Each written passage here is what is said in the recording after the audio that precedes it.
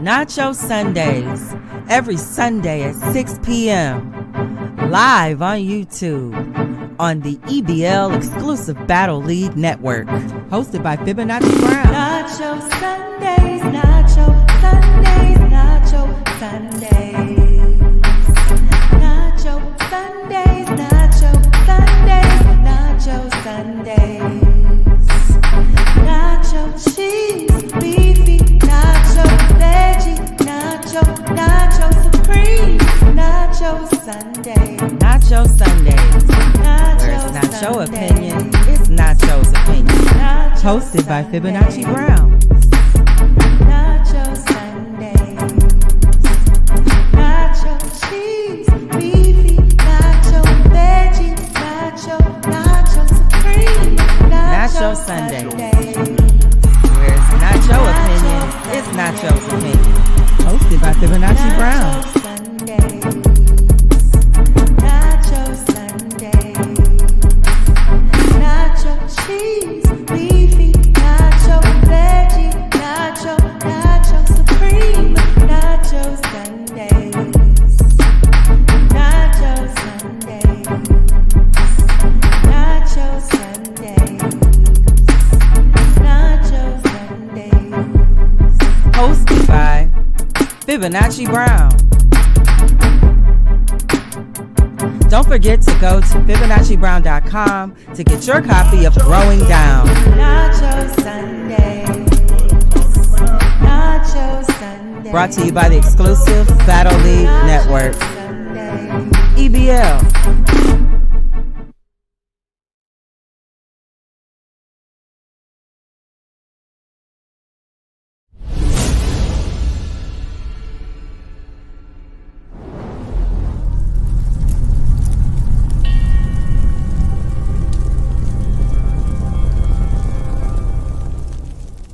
Yo, it's Mickey Fax, founder of Pendulum Inc.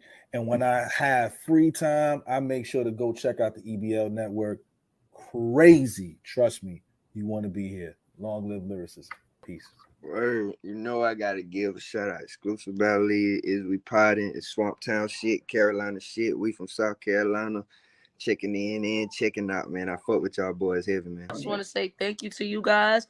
Appreciate you having me, and shout out the fans, shout out my team, for my ladies, my whole team, and just shout out everybody. Salute to y'all, because again, I like discussions with people that are knowledgeable about what they're talking about. Rather than just motherfuckers just randomly just like, hey, so what was, how was this battle? And who's the, y'all really know y'all shit. So salute.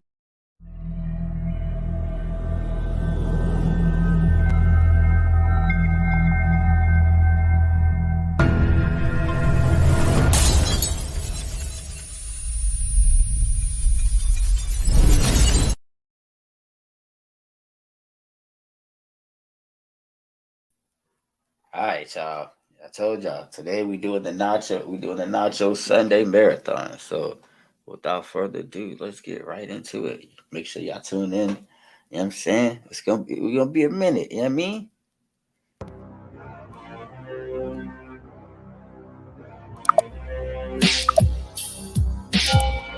Never let it play me out.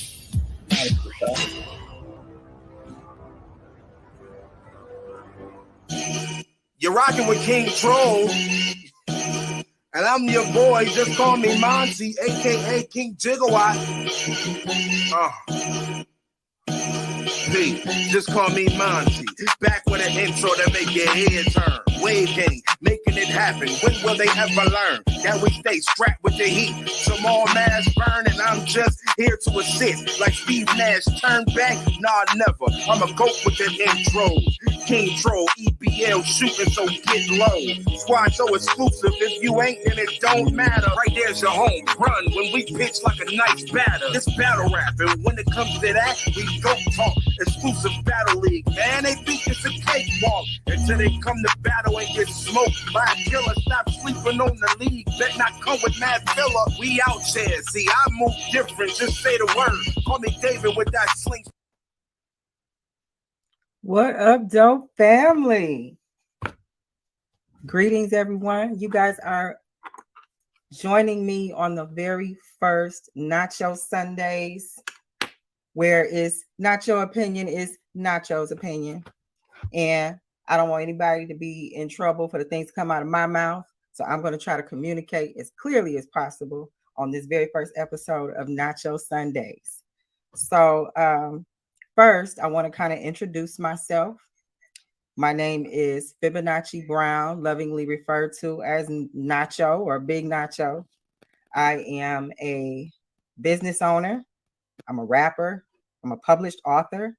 I also have a clothing line. And this summer, I will be releasing my second album along with 2-1 Illuminous called Scription Volume 2.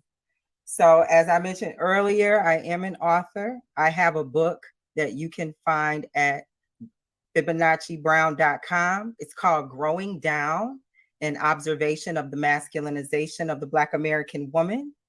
And we'll get into more of that a little later. I want to take this time to thank my EBL family for allowing me this opportunity on their platform. Thank you to King. Thank you to Dave. You guys have pushed me and encouraged me to take this opportunity, and I'm so glad you did. I do hope I am a added value to the EBL network. I also want to thank any of the supporters, people who have encouraged me outside of EBL to move forward with doing a podcast. I want to thank you, supporters, current and future. And I also want to thank any partner platforms who encouraged me. I did spend some time over at Word Sport, and they were definitely encouraging me to move forward with the Nacho Sunday. So here we are. And the first topic I want to talk about in the first segment of Nacho Sundays is my book, Growing Down, an observation of the masculinization of the Black American woman.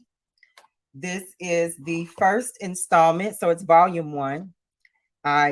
You can find your copy at FibonacciBrown.com. That is FibonacciBrown.com. And a little bit about this book. I wrote this book because I did some self-reflection. And in doing that self-reflection, I had to have some very difficult conversations with myself. And looking in that mirror, I know as a woman, there had to be other women who may have had the challenges and struggles that I had, coming to grips with some of the things that go on in our society to our detriment, that I believe impact women that are like me in particular. So one of the major things I feel pushed me to write this book was the need for a defined Black femininity. Black women have had their femininity challenged or given to them by people who don't share their experience. And I felt it was necessary to not only face the challenges that would have us look away from femininity in the first place, and also define femininity for myself so I could set a standard to live by and hopefully inspire other women to do the same. So I wanted to write this book to share those experiences, those stories, and hopefully get started on having some of the difficult conversations that we don't have that hinder us from being able to move forward in our femininity. My hope is that when this book reaches so many people in so many hands, that we will be able to collectively get on code as Black women and stop settling for misnomers and nicknames that don't serve us very well. I know it's cute. I know it's fun when we go around calling each other bees and things like that, but in reality, that's not who we are. We are not bad bees, bougie bees, boss bees. We are elegance. We are opulence. We are grace. We are beautiful. And all of those adjectives will serve us much better than us getting used to that derogatory term on a continued basis. So it's my hope that we ultimately uplift each other support each other in healthy femininity and move forward culturally in a positive direction. So I also wanted to thank many of the initial supporters of my book were men. And I want to take some time to thank them because they have definitely supported in a way that I have to be honest, I just didn't expect. I expected for women to show me support and love, but the way that men have shown up, it definitely gives me hope that there are enough open minds out there for my challenge, so to speak, of capturing this femininity for Black women. They encourage me that it's possible. They encourage me that they're open-minded enough to support us in making that happen. So I want to give a special thanks to them. I appreciate it. And once again, please don't hesitate to head over to FibonacciBrown.com. That's FibonacciBrown.com, where you will be able to purchase your copy of Growing Down: An Observation of the Masculinization of the Black American Woman. And for a limited time, it is on sale for $19.95.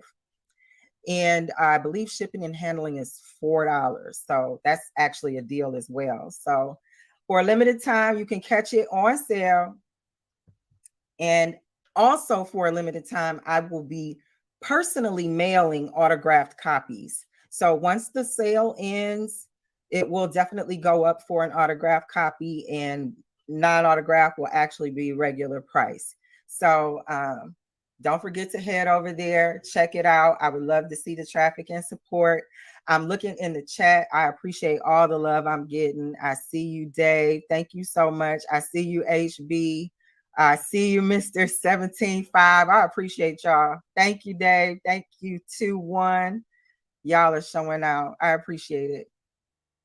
Oh, I see commodity in the chat. Y'all are showing up. I appreciate this. Once again, you are on the very first episode of Nacho Sundays, where it's Nacho opinion is Nacho's opinion. And before we go any further, let me first give a big shout out to a EBL treasure. His name is Oflo, and he is responsible for my Fibonacci brown jacket that I'm wearing. I don't know if you guys can see this, but I'm gonna spin around so you can see the back. That's where the real treasure is. Y'all check me out. So I am definitely a part of the EBL family. Don't get it twisted. But yes, Oflo created this for me early on in my EBL membership, and I wear this proudly. So I couldn't wait to wear this on the very first episode of Nacho Sundays. What I want to do to kind of give some structure to the show is I want to start off with nacho cheese. Okay. So in the nacho cheese segment of this show, we're going to talk about how to make passive income or easy income so that you can do what I call making money in your sleep. I like to see people push themselves to have more than one stream of income. It is, Dave is telling me to stand up and show the shirt. I have my mirror or my umbrella back here. If I stand up, I'm gonna knock it down. So I might have to take it off, but I can't back up to do that because I'm gonna knock down my umbrella back here. So that's why I'm not doing that. Anywho, so again, I wanted to talk about in the nacho cheese segment of our show, I want to talk about passive income. Passive income is income that you can make in your sleep, and it helps you to build more income as opposed to depending on just one stream of income. So one thing that caught my attention is a website, and I am not being paid to promote this. This is just a way that I saw to make very passive income, and I'm just going to share it with y'all. This is Nacho's opinion. Okay. So on Click a Snap, clicksnap.com, you can actually get paid per click for photos that you upload. So a lot of photographers like to come to this site, and it's pretty much a social media site for photographers. They're professional, and you upload your picture, and every time somebody spends more than 5 seconds on your picture, you get 70 cents. That's easy. Like I know plenty of us, we take pictures in our phone all day long. This should be a piece of cake. So I have started using ClickSnap. Or clickasnap.com. I have not gotten to the point where I can cash out. I think you have to have a certain amount of money before you can request to be paid, but I just started it. And you basically have to promote yourself within their social media platform. And the more traffic you drive to your site, of course, the more clicks you stand to get and gain some money. So being able to make money in your sleep, it doesn't get much better than that. Now, I'm not saying this is the way to a multi-millionaire lifestyle, but if you're trying to get the hang of having multiple incomes so that you can reach what they say millionaires have, at least 7 streams of income, this seems like it could easily fit into one of those ways to make some money. So, hey, I see you, Cash. I thank you for pulling up. And thank you, Dave. Dave has put the Click a Snap in the chat. So if you're interested, please head over there and check it out. I have a page over there. My profile is called Nachi Clicks, and I have some pictures that I've taken in my beautiful city of downtown Detroit. I have pictures that I've taken from a small island near Detroit called Belle Isle.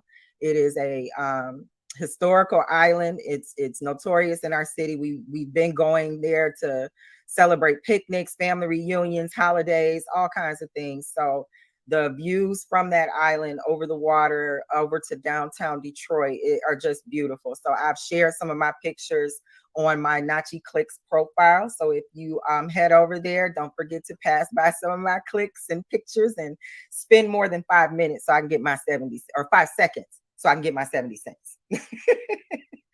All righty. So I'm looking in the chat. I'm seeing people pulling up. Y'all, I'm really excited. I'm overwhelmed that I'm getting the support that I'm getting. I appreciate you guys for pulling up to the very first episode of Nacho Sundays, where it's Nacho opinion is Nacho's opinion. I don't want anybody to get in trouble for the things that come out of my mouth, because I'm gonna tell it. Okay, I'm not gonna hold back. I'm not known for biting my tongue. I may be politically correct, but I may not. So I wanted to move over to another segment of our show, which is I'm going to call the Beefy Nacho.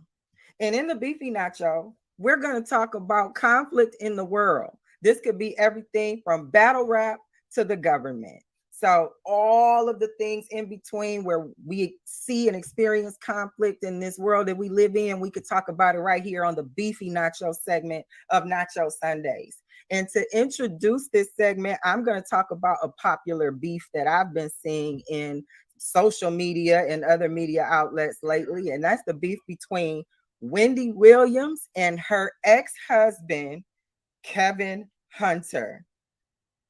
Fellas, the what are y'all calling yourselves? The hot boys? Y'all took a negative 12,000 points with this guy.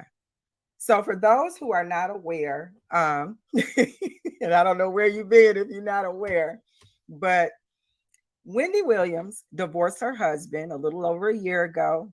And for those who don't know, Wendy Williams had a very successful long-running talk show where she definitely talked about hot topics in the media. She didn't hold back on her critique of those topics. And before we knew it, she was the hot topic with her somewhat messy divorce.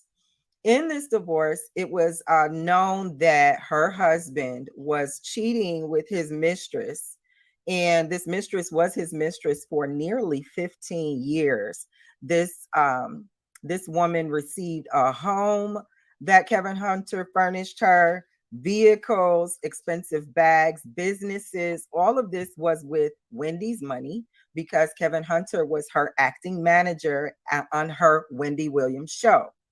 Now, since the divorce, he was receiving alimony from Wendy. Okay. And Wendy sending him this alimony, the divorce settlement had a clause. Get this, it had a clause that said if for any reason Wendy Williams is not renewed for her contract with the Wendy Williams show and does not have another television show lined up paying her equal or more money than the salary she was receiving with the Wendy Williams show, her alimony payments can either be stopped or modified. Well, with all of the challenges of Wendy Williams having to deal with her marriage falling apart in front of the media, her ex-husband's very public mistress all over the media, it definitely took its toll. And Miss Wendy had a nervous breakdown, which ultimately led to her having to have a overseer for her funds because they thought she was a little mental, not realizing that she was just really suffering from having a tragedy happen where her marriage falling apart and his mistress all in the media. Anywho, when Wendy had this breakdown, the show that she had started to suffer as well. And in the suffering of that show, they ultimately replaced Wendy and gave her time slot to someone else. That meant that Wendy was no longer being paid by the Wendy Williams show. That also meant that Wendy didn't have another television show lined up paying her what the Wendy Williams show was paying her. And in short run, Mr. Kevin Hunter was going to have to stop receiving those alimony payments. For some reason, Kevin pretended he didn't see, allegedly pretended that he didn't know this clause was in the divorce settlement, and he's been trying to fight Miss Wendy to get these alimony payments resent and reset, and it's not going his way. So unfortunately, Kevin has been depending very hard on Wendy's coins to be able to take care of himself and his mistress. And now that Wendy is under no obligation to pay him according to their divorce settlement, he is really showing out here. He is taking her back to court. This man actually asked for child support in the original divorce decree. Child support. Their son is like 27. So I don't know. I don't know what child support looks like at 27. In a couple of lifetimes ago, I worked for a family law attorney, and I've never seen child support for a 27-year-old. So it was really telling, I think, when that was one of the requests of the divorce settlement. So in my opinion, I think Kevin Hunter is going overboard. I think he is really killing his own future credibility for any future opportunities that he may have had as a producer, manager, or any other professional career revolving around television. I certainly wouldn't want him to be on my team, like not the way he's doing Miss Wendy. Wendy's an icon. He's going around telling people that he is the king of behind the purple chair and really trying to make it seem as though this show wouldn't have been successful without him. And I just think that if he's really that skilled in what he does, maybe he should have tried to get his mistress a TV show so he can line his coins up a little better. But he wasn't doing that. So now he's out here flopping around looking for money to pay the FHA, because if they don't get those payments, that home is going to go into foreclosure. He's also stating that he's not able to pay his automobile insurances, among other bills. And I'm not sympathetic at all. Like, you've had a mistress for 15 years. The money that you used to take care of your mistress, you were making from your wife. Your wife had several medical challenges and you did not show up for her. And the fact that you even went to court to ask for child support, among other things, and then act like you did not see the clause that stated she did not continue paying you after she was no longer renewed for the Wendy Williams show for an additional season, as well as not having another show lined up paying her equal or more of the salary. I just think you have some terrible lawyers to have had a lawyer in the first place and miss that. It doesn't make sense to me. And because it doesn't make sense to me, I'm thinking they probably, and this is just my opinion, this is Nacho's opinion, not your opinion, okay? So I think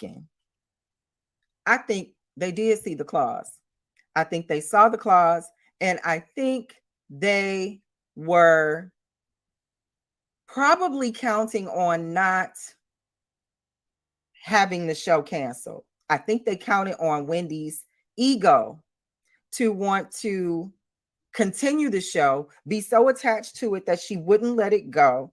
And they felt that they were secure in the bag because she wasn't going to give up the show for anything, not realizing that he was probably attached to that thought process on his own and not that really being Wendy's thought process. So Wendy was a smart girl. She has definitely what you call CYA, and Kevin is out here flopping around looking a little silly. Like, you're embarrassing yourself.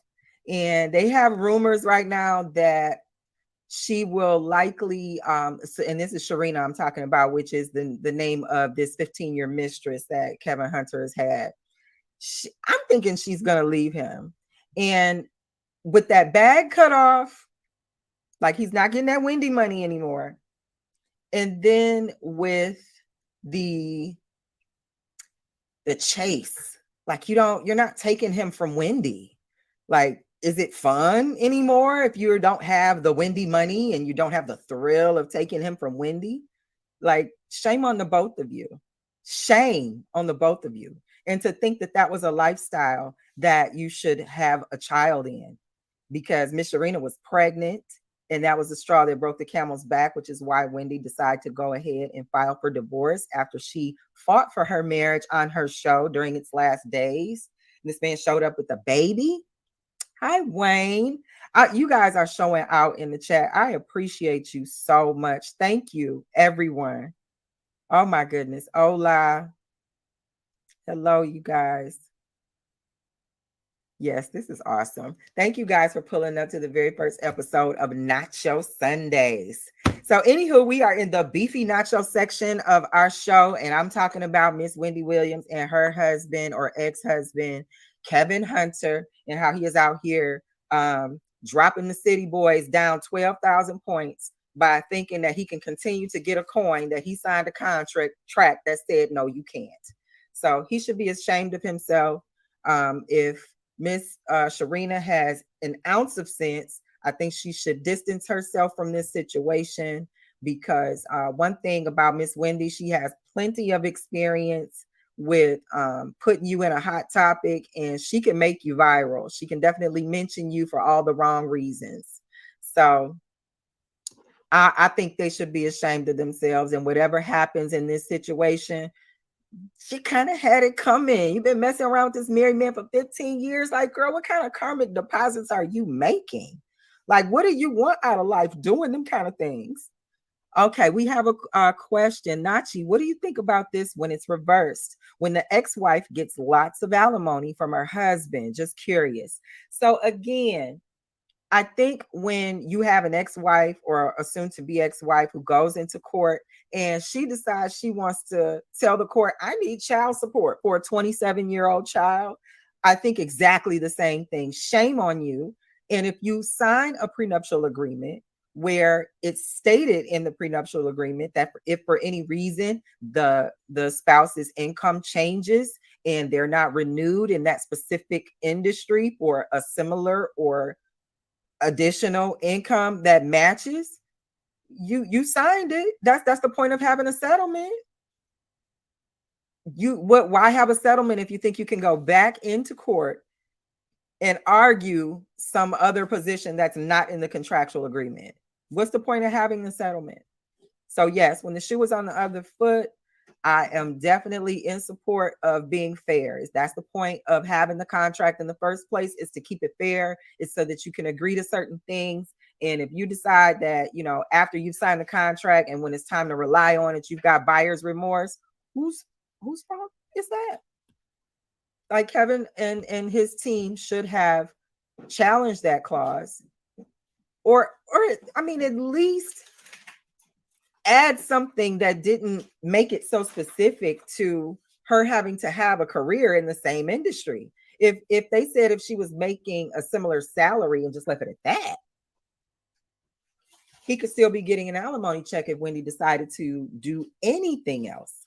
But because the contract specifically stated that it on television, she's clearly off the hook. And let me tell you something about the genius of that particular clause.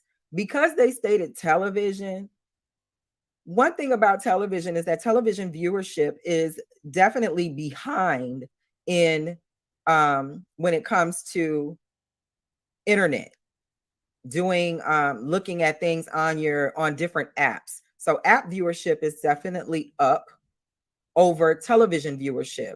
So it's kind of a great move to transition over to where the viewership is growing and to kind of transition out of where the viewership is dwindling.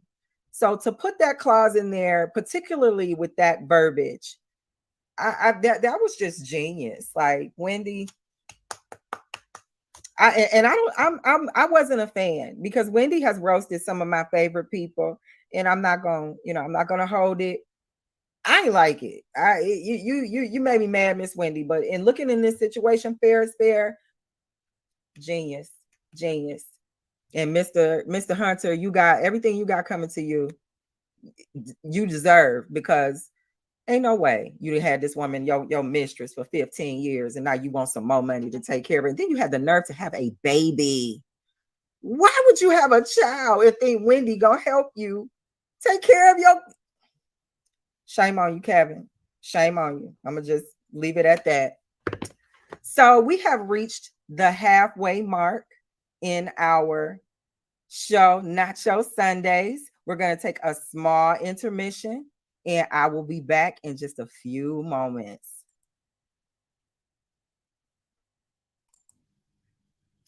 A woman is the most potent expression of feminine energy in the harmonic equation of the human experience.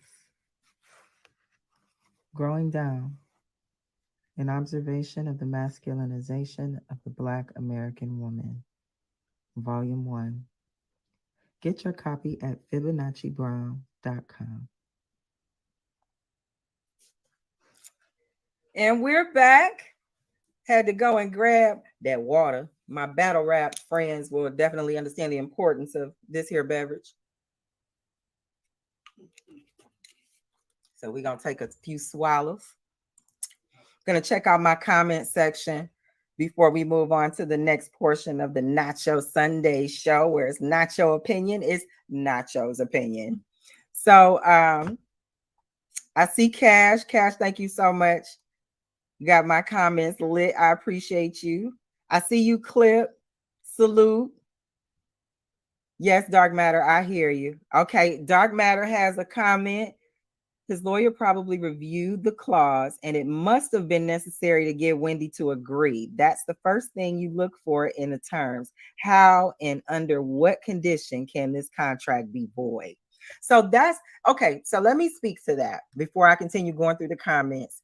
That's why I think they were fully aware of the clause and just really wanted to rely on Wendy's arrogance and ego that she wouldn't give up her show. And I think that in doing that, it was to their detriment, because those were really Kevin's or Kelvin's feelings. He's the one that didn't want to give up the show. Wendy knew better. So I think because he counted on what wasn't in the contract to solidify the contract, here we are. Now you're looking crazy. Now you're out here flopping around talking about you can't pay your auto insurance because you're not getting any alimony. And then here's another caveat to that. They sold property that was marital property. in the divorce. Okay. So selling property means that you had money. Why you not paying your bills, Kevin? What's happening? So yes, that's why I think he probably was aware of that clause. His attorneys and their team was aware of the clause. I think he just counted on her really not giving up the show, and it backfired. That's what I think. Salute to one says salute Wendy Williams. Hi Phil, I appreciate you for pulling up. Phil said he had a sweet deal and he fumbled. I think in a nutshell, it's that exactly. Like all you had to do was love your wife. You don't need a 15-year mistress. You certainly don't need to get her pregnant and think you're going to take care of her on your wife's money. And you absolutely need not ask for child support for a 27-year-old child when you haven't even secured how you're going to take care of the mistress child you made. So I agree. Cal, thank you for pulling up, Cal. I appreciate you pulling up to the very first episode of Nacho Sundays, where it's Nacho opinion is Nacho's opinion. Caliber says, I'm support capitalizing on people's inability to read. Don't sign contracts if you don't like the terms, dummy. And I mean, when you take the empathy out of it, that's what it sounds like. At the end of the day, that is exactly true. One thing about me, I'm a business major. I have an MBA in which is a master's in business administration. One thing they tell you when it comes to business is that you only get what you negotiate. So if you're going to take the first thing somebody gives you, you can't expect that you're owed anything else if you're not willing to negotiate the points of the contract. So in a nutshell, Caliber, you're absolutely right. Don't sign it if you didn't read it. And if you did read it and signed it anyway, that's on you. I think Dave is joining me right now. I ain't gonna lie, she cooking. I can't even hold y'all. Salute, Nachi. I'm just in the back helping you moderate. That's all. But you I over here cooking. Do your appreciate you thing. and thank you for coming up and giving me that encouragement, Dave. I appreciate Right. you more than I can express in this show. No, do your thing. You got it. Like you don't really need my help, low key. You got it. Well, I appreciate that. I'm gonna take that as a compliment because, like I said, not only is this Nacho Sundays very first episode, this is the very first time I've done a podcast. This is the very first time I've done anything of this nature, and I can't express how much I appreciate EBL extending their platform to me and allowing me to do this. They really, really took me under their wing and have definitely shown me some things, helped me learn some things when it comes to navigating these social media streets. So I'm forever grateful. King found me wandering around the Twitter streets and decided to help me because I didn't know nothing about nothing, how to navigate, how to get into a space, how to tweet. I didn't know nothing. And he definitely brought me into the Discord family, introduced me to all the trolls. I love all you guys. You've been helpful in helping me navigate social media in a more current way. And again, I appreciate you guys extending your platform to let me do this. So thank you so much. No, that's a fact. And to add on, what a lot of people know behind the scenes, I've been kind of pushing Nachi to do this podcast for like a month now. Indeed. Indeed. Like this really started out as just being a funny joke, like a spinoff of Nacho, like like us battle rappers do. We love the entendre something. So, Nacho, and then the Nacho joke started flying. So in doing the Nacho Sundays, this really started out as a joke, and I couldn't be happier to see this thing get legs and take off with its first episode today. So I'm seeing the love in the chat. Thank you, SK. We love you back. I see Vicious in the chat. Thank you so much. Augustine, I see you. Ty said she called that. Everyone chose the school, though I forgive her. You said what happened? Ty, he's like, she called everyone chose. It's cool, though. I forgive her. Well, listen, I didn't find out until 2 months in that King was King Troll. So but I feel like I'm in good hands. That's not gonna change my mind about that bunch. So Look, I didn't mean no harm. Look at Diddy. Not your time to talk, Dave. My bad. Let me fall back. Thank you, Diddy. Diddy with being my virtual security. Shout out to Commodity. I have learned a thing or three from him as well, and I appreciate him pulling up to my first episode of Nacho Sundays. So moving on to the next segment of the Nacho Sundays podcast, we are going to move into the veggie nacho. And what is in the veggie nacho? That is going to be the health portion of the podcast. Now, because this is Nacho Sundays, where it's Nacho opinion is Nacho's opinion, I'm going to tell you about my health journey. And as many of you may already know, I'm a vegetarian. I have not eaten meat in nearly 9 years. And when I say I don't eat meat, that absolutely means nothing that has a face or was about to have a face. Okay? So nothing that has a face or was about to have a face. No chicken, no fish, no eggs, no red meat, no burgers. If it was about to have a face or if it had a face, I don't eat it. I'm a vegetarian. Now, I'm not a vegan, okay? And as I understand it, a vegan is someone who eats their food raw. They're doing salads, they're doing mixes, they're juicing. I am not a vegan. I'm a vegetarian. So I cut out meat and most dairy. I don't drink milk. I limit cheese. If I won't do like a scrambled egg, but if I have to add egg to like a batter, I may do that, but that's as close as I'm getting. So I'm a vegetarian. I don't eat meat, but I'm not raw. So I will cook my vegetables. I will make pastas. I will make soups and stews, stuffed peppers. Pretty much if it doesn't have meat, I'm gonna go in.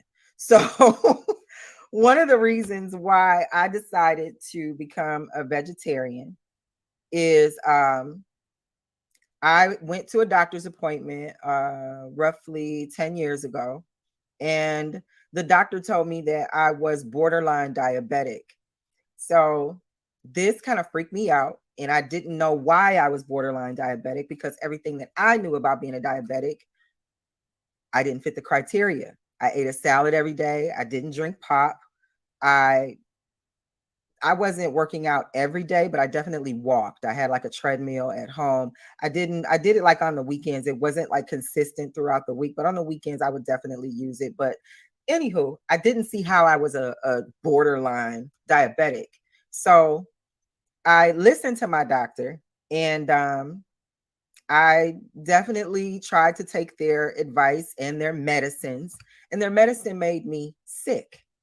So they gave me this medicine called metformin, and this medicine kept me with a constant headache, a constant bellyache. It really had an adverse effect on me, and I really wanted to figure out why they had this diagnosis of me. So in looking into the medicine itself, I found that this medicine, over time, it will rob your body of a vitamin called B12. B12 is a vitamin necessary for your cells to reproduce themselves properly.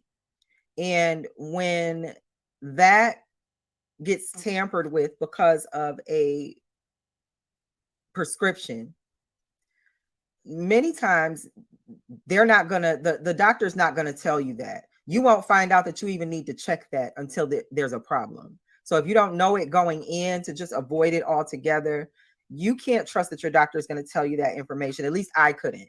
So I decided that I wasn't going to take that medicine. And I decided to work on whatever they were calling this pre-diabetes. I decided to work on it with food. So in doing that, I tried to figure out what could I eat that would help me have a better blood sugar so that I wasn't coming up as diabetic.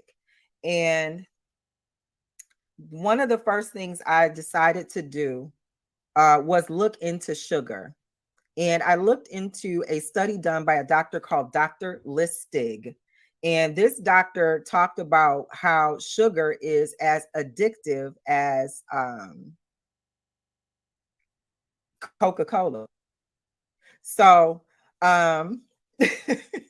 in realizing that sugar has these addictive properties, I wanted to see how those addictive results mimic those of an actual drug. So in diving into this rabbit hole, I found how the link was made to connect sugar to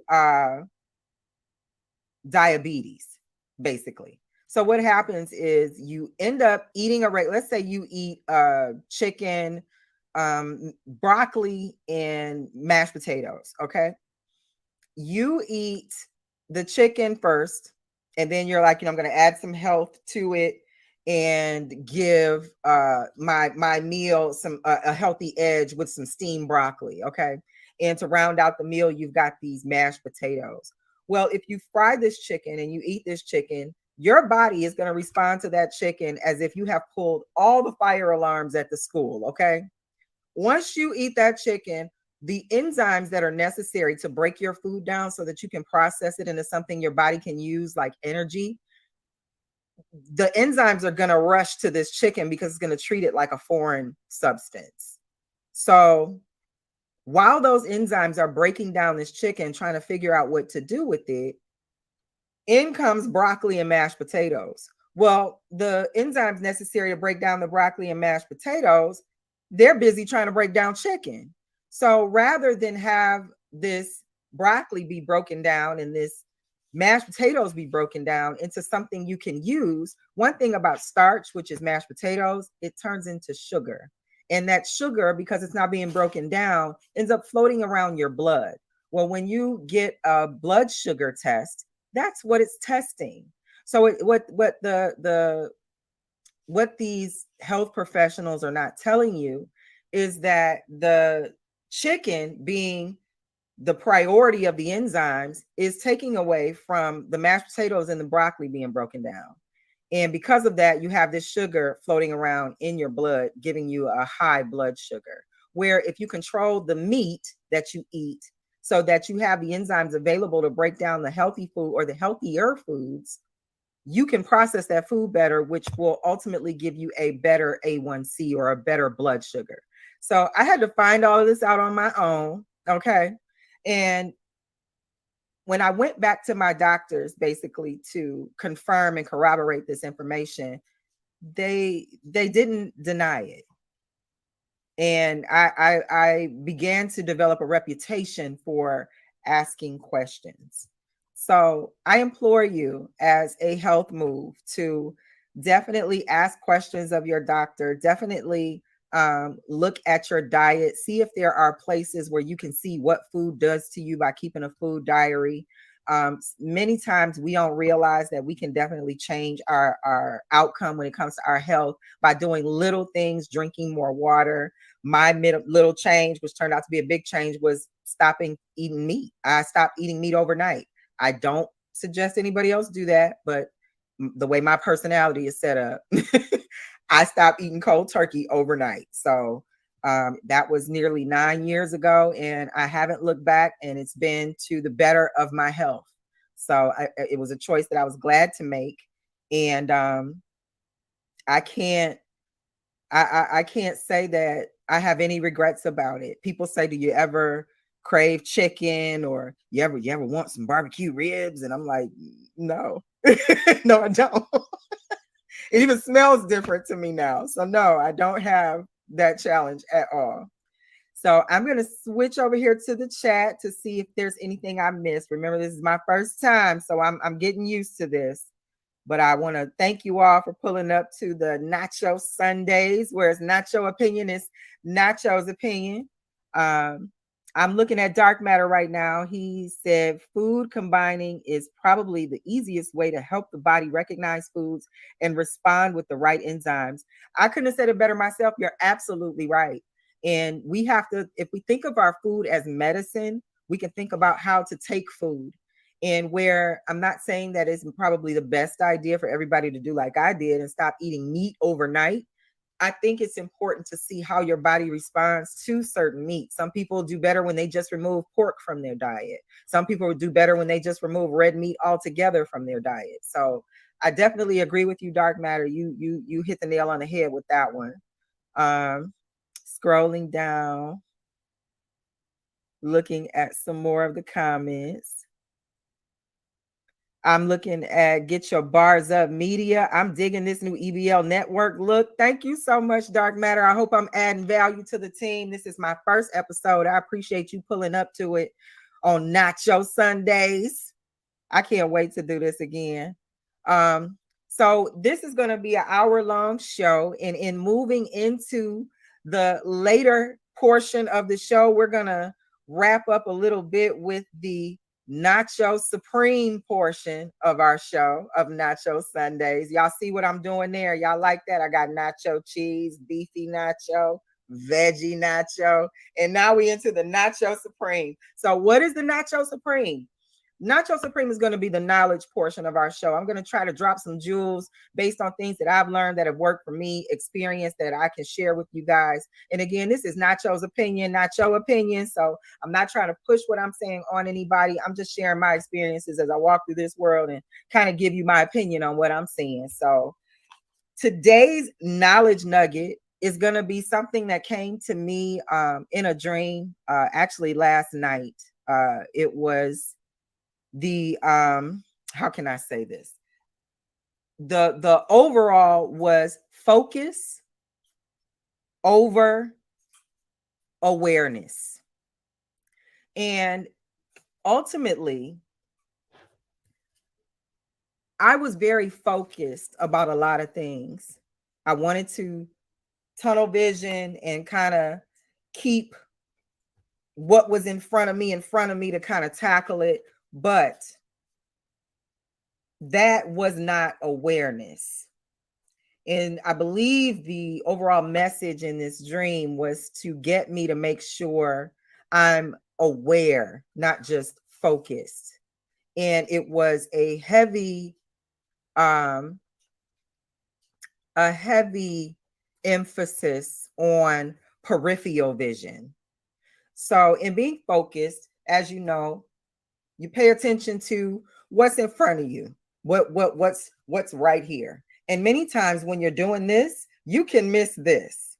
And sometimes this is important because that can tell you when to move back, duck. And if you're not paying attention to the peripheral, you really are missing a lot of the vision.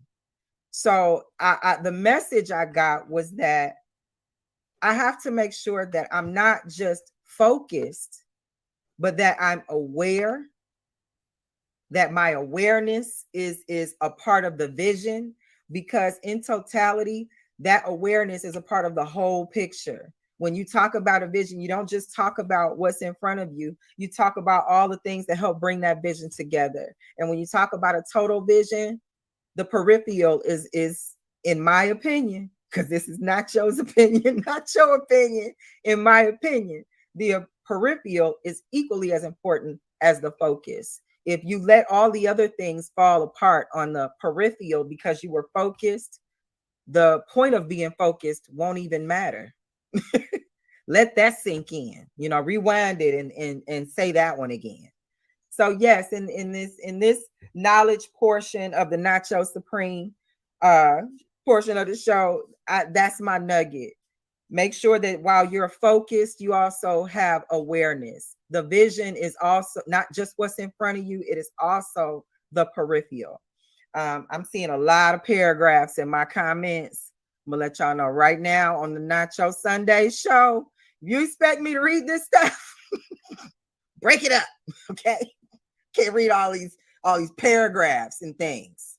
But I'm gonna do it this time, since this is the first episode of the Nacho Sundays, where it's Nacho opinion is Nacho's opinion. I'm gonna look at what Caliber said. Okay, Cal. It isn't until about 2 to 3 years ago that I peeped doctors really give Black women lackluster care when it comes to diagnosis and taking them serious when they state symptoms / concerns. This is a fact. And Cal, you touching on something right there, because that might be a topic on another Nacho Sundays episode where we bring that up in the veggie nacho. That definitely is true. And I find also, as a Black woman, they are expecting me to be crazy. They expect me to have challenges where they can talk me into things, and they don't like to be questioned. There at the doctor's office, they have a board up where they show you different prescriptions and programs and the latest designer drugs that are out. And when I initially refused to take the metformin that I told you guys about earlier, the doctor sent a psychiatrist in to talk to me. And the psychiatrist sat down and she crosses her arms and she's got the doctor's clasp of the fingers. And I hear you're having some difficulty taking the medication, and you want to talk about that? How does that make you feel? And I mimicked and mirrored her to give her a response. And I said, well, I really feel that every time I come into the doctor's office, I'm always getting the designer drugs that are out on my television. And rather than speaking to the things that help cure me, I just get whatever's being pushed on TV. Rather than have me sit here watching different ads on your board where I see all the designer drugs that are out now, why don't you put up testimonies where these drugs actually work? That would encourage me to take them. She promptly found her way back out of that office, and they sent my doctor back in and accepted that I just didn't want to take their medications. They don't like an educated patient. They expect you to get your information and your expertise from their commercials. Okay? Say it slow. They expect you to get your information from their commercials. So if you're not going to ask questions, it's the doctor's office. It's your health. You're with your body all day long. You are with you. Why do you think a doctor can tell you more about you than you? Make them make you understand. Make them make it make sense. It's not church. It's the doctor's office. Ask a question. They work for you. Okay? So we're not going to ask questions when we go to the doctor. Why are we going? You can sit at home and get on YouTube and go to YouTube University, find you some herbs and get yourself together if you're not going to ask questions at the doctor. But utilize them for what it should be for. Stop being blind about it. They're just like Caliber was explaining, they're going to tell you anything. Okay? They coming after your uteruses. Okay? Look up that war.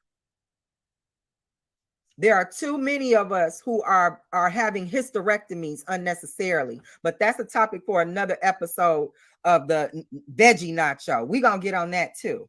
So I'm going to look at some more of these comments. Y'all have me crying over here. Oh my goodness. Phil said, I had some disdain for the hospital for my pops. I can imagine. I don't expect that we have hospitals in our, especially near urban communities, that we feel like we can trust. They are really playing connect the dots with our symptoms and the drugs that they give us. That's why we ended up with an opioid epidemic. Okay. True story. And I'm going to keep it short because we are getting close to the end of our show. But not so many moons ago, I had a bout in the hospital where I had a situation that meant I needed to take a lot of painkillers, and I was on so many painkillers that when I felt it was time for me to discharge from the hospital, I was ready to go. They said they could not let me leave right away because I would be released with an addiction. Okay. An opioid addiction.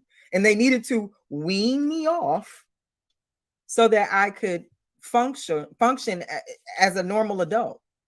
And when it really settled in on me that they plotted on me to give me an addiction in order to cure my pain, but then thought they were going to keep me to help me kick. It settled in different. It hit me different. And it really started to make me think about healthcare in a certain way. And I definitely do everything I can to stay out of the hospital. I don't like pills. I definitely try to come up with home remedies to do things in order to stop taking synthesized drugs from over the counter. So short story there, but I do want to thank everyone who has come to the first episode of Nacho Sundays, where it's Nacho opinion, it's Nacho's opinion. I thank everybody who came and supported me in the chat. Y'all have kept me smiling, the comments, everything. I appreciate all of this. Thank you to EBL. And don't forget, guys, you need to make sure you are pulling up Monday through Saturday at 6 in the morning with Wave and Blaze with Dave. Dave is going to make sure he gets you through the day. It's going to be all kind of topics on that show. He's better than the news. Like, the only thing Dave don't do is weather. That's because Dave is nationwide. So he can't do the weather for everybody.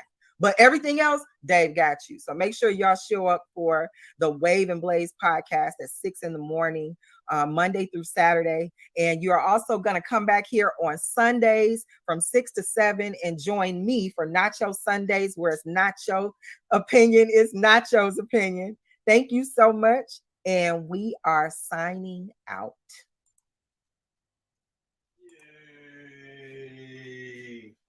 Not yet. Hold on. We appreciate everybody for stopping by. Make sure y'all hit that like and subscribe button. And don't just watch the battle. Be part of the battle. All you got to do, look in the description, click the link to the Discord, be part of the audience live.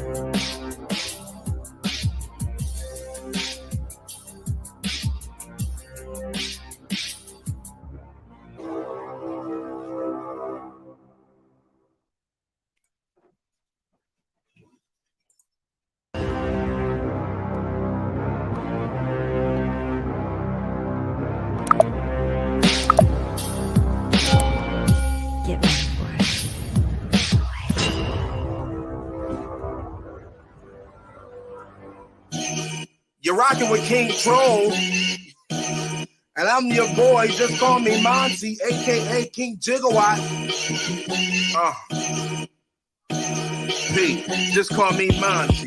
Back with an intro to make your head turn. Wave gang, making it happen. When will they ever learn that we stay strapped with the heat? Some all mass burn, and I'm just here to assist. Like Steve Nash, turn back? Nah, never. I'm a goat with the intros.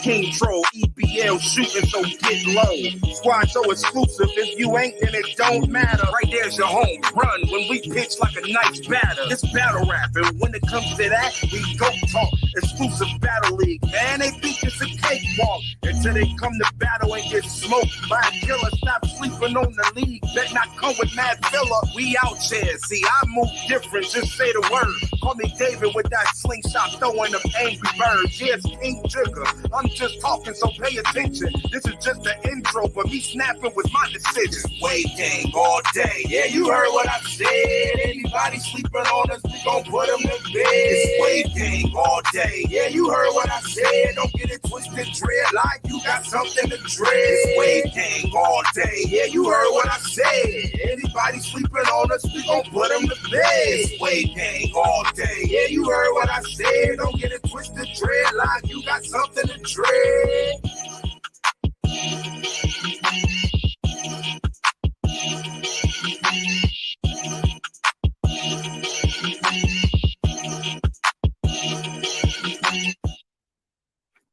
What up, though, family? This is the second episode of Nacho Sundays, where it's Nacho opinion is Nacho's opinion.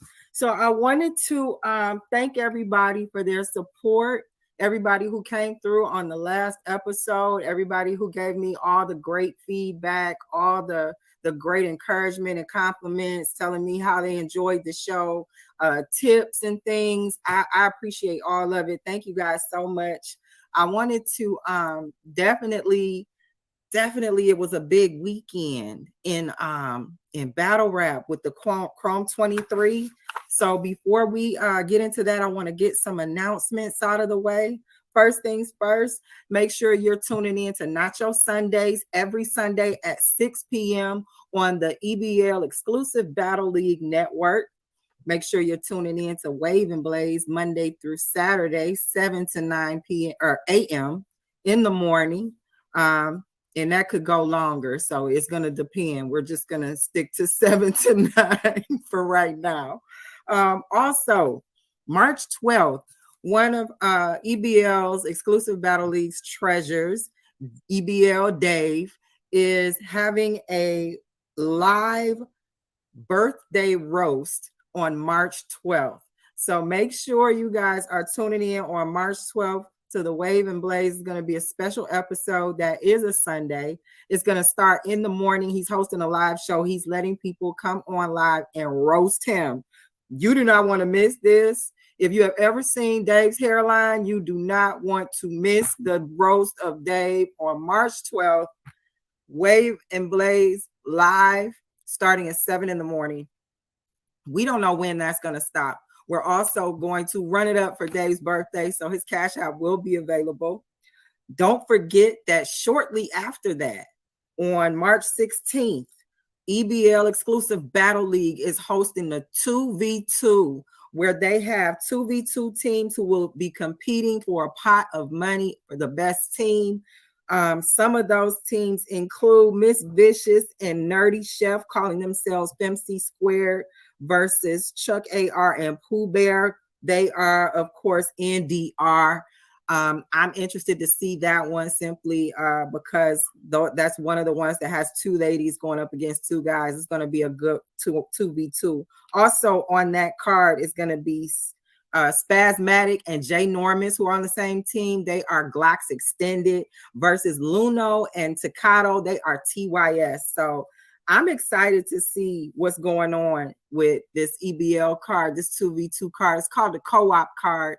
It's going to be on March 16th. You want to make sure you're tuning in to catch that one. Those are just a few of the teams that are on this card. From what I understand, there are up to 10 teams competing. So you want to make sure you tune in on March 16th to see who is going to take home that pot from the 2v2 co-op card hosted by EBL. And it's just going crazy. Like those 4 days between the roast of Dave, well, we'll be coming off of that going into the 2v2 card. The energy is going to be crazy. So I can't wait. And I'm hoping that you can't wait too. So I'll be seeing you there. Now, the Chrome 23 card was this weekend. I was not able to see the Chrome 23 card. I did want to take at least a look at some of the battles before I did the show, but I didn't have a chance to do that. I got some mixed reviews. Some people were saying that there were some challenges with the tech and the communications, and some people said that it was a biased thing in the crowd, and I'm not gonna judge. I'm saying shout out to Remy. I hope it was an awesome event nonetheless. One of the battles that I was interested in was the Shuni versus Hustle battle. Shuni the rapper versus Miss Hustle. I was interested in that battle because it seemed like it was gonna be a good matchup. The stature of these women, the aggression of these women. I thought that it was gonna be really, really entertaining. And from what I'm hearing, Miss Hustle took that home. So I can't wait to actually see this battle and see what happened. Congratulations, Miss Hustle. Shout out to both ladies. I'm sure both of you were fire. Like, I expect nothing less. I can't wait to actually see the battle myself, but I want to congratulate Hustle. Like I said, I was definitely interested in that particular battle. So now that we have the announcements out of the way, I'm going to check out some of my comments. The comment section is always interesting on Nacho Sundays. So here on episode 2 of Nacho Sundays, where it's Nacho opinion, is Nacho's opinion. I see you in the comments, Vicious. I see you, Cash. Thank you guys for pulling up.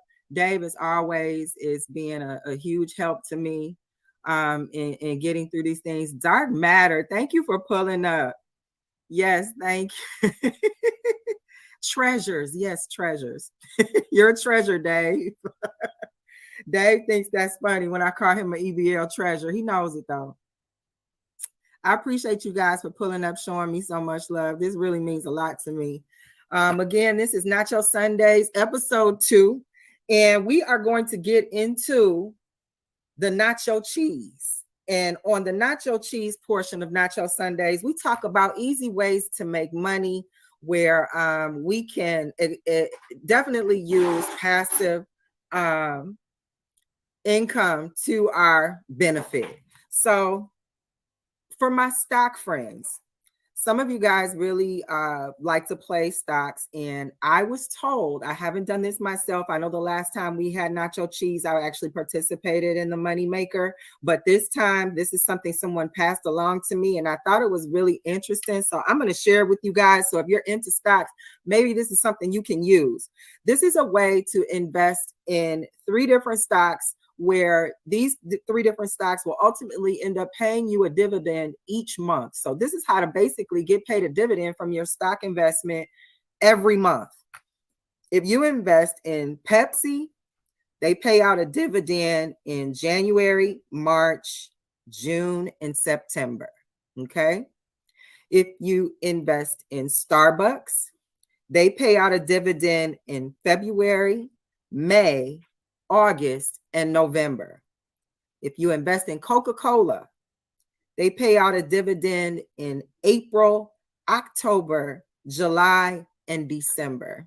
So when you calculate that, you will be able to see that ultimately each month you're going to get a dividend from just investing in these 3 stocks. So to me, that seemed like that was a really easy way to basically make money, you know, without really having to do too much. Like it really it to me, if you are a person who likes to maybe try to build on your streams of income, I know some people like to do the 7 streams of income, the path to being a millionaire. Maybe you can look at this as a way to use these stocks to maybe build a small income, or apply this philosophy to maybe some other stocks that maybe pay larger dividends, where you can see a larger dividend each month if you stagger it correctly, so that you look up, you got a check coming in every 30 days or at least every month. I don't know if you can time it so exact to pay out every 30 days. If you can, you need to, you know, put your info in the comments so we can make sure we hit you up for stock tips. I see my comments are going crazy. Thank you, 2-1. I see you pulling up again this week. I appreciate that. Zoelli can't believe. Ooh. We're not going to read that one. Yes, so moving on, we are going to get into what I like to call the beefy nacho. The beefy nacho is the portion of the show where we talk about conflicts in the world, from battle rap to politics, everything in between, anywhere there's beef. So this week, I'm going to bring up something I saw going around the internet for a while, and it's what I'm calling zombies versus everybody. Okay. Not too long ago, there was an article circulating about a zombie preparedness plan that the CDC published on their website. Yes, I said a zombie preparedness plan that the CDC published on their website. And needless to say, a lot of people ended up pretty much taking that seriously. I was one of those people. I definitely shared the article and asked around, like, you know, have you guys heard about this? What is going on with this? Are we really circulating a zombie preparedness plan via the CDC and their website? So ultimately, some of my friends who felt like me, they began to share and ask questions, and they began to question the CDC as I did. And when I tell you, a lot of people finally found out what actually happened with this article. ultimately in 2011, the CDC published a zombie preparedness plan in order to do a preparedness experiment with the public on what to do in the event of disaster. And using something like zombies as a pop culture reference, they did that to basically roll out a preparedness plan that would entertain people, but also educate people on what to do in a disaster. So while we like to run with our CDC is crazy, and they gave us a whole zombie preparedness plan. So now we have to start preparing for the zombies any minute now. We now know that this was a whole entertainment way to still educate us in the event of a disaster. You can definitely go to the CDC website and check that out for yourself, where they elaborate further. I was definitely glad that it was a satire way to communicate some important information and educate the public. I'm glad they aren't trying to really tell us to prepare for zombies, because I was really wondering. I thought, we it's over. We got to start building bunkers. But again, thank goodness that wasn't the case. I'm going to slide over here to my comments again. Trap Buddha, thank you for pulling up. I see you in the comments. Quick Cuts, thank you for coming over to see me this Sunday. Caliber, I see you in the comments. I appreciate you guys for showing me love. Thank you so much.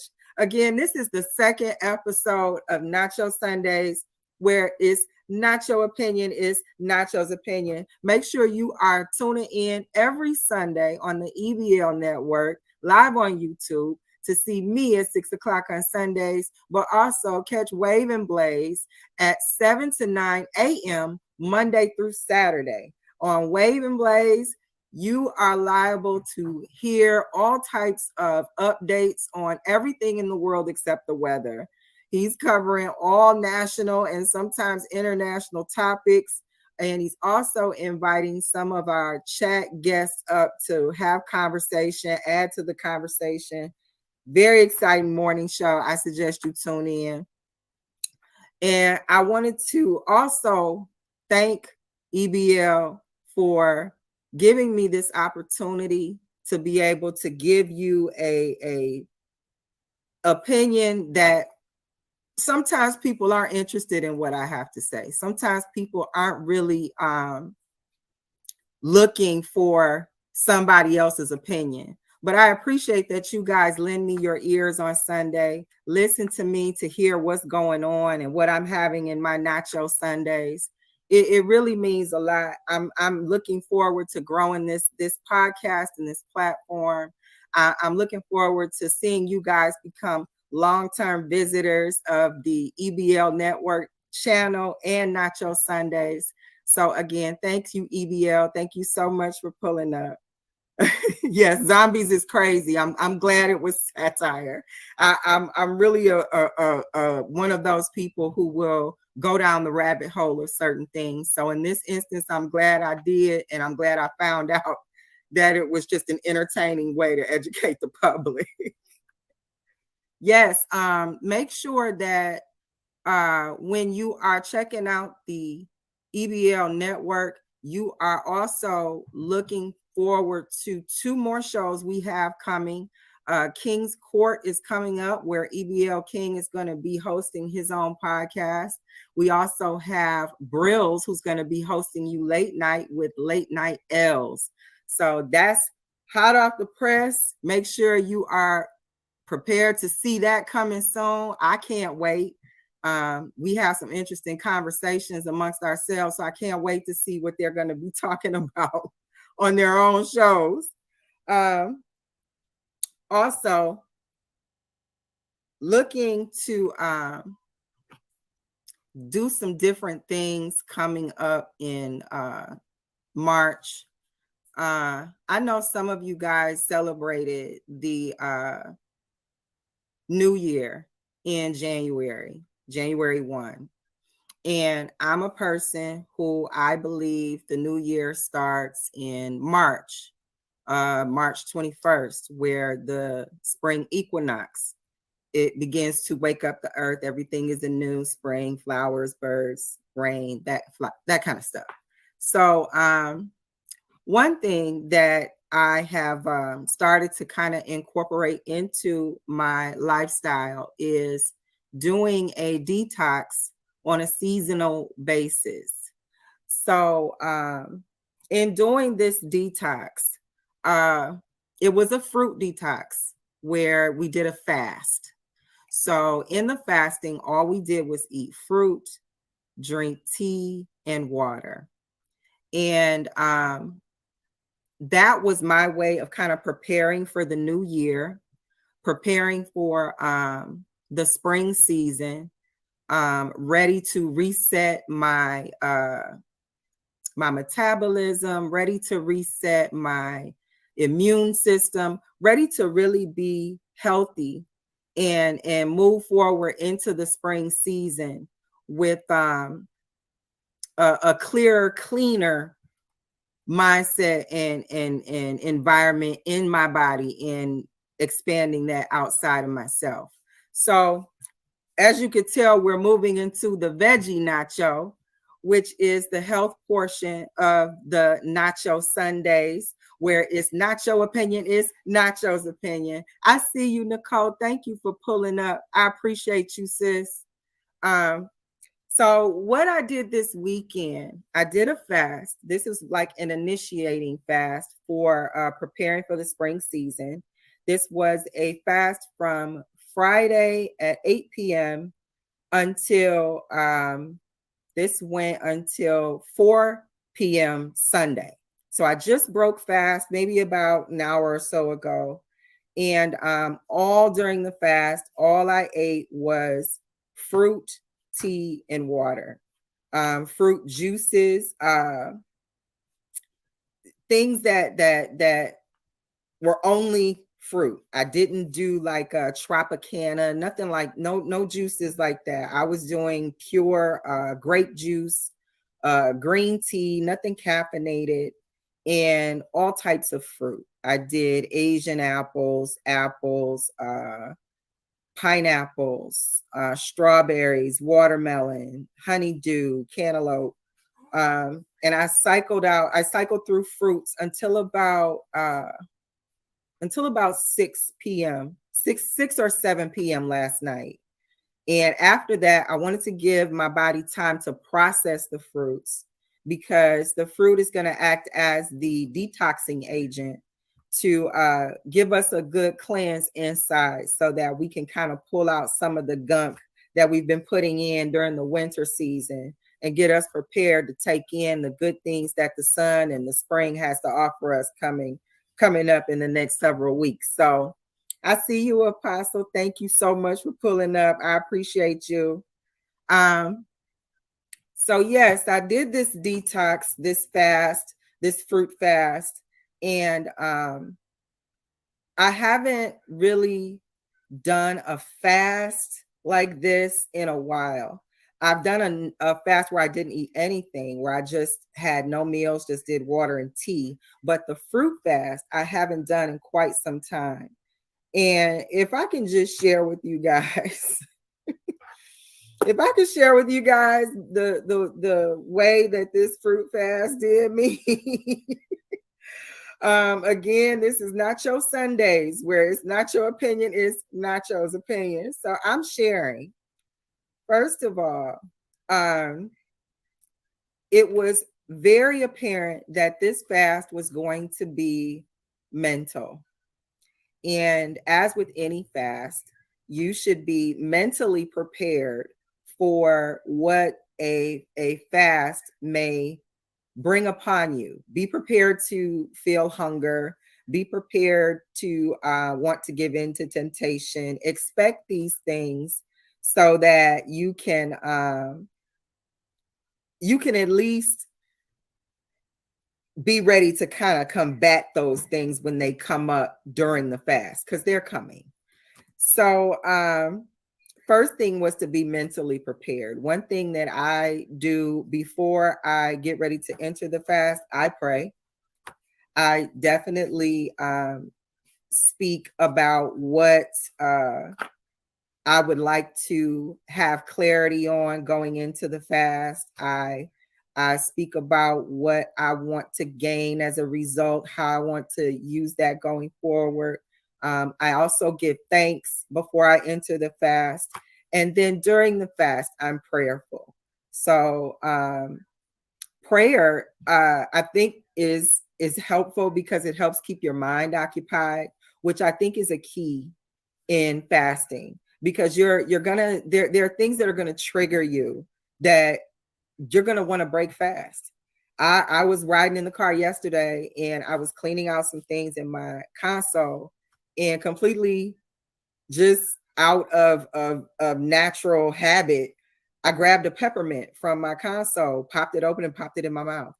And within seconds, I had to spit it out because I'm like, I'm on a fast. I can't eat this peppermint. So there are going to be muscle memory things that you're going to want to do that during a fast, you have to make sure you're not, giving into those things. If you are cooking, maybe you have people in the household that are not necessarily fasting with you or detoxing with you. They're not doing the fruit thing. They need their chicken wings and they need their barbecue sauce, and there's no way around it. And you have to cook it.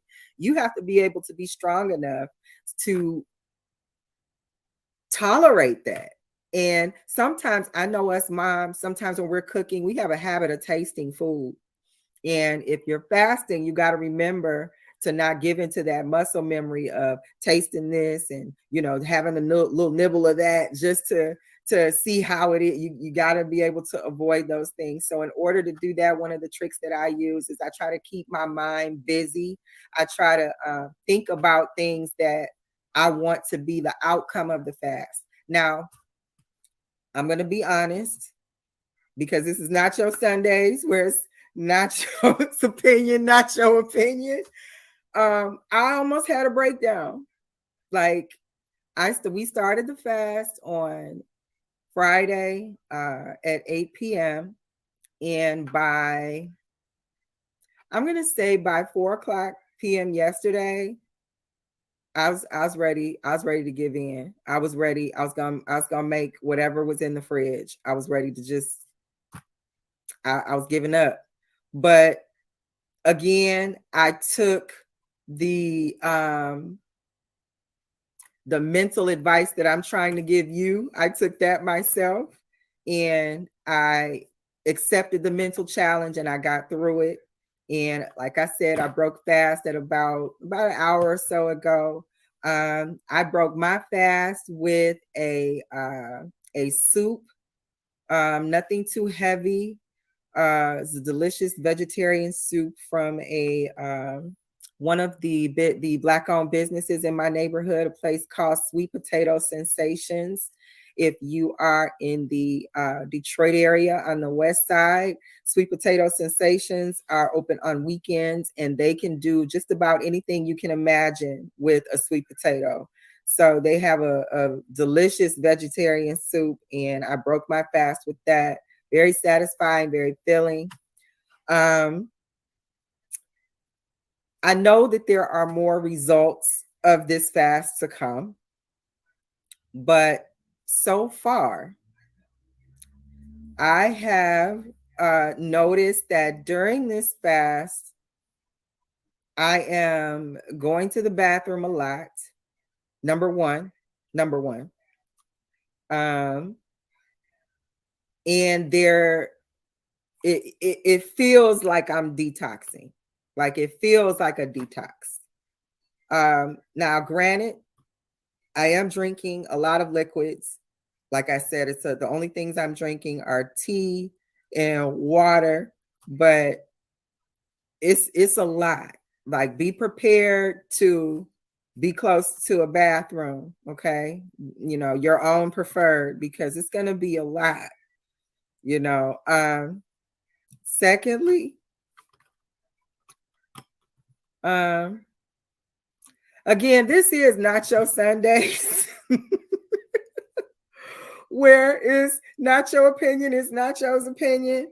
I'm going to be honest with you guys. Be prepared for the number 2. Okay. I don't know how to not be honest with you. If you're going to do a detox like this, if you're going to do a fast like this, be prepared for the number 2. It's got a lot it has to deal with. Again, this is a detox, so we don't know where it's going to be able to grab the things that it's going to grab in order to pull out to make you feel refreshed and detoxify. But just make sure you're prepared for that. Be prepared for that with any detox. And also, I want to share with you, I don't want to be irresponsible in the information. I chose to do a fruit detox because this is a good way to detox the gut. And I think that when doing any body detoxes, you're going to want to detox individually.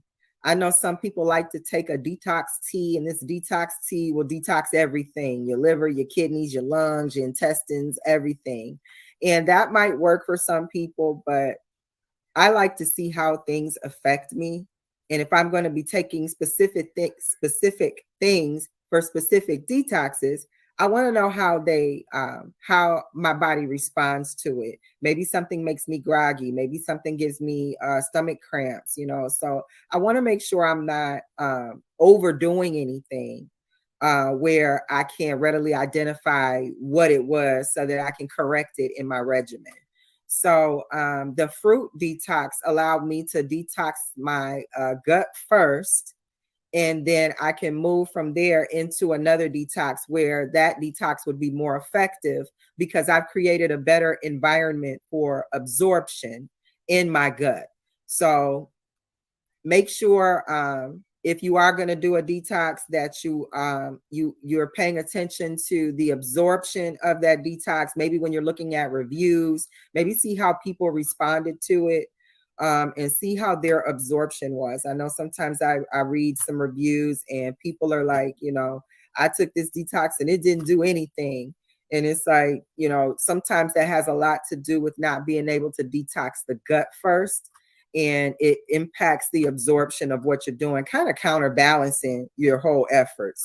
So you want to make sure that you check that first. Right now, we are going to take a small break. And we will be right back with Nacho Sundays, where it's Nacho opinion is Nacho's opinion. See you in a few moments. A woman is the most potent expression of feminine energy in the harmonic equation of the human experience. Growing down, an observation of the masculinization of the Black American woman. Volume 1. Get your copy at FibonacciBrown.com.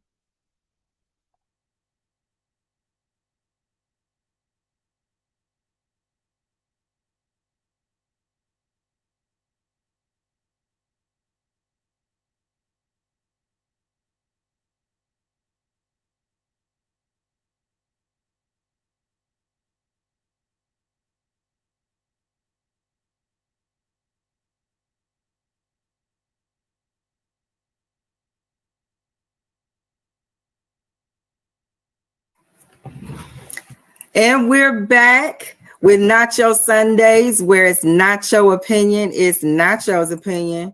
Again, I want to say shout out and salute to the chat. I see you guys. Thank you so much for pulling up and showing me such love and support. I see Dave in the comments.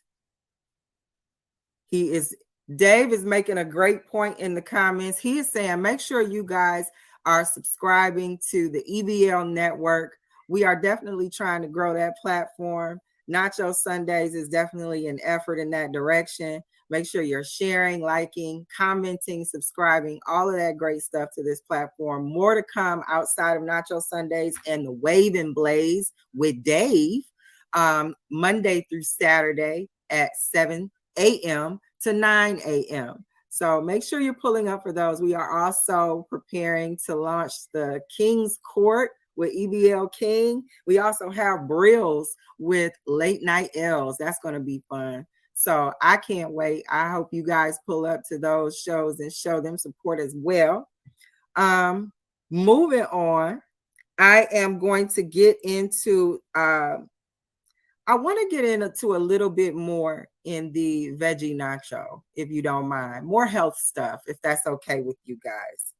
I am a person who, prior to being vegetarian, I really enjoy my fast foods. One of my favorite fast foods was the Whopper from Burger King. I really liked the Whopper. It was one of my faves.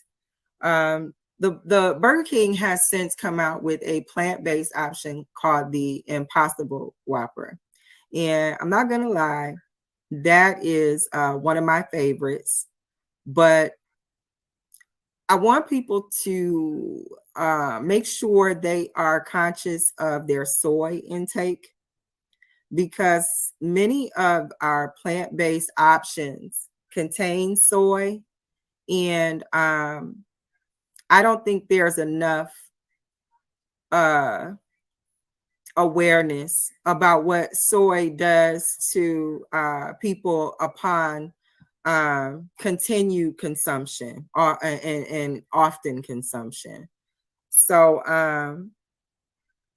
I do think you should make sure that when you are looking at plant-based options, look at the soy content. One of the things they noticed about soy intake, a study showed that men who used soy milk in their coffee on a constant basis over continued use began to develop breasts. Okay. They began to develop breasts from this soy intake. So ultimately, when they stopped adding soy to their coffee, this took away from them actually having breasts. But a person like me, I'm going to ask what other changes happened that we don't see as obvious as male breasts. So I'm just cautioning you guys to make sure that you are paying attention to soy intake. A lot of times we as the United States will allow certain things in our foods that other places, other countries completely ban, don't allow. And we wonder, like, when we go to other countries, why the food tastes so different. This is one of those reasons, because the United States allows a lot of things in their food that is actually banned. So I just want to caution you that, you know, although it tastes good, you gotta be mindful and make sure that you are taking a look at what it's actually doing to your body. I just saw one of my good EBL buddies in the chat, Wayne Almighty. Make sure you guys are checking out Wayne's album. You can find it if you type into YouTube West Seattle Menace. That is the name of this album. Wayne is another EBL treasure. And when I tell you, if you are not listening to this album, I don't know what you're doing. You know, like this is some good music. And I'm a definite critic. I'm not easily moved by a lot of music. So it has to be really good to catch my ear. And I think Wayne did that with his album. So congratulations to him for dropping a great project. This project, from what I understand, dropped 2 days ago. So make sure you guys go run it up on YouTube, listening to his album on repeat. It's worth every ear. Shout out to you, Wayne. I appreciate it. I also want to implore you guys to check out our friends over at Is We Poddin'. They did an amazing interview in partnership with EBL, where they interviewed Danny Myers. Great laughs, great questions. Questions were definitely thought-provoking. Danny certainly appreciated it. He didn't hold us up in letting us know as much.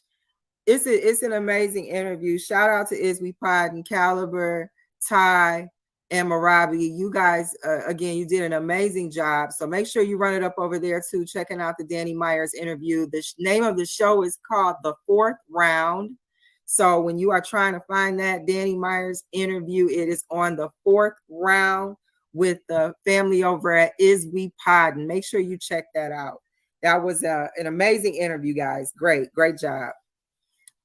Moving on, I want to get into the Nacho Supreme. And the Nacho Supreme portion of the show is where we drop knowledge and life nuggets to kind of help us get through this thing called life. You know, things I wish somebody would have shared with me, I want to share with you guys. So that's what we do in the Nacho Supreme. We talk knowledge nuggets, I like to call them. And this week in the Nacho Supreme, I am going to talk about the art of silence, the art of not telling your own business. Okay? There are many times we try to make moves. I know I've tried to make moves, and I thought that I was supposed to be able to big up this thing that I was about to do and, you know, get the response from people that they got from me. You know, if they said they were about to do something, I'm encouraging and I'm like, all right, do it. You know, that's what's up. I'm happy for you. I can't wait. Knock it out the park. I took for granted that everyone wanted to see me move like I wanted to see them move. So I learned that there is definitely a strategy in being silent about your moves and not over exaggerating what you are going to do or about to do. Now, don't get me wrong. I can definitely understand drumming up interest in something. I can definitely understand trying to drive traffic toward your projects, your creations. I get that. But there's also a point where it can become too much, where the talk is actually bigger than the physical, tangible thing.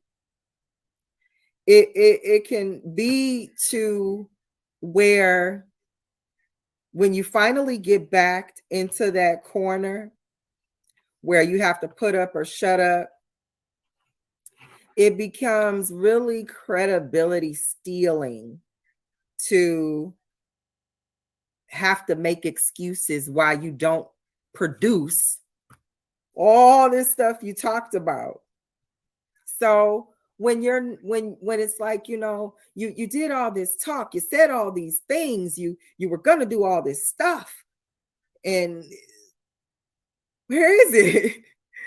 You end up having to answer to these phantoms, these things that you didn't come up with, can't produce, because you were doing a lot of this and you didn't know the art of moving in silence, moving quietly. You don't go into a card game and somebody deals you your cards and you face your cards to everybody else who's playing. You keep your cards, what they call close to the vest. You peek at your cards.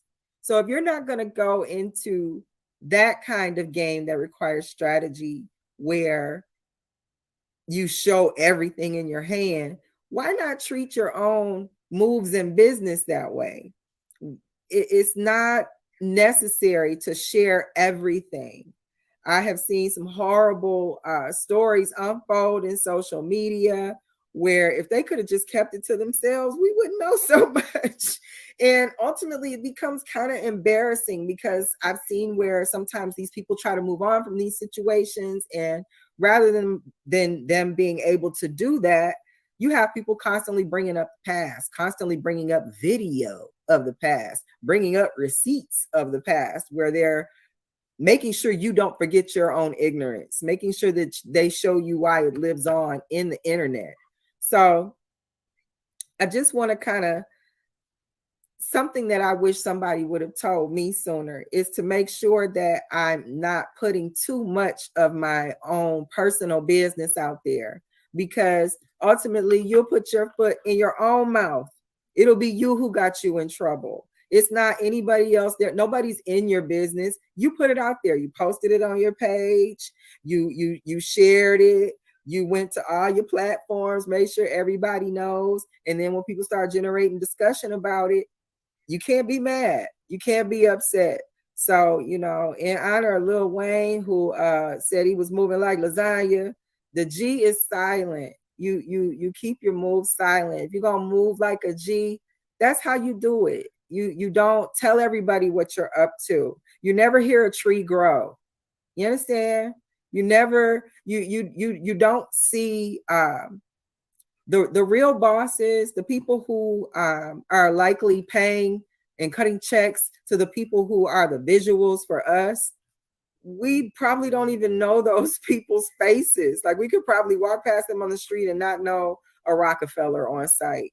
So you have to kind of make sure you're strategizing for your best benefit. You don't want to create too much buildup for something you can't really support. You don't want to build people up or excite people about something that you really don't plan to move forward with or can't, because you're going to end up being a person who cried wolf. And ultimately, when people, you know, you really do want people to support you, they're going to change their mind. They're going to, you know, they're going to think you're crying wolf again because you keep letting them down with this build up to nothing. So the nugget for today is not telling your moves, you know, moving in silence, being able to strategize and maximize without running your mouth too much and exposing your business. You don't want to tell your moves. I'm going to slide over to the chat. You most welcome, Wayne. Anytime you you have an amazing album. I really do hope people go over and support that. Bizzle, I see you. Thank you for pulling up and showing me some support today. Danny Myers says, suit up or shut up on the 4th round. Yes, he did. Listen, if you guys haven't gone over to check out that 4th round interview with Danny Myers, I implore you to go over there and look at that interview in its entirety. It's good from beginning to end. Danny had some call outs in that interview. Some folks need to come outside. Danny made sure he let them know that in that interview. So again, shout out to Isby Podden. That was a great interview. Shout out to Danny. He definitely said he was coming back. So I can't wait to get the next Danny Myers interview. He is definitely one of my favorite battle rappers. Speaking of battle rap, I wanted to leave a little time in the show to kind of dig into the Chrome 23 event over the weekend. I'm hoping some of my chat has seen that, what happened. I hope they got the live and definitely saw what happened. Can some of you guys in the chat update me? I got mixed reviews here and there. Some people said the stream wasn't so hot. Some people said that the battles were still good. So I don't know. I haven't seen it for myself. But I just, like I said, shout out to Remy. I hope Remy has an amazing run with Chrome 23. She's doing amazing things with battle rap, with female battle rap. I hope it goes to the maximum of everything it can be and more. Like I'm excited about all that she's doing with Chrome 23. So Dave is saying they did he said they did very good for their first time as far as the Chrome 23. Okay. They said Ward cooked Vixen. What?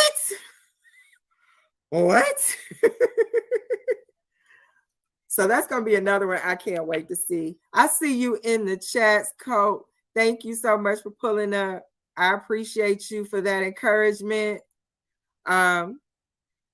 Yes, Vixen and A Ward. I saw the face off, and I know during the face off we kind of chatted on Wave and Blaze a little bit, and I was really thinking this was gonna be like one of those ones. Like I thought that Vixen and A Ward, like that was gonna be good. Dave said Vixen got cooked, so I'm trying to see. I'm trying to see that one for myself. Like I said, I haven't seen the stream yet, but cooking Vixen, I'm seeing. Cook to me is a 30. So that are you saying that's are you saying a 30 day? Are you saying Vixen got cooked, or was it a 2-1? It said, yeah, it was bad. Oh, I don't know. I have to see that one. Oh, thank you for that nugget. So I just got an update that the Danny Myers interview with Is We Poddin' in partnership with EBL Exclusive Battle League, that was their first interview on 4th round. So congratulations to you guys for that to be your first interview. You guys did an amazing job.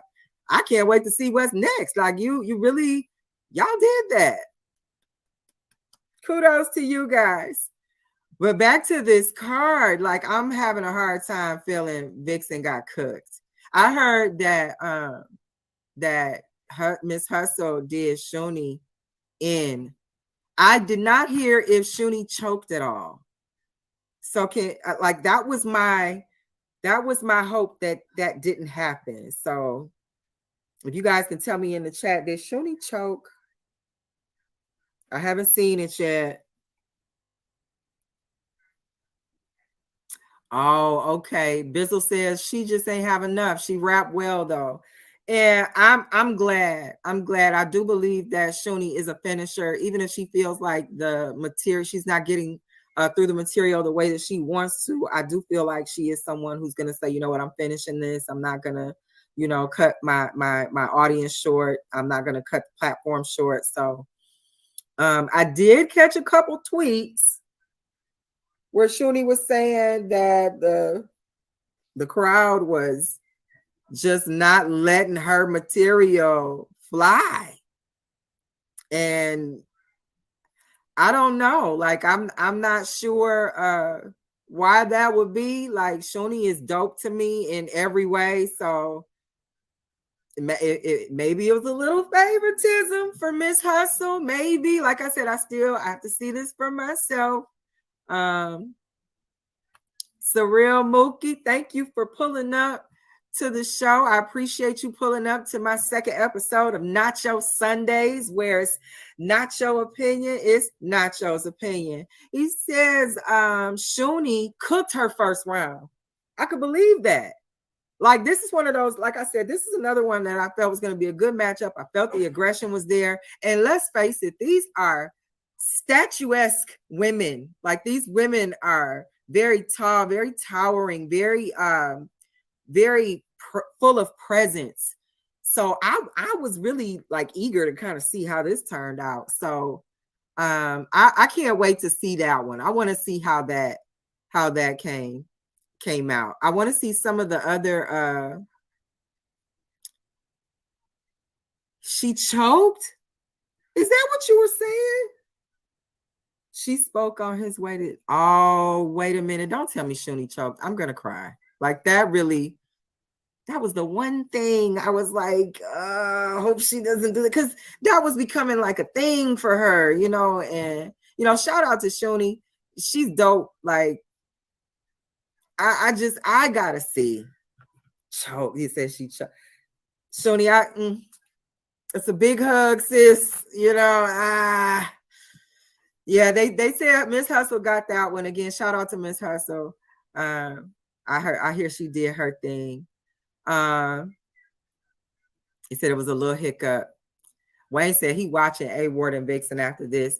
I hope you watching it where you know, we all can see on the stream or something, because I need to check out this card. Like I said, I was really hoping I could check this out before I did the stream, but I didn't get a chance to, so I was relying on my chat to be able to help me out and let me know how it went. I know we did predictions on Wave and Blaze that morning, so I was really eager to see how this turned out. I really just wanted it to be a really great show, a great event for just the whole Remy Ma Chrome 23 partnership. I really just wanted that to turn out well. I want to see more Chrome 23 projects. So I was just hoping that was the outcome. Oh, okay. What? Yeah, he said, Joey 9, thank you for pulling up, Joey. I appreciate you. Joey 9 said, yeah, Hustle solidified herself as the GWAOT, the greatest woman of all time. Is that what Miss Hustle did? Now, are you saying she's getting woody? Is that what we saying?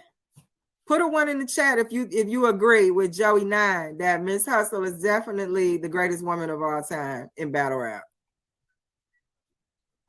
Let me see who agrees with you, Joey. You said you was there, Joey. So the question is, who won Prestavia and Official? Because that's another one. I was so excited about the Prestavia and Official announcement. This card was fire. Like, I can't wait. Okay, I appreciate you, P Black. Thank you for pulling up to my show. P Black has got the scoop winners: C3, Prestavia, A Ward, Easy, Miss Hustle.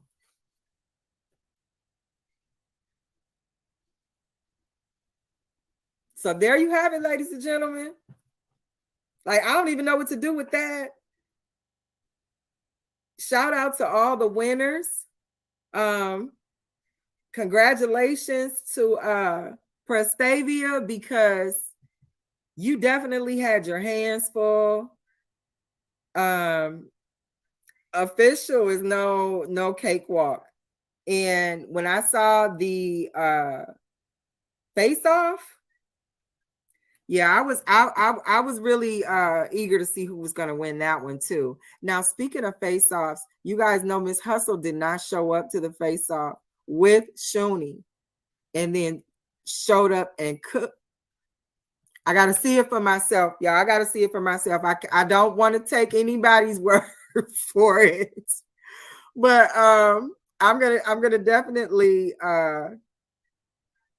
check out some of these battles after the stream today. My chat is so lit. I appreciate you guys. Thank you for pulling up, giving me all this support on this second episode of Nacho Sundays, where it's Nacho opinion is Nacho's opinion. We are going to get ready to close out.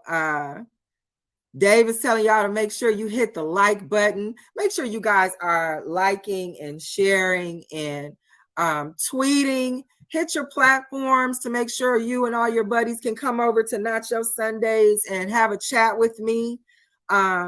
Where it's Nacho opinion, it's Nacho's opinion. I like sharing my opinion with you guys. I like being able to have these chats where we can kind of kick it a little bit, and I can kind of let you into some of my outlook on some of the things that go on in this world as they fit into our Nacho Sundays. Again, thank you guys for tuning in, pulling up. I appreciate you. Make sure you are pulling up to Wave and Blaze at Monday through Saturday from 7 a.m. to 9 a.m. Make sure you go cop Wayne Almighty on YouTube. The name of the album is West Seattle Menace. So make sure you check that out. You won't regret it. Thank me later. I appreciate you, EBL. Appreciate you guys. And we are out.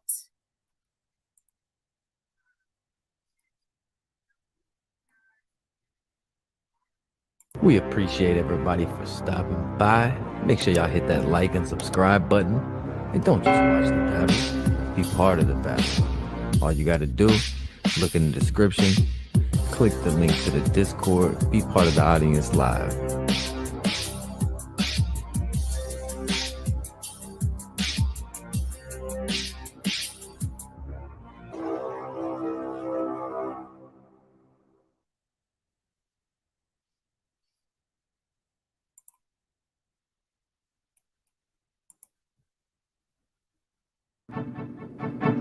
Nacho Sundays, every Sunday at 6 p.m. Live on YouTube on the EBL exclusive Battle League Network. Hosted by Fibonacci Brown. Nacho Sundays, Nacho Sundays, Nacho Sundays. Nacho Sundays, Nacho Sundays, Nacho Sundays. Nacho cheese, beefy, nacho veggie, nacho supreme, nacho Sunday. Nacho Sundays. Where it's not your Sundays. opinion, it's Nacho's opinion. Nacho Hosted by Sundays. Fibonacci Brown. Nacho Sundays. Nacho cheese, beefy, nacho veggie, nacho supreme, Nacho Sundays. Where it's not your opinion, it's Nacho's opinion. Hosted by Fibonacci Brown. Nacho Sundays. Nacho cheese, beefy, nacho veggie, nacho supreme, nacho Sundays. Nacho Sundays. Nacho Sundays. Nacho Sundays. Hosted by Fibonacci Brown. Don't forget to go to FibonacciBrown.com to get your copy of Growing Down. Nacho Sundays. Nacho Sundays. Brought to you by the exclusive Battle League Network. EBL.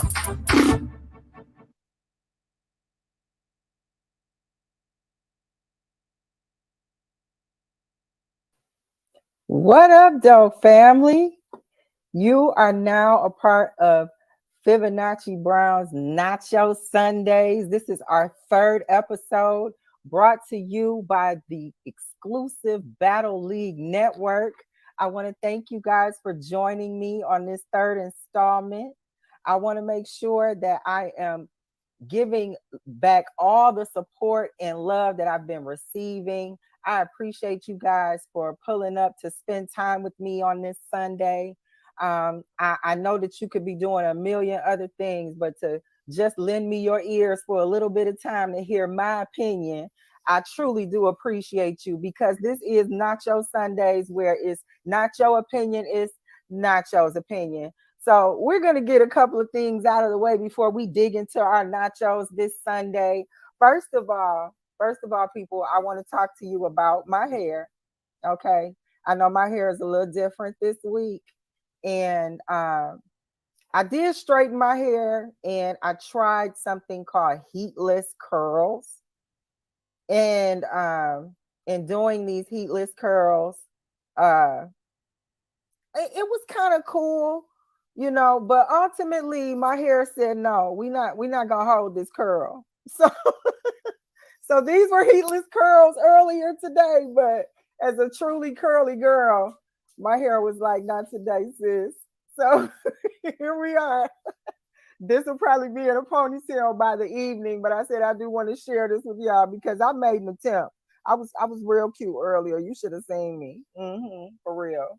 Anywho, Again, welcome to Nacho Sundays, where it's Nacho opinion, it's Nacho's opinion. I am your host, Fibonacci Brown, and I'm going to be getting some announcements out of the way because we got a lot of things coming up, and I want to make sure that I'm sharing and putting those things out there so you can participate because I'm going to be in the space checking out the place. You understand? So, first of all, make sure you're tuning in every morning, Monday to Saturday, to Wave and Blaze, also brought to you by the EBL Network, hosted by EBL Dave.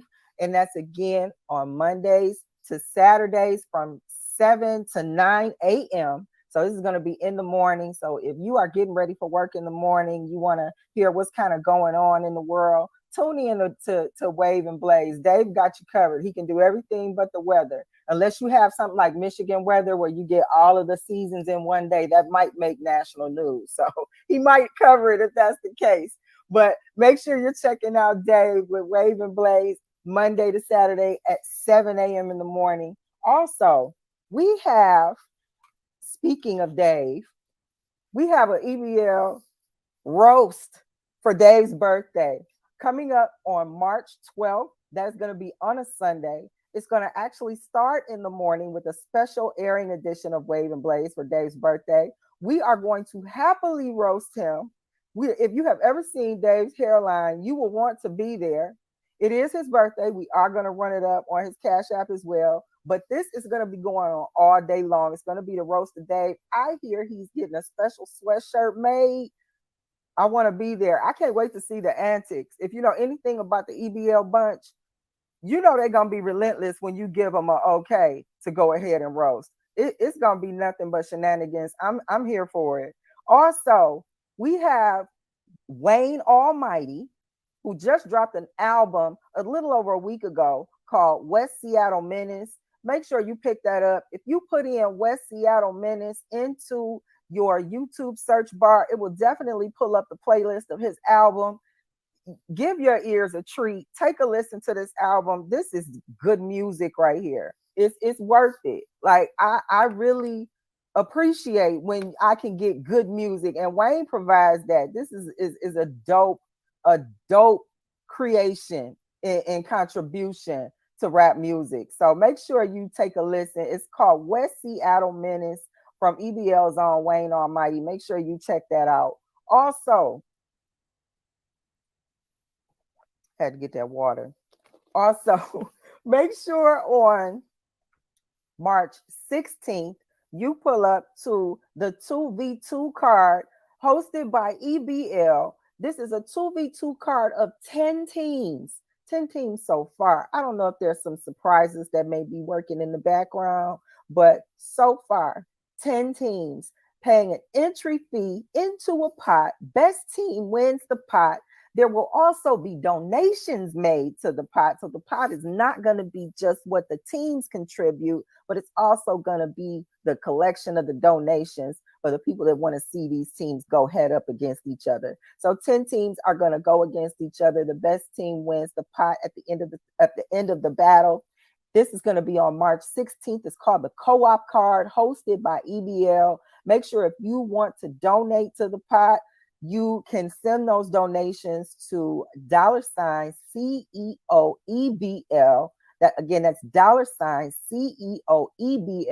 There are going to be some dope matchups in this whole battle. I'm telling you, I know for a fact Miss Vicious and Nerdy Chef are on teams. I believe they are called FemC Squared.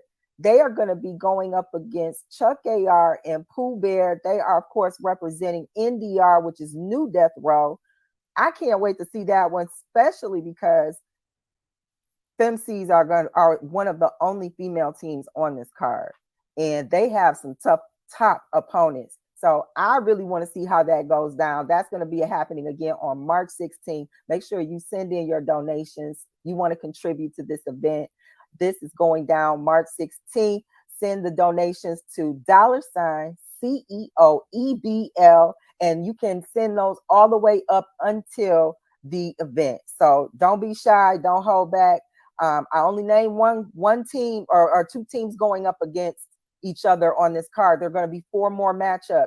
So make sure you are tapping in with EBL so that you can see the full card, see who is all on there. Maybe your favorite rapper has teamed up with somebody. I do know for a fact Jay Normus is on this card. I know Spasmatic is on this card. If these are some names that you want to see, this is the card. Tune in March 16th and make sure you send in your donations. Okay, so to kind of round out our announcements, I want to make sure that I big up myself. I am Fibonacci Brown. I have a book out.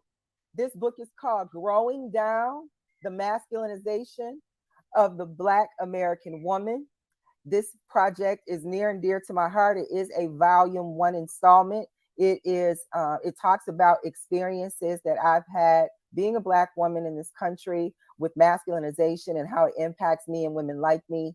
And I am making an attempt to reclaim our femininity and not allow our femininity to be claimed and stated to us by other people who don't share our experience. So that's it in a nutshell. Make sure you can pick up your copy of my book, Growing Down, at FibonacciBrown.com. Here's what it looks like. And for a limited time, I am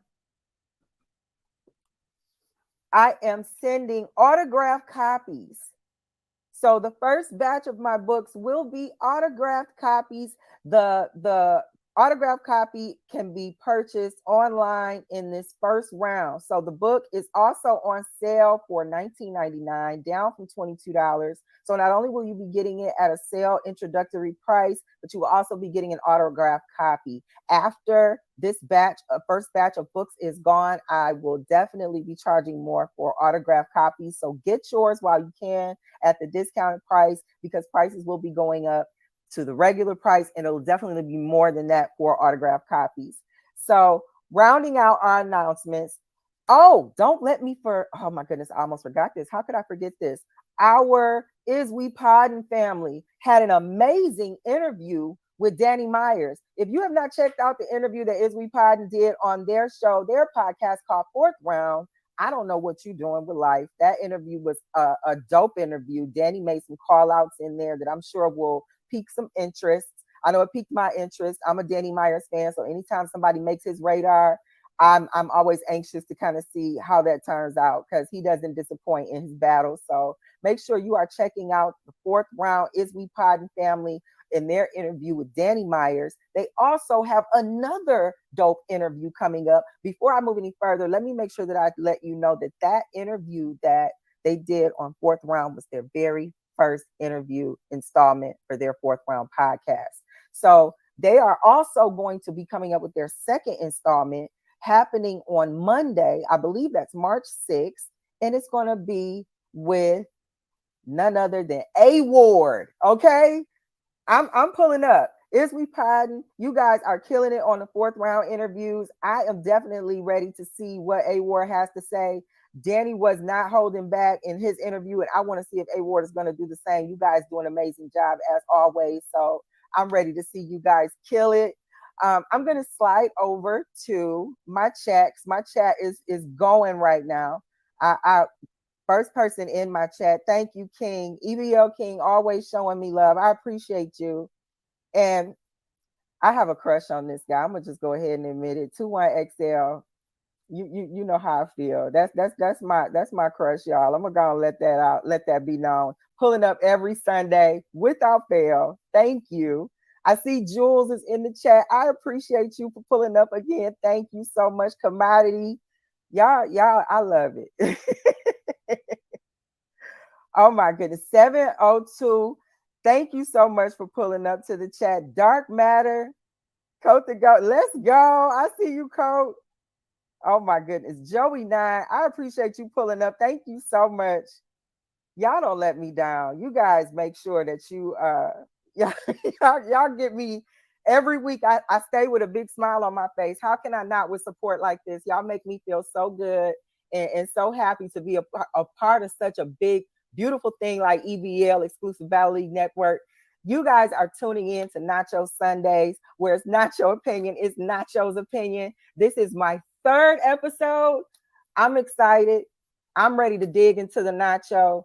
And we are going to start off with the nacho cheese portion of our show. And in the nacho cheese portion, we talk about passive ways to make income or easy ways to save money.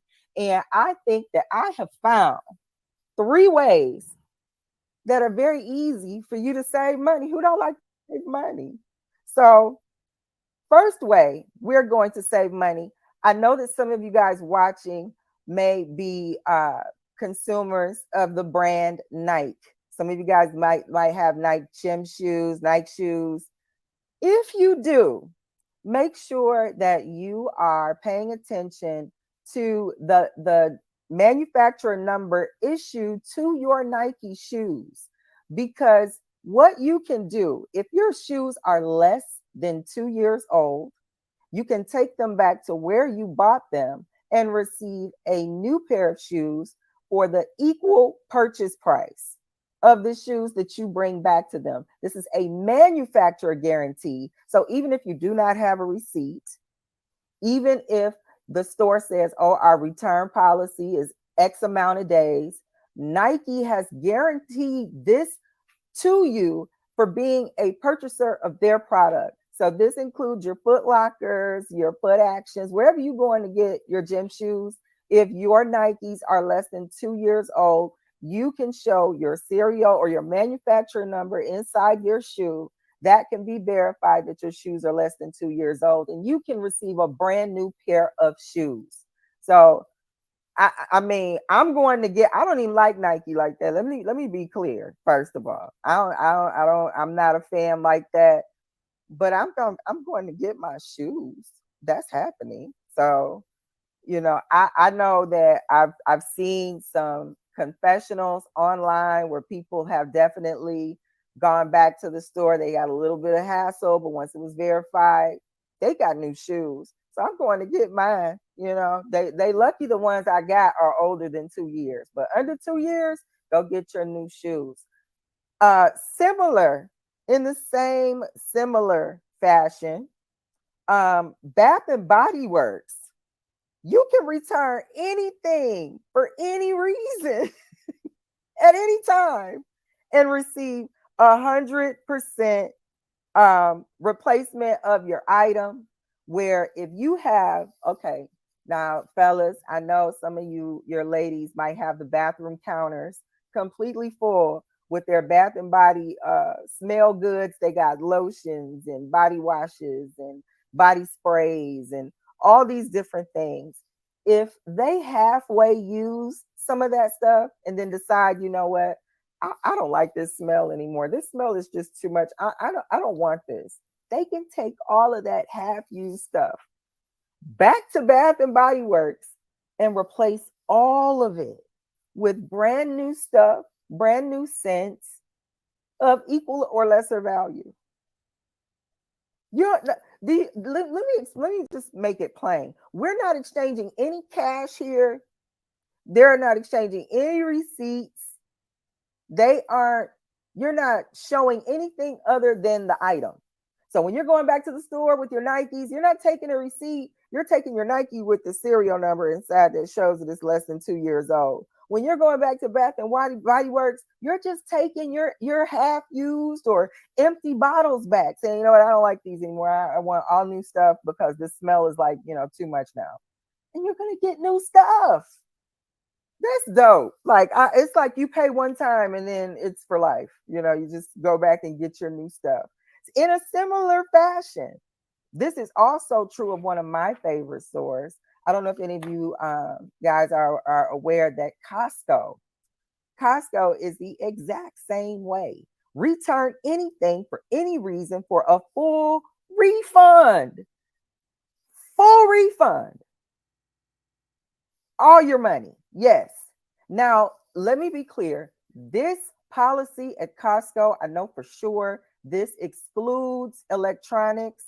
I believe the electronics return policy is 90 days, but it may be specific to the type of electronics. So if you are trying to apply what I'm saying to electronics, this will not work. Make sure you follow up with Costco to find out what the electronics return policy is for your electronics purchase. However, anything else,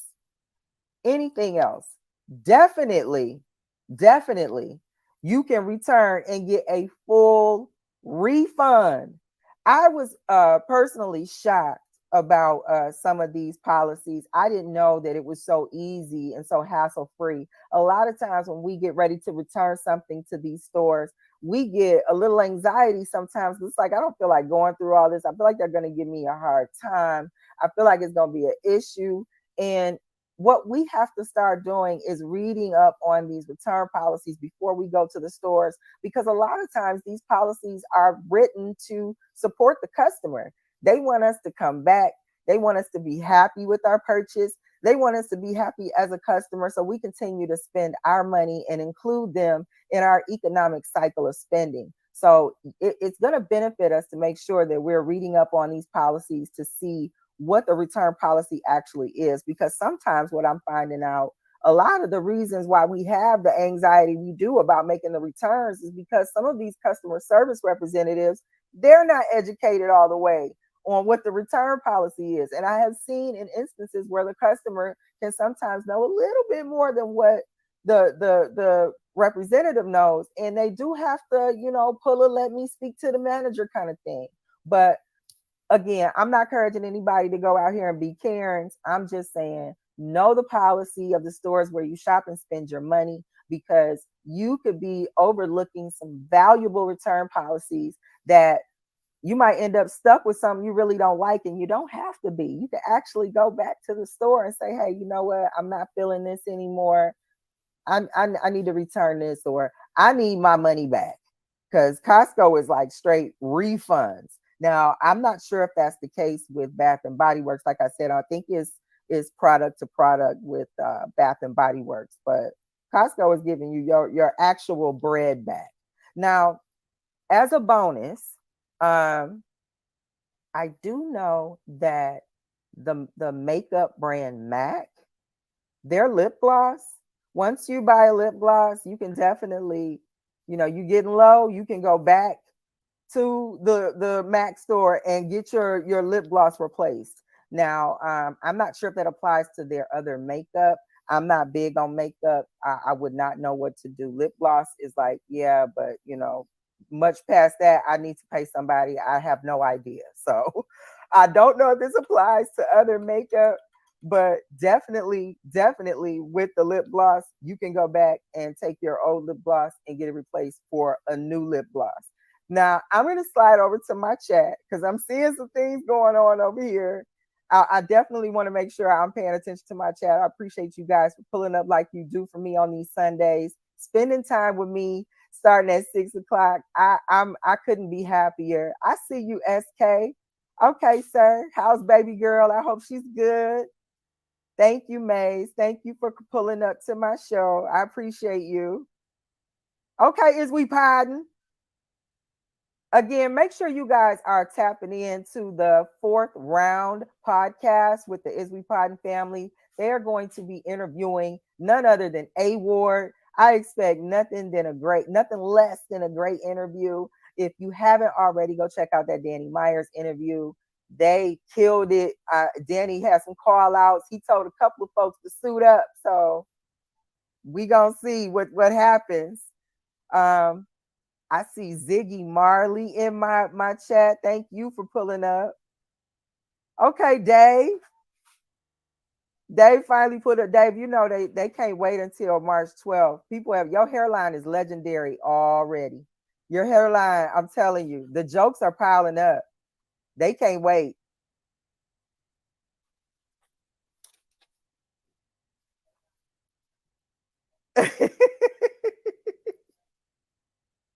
Oh my God. Okay, so is this an exclusive?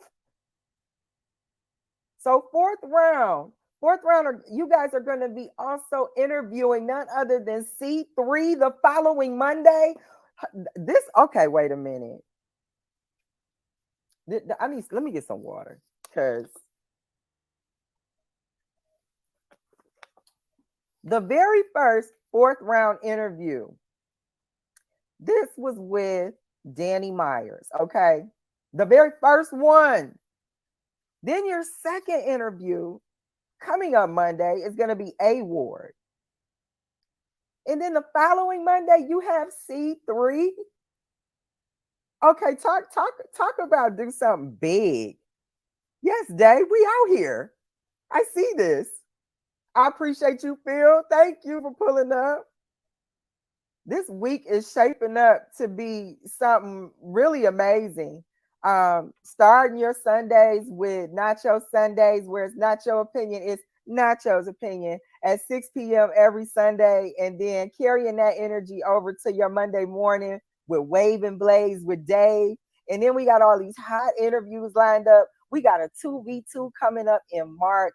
I'm excited. Like, it's good times. Spring is bringing in some great things. I love when things pop off in the spring part of the year. It's new, it's fresh, and I think EBL is about to take complete advantage of all of the newness that spring has to offer. Yes, indeed, we out here. I like it, Dave. I'm gonna start saying that. We out here. We are going to take a moment to take a small break to thank our sponsors, and we will be back shortly. You are now listening to the Nacho Podcast, brought to you by the EBL Network. If it ain't exclusive, it don't matter. It's not your time to talk, it's time to listen. So pull up to the table with your plate and pay attention. It's not your time to talk, Nacho Sunday. It's something different. This is not your opinion, and you don't want to miss it. It's not your time to talk. Time for the show.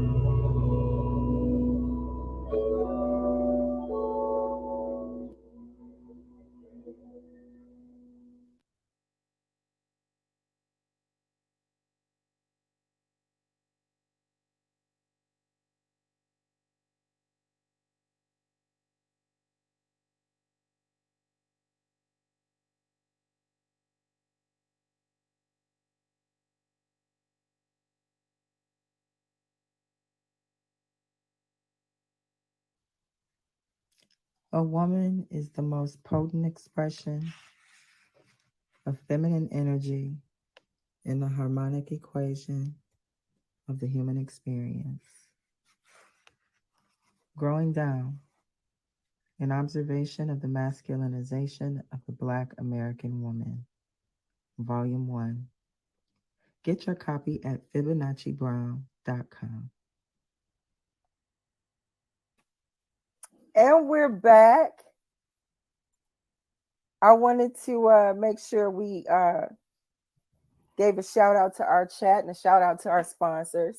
We are going to move into the beefy nacho portion of our show today. And this is going to get a little deep, everyone. In the beefy nacho portion of our show, we talk about beef in the world, wherever it may exist, from one end of beef to the other. And in this week's beefy nacho, we are going to talk about crack era survivors versus the government for reparations. Now, if that's too deep, feel free to click out now, check out somebody else's live, because this is right here is Nacho Sundays, where it's Nacho opinion, is Nacho's opinion, and we're going to talk about it. We're going to talk about it. Let me give some salutes in my chat. I see Nicole. Thank you so much for pulling up to my show today. I appreciate you. Yes. So in the beefy nacho, we are talking about crack era survivors versus the government for reparations. Reparations right now, when you hear that conversation with respect to Black people, a lot of times you hear it with the reference to slavery. What a lot of people don't realize is that it may be a lot of emotional baggage attached to reparations for slavery. However, we are in a time where we are absolutely owed reparations for a much more recent epidemic that impacted our communities, imposed on us by our government, and they are absolutely at fault, and we can absolutely prove it.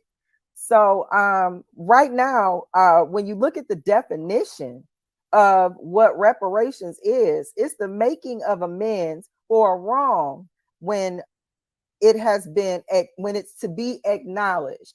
So they are in order to give reparations, they are acknowledging that they have absolutely wronged a people. Well, that people is going to be Black America. Black America has suffered more than any other race of people in this country when it comes to the crack era epidemic / experiment. This experiment was unleashed in urban communities. It was only unleashed in urban communities. And when laws were created to control it, those laws were designed to only target Black people. Prisons were filled with people who were considered addicts, but they were not treated as if they had illnesses. These people were treated as criminals. So where we see in much more current times with the opioid epidemic, these people are treated as if they are sick and need medical attention. While when you look back in the 80s and in late or early 90s, late 80s of the crack epidemic, these people were treated as if they had actually committed crimes. You could see it in the felony charges for crack possession. The people who were charged with those felonies were actually Black people. There was a time they did a study where they showed that in the city or in Los Angeles, there were absolutely no white people arrested under the crack law. And it was only Black people who went to jail for that.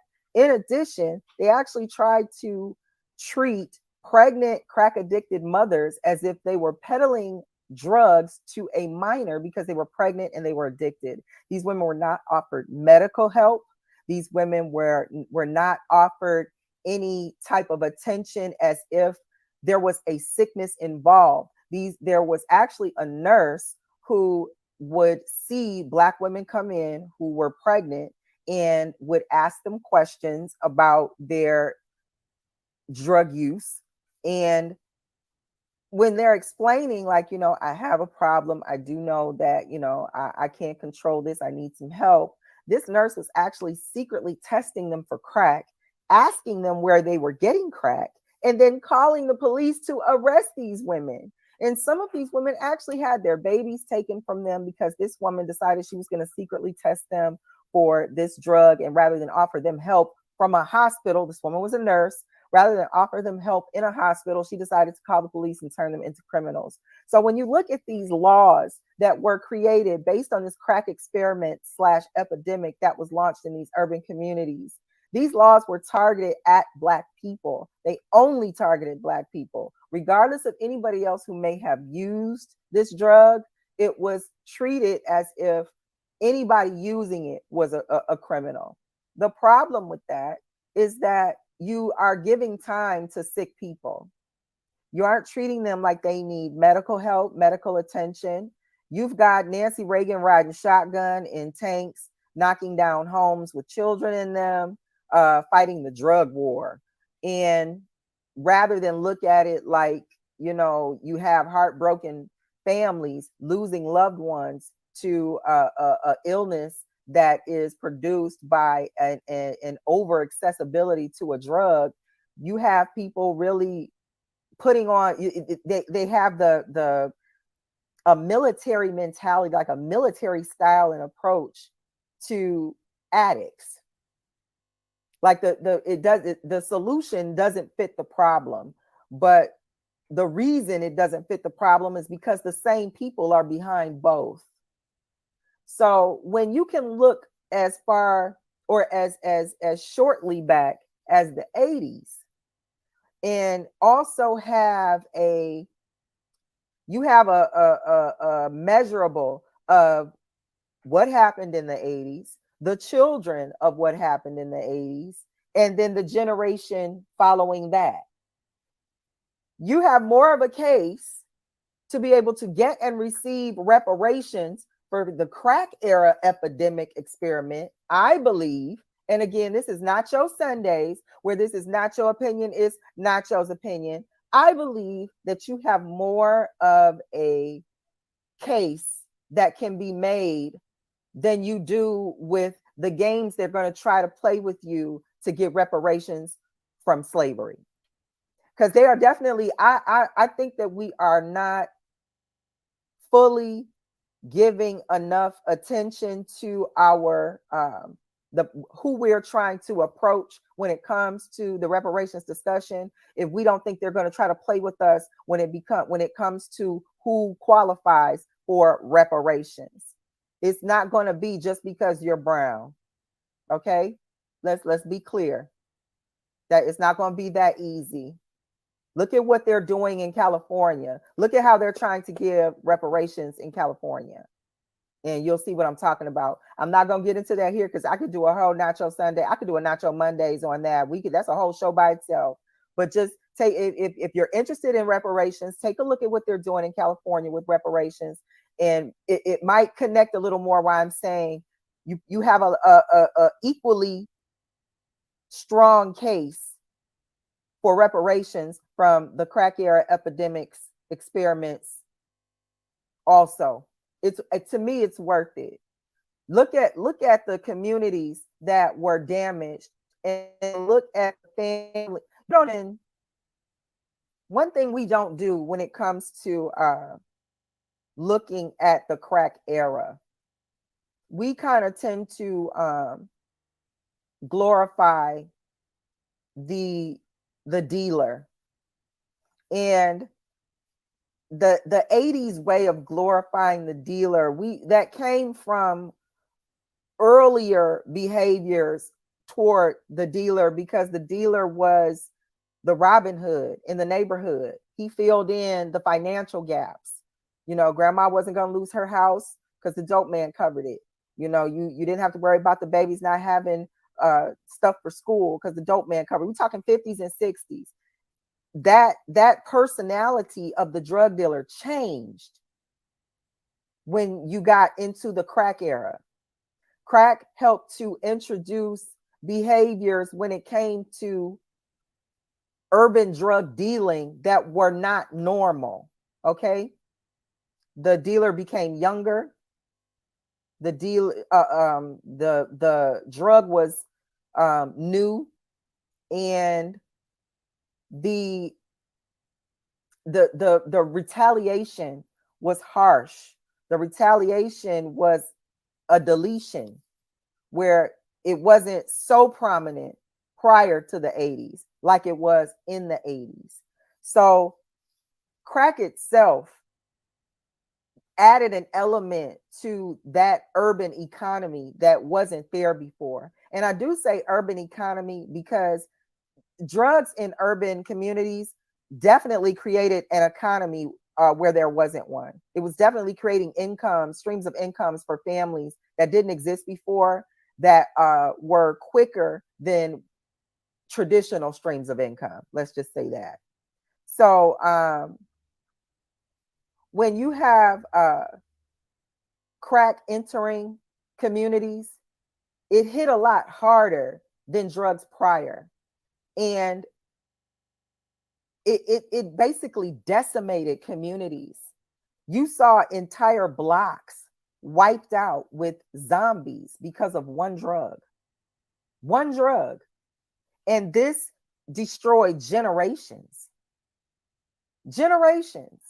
So it's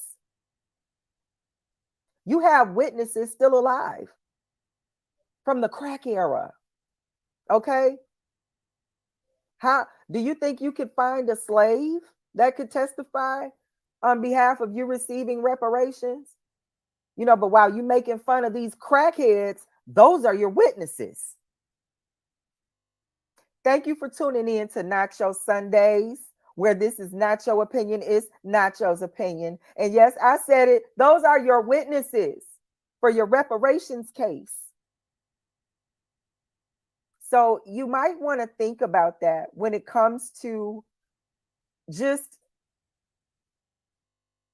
being able to position yourself to have a real discussion about reparations. Let's not get so involved that we're romanticizing the conversation about reparations around slavery, and we aren't even paying attention to what's actually happening to us in recent times, where we actually have evidence still here. So I'm that's just my opinion. Again, this is Nacho Sundays, where it's Nacho opinion, it's Nacho's opinion, and I think we need to be going after crack era experiment reparations. I said it. Now we're gonna move on to the veggie nacho portion of our show, and in the veggie nacho portion, we talk about health. Now, before I slide too deeply into the health section, let me make sure I acknowledge a very important part of my show, which is my chat. And my chat, y'all are over here having a good time. Okay, so I see. Thank you, Caliber, for pulling up. He said he likes this. I appreciate you for pulling up to my show. Yes, did y'all hear Nicole? She put it in capital letters. Make sure when you come in to have a fun Nacho Sundays with me, where it's not your opinion, it's Nacho's opinion, you are hitting the like button. Like and share and comment, engage. Give us a share on your pages and platforms. We appreciate you pulling up, but make sure you're showing some love and support. Thank you, Nicole, for reminding them. Talk to them, Jules. I'm not going to read your comment, but I see you. I see you. Dave said we need a Women's Wednesday hosted by Nachi. I need to definitely bring in some of my sisters on a show like that. I would love to have a women's discussion and really keep it real with some sisters. That would be fun, I think. Okay. Phil is hanging out with us. He's still in the chat. Thank you so much for pulling up to the show. Yeah, you see, when you bring up things like what's going on right now with meth and that other one that start with an F, when you bring up those and you see what's happening and you see how they're treating it, it lets you know just how awful things were in the crack era. None of those resources were available. None of those people were looking. Even when you saw somebody who was addicted to crack, you didn't look at someone and say, no, we need to get them some help. There are resources available. We have different places where you can go and pull in resources for your kids and for your families, and we could talk and do counseling. There wasn't none of that. These women they were the breadwinners in their families, turned just a part of the streets with no help. None. The people who got the sympathy in this era were the drug dealers and their friends, the friends they lost in the game. That's who got the sympathy, not crack moms, not working dads who just wanted a release and didn't drink and thought crack might be a way to do it, and boom, you're hooked. Now your family's destroyed. None of those fallen soldiers got any recognition. It was the dealers who had this glamorous life they made off of killing their neighborhoods and the people around them. They were not the dealers of old, where they took care of the neighborhood. So I see you guys talking it up in the chat. I appreciate you keeping the discussion healthy and having a good back and forth. But like I said, moving on, we are going to get into the veggie nacho portion of Nacho Sundays, where we are going to talk about, in this episode of the veggie nacho, we're going to talk about water. Okay. Now, if you're like me, you pay attention to the different types of water out there.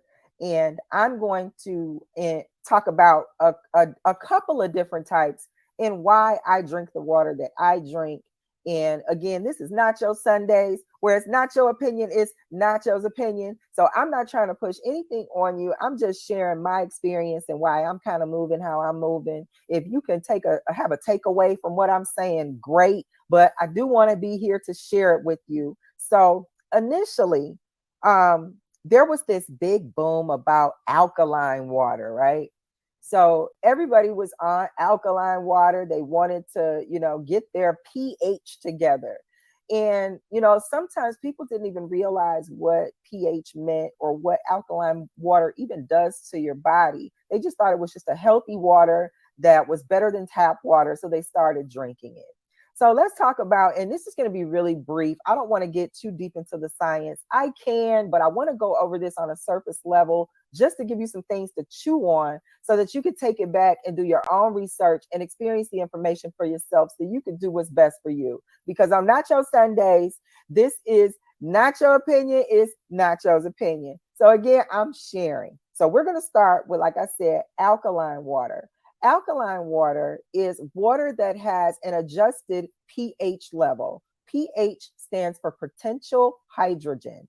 So when you are drinking alkaline water and it has like a 8 pH and a 9 pH and a 9.5 pH, you are drinking something that has a higher pH than your body's normal pH should be. Okay, so your normal body pH should be at about 7.3. Okay, now 7.3 is about midway. So on a pH scale, you can have 0 to about, I believe it's like 15. So we're looking at 7.3. Now on a scale of 0 to about 15, that's roughly a little bit mid, okay?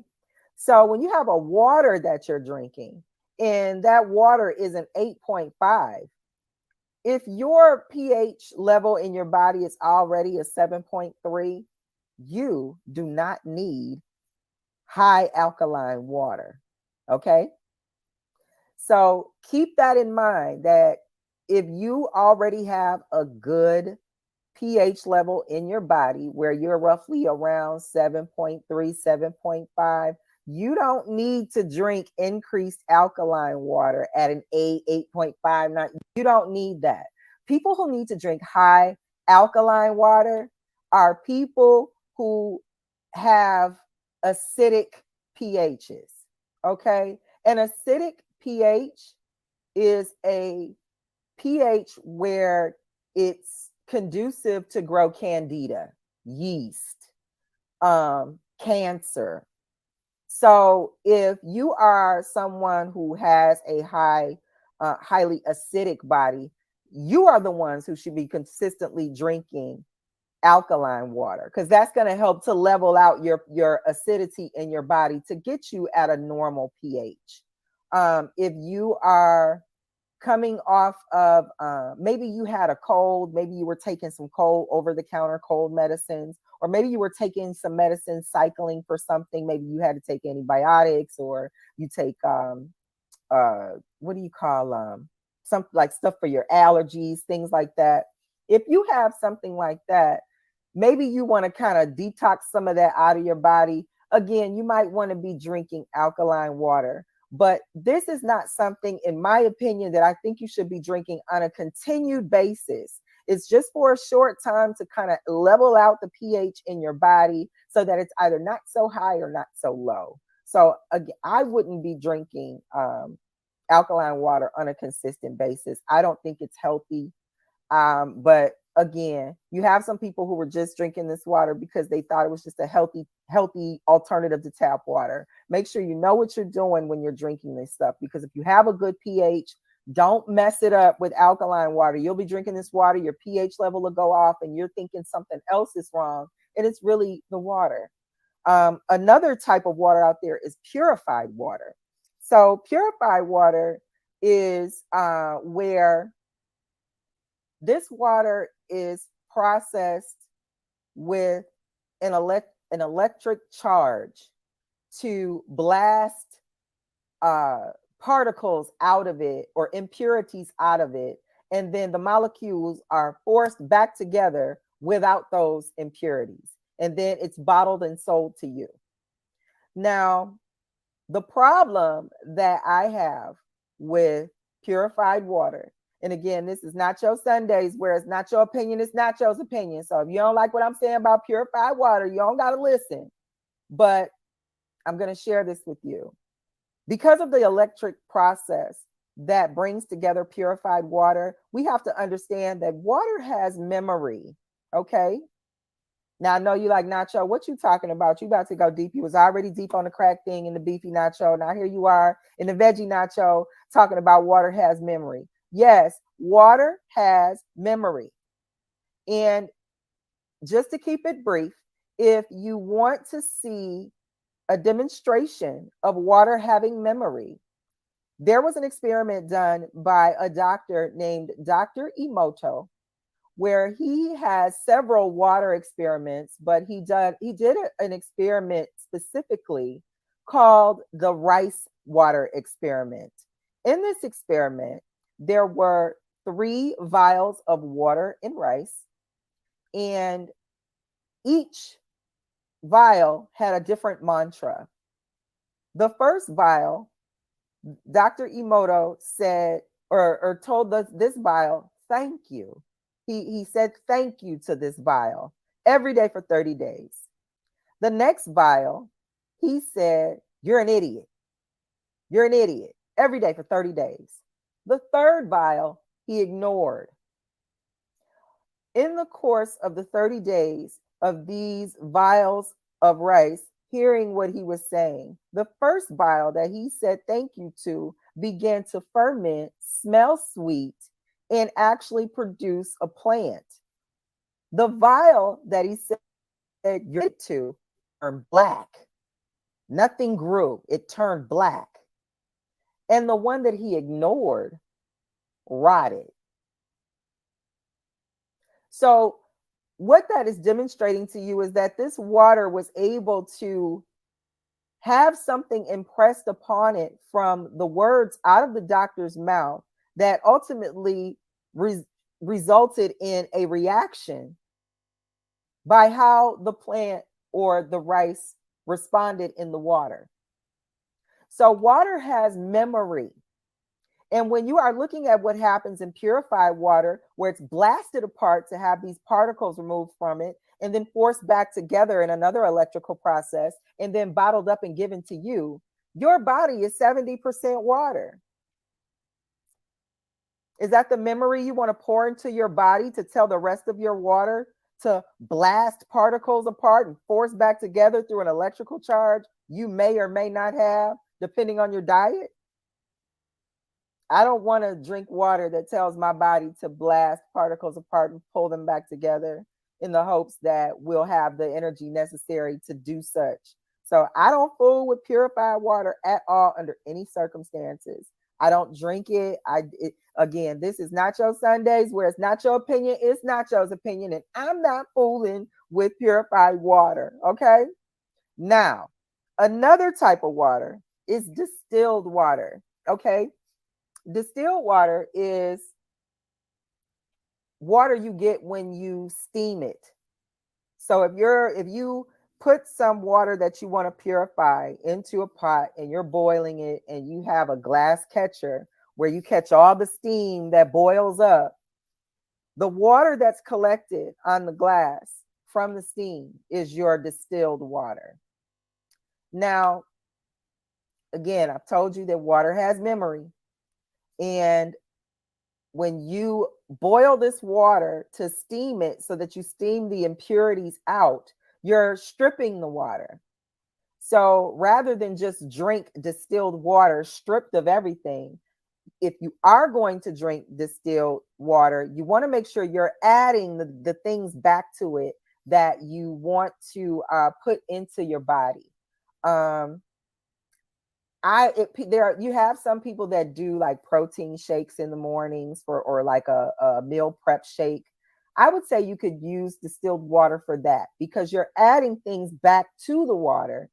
And that way, when you take it in, you're putting things in it that are good for you. You're not drinking water that's stripped. Because here's my thinking. Okay. This is my opinion on Nacho Sundays, where it's not your opinion, it's Nacho's opinion.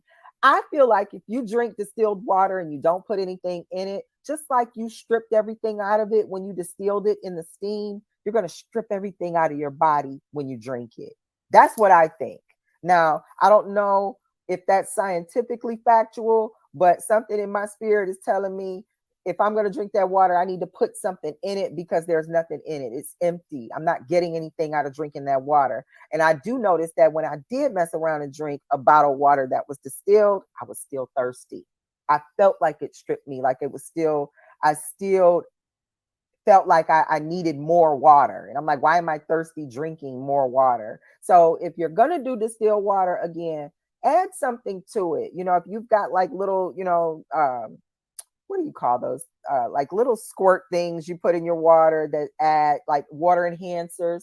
If you're going to enhance your waters, you can definitely use those with distilled water. It'll definitely make it so that you can get something out of the water you're drinking.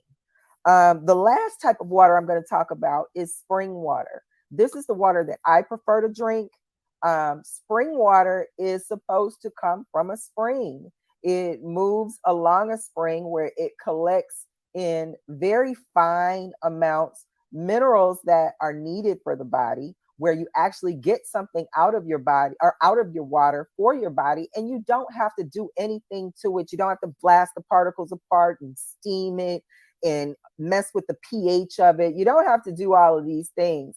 So if you drink the spring water, it should already be full of all the minerals and things that you get from a spring that your body can use. So I like spring water for daily drinking. If I haven't been like, unless I have like I'm fighting a allergy or something where I have to take some antibiotics, or if I have over-the-counter drugs I'm taking. If I take too much Tylenol, sometimes I like to detox. I might do like a alkaline water or something to kind of pull that out. But for a daily basis, I'm definitely going to be drinking spring water. It gives you something back out of the water you're drinking. And to me, anything you're eating or consuming, your body should be receiving a benefit from it. You shouldn't be eating things and receiving an empty result. So if spring water makes it so that you're drinking water that gives you something back, you don't have this empty result. In good spring water, you shouldn't feel thirsty after you're drinking it. It shouldn't dehydrate you more. So I that's my choice of the waters that I named. I know there are some other waters out there. Some people are like, you know, I drink artisan water and I drink seltzer water and all of this stuff. And you know, I do like some artisan waters. I like Fiji. But on a daily basis, I'm probably gonna do like you know, maybe, I don't know if I can be shouting out people like that. I don't want to shout out no brand. I'm gonna just say spring water. I don't want to be getting in trouble or nothing. So spring water is my choice for daily water consumption. All right, so moving into the last part of our nacho, which is going to be the Nacho Supreme. In the Nacho Supreme portion of the show, this is where we talk about knowledge and life nuggets, things that I would like to share with you about life that maybe I wish somebody would have told me when I was younger, or just being able to share some things that I think are dope about getting through this thing called life. So if I can share some knowledge nuggets that help you get through this thing called life too, we're going to do it here in the Nacho Supreme. And in this portion of the Nacho Supreme, I want to talk to you guys about financial legacy. Okay? Financial legacy. We are in the first quarter of 2023. Okay? I wish somebody would have pulled me aside in 25 years ago and told me about the value and benefits of an LLC. Okay? How many of my viewers have an LLC? If you have an LLC, put a one in the chat and let me know if you have an LLC. Because an LLC is a great way to build a steady nest egg that can help you pass something down to other members in your family if you work it right.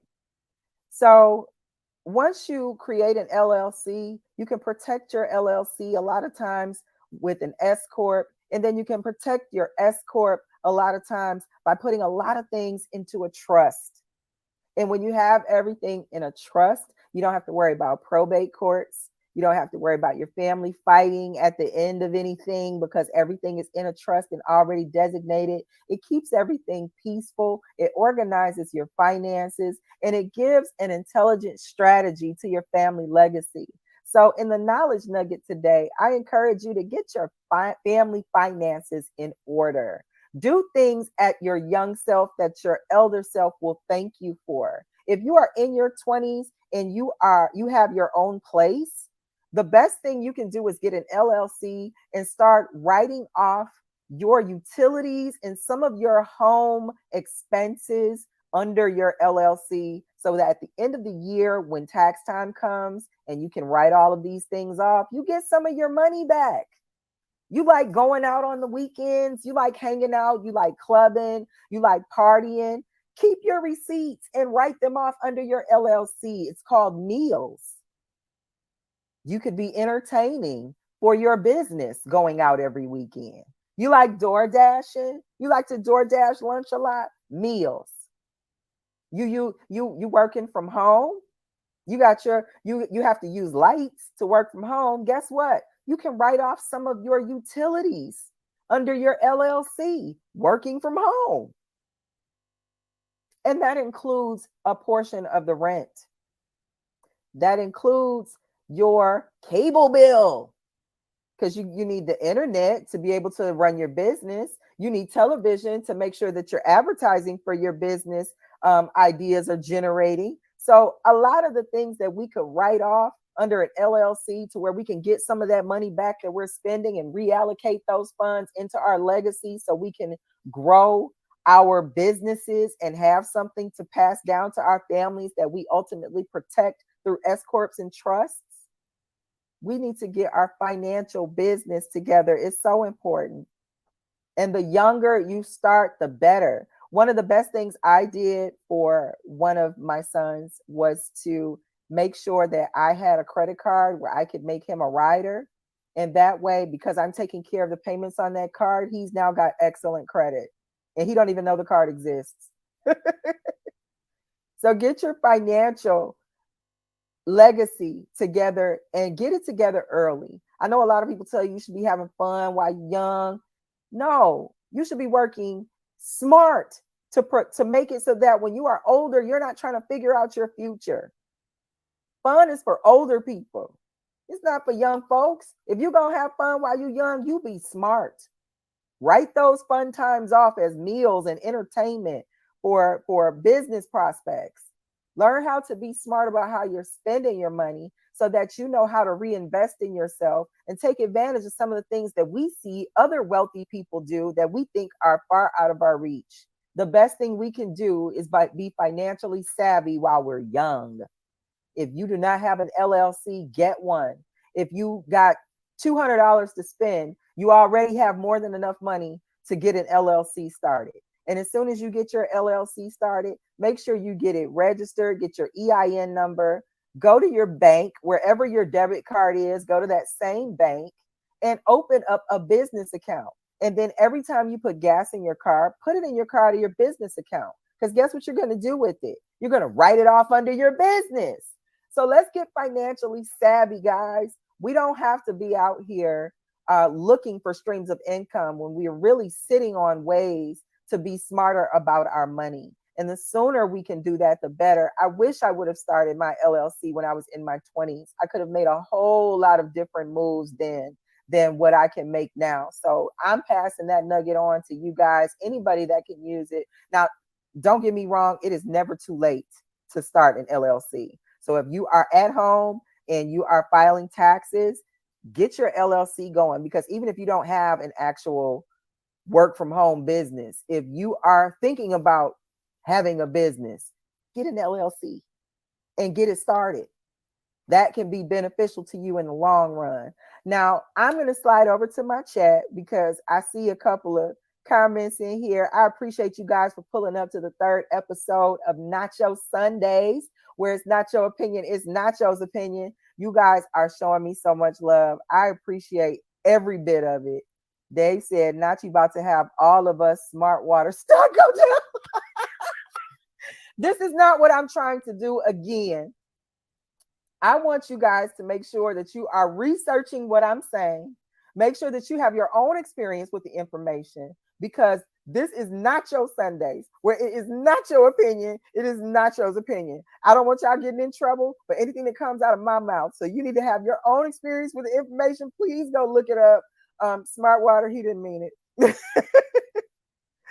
Phil is laughing at Dave. I'm laughing at Dave too. Yeah, okay.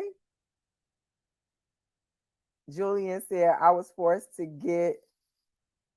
Oh, no, I'm not reading that. I don't even, I'm not reading that.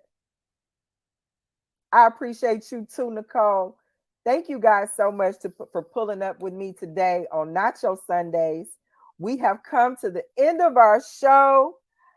I'm so glad you guys are coming in each week to hang out with me and talk with me and listen to the crazy things on my mind and find out what my opinion is on certain things. Listen, if you guys want to chat, want me to talk about something, feel free to reach out to me through my social medias. You can catch me on Twitter, Fibonacci Brown. You can also reach out to me on Instagram, where I'm also going by Fibonacci Brown.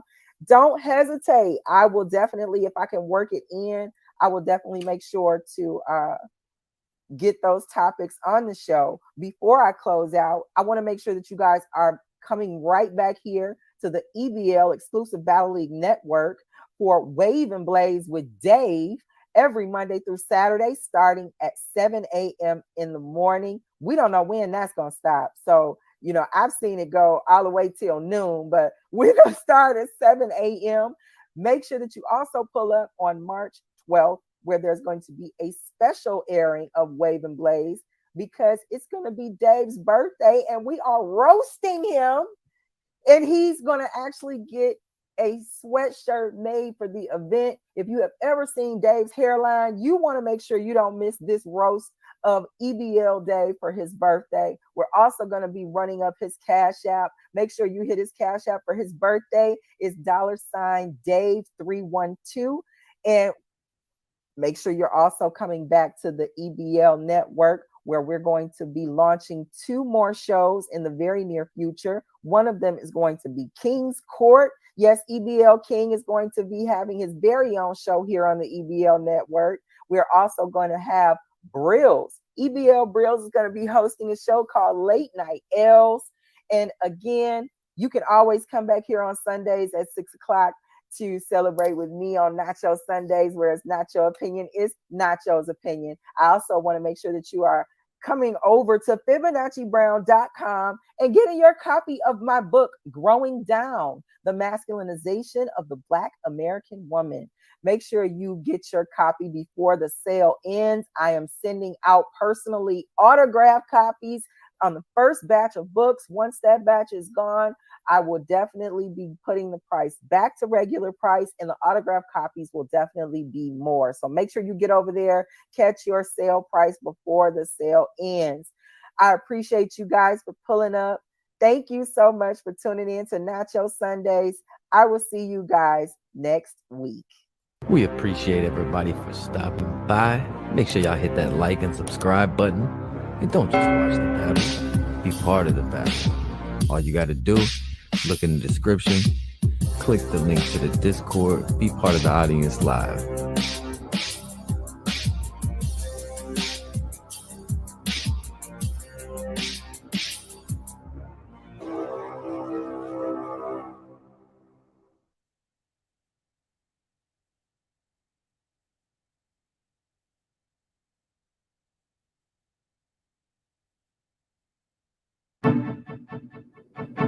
Nacho Sundays, every Sunday at 6 p.m. Live on YouTube on the EBL Exclusive Battle League Network. Hosted by Fibonacci Brown. Nacho Sundays, Nacho Sundays, Nacho Sundays. Nacho Sundays, Nacho Sundays, Nacho Sundays. Nacho cheese, beefy, nacho veggie, nacho supreme, nacho Sunday. Nacho Sundays. Where Nacho it's not your opinion, it's Nacho's opinion. Hosted by Fibonacci Brown. Nacho Sunday. Nacho cheese, beefy, nacho veggie, nacho supreme, Nacho Sundays. Where it's not your opinion, it's Nacho's opinion. Hosted by Fibonacci Brown. Nacho Sunday. Nacho cheese, beefy, nacho veggie, nacho supreme, nacho Sundays. Nacho Sundays. Nacho Sundays. Nacho Sundays. Hosted by Fibonacci Brown. Don't forget to go to FibonacciBrown.com to get your copy of Growing Down. Nacho Sunday. Nacho Sunday. Brought to you by the exclusive Battle League Network. EBL.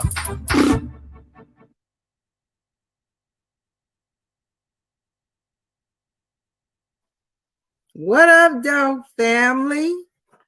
Is my sound good? Can you guys let me know? Can you hear me? Is everything good? I had a little message up here about my mic. Who's in my chat? 702, can you hear me?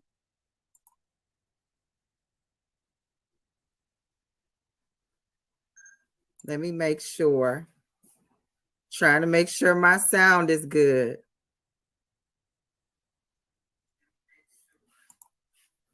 All right, I got the thumbs up that my sound is good. So I'm going to get, first of all, this particular Nacho Sundays, we are going to dedicate to EBL Dave. It is his birthday. He is turning 38 years young, and we have been happily roasting him all day long. I know I have had a grand time letting Dave know how much his hairline with the kickstand in the front has entertained me over the last several months. And I hope that you too have taken part in the roast of EBL Dave for his birthday. We've also been running up his cash app at $Dave312. I hope you're doing the same. It's not too late to go and show him some love on his birthday. So in addition to it being Dave's birthday, they hosted a special episode of Wave and Blaze here on Sunday. We know Wave and Blaze never goes live on Sundays. So they did a special episode for Dave's birthday, but you can always catch Wave and Blaze starting at 7 a.m. Monday through Saturday. Most days, most Saturdays, Monday through Saturday, in order to catch up with Wave and Blaze in that game. Dave is going to fill you in on everything, probably except the weather. He's going to cover topics everywhere across the country and globally if it applies. So make sure you're tuning in, like I said, 7 a.m. Monday through Saturday to Wave and Blaze. We also want to make sure that you are pulling up to EBL on March 16th for the 2v2 card. They are having a 2v2 where teams of two will battle each other, and may the best team win for a pot at the end of the night. They are going to, from what I understand, they're going to be growing the pot all the way up until showtime. So from what I understand, the teams are going to contribute to the pot by paying an entry fee. And then there will also be accepting donations to the pot, like I said, all the way up until the day of the actual battles. So this is a 2v2 team. One of the teams that I'm anxious to see is FemC Squared versus New Death Row. That's going to be a female team versus a male team. I can't wait to see this one. I heard some of the semi face-offs. Both teams are serious. I don't think there is another team like that. I do think that there is a 2v2 team where there is a guy and a girl versus a guy and a guy, but I don't think that there are any other 2v2 teams where they have two girls versus two guys. So I'm really interested in this one to see how that goes. Also, hot off the press, EBL is also going to be bringing back 3-round battles. I hear they are setting up a card for April 16th. And on this April 16th card, they are going to be bringing back the 3-round battles. So I know EBL is definitely historic in doing the 1-round audio battles. They are the #1 audio battle league, but they are going to be bringing back the 3-round battles starting April 16th. I can't wait. I'm excited. I can't wait to see some of the matchups there. Got to take a small water break. You know how they say in battle rap, got to get that water. Going forward, don't forget to tune in to 4th Round. They are going to be conducting interview series where they have interviewed the likes of Danny Myers. I also hear that A Ward is on the menu along with C3. If you haven't, please go check out that Danny Myers interview done by 4th Round. The hosts of that show are our friends over at Is We Poddin', and they did an excellent job on that interview. I can't wait to see the A Ward interview and the C3 interview. I expect nothing less than fire. So kudos to them. All right. I don't know if you guys pulled up to the Dave roast this morning. I had a grand time. First of all, let me check my chat, because you know a big part of my show is definitely the chat. So let me pull up with my chat before I go any further. I did call out 702 earlier. You were the first one to pull up. I appreciate you saying I'm here first, 0 no higher. Thank you for coming and showing me some support this Sunday. I appreciate you, Vicious. Let's go. That's right. Okay, SK. You know, I'm always check in and ask how baby girl's doing. I hope she's throwing more stuff across the room, letting us know she's feeling great. Okay, Mims, thank you for pulling up. I appreciate you. Okay, King Nacho Sunday. I know you. I can really hear you singing that. I know you singing it. Wayne caught that. I see you, Wayne. I'm crying. All right, Coach. Coach said, I'm about to go check out this show. I appreciate y'all. Thank you so much for pulling up to Nacho Sundays. Like I said, if you weren't tuned in this morning to Wave and Blaze, where they started out doing the roast of EBL Dave, you missed out, because I had me a grand old time. If you are not familiar with who EBL Dave is, get your Google on, check him out on Twitter. Today is his birthday, and Dave has a legendary widow's peak, and it protrudes from the back or the mid part of his head, back here, like a bun. It started where a bun would start, and it comes down in a point like an anime character. And then his hair doesn't decide to fill in till it's right here. So it's like Afro loading, So we had a good time letting him know that we appreciate him, and we have been holding back the jokes specifically to make sure that he had a great birthday roast. So I hope he enjoyed himself. I know I had a good time, and please don't get it twisted. Once we are done on Nacho Sundays, we are definitely going back to the Discord to continue to roast Dave. And if I'm feeling real good, I might get a Twitter space going, or at least try to get one of my EBL family members to start a Twitter room. And we're going to continue to roast Dave for his birthday.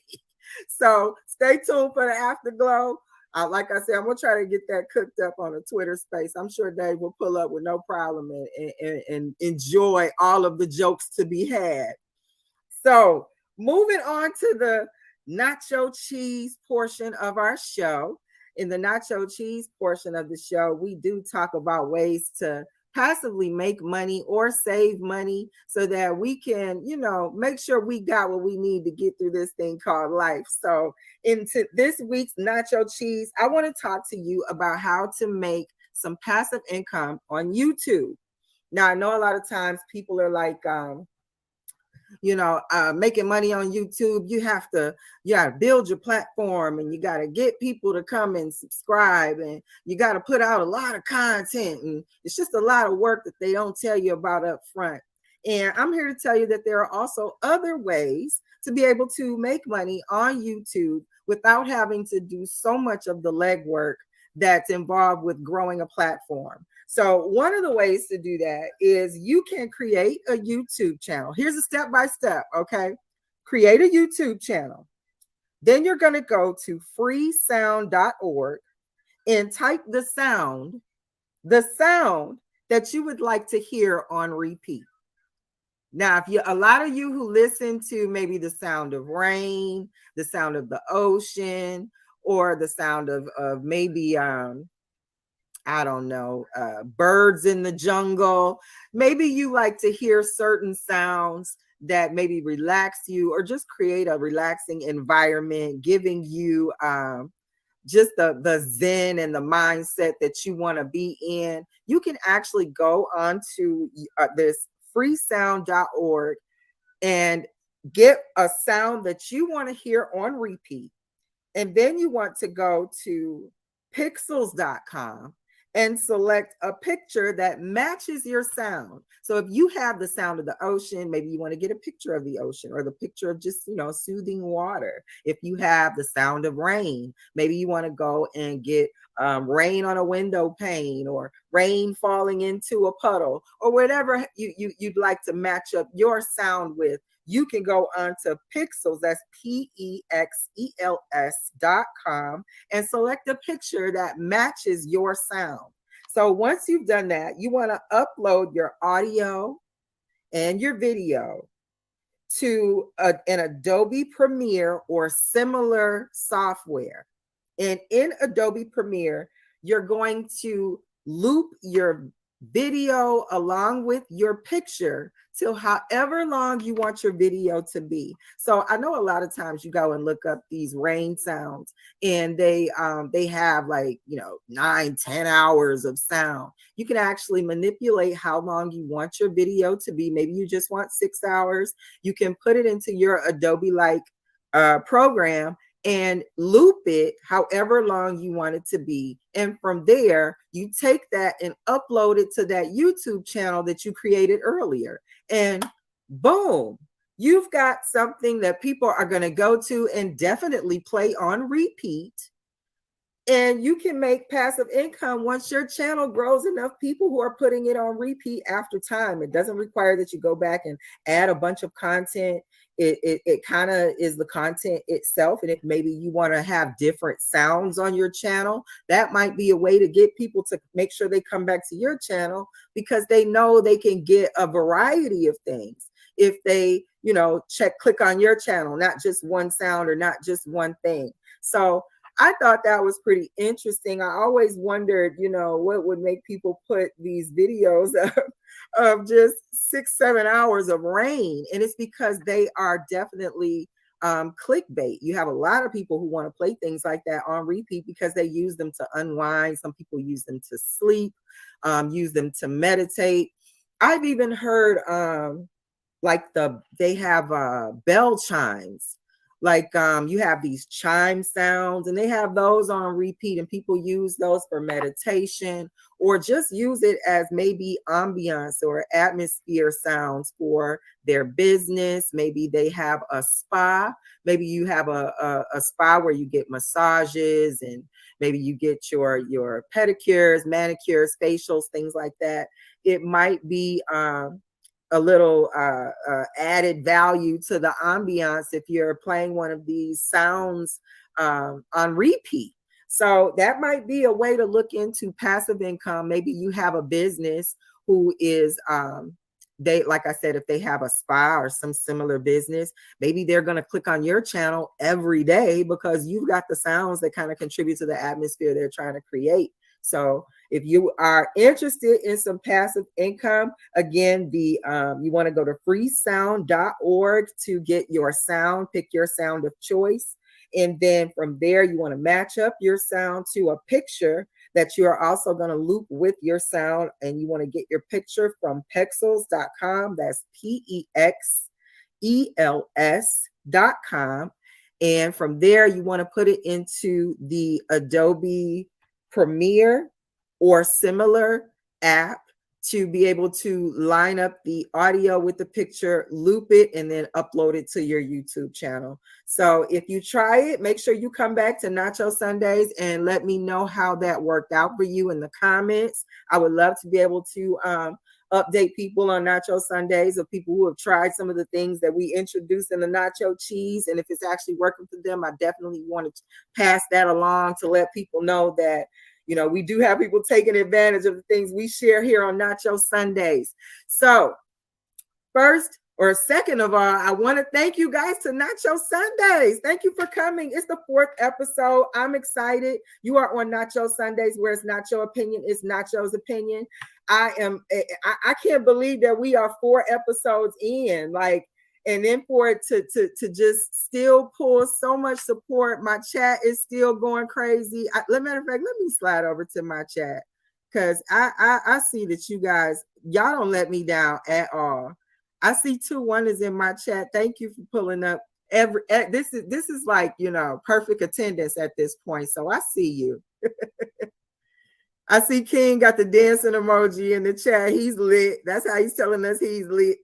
Okay, King said, I sleep to the dryer and the hair blow dryer. So, King, this is what I'm going to suggest. I'm going to suggest that you slide over to freesound.org, pull up the sound of the blow dryer, and then create your own sound and matching picture where you could put it on your channel and, you know, start getting you some money. Because why not be able to, you know, you would at least use your own product or use your stuff on your own channel, since you listen to the blow dryer. Oh my goodness. That's right. Let's learn something. Okay, Tim Good. King said he sleeps to the rain. Of course, I know a lot of people who listen to the rain, and I've been hearing a lot of people who meditate doing the chimes. So that's kind of like a big one too. Okay, Jules, I appreciate you pulling up to my Nacho Sundays 4th episode, where it's not your opinion, it's Nacho's opinion. All right, Diddy, I see you in the chat. Oh my goodness. Wayne said King gonna fall asleep trying. I'm crying. All right, you guys. So we are gonna move into the beefy nacho. Okay. In the beefy nacho on Nacho Sundays, where it's not your opinion, it's Nacho's opinion. We talk about conflict, beef in the world, wherever it may exist. And in this week's episode of Nacho Sundays, we are going to talk about selective outrage.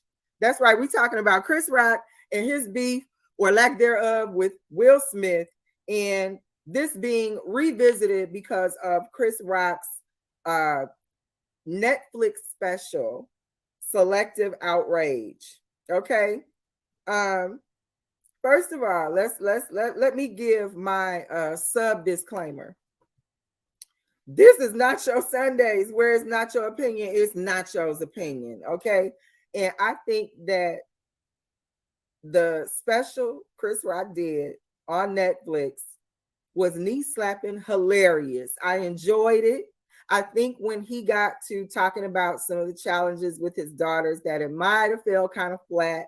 It might have been a little too family friendly, and we had, you know, we're building up to this edgy moment. So I think it might have, it was funny, but I just think it might have been a little maybe misplaced in the skit in its entirety, because that seemed to be where the laughs tended to taper off, but not for long, because he picked right back up. And the way that he ended the special, first of all, if you haven't seen the special, I don't think you should be in here. Okay, this is definitely spoiler. Okay, so if you have not seen the special, I'm gonna give you a few moments to go and click out of here, because I'm about to talk about it. And I mean, all right, you should be gone by now. So the way that Chris Rock ended the special, with specifically speaking about the incident with Will Smith, I thought that was great. I enjoyed it because he left it for last, and he let it be known that he didn't have to surround his entire stand-up with that topic, thus reinforcing his statement throughout the stand-up that he is not a victim. However, I also enjoyed that he did drop little Easter eggs that led up to letting us know he's definitely going to talk about it. So there were times where he would say things like, you know, he doesn't need any more rappers mad at him.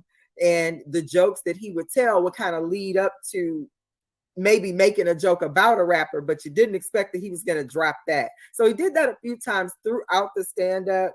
And I think that by doing that, it was kind of a foreshadowing that he was definitely going to talk about the incident. So I like the way he structured the stand-up to kind of tease us a little bit throughout and then give us the ending the way he gave us the ending. Now, some people were definitely saying that, you know, Chris Rock should have let it go. Why is he still on this? This was so long ago. And to those people, I'm gonna say, have a seat, you know, be quiet, because this man hasn't said anything. What you're really tired of is what other people have said about it. You're tired of other people talking about it. And he hasn't really had an opportunity to speak about it the way that he wants to. And the fact that he was able to speak about it in a $40 million way, I'm going to say good for Chris Rock. So if you think that maybe he should have let it go and, you know, he's harping on it, I think that you probably are just sick of other people talking about it. And the fact that we can hear from him how he felt and get it from the horse's mouth, stop the speculation, stop all the introspection and inner analytical thoughts we've had about it, and really just hear what he has to say. I think that he deserves that. He deserves our ear on that. And I'm not mad, you know. And if he can get $40 million out of it for doing that, I would love to have a $40 million pay me problem, you know. So kudos to him. Good for you, Chris Rock. Now, diving a little bit deeper into the dynamics of the Chris Rock Will Smith issue. Some of the things that Chris Rock said in his stand-up, he said that, and I'm paraphrasing, he said that everybody in this room has been cheated on, but none of us have been interviewed on live television by the cheater. So he went on to say, I don't, or something to the tune of, she hurt him way more than he hurt me. And the she he's referring to is Will Smith's wife, Jada. Now, a lot of the discussion around Jada's contribution to the slap it's really run the spectrum. And here on Nacho Sundays, where it's Nacho opinion is Nacho's opinion, I'm gonna tell you how I feel about it. I think that it might be a stretch to think that Jada shot Will a look of like a mother to a child, like, you better do something. Like, I think it might be a bit much to assume that she had that kind of impact in the moment. I'm not putting it past it, but I just think it might be a reach, considering initially they were both laughing. So I think that might be a reach. What I do kind of look sideways at Jada to say is, once you saw your husband had exited his seat, slapped a man, and then come back and sit down, do you think there was anything you could have done to maybe acknowledge the moment rather than seem to sit there to seem vindicated? Like, it just didn't seem that there was enough emotional support in that moment that could have encouraged a better response out of Will, you know. So I don't think she did a good thing in that moment as a wife. My husband gets up, exits his chair at a gala tuxedo event and smacks the brakes off of somebody on stage and then comes back to his seat. I'm going to be out of my chair. I'm going to be talking to him. I'm like, honey, are you okay? Like, it's going to be a moment. I'm not sitting there, as if, I've been, somebody has conquered a victory for me. It just seemed weird. And even the joke itself that Chris Rock said, I don't think the joke was insulting enough. Again, I don't have a right to tell Jada how she should have felt about it, but I don't think I didn't see it as an insult. And a lot of people are like, everybody knew Jada Pinkett had alopecia. I didn't know Jada been bald since forever and everything. She's always had short hair. Like, I didn't know she had no alopecia. Like, I didn't know. So, if he knew and joked about it, maybe it might have been a little distasteful, but I think the joke itself was the nicest way to kind of joke about something like that. I think if somebody would have joked about me and called me G.I. Jane, that's a compliment.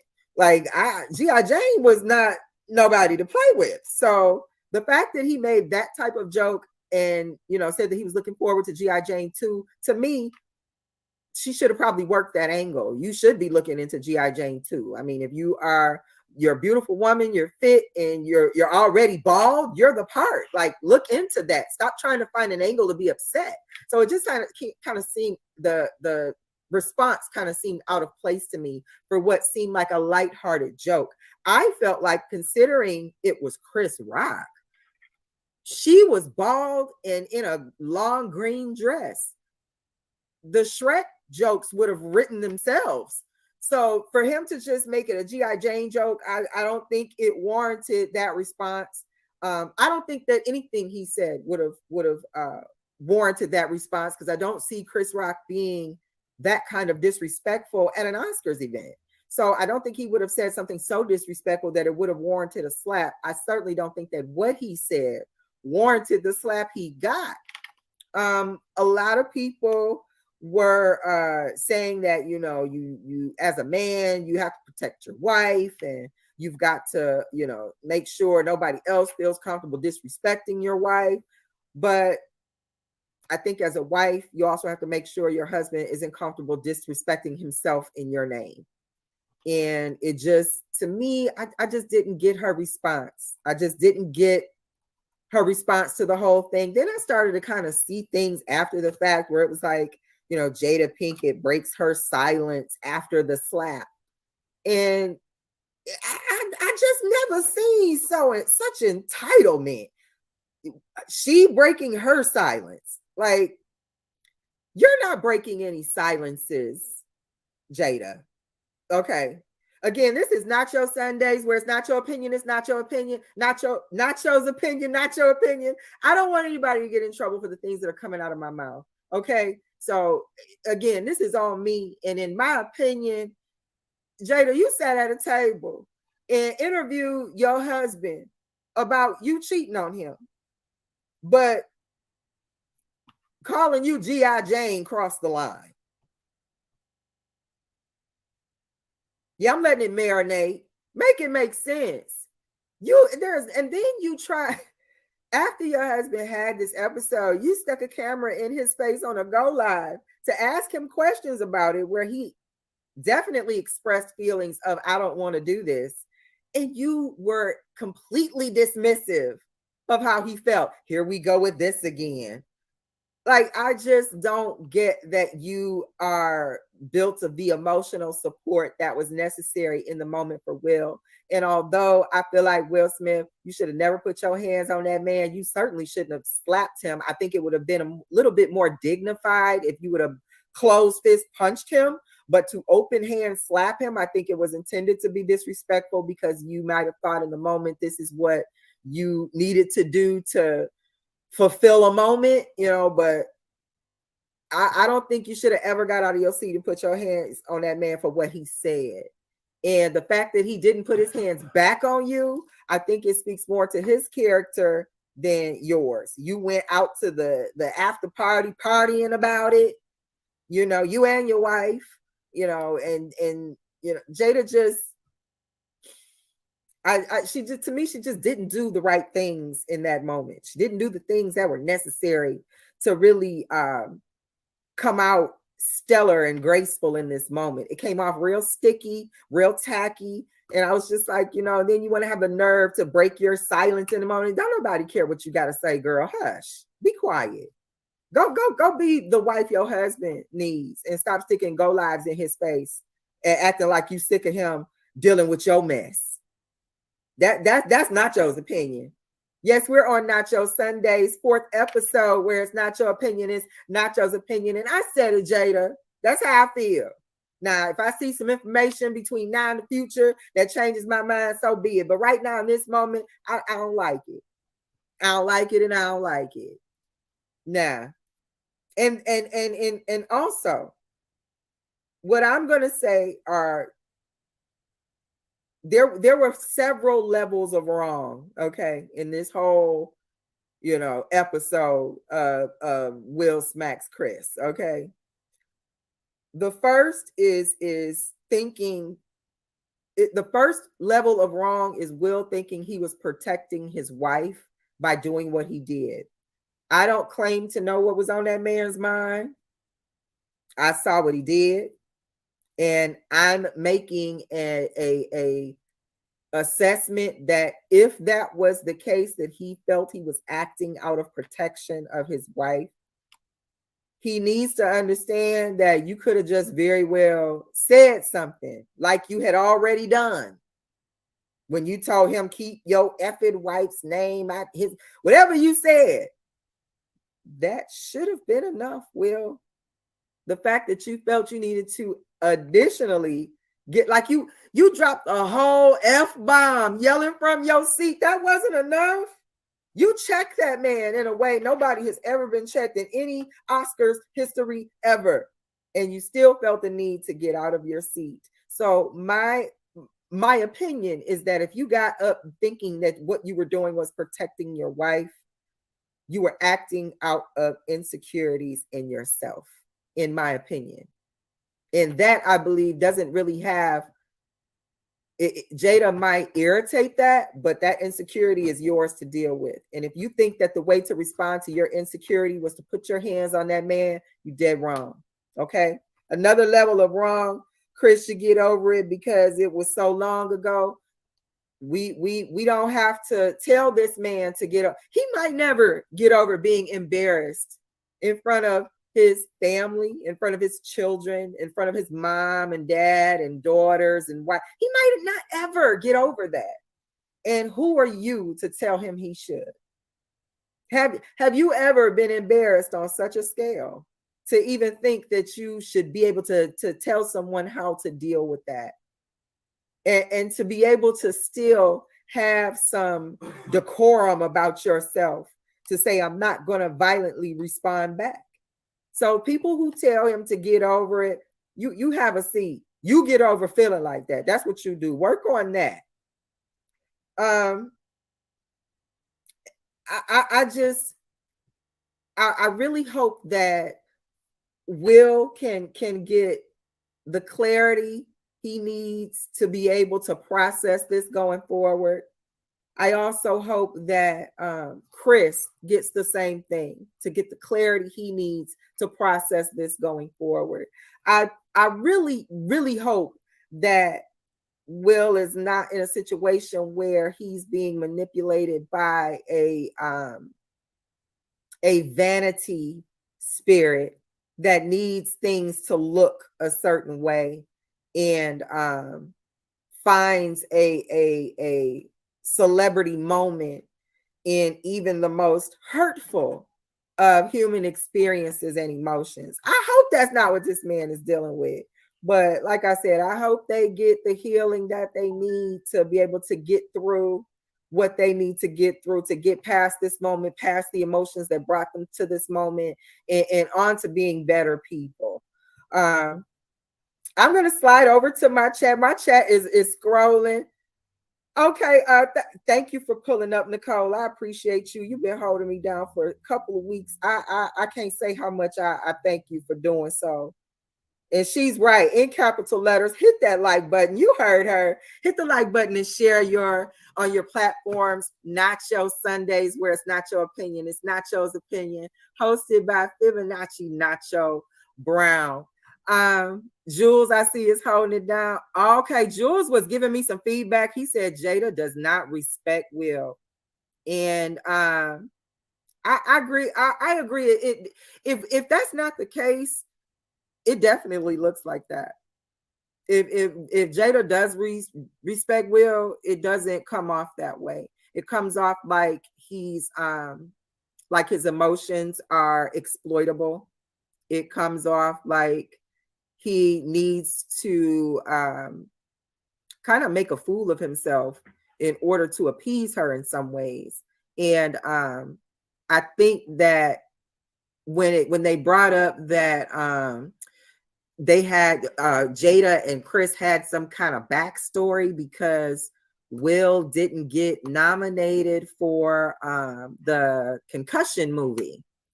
And as a result, Jada, I guess she asked or requested that some celebrities not participate in the Oscars. And Chris was like, girl, buy my coin. And she was offended or felt, she took it personal that he decided not to go make money with the Oscars because Will didn't get nominated for Concussion. And she felt like this was an Oscar nominated movie. So if that was the backstory behind why she seemed comfortable in the slap, shame on you, Jada. Shame on you. And I think you should have a better response to Chris on behalf of your husband. If you wearing the pants in that marriage, why don't you stand up and say something that really sounds sincere for your husband putting his hands on that man instead of, we need both these men. Like, dude got assaulted on national TV by your husband representing you Smiths. So like I said, I really didn't like the wifely way she responded, but I don't know the whole backstory. I'm just saying what it looks like to me. And right now on Nacho Sundays, where it's not your opinion, it's Nacho's opinion. That's my opinion. So get back to my chat. Okay, Clip, thank you for pulling up. I appreciate you spending this time with me on Nacho Sundays. We have actually reached the halfway mark of our show. I am going to take a small break and we will be right back. A woman is the most potent expression of feminine energy in the harmonic equation of the human experience. Growing Down, an observation of the masculinization of the Black American woman, Volume 1. Get your copy at FibonacciBrown.com.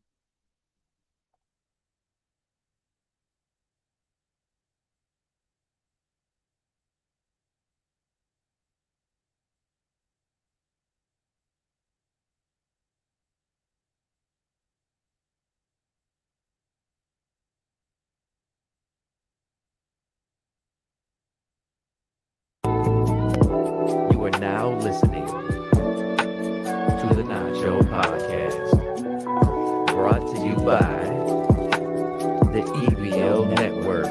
If it ain't exclusive, it don't matter. It's not your time to talk, it's time to listen. So pull up to the table with your plate and pay attention. It's not your time to talk, Nacho Sunday. It's something different. This is not your opinion, and you don't want to miss it. It's not your time to talk. It's time for the show.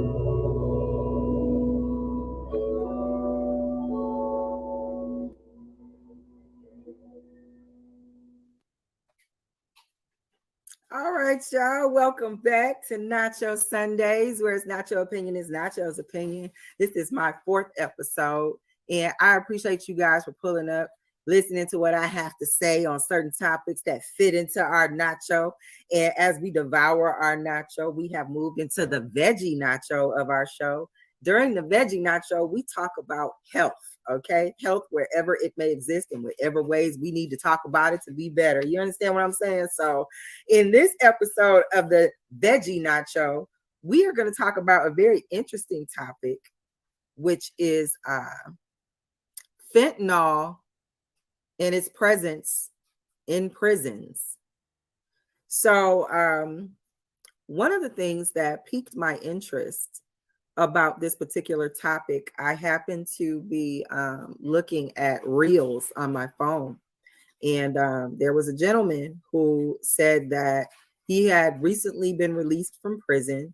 And when he was released, he realized that he was dealing with a substance issue that he didn't quite know that he had. He said that he definitely partook in smoking weed. Some people smoke K2 in prison, and he was one of those people. However, he learned that some of these substances that were coming into the prison were being sprayed with fentanyl, or being allegedly being sprayed down with this fentanyl stuff. So the way he kind of put two and two together is that, you know, he found out from people who are in other prisons that people who were strictly marijuana users in prison were having these nod out spells where they were, you know, just falling asleep, you know, really nodding out. And some of us 80s people who grew up in the 80s and who are familiar with the times prior, we know that nodding like that is definitely a sign of an opioid, definitely a sign of H, you know, if you know what I'm talking about, H. Opioids is definitely a substance that will give that reaction. And considering that marijuana, K2, those things are not opioids, they really shouldn't have that reaction. So when they started putting two and two together, realizing, you know, it's not just the strongest of the strong that they're getting access to, that there's actually some chemicals that are being put onto these things that make them more potent and have a reaction that they shouldn't. So this gentleman went on to explain, yes, Jules, you're right. If you guys are in my chat when I was talking about what that was, Jules is correct. So this guy went on to, I see you, Clip, you're correct too. This gentleman went on to explain that once he got out of prison, he had been out of prison for 7 months, and he started to inquire like why this might, you know, be.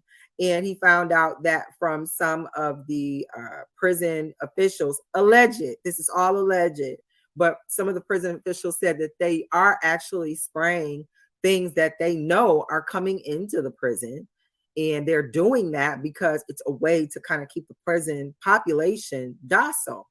So not only are they allowing the contraband in, allegedly, they're also chemically infusing it with another potent opioid to keep the prison population calm. And as a result, some of these prisoners who were exposed to this type of environment are being released with problems, habits, epidemics, and they're having to actually kick. Now, this kind of piqued my interest because I'm like, what do you mean opioids in prison? And when you're talking about these opioids in prison, I'm like, how do you even get a drug in prison that can be sprayed with something that you ultimately look up and find out you're addicted to? Once you get released, you got to find a way to get off this stuff, and you're likely on parole. So how do you really explain that? So this was really interesting to me. And when I did some research, I found out that the rising percentages of deaths due to drugs and alcohol from 2001 to 2018 in prison went up 600%. So not only are they getting alcohol in prison, they're getting drugs in prison as well. And there are actually prisoners who are ODing on that stuff. How? You're in prison. Oh, let me slide over to my chat. I see you, Danny Myers. Thank you so much for pulling up. I appreciate you. You are one of my favorite battle rappers, so this really means a lot that you pulled up to Nacho Sundays, whereas Nacho opinion is Nacho's opinion, just to hear what I got to say on my 4th episode. So thank you so much.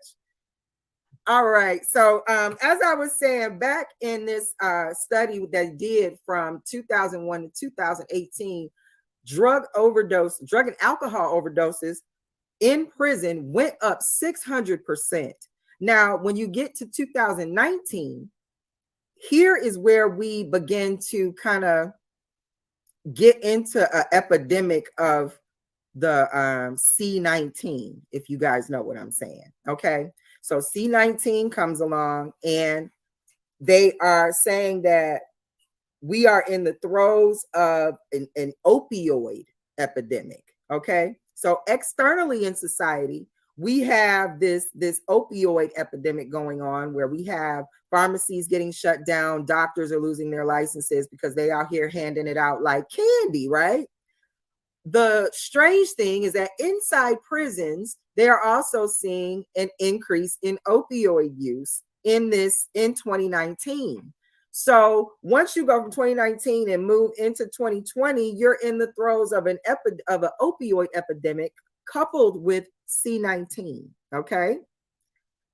In this point, the use of alcohol and drugs goes up in prison. So where we're supposed to be practicing staying away from each other, we're supposed to be practicing even tighter safety precautions. We're seeing not only in society are the drug usage going up, but we're also seeing that mimicked in prison. How, Sway, is this happening? How is this happening in prison to where you have the drugs are even getting in there and then they're being used and you have prisoners ODing on them? Like, when you start to really kind of pull this apart to see what's going on, you have to kind of look at what percentage of these ODs are being attributed to fentanyl usage, considering that the opioid usage went up. So when I did that, it turned out that 70% of OD deaths due to drugs was due to fentanyl usage. So if everybody who had an OD, 70% of those people had fentanyl related deletions. Okay. So now you've got 3 epidemics that they don't really want to kind of point out as being commingled. The first one is your opioid epidemic in itself. That's when you had Methany and Destiny Child and them. You remember them? And then you have your you have people who were using or drinking lean. So all of this stuff is kind of going together. Then you come in with the C19. Then you have a explosion of a specific opioid and fentanyl, and it's showing up in your prisons. And now you have people who are getting released from prison who have habits from drugs they didn't know they were taking. Okay. So this brought to me a thought process of, if this is happening with just fentanyl, this to me sounded a lot like an experiment in prison. Okay. And if they're willing to experiment in this way, I can just imagine what else they're experimenting on when it comes to their diet, what they're eating, certain environmental controls that prisoners don't really have control of. I'm sure there's experiments there, allegedly, but this is Nacho's opinion. Not your opinion. And I think that's what's going on. I certainly think that they are feeding our prisoners foods that will absolutely irritate their behavior, try to disturb their behavior, manipulate their behavior. And I don't think that that's something we can overlook.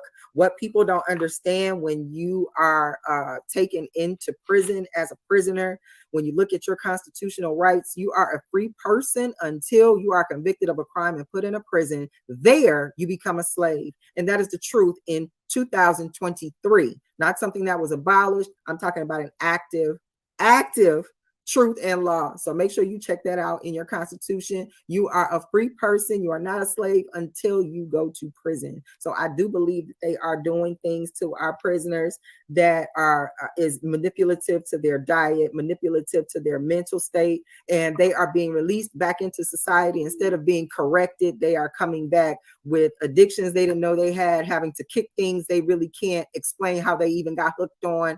It's deep.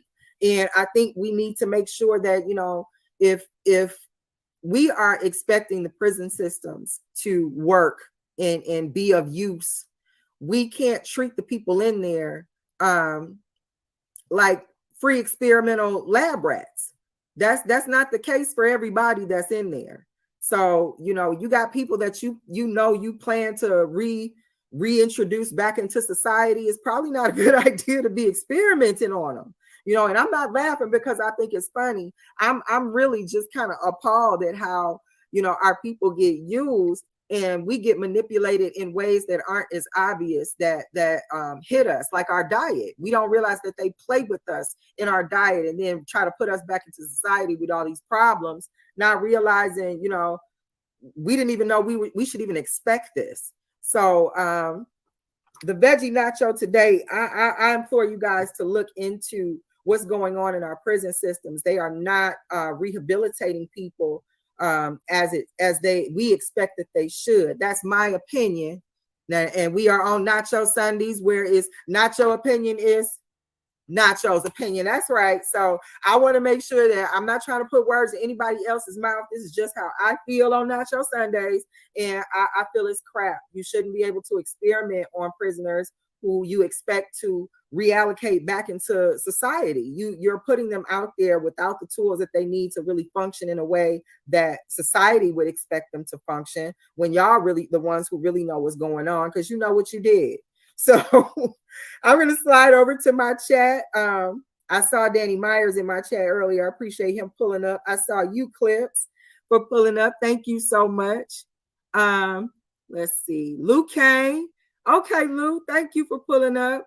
While I'm taking a break on my and pulling up with my chat, I want to make sure you guys are hitting Dave, EBL Dave up. It is his birthday today, and we are definitely dedicating our episode 4 to Dave for his birthday. We're running up his Cash App. It's $Dave312. And we are also roasting Dave. So it has been a Dave roast all day. I've definitely got my roast on this morning. I also pulled up a little bit this afternoon. After we are done on Nacho Sundays, I definitely plan on going back over to EBL and Discord and roasting him some more. And if I can really encourage somebody to start a Twitter space, because, you know, sometimes the technology escapes me on how to run and control all of that stuff all the time. If I can get somebody to do it, I'm going to talk somebody into starting a Twitter space, and we're going to finish roasting Dave for the rest of the evening. It's only right. So happy birthday, Dave. We plan on cooking you some more. I can't wait to talk more about your hairline. You got the only hairline I know of held up by its own kickstand. Your hairline gives people the middle finger on a daily basis, and I want to talk about it. So happy birthday, Dave. Let's make sure we run up his Cash out. Yes, Nicole, I see you. She said hit that like button. I hope you guys are listening to her. She put it in capital letters. Let's make sure that we are sharing Fibonacci Brown's Nacho Sundays, where it's not your opinion, it's not your opinion on your platforms. Let's grow this platform. I love pulling up with you guys on Sundays and talking about hot things that are going on that we can devour in our nacho on Nacho Sundays. Yes, Wayne, we are the projects. They think that they can just do whatever to us, and they're going to find ways to make it acceptable by waiting for us to not ask questions. So the less that we ask, the less that we inquire, the more they're going to get away with. So I implore you to be able to look into what's going on in our prison systems with the way that those prisoners are being treated, and really just period, you know, check into what the government is sometimes is stamping as okay for us to eat and okay for us to do and okay for us to keep ourselves healthy. It doesn't hurt to ask questions and look into it. You should have your own experience with the information. So moving into the latter part of our show, we are going to call this portion of our show the Nacho Supreme. In the Nacho Supreme, this is the knowledge portion where I give you knowledge nuggets, things that I feel like I could have used when I was younger or that have helped me throughout life in order to be able to make smart decisions and develop good habits. And in this week's Nacho Supreme, I want to talk to you guys about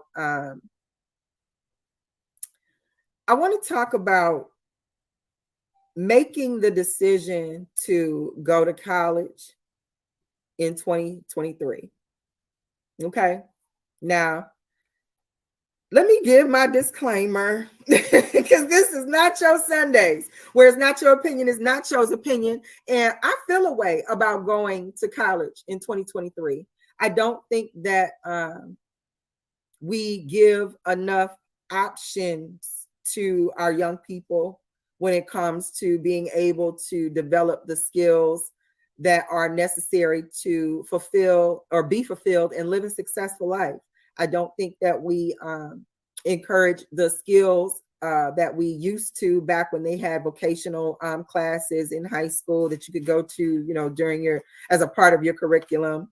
We don't encourage our electricians, our plumbers, our carpenters, even though we're all going to need a place to live and a way to flush the toilet and a light switch to cut on. So I think sometimes our expectations of college are overrated. Okay. And if you're not going to be maybe like a doctor, lawyer,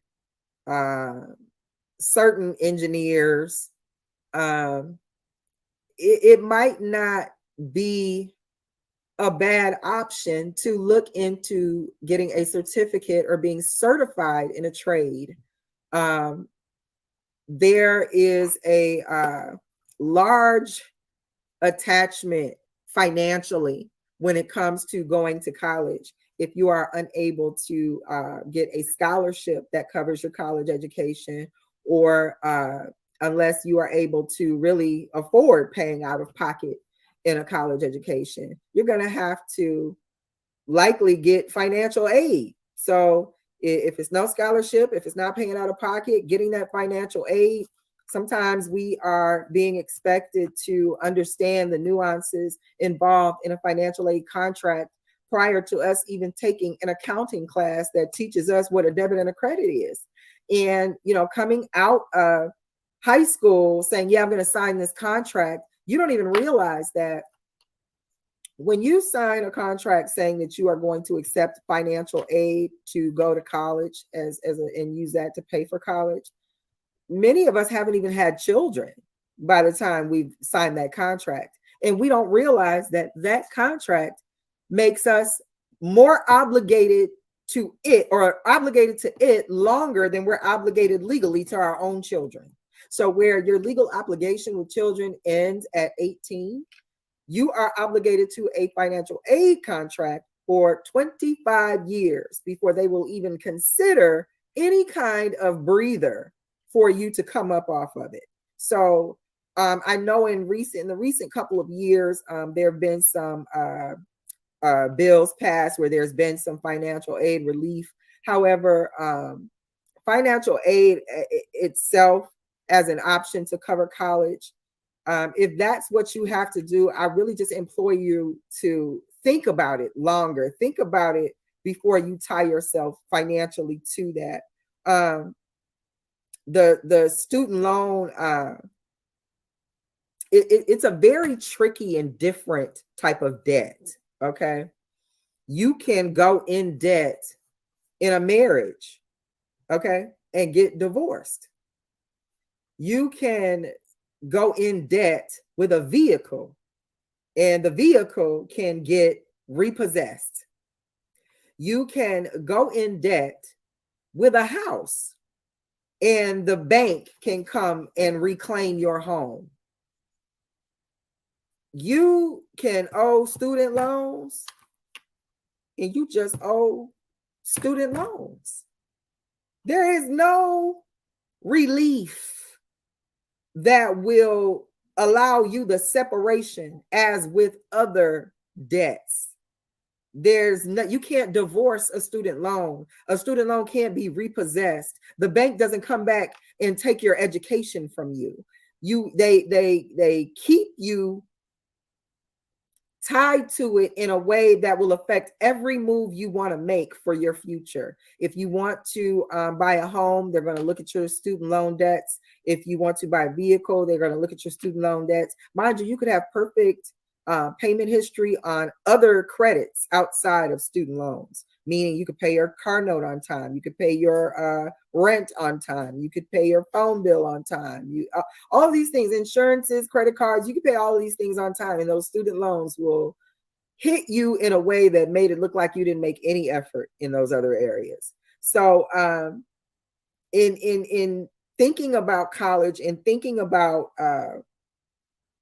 making that step, really think about what is a student loan. Okay, when you even, to me, and again, this is Nacho Sundays, where it's not your opinion, it's Nacho's opinion. A student loan, to me, the phrase itself is an oxymoron. Okay, because if you're a student loan, where are my bailout parents, or where are my bailout teachers? If I'm the student, how do you student loan? Like, make it make sense.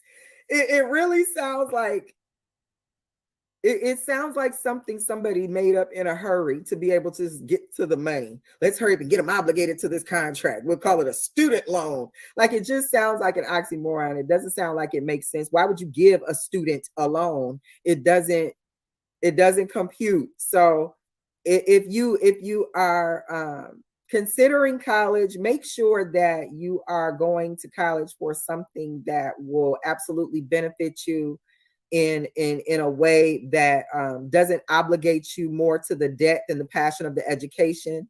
And that's just my opinion. Again, this is Nacho Sundays, where it's not your opinion, it's Nacho's opinion. I don't like debt. So I'm going to share with you what I wish someone would have shared with me. My parents bought the romanticism of go to college and it's going to guarantee that you get this great job, that you'll be able to pay back all of your student loans. Lies. Okay. If you're going to go, like I said, doctor, lawyer, specific engineers, things that require those specificities, yes. But if you can get certified in something, listen, certifications, they cost a lot less money. Okay. And it's a fraction of the time. 10 months. And by the time your friends are graduating in college, they can come work for you. So it's just to it's something to consider. I don't think that the skilled trades, the vocational trades, I don't think they get enough credit for the lifestyles that they are able to create, and the ways that they are able to provide getting that bag. I think that also today, with the technology moving in the way that it's moving, it wouldn't, I don't think it's a bad move to consider some of those fields as a way to secure a good financial future. A lot of the fields that are opening up right now are cyber and tech fields. So it might not hurt to look into that if you're trying to go to college and major in philosophy or liberal arts, things of that matter. I know a lot of, when I talk to people about going to college, they ask me about my college experience, because a lot of the people that I looked up to as far as motivation for going to college didn't have college degrees. So once I really processed that, it really motivated me to go in more of an entrepreneurial direction. And I think that it's important that we make sure our young people understand that choice is out there. They don't have to be forced into college because of some romantic ideologies that somebody gave them about what college was going to be. If you want to just network and be able to create those relationships and just have the whole experience, I get it. I understand that in order to pledge and do that kind of stuff, you got to go to college. If that's what you want to go for, it's an expensive ticket, but hey, do you? Nacho wouldn't do it at all, and this is Nacho Sundays, where it's not your opinion, it's Nacho's opinion. I'm not going to college just to be able to pledge for anybody's fraternity. I would much rather be certified in something that I can sharpen over time and pass down to generations after me. So that the knowledge nugget in the Nacho Supreme of Nacho Sundays is to look into other skilled trades as an option after high school, instead of thinking that you have to take out financial aid to go to college. Now, if you have a scholarship, or if you are able to out of pocket pay for college, great. But if financial aid is an option that you must use in order to be able to have a college education, please look into other options such as getting certifications. You can get certified in some things in as little as 10 months, and it's a fraction of the cost, and you come out with all of the bag. So I'm going to slide over to my chat again. I see, okay, King is back in my chat. What's going on, King? I see you, Cash. Hey, Cash, as he would say in his voice when he tells me, hey, Nachi, hey, Cash. Thank you for pulling up. We are at the end of our Nacho Sunday show. I appreciate you guys for tuning in and lending me your ears.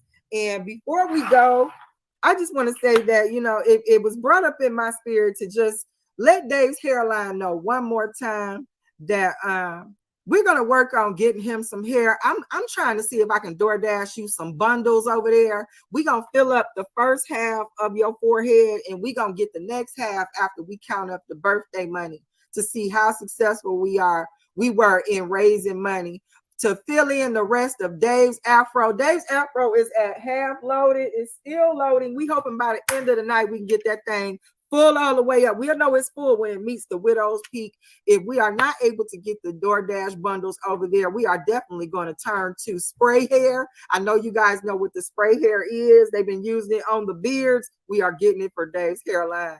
So we're closing out the show with that in mind. And make sure you run up Dave's Cash App with $DAVE 312 for his birthday. Happy birthday, Dave. Thank you for tuning in to Nacho Sundays. I appreciate each and every one of you. And make sure you're pulling up to Wave and Blaze Monday through Saturday, 7 a.m. Till 9 a.m. or really I should just say until. You'll be able to see Dave and his hairline every Monday through Saturday, starting at 7 o'clock in the morning. Me personally, I don't think the Dave roast has to stop on his birthday. So if you want to pull up on Monday to let Dave know how you feel about his hairline, I think you should, because I'm definitely going to. I'm not going to be out of jokes and probably until the end of the week. So pull up to Wave and Blaze Monday through Saturday, starting at 7 a.m. Make sure you come back here on Sundays at 6 p.m. to see Nacho Sundays. And that's going to be with me, Fibonacci Nacho Brown. Where's Not Your Opinion is Nacho's Opinion. We are also launching 2 new shows on the EBL network. And one of those shows has already launched, I believe, earlier this week. That's King's Court with EBL King. Make sure you pull up for that. I enjoyed that show. King is not going to hold back. Anything goes. His shows are known for Royal Rumble. So if you are looking to be thoroughly entertained, make sure you pull up to King's Court. We are also going to be having a late night show with EBL Brills. Brills is going to be hosting Late Night L's. So stay tuned to the EBL network to find out when we will be having those show times.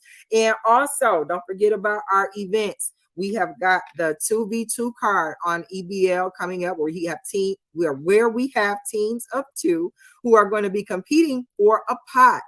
That pot will go to the best team of the night.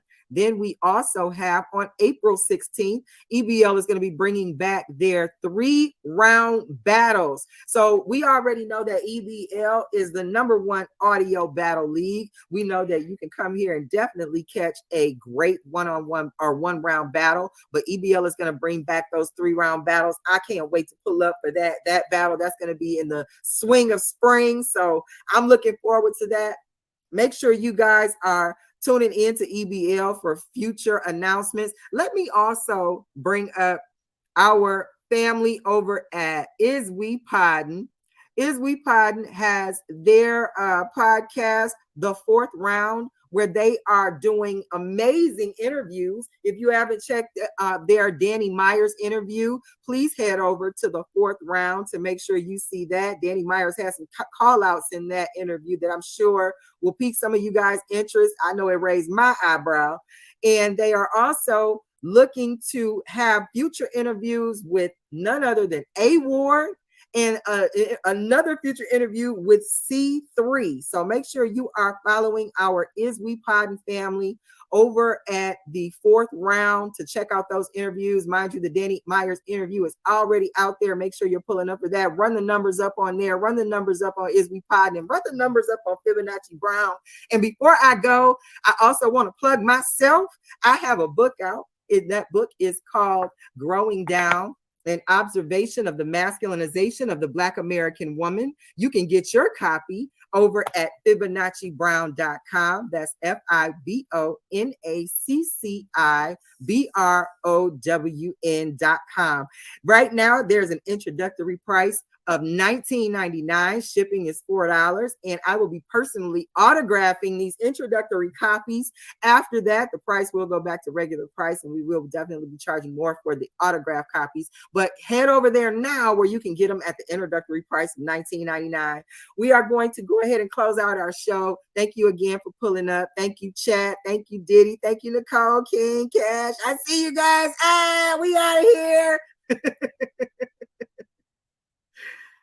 We appreciate everybody for stopping by. Make sure y'all hit that like and subscribe button. And don't just watch the battle, be part of the battle. All you got to do, look in the description, click the link to the Discord, be part of the audience live.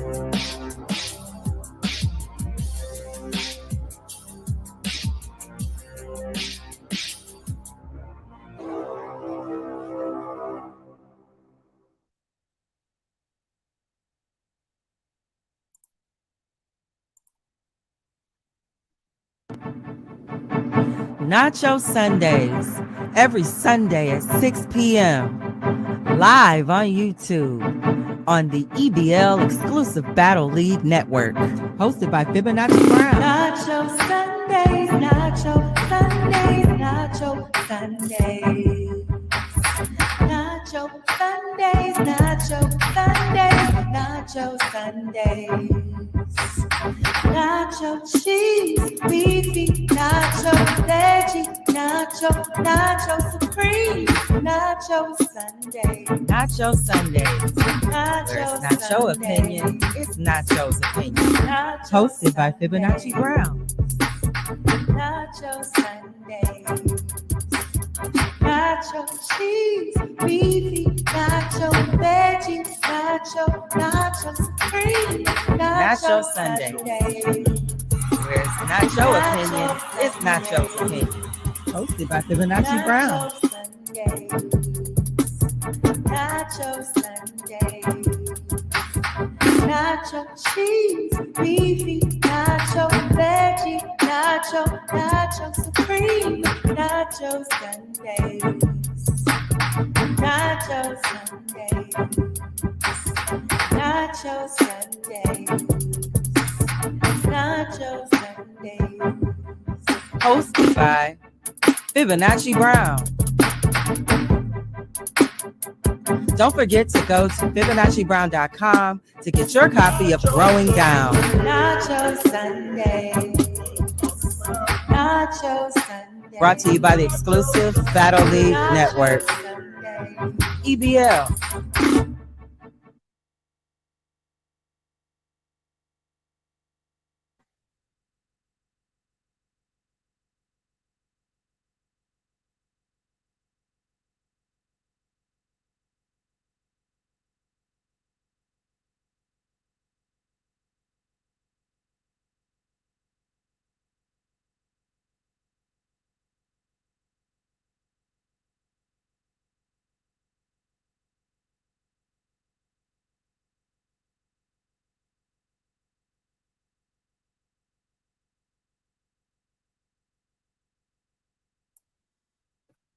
How was that? Do I sound good? Put a 1 in the chat if I sound good.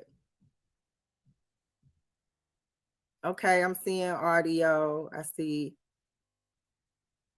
This the silent edition, Davey. Funny. Okay, cool. So, as I was saying while I was muted, this is officially the 5th episode of Nacho Sundays, where it's not your opinion, it's Nacho's opinion. And as you may already be aware, we pushed out our show to today because last Sunday was the Kings versus Queens 4 event. And I wanted to attend that event. So I had to make sure that in solidarity with the battle rap community, we attended that event and showed our support. So here we are. I want to first Thank you guys in my chat for showing up, even if you show up with the jokes. Also, you guys, it's been a long 2 weeks. It's been entirely too long. Did you miss me? That's what I was saying when I was muted. Did you miss me? Because I missed you guys. I really did. I'm telling the honest to goodness truth.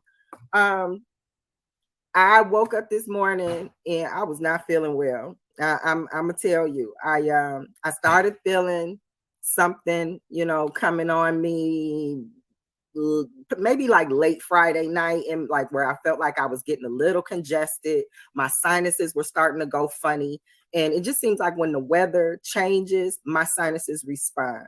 So I didn't feel good at all this morning when I woke up. But I have been taking something you might season your food with, because like I said, I was having congestion. So I was told that the seasoning thyme, THYME, works really well to help dry up mucus and keep the mucus from building back up. So I have literally been eating little dabs of thyme. And when I tell you this is better than anything I've ever bought out of CVS or Rite Aid or whoever's doing the deal in these days, that right there, much better. No added stuff where you don't know what it is, just one herb. So thyme to dry up mucus, and it helped me tremendously. Like if you would have heard me this morning, you wouldn't know how I got from there to here. Let's just say that. So again, welcome to the 5th episode of Nacho Sundays, where it's not your opinion, it's Nacho's opinion. And I want to first give some announcements. Listen, I think that when we think about some of the things that we like to watch on YouTube, and we think about some of the things that we want to see on YouTube, sometimes we only see the faces that are in front of us, and we don't always know what goes on behind the scenes. Like there could be a whole production where several people might have their hands in trying to make a good production for us to see on YouTube. So I want to take this time to shout out Commodity. EBL Commodity is, again, as I like to say, an EBL treasure. If you want to check out some of his work, Commodity, as well as being tech savvy, he also writes music, R&B music, as a matter of fact. So, so if you want to check out, oh, that's my baby. He getting ready to leave out the door. Anywho, if you want to check out some of Commodity's music, check him out at commodityproductions.com. And you can also hear some of his music when we do our halftime intermission. Commodity is the Nacho Sundays song. So if you just want to check him out on the intermission or go straight to his .com, feel free. But Commodity is, I feel like he just definitely doesn't get enough praise. So I'm trying to give you your flowers, sir. Shout out to you. We also have our friends over at Is We Poddin', who also have a podcast in partnership with EBL Networks. And they have the 4th round where they do fire interviews with some of your favorite battle rappers. We're talking C3. We're talking Danny Myers. If you haven't seen those interviews, please check those out on 4th round with our Is We Poddin' family. That's Caliber, Marabi, and Ty. Great interviews, fire interviews. Both guests I hear invited themselves back. So I can't wait to see where that goes. And I'm looking forward to some more interviews. I hear that they have something cooking with some more of your favorite battle rappers, top tier. So stay tuned for that. I also want to give a shout out to my friend who is another EBL treasure, Oflo Freestyles. Now, if you are an EBL and you don't know who Oflo is, shame on you. You do not pass the exam. You flunk. You have to go back and take the test again. Oflo Freestyles, if you don't know who he is, make sure you check him out on Twitter. He has the hottest freestyle show on Twitter called Beats, Bars, and Buds. Make sure you go over there. It's unreal what he's able to do off the top of the head with rhymes and rap. So if you want to treat, check him out. If you brave, go ahead and freestyle along in the cypher with him. But Either way, make sure you head over to Beats, Bars, and Buzz on Twitter, the hottest freestyle show on Twitter.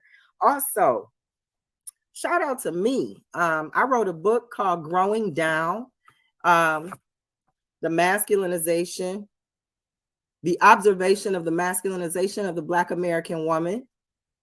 And if you want to check that out, go ahead and head over to FibonacciBrown.com.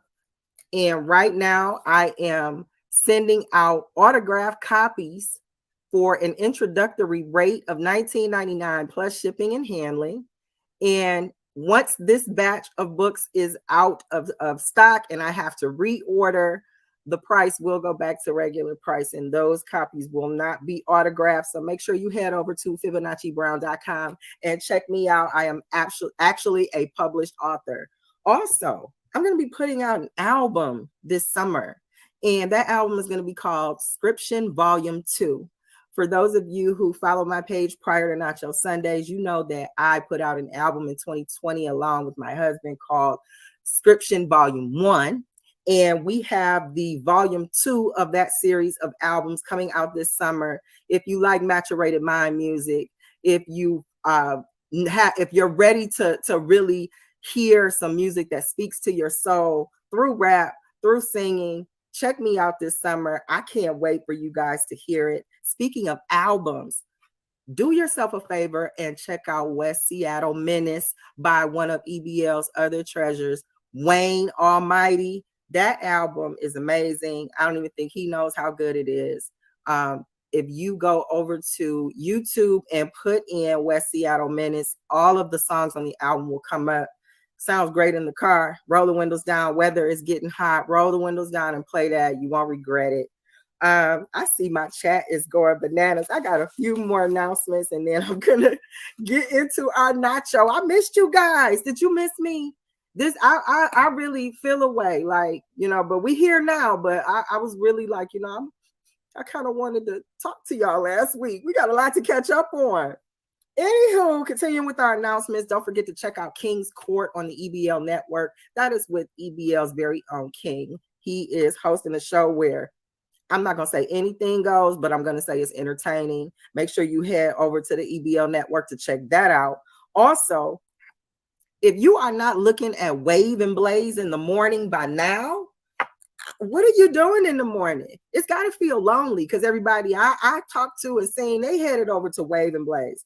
That is a good time in the morning. It gets you through your day. Topics can range from left to right.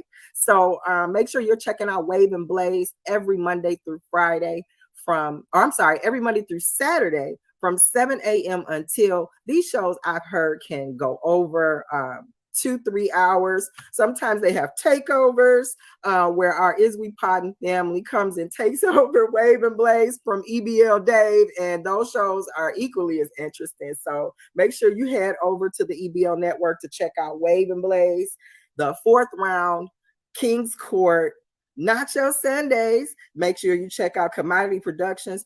Another one of our unsung, we have a moderator at the Wave and Blaze morning show who she really holds us down. She's putting information in the chat. She's making sure you guys remember to like and share. Please make sure you check out Queen Mo Fire, and that's MOFIYA. Forgive me, but it's Queen Mo Fire Creations. Queen Mo makes sure she puts everybody's information that is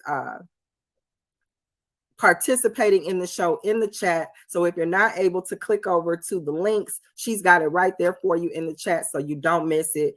Way underappreciated. She is dope as a moderator. So please, again, check out Queen Mo Fire Creations. I'm sure you can find her on Twitter. You definitely can find her in the Wave and Blaze family in the mornings. I think that's gonna do it for our announcements. I'm gonna slide over to the chat because my chat is really going crazy. Let's see what's happening. Okay. What's going on, Jules? I appreciate you pulling up with me. Again, you are watching Nacho Sundays, where it's Nacho Opinion, it's Nacho's Opinion, and I am your host, Fibonacci Big Nacho Brown. I see you in the chat, Wayne. Thank you. So yes, I was really feeling under the weather. I have been literally eating thyme, THYME. It's an herb that a lot my Italian family maybe you guys can relate to this. It's usually used in a lot of pasta dishes.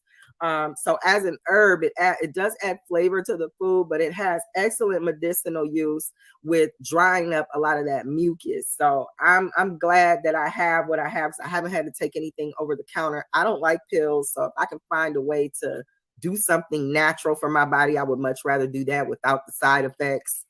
Okay, 1010, I see you. Thank you for pulling up with me on this Nacho Sundays. You guys could have been doing anything, and you're here with me. What do you guys think about kings versus queens? I know it's probably been talked about into the ground, but goodness. I mean, I didn't get a chance to talk to you guys last week, so it's been pent up opinions. So let me hear it. I appreciate you pulling up with me, 2-1. I see you with the flame emojis.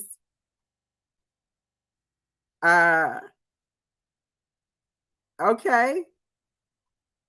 Okay, Luke, I see you. I appreciate you pulling up with me. So we're going to get into the beginning of our nacho. Now, I know it's been a long time, but if you guys can remember a few episodes ago, you heard me talk about being able to have an option with college, maybe looking at an option to get a certification as opposed to tying yourself to a debt for something you might not be passionate enough to pay that debt off if you happen to do student loans, right? So I think that I have found a jewel for you guys that may be a compromise for both sides. I don't want to go into debt, but I do want the education. I have found something called University of People. This is a tuition-free, completely online university. You can check this university out at uopeople.edu. That's uopeople.edu. Completely free college. The only thing that you would be required to pay the cost of are the exams. And from what I've read on this website, you can actually get a scholarship to cover that cost. So this college is completely free. And I haven't found any like outside of this program. Now, I know some of you are probably thinking, well, what kind of education could you get from a free totally online college? Well, this college offers degrees from each range up to a master's. So you can get an associate's, you can get a bachelor's, and you can get a master's degree, as long as your studies are business, computer science, or health. So they do have a limited program scope, but if your focus is maybe tech or looking for a flexible schedule that isn't so taxing on your wallet, maybe you want to check this out. Now, this free college, they have partnerships. Listen carefully. University of People has partnerships with NYU, Harvard Business, and McGill. So we're talking about all degree levels and partnerships with highly accredited schools, where this school itself is American accredited. Now, if you're trying to go overseas or something like that, maybe this is not the program for you. However, if the scope of what you're doing is in the United States, look at this. We're talking free college, no debt attachment.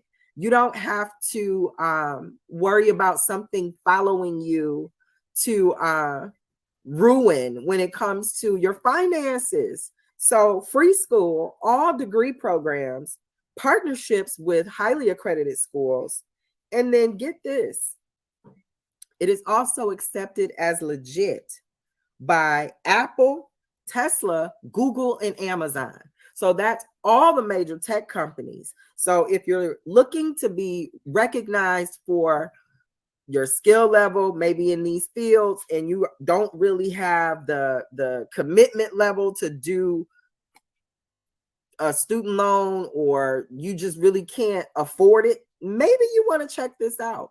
There are some limitations considering the scope of what you can major in, but under the circumstances, I don't think this is a bad do. So I really hope that you guys check this out. I also read on their website that they have 3-year bachelor programs. I know many of the programs that are available, no matter what school you go to, those are going to be 4-year programs. So this school offering a 3-year program, which is like an early graduation, along with the recognition of these high-level tech companies, as well as being accredited in the States for free. Even if you did have to pay for the exams, I can't imagine that the exams would be any different than what you would find in a certification. So if this is how maybe there's a new way to roll out education, maybe look into this. Maybe other schools will get the hint, because I just don't understand the point of attaching so much debt to your young self that takes so long to shake, when there's an option out there to go to school for free and get certain recognitions that you would gain with a paid school. So again, that's uopeople.edu. You can check out their degree programs. This is a free, completely online school. At most, you would pay for the exams. However, you read through their website, they offer scholarships where you wouldn't even have to pay for that. So please look into this free college. Why didn't I know this 20 years ago? There was no such thing. So you check that out and it works for you, and it's working out for you, please make sure you come back to Nacho Sundays and let me know. I would love to hear your success stories for any of the nacho cheese tips that I share with you on Sunday. So if it's working for you, let me know. All righty, you guys, let's get into our beefy nacho. The beefy nacho is where we can discuss conflict in the world, no matter where it may exist. And this week's beefy nacho, we are going to talk about America versus the ouchie. You guys know what I'm talking about. I'm not trying to get my channel flag. You know what I mean. What's going on? Now, the last I heard is that there has been a release of information where the question has come up, where are the origins of C-19? And in trying to determine those origins, Dr. Auchi has definitely come up as a culprit to these origins, where I have read there has been question about if Auchi funded these programs that look to enhance certain viruses, which I'm reading is called virology. Auchi has been actually moving away from trying to take claim of funding specific studies in this area. The problem with that is that back in 2014, from what I read in this article is on Newsweek. It's called, let's see. It says, Fauci says he's always been honest as COVID origins questions raised. So this article is talking about how he is, in Nacho's opinion, is basically responsible for funding a lot of the studies that ended up contributing to the pandemic. You understand what I'm saying?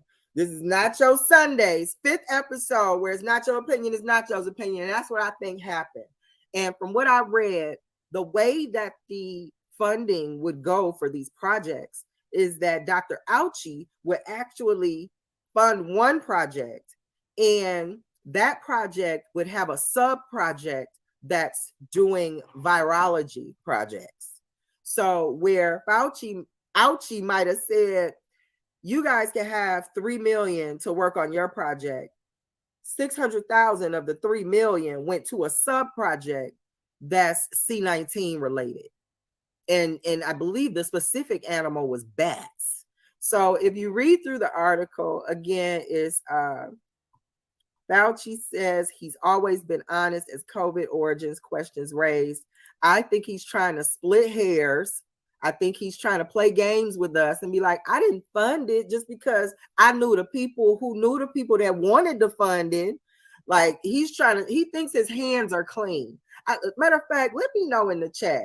Do you guys think that his hands are clean when it comes to what he's contributed to studies regarding C19? Because I don't think he can actually just throw his hands up and say, well, you know, it wasn't me. He's been the face of this whole thing when it comes to the questions that we as America have regarding this whole pandemic.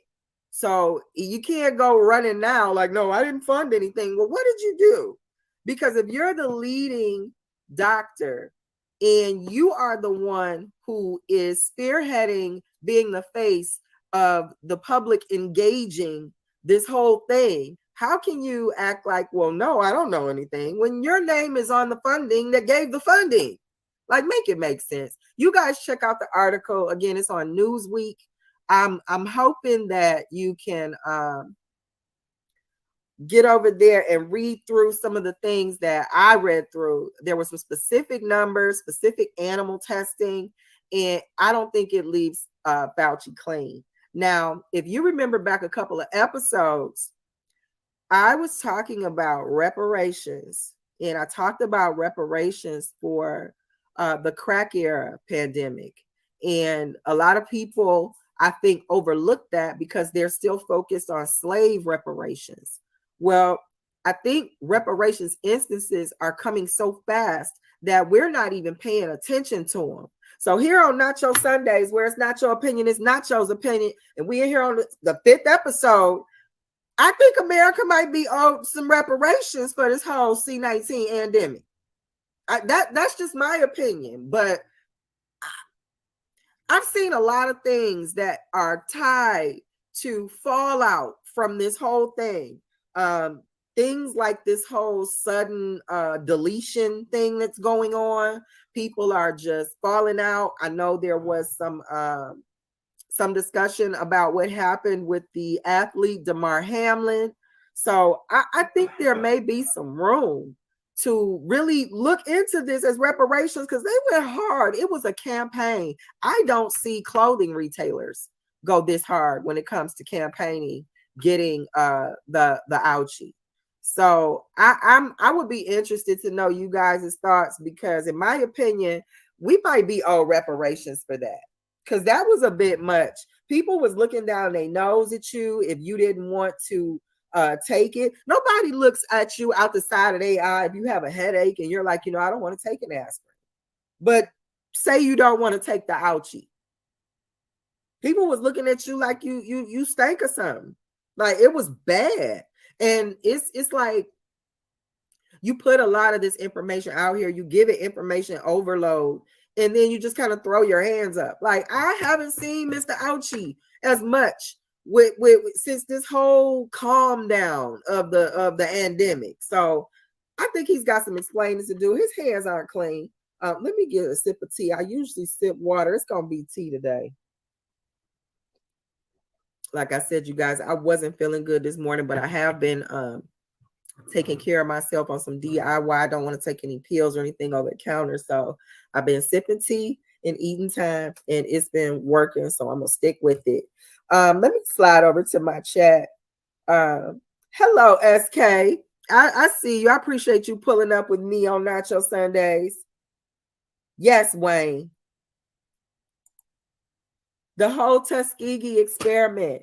You have to understand that just because it is the government, it doesn't mean that they're going to stop doing things they've already been proven to do in the past.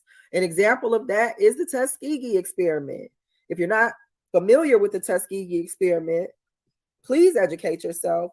It is where several Black men contracted syphilis and were denied proper care to address that disease in an effort to see the progression of the disease through observation of these sick doctors and scientists. And to think that that is something not so long ago that could be done, and they wouldn't go so far as to give you rhetoric about an ouchie. Don't let it go over your head. Don't let it fly past you, because they will absolutely do that. And because we haven't really pushed for the reparations that we talked about with the crack era reparations, with the slave reparations, we still got crack era witnesses. When I tell you the witnesses for this whole ouchie are sitting next to you right now, before they start having this sudden deletion issue, get their stories, get their symptoms, connect the patterns for yourself. Stop waiting for the television to tell you, oh, well, we discovered this happens when you've gotten the ouchie. No, talk to people, get the conversation going. You can't feel like your only education can come from a doctor who threw his hands up and was like, well, no, I don't know anything. He's trying to deny even funding things that he's been tied to funding. So if you're going to trust that somebody like that, who I don't honestly think he took the ouchie. Like, do you put a 1 in the chat if you think ouchie took the ouchie? I on Nacho Sundays, where's Nacho's opinion? I don't think he did. I don't think he took the ouchie. I think he was used as a marketing campaign. I think they went overboard because they had huge support, i.e. the president, i.e. big government, big campaigns, billboards, you name it. Other businesses were getting on board with supporting this whole thing. So I really think that it was a whole systematic rollout. So we've got to figure out how to get around this, people. I know some of the people were asking me about the what do you do if you've gotten the ouchie and you don't want to like continue getting the ouchie? And my suggestion was to look into herbal care, specifically bentonite clay, which is known to pull heavy metals out of the body. If you run down that rabbit hole, you might also find some other herbs that can help. But if you bought the initial bait and you changed your mind, there may be some things that you can do. So I'm going to go over here to my chat. Wayne is laughing at me saying Dr. Ouchie.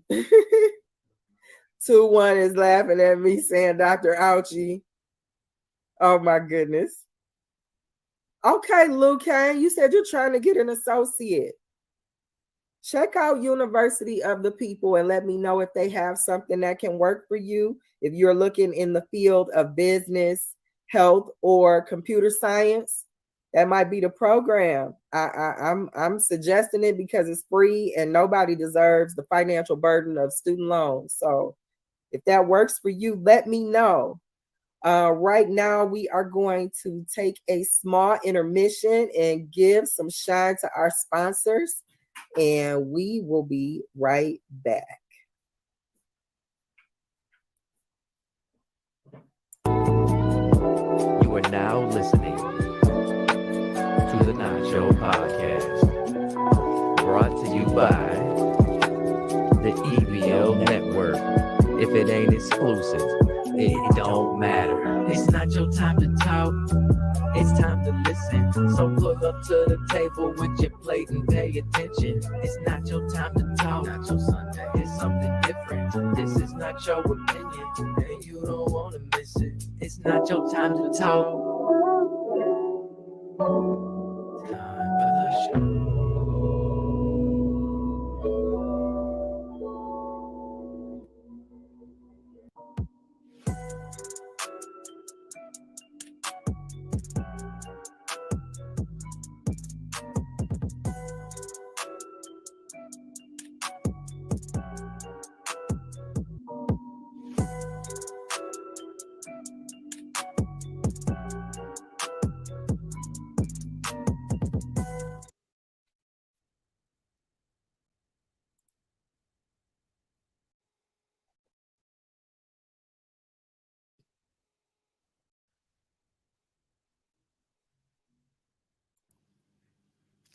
A woman is the most potent expression of feminine energy in the harmonic equation of the human experience. Growing Down, an observation of the masculinization of the Black American woman, Volume 1. Get your copy at FibonacciBrown.com.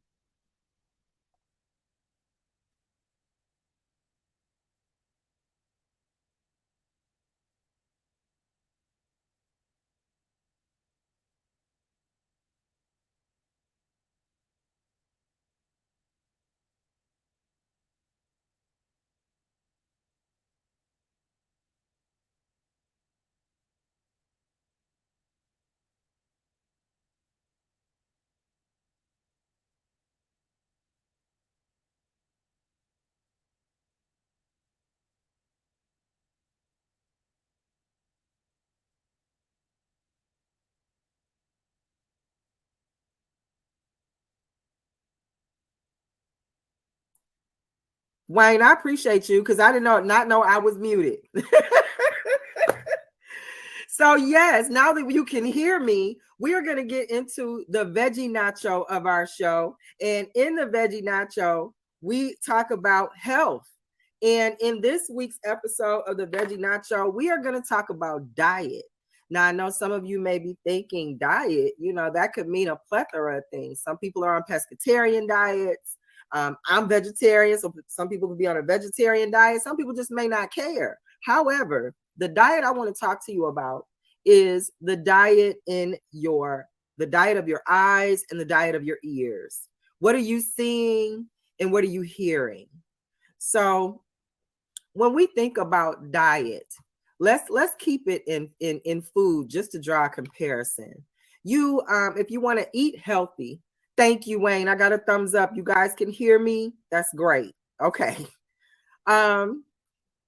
So when you think about your food diet, you want to eat healthy, you start to eat things like more vegetables, more fruits, more good grains, more juice, more fruit juices, things that are healthy for you, organic, made by God, right? Well, what would that be for your eyes, so to speak? What are the vegetables and fruits of the eyes? And when I'm asking you that, I'm asking, what are you taking in on a daily basis? What are you seeing? Are you spending a lot of time looking at things that aren't investing into what you want to do with your future? Now, are you saying to yourself, I want to be in the music business. I want to be a producer. And when you say that to yourself, are you doing things toward being a producer, or are you just sitting on your phone scrolling and liking posts from other producers who are doing what you're not doing? So when you're feeding yourself through your eyes, what are you doing to see this progression toward what you say you want to do? Because eating all the vegetables in the world won't make you take an action toward doing what you're saying you want to do with your future. So if you're not looking at the right things, if you're not encouraging your spirit towards what you say you want to do, you can't really expect you're going to have these magnificent outcomes when you're not even pouring into yourself. I know sometimes people who, I see this online a lot. I see people who spend a lot of time arguing with strangers online about trigger topics. And I'm talking about racial issues, politics, trigger topics. And they're spending this time arguing with people that they don't know, or who they've only engaged in an argumentative way. They haven't really had a chance to talk to this person outside of being in opposition to them. And doing that on a daily basis, you can find that you start to have a negative energy permeate throughout other places and areas in your life. So to think that you can spend all this time arguing with people that you just see in your phone and on your social media, and think that you can bring positive energy from that into the rest of your life, you have to understand that there's a connection there. You have to be able to see. You can't pull a positive from something like that when you're not even feeding the right things into your vision. Equally, same as with what you listen to. If you are spending time listening to other people argue a lot, now I know sometimes it's real entertaining to be a fly on the wall. I get it. I'm not trying to say, you know, that you could just turn around tomorrow and start listening to all the gospel music. I'm not saying that. And shout out to gospel music. I'm not saying anything against them either. What I am saying is that if you spend a lot of time listening to negative things, if you're speaking negative things over yourself, hearing your own voice is the most powerful thing you can ever hear. Let me ask you a question. And again, thank you guys for pulling up with me on Nacho Sundays, where it's Nacho Opinion. It's Nacho's Opinion. This is the 5th episode. And I appreciate all you guys showing up with me. Again, I told you guys in the beginning that I wasn't feeling well, but I'm over here drinking all the herbal teas and lemons, and I'm eating the seasoning thyme, which is great for drying up mucus, and it's working. So I don't know if you guys can tell, like I'm a little congested, but I feel amazing considering. Like this could have really went left. But anywho, back to what I was saying about the things you're listening to. Let me ask you something. When you hear that voice inside yourself that says, hey, don't do that, or wait, why don't we think about this? Is that a voice that you don't know, or is it your voice? Exactly. I know I hear me like, hey, don't do that. So if you can connect that to knowing that your voice, what you say over yourself, is some of the most powerful things you can say to manifest something, you would say more powerful things over yourself and about yourself. When you have somebody who says, I'll never have a car like that, or I'll never get a dream job like that, you're heard in absolute. You kind of say that over yourself. And if that's not what you really want, you don't say that. So you got to say more positive things over yourself. So the diet of what you're hearing is equally as important as the diet of what you're seeing, which is equally as important as the diet you are eating. So when you think about diet, understand it's not just food, that there is soul food. There is audio food. There's visual food. You can't look at awful images all day and not think that sits somewhere inside of your subconscious ready to pop out when you least expect it. So it's important that you feed good imagery to your brain, that you have good visuals, because you don't want something sitting in your subconscious that really doesn't have to be there when you have an opportunity to replace those things with some good imagery, especially if it's imagery that supports something you want to do in your future. It's reinforcements. I'm going to slide over to my chat right now. I see you guys are going in right now. Thank you, Dave, for telling me about the microphone. I appreciate you. Mailman said, yo, I'm trying to buy a book, but I don't use Apple Pay. You should be able to use Cash App, if I'm not mistaken. If not, if you hang out in a little bit, I will definitely get with you to make sure you get a book. I'm not sure why it's limiting you to Apple Pay. I do have other sales that aren't Apple Pay. So yeah, let me get that figured out for you. Hello, Shrugs. Thank you for pulling up to Nacho Sundays. Where's Nacho Opinion? It's Nacho's Opinion. This is the 5th episode. Okay, I see Mailman says online gives people a false sense of security, so they feel comfortable talking crazy to people. You know what, Mailman, you have a point right there. And again, we have to be mindful of the things that we are taking into our eyes and listening to, because just like you can have imagery that sits in your subconscious, you can hear something that can sit in your subconscious that can mess with you. I know a lot of times when I see those rags to riches stories from different celebrities, there's always some teacher, some counselor, some adult that didn't believe in this celebrity, that said something awful to them, that stayed with them.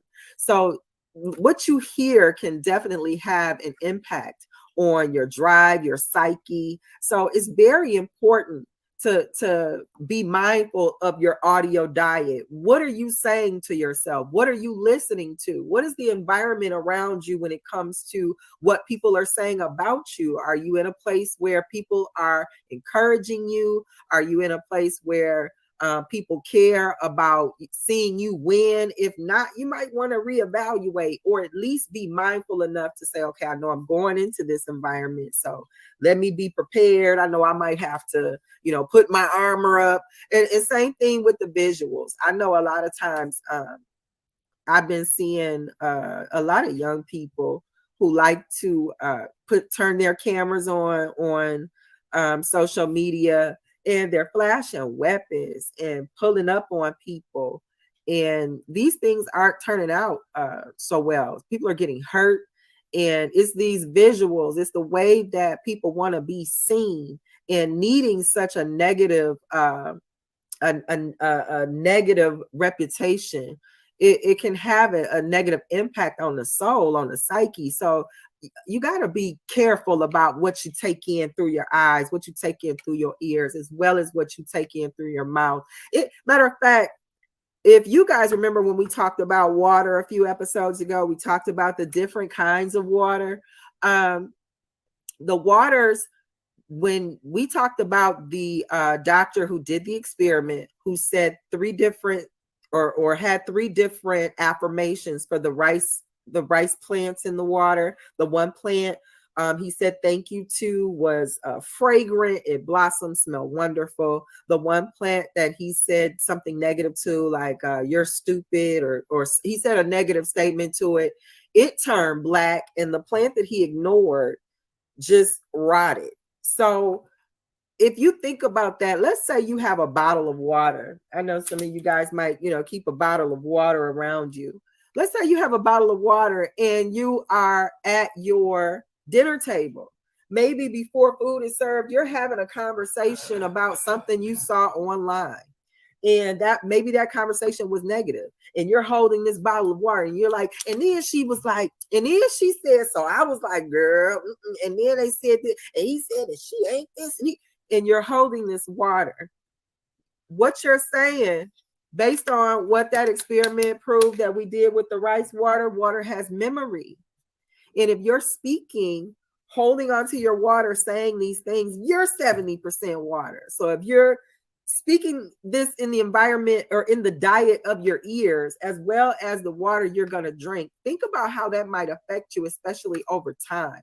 So in this episode of the Veggie Nacho, today's takeaway is that there are more than just the food diet. You have a visual diet, you have an audio diet. You need to be as mindful of what you take in through your ears and your eyes as you are what you eat. It all matters. Let me slide over to the chat here. Okay, I see Diddy in the chat. Diddy, I hope you were able to catch the beginning of the show. I was trying to give you your flowers. You are definitely an unsung EBL hero. Hi, Phil. I appreciate you pulling up to Nacho Sundays. Thank you. I see you, Ben. Ben just put the eyes in the chat. Okay. If you are looking at the bottom of the screen where I have pinned Mailman's comment, you can get a copy of my book, Growing Down: An Observation of the Masculinization of the Black American Woman, over at FibonacciBrown.com.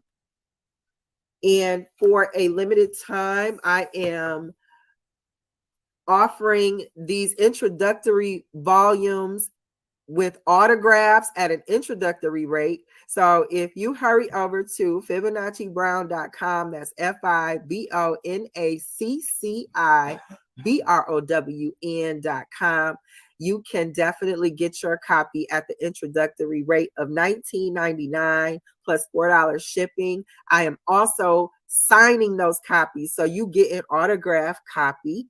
And that is also for a limited time. Once I am out of that batch of books, I am definitely going to have to take the price back up to regular price, so it won't be at the introductory rate anymore. But again, head over to FibonacciBrown.com to get your copy.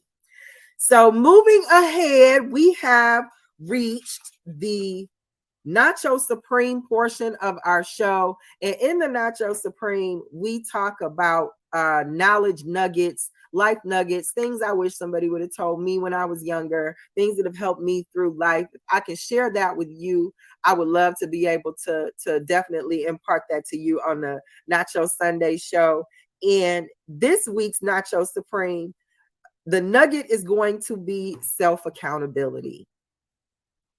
Now, I know that's kryptonite for some people, but here on Nacho Sundays, whereas Nacho opinion is Nacho's opinion, we need self-accountability.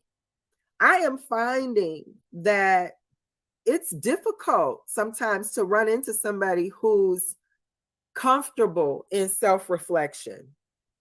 And let me be clear. Comfortable in self-reflection means you're not having this awakening that you're trying to tell everybody about. Oh, I'm getting into self-reflection. I'm going to be. No, you're so comfortable in self-reflection that you know that it's an internal journey. You know, it's not necessarily something you want to share with whomever you're among all the time because it's intimate. So self-accountability is intimate, and it begins with self-reflection. So I'm finding a lot of people are not comfortable in self-reflection. They're usually sticking their toe in the water. It's a new thing for them. So I think we need to spend time to, if we're going to look at growing and maturing, we need to understand self-accountability is housework. It's the vacuuming and the washing of the dishes of the soul. It's necessary. It's not something somebody should have to tell you to do. You should already be in the process of being self-accountable. So when it comes to self-accountability, self-reflection is absolutely necessary.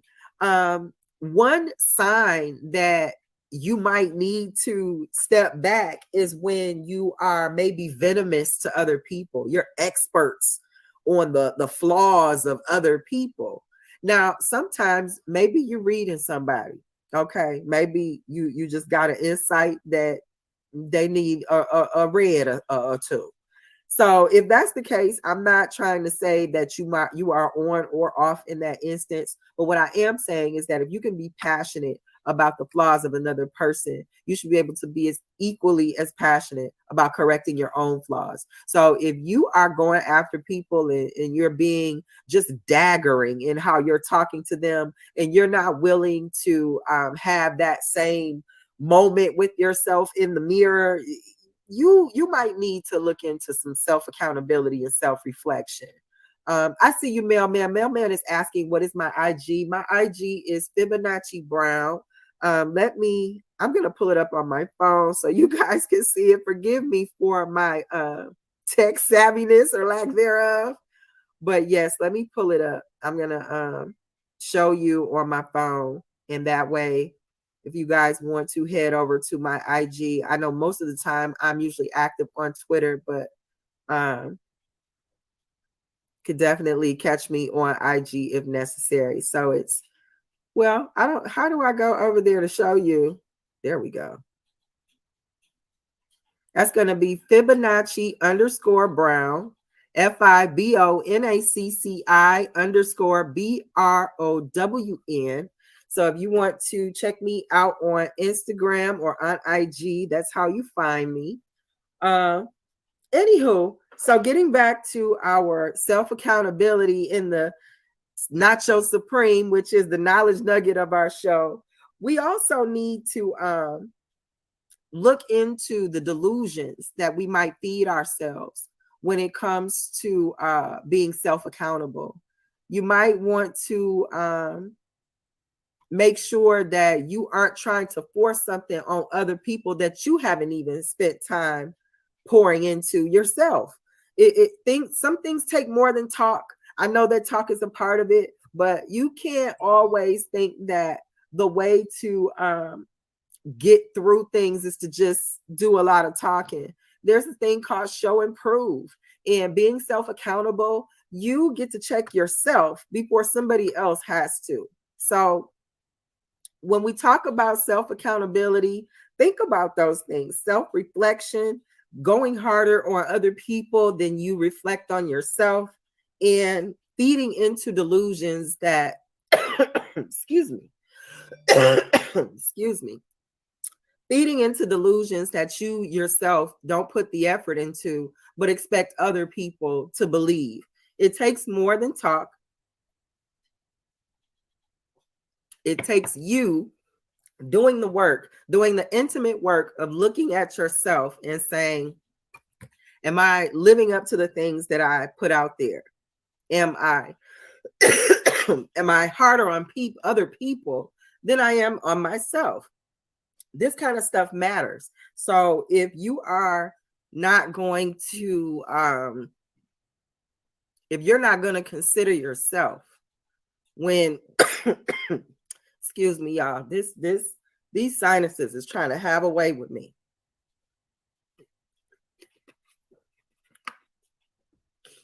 Maybe that did the trick.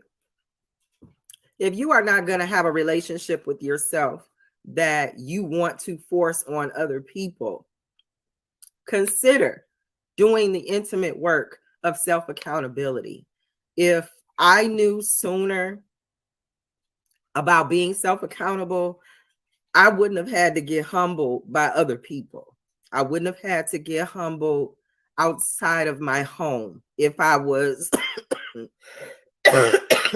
if I was self-accountable already. If it was already a part of my makeup and work, I wouldn't have had to get humbled because of me not wanting to face certain things that were, for lack of better terms, blatantly obvious. And if I would have done the self-work, nobody else would have had to tell me. I would have been able to do it myself. So I am looking at the chat, and that's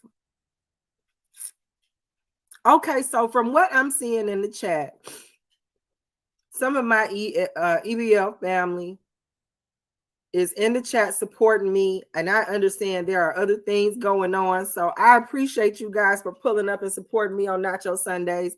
I missed you guys. I enjoyed the Kings versus Queens event.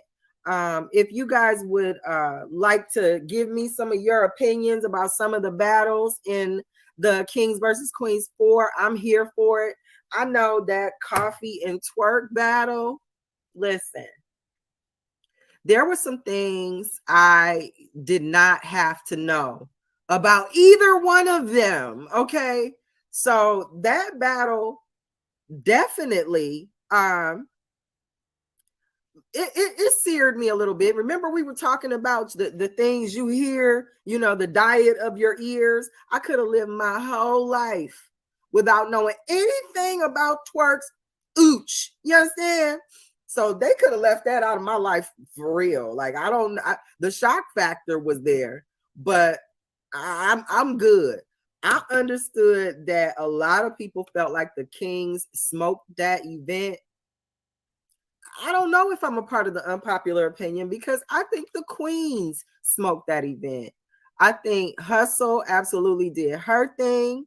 We all know Shuni started the event going in. So I loved Casey's round. Like, I don't know what people were saying. You know, it seems like they were trying to only highlight the stuff that DNA was saying, but I like Casey's round. I think she was like at the 2 fire. Like, she killed it. I appreciate it. I appreciate what she brought to the table. I think the Queens took that home. Let me know your opinions. I'm not just gonna give it to the guys because they're guys. They have cleaned up in the last 3. And I'm not saying that it's time that the ladies get one because it's just time. Like, I don't want it to seem like they got a W because of default. Those ladies really earned it. They brought the energy, they brought the bars, they did not back down, and I'm giving it to them. I'm giving that quick kings versus queens to the ladies. So if I'm a part of the unpopular opinion, oh well, fight me. This is Nacho Sundays, where it's Nacho opinion is Nacho's opinion. So that's what we doing over here. I appreciate you, Phil, saying good talk. I hope it was some good stuff in there. I don't know if you were able to see the show from the beginning, but I did have some good stuff in the cheesy nacho that will definitely save our future college students some money when it comes to going to college. Salute Dark Matter. Okay, I appreciate you pulling up with me on Nacho Sundays. We are at the end of our show. Again, if you want to follow me on Twitter, I am at Fibonacci Brown or Nachi Brown on Twitter. Also, make sure you pull up to EBL on April 14th. They are having a 3-round card. Yes, EBL is bringing the 3-round battles back. I almost got out of here without mentioning that. Yes, going down April 14th. Battles are still being added to this card, but EBL Exclusive Battle League is bringing 3-round battles to you guys. I know a lot of times they are good for the audio battles, the really good one rounders, but starting in April, 3-round battles. These are going to be some good battles. I'm not going to give away any of the names on this card, but you will not be disappointed. You're never disappointed with an EBL card. So let me cut that out. But yes, coming April 14th, I believe the card starts at 8 p.m. So if you are putting it in your calendar, make sure you mark that down for April 14th, 8 p.m. EBL Exclusive Battle League 3-round card. I believe the card is called Finish Your Food. So if that's suggestive of maybe, some of these matchups should have happened, I don't know. I don't want to give away too much, but I'm thinking this is going to be a really good card. So make sure you tune in for that. Also head over to our friends over at Iswe Pod, and they have a podcast called The Fourth Round. They have a bomb Danny Myers interview. They also have an amazing C3 interview. So make sure you check that out. Also, do you know I have a page called Fibonacci Brown on YouTube? Make sure you head over there. I'm going live from that page as well. So if you don't catch me on EBL Network, you can always catch me on Fibonacci Brown channel. So I am going to get out of here. I'll see you guys next Sunday, 6 p.m. We'll be right here. I missed you guys. It was great catching up with you, but we are out. We appreciate everybody for stopping by. Make sure y'all hit that like and subscribe button. And don't just watch the battle, be part of the battle. All you got to do, look in the description, click the link to the Discord, be part of the audience live.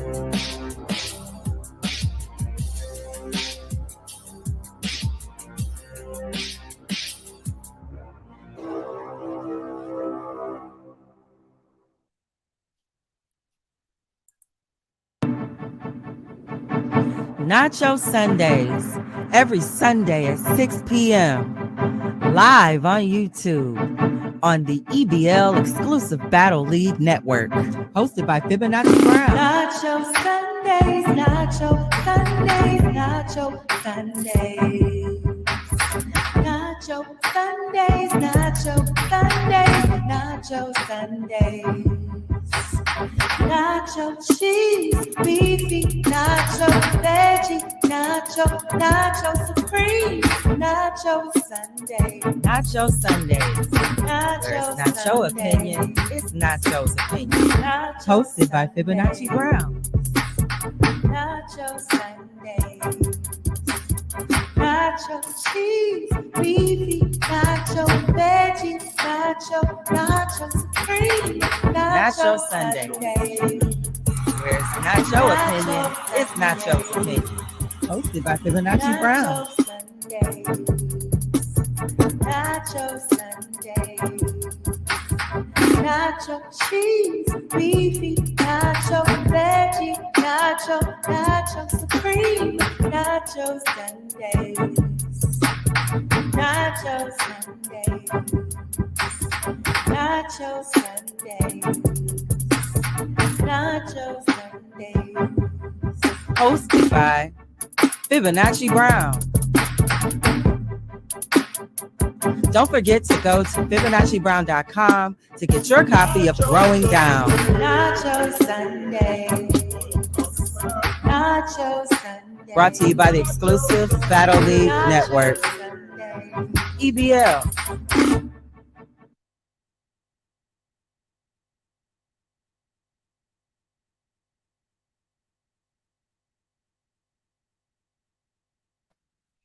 What up, though, family?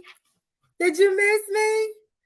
How's your Sunday going? First of all, I want to welcome you to the 6th episode of Nacho Sundays. Whereas Nacho opinion is Nacho's opinion. And yes, you heard me correctly. The 6th episode. We've been at this thing for 6 weeks, y'all.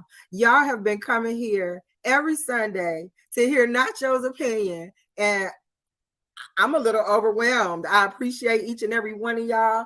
If you've been coming here, you understand that my chat is a huge part of the show. We definitely engage to talk about the topics that come up in our nacho. And this week will be no different. We have some really good things in our nacho to devour. But before we get to grubbing on our nacho, I want to first get some announcements out there. First of all, if you like the Nacho Sunday song, Nacho Sundays, if you feeling that beat, you need to head over to Twitter and check out I Make Hit Music. That's right, at I Make Hit Music. There you will find 2-1. He makes beats, among other things, when it comes to music and media. Check him out. Also, don't forget to come over to EBL Network to check out Wave and Blaze. Be there every Monday from Monday through Friday or Monday through Saturday, starting at 7 a.m. It's the best morning show, period, hands down. I show up in the mornings. I get everything except the weather. They're going to cover a plethora of things. You get to talk to some of the chat where they get pulled up into the conversation on a live. Dave is the host. If you've ever seen Dave's hairline, you will ultimately want to pull up just for that. The rest of the show is a bonus. So make sure you are showing up to Wave and Blaze Monday through Saturday, 7 a.m., the best morning show on the internet, hands down. Also, we have more shows on the EBL network, like King's Court, where EBL King will also be engaging the audience, pulling people up in the live, and they can talk about any number of things. I can't even say concisely what can come up in conversation over there. It's always a good time. Make sure you're pulling up for King's Court with EBL King. Also, we have got a special partnership.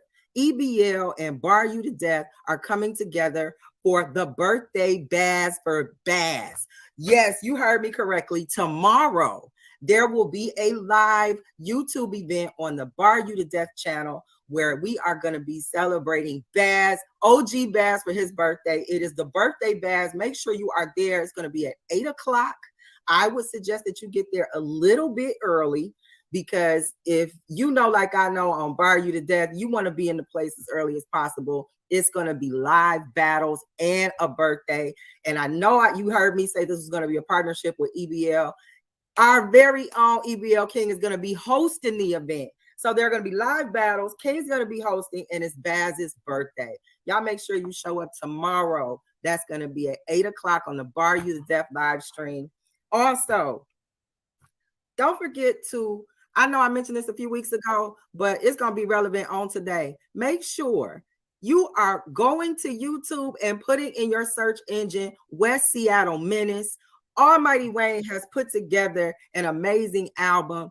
If you don't go check that album out, I don't know what you're doing with life. Don't even admit it to nobody if you haven't heard that album. I wouldn't tell nobody, because it's that good. So make sure you are checking that out. Also, make sure you head over to FibonacciBrown.com. I am an author, you guys. I have written a book called Growing Down. the observation of the masculinization of the Black American woman. I need you guys to head over to FibonacciBrown.com. There you will be able to purchase your own copy. And for a limited time, I will be sending out autographed copies. So make sure you hurry up, get your autographed copy at the introductory price. You can also make donations on that page. And this is how you'll know if you found the correct page, because this will show up. This is a cover of the book, Growing Down, an observation of the masculinization of the Black American woman. Make sure you check that out. That is at FibonacciBrown.com, FibonacciBrown.com. I will be looking to see you there. Also, we have some behind the scenes treasures that we cannot overlook when it comes to the EBL network, EBL as a league, and what goes on behind the scenes. With that said, make sure you check out commodityproductions.com. Commodity is definitely the glue to a lot of the things that we produce media-wise over at EBL. So if you want to check out some of his handiwork, make sure you head over to commodityproductions.com. Also, look forward to Late Night L's with Brills. Brills is going to be hosting a late night show on the EBL network. And I'm telling you, if you have ever heard some of the Brills philosophies, I can't wait for this show.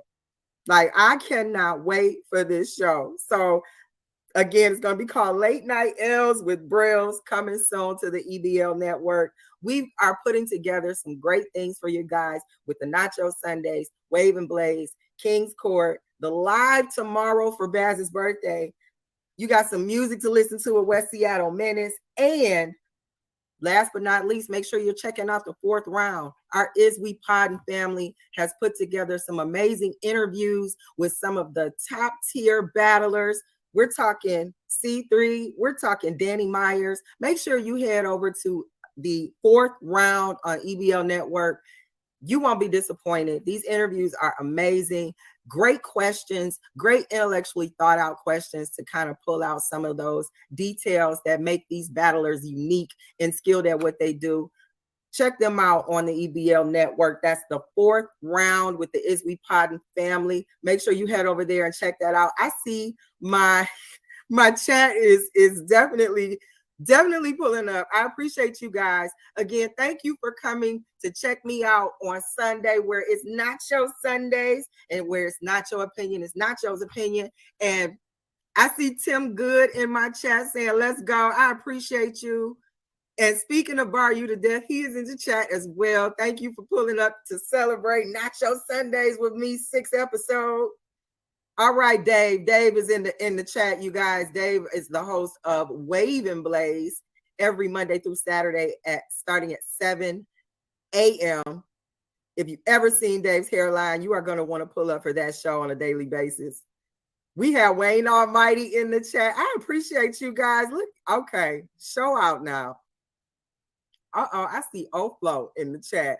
You know, Oflo has stopped for a nanosecond doing his amazing, hands down, best freestyle show on Twitter, Beats, Bars, and Buds, to come and check out Nacho Sundays. I'm honored, Oflo. And one of my favorites is in the chat with the heart eyes. Hey, 2-1. All right, you guys. So if you are ready to get into the nacho, like I'm ready to get into the nacho, you know, over here on Nacho Sundays, we start with our nacho cheese. And in the nacho cheese portion of our show, we are going to talk about ways to save money, make easy money, any kind of way that we can make our money work for us and not make us work so hard for the money. And with that said, I got a question. Have you ever signed up or ended up with a phone service that you wish you could have tested out first to see if their coverage was going to be what you needed before you signed up in this contract for however long? You probably done got a phone you got to pay for on installment. They got you locked into the contract for however long the lease is, and you end up finding out that the service is kind of whack. Don't you wish you could have tried that out before You actually signed up for the service? Well, it seems like T-Mobile has heard you. And T-Mobile has a program where you can test out their coverage without giving up your current provider, without having to buy a phone from them. All you have to do is download their app.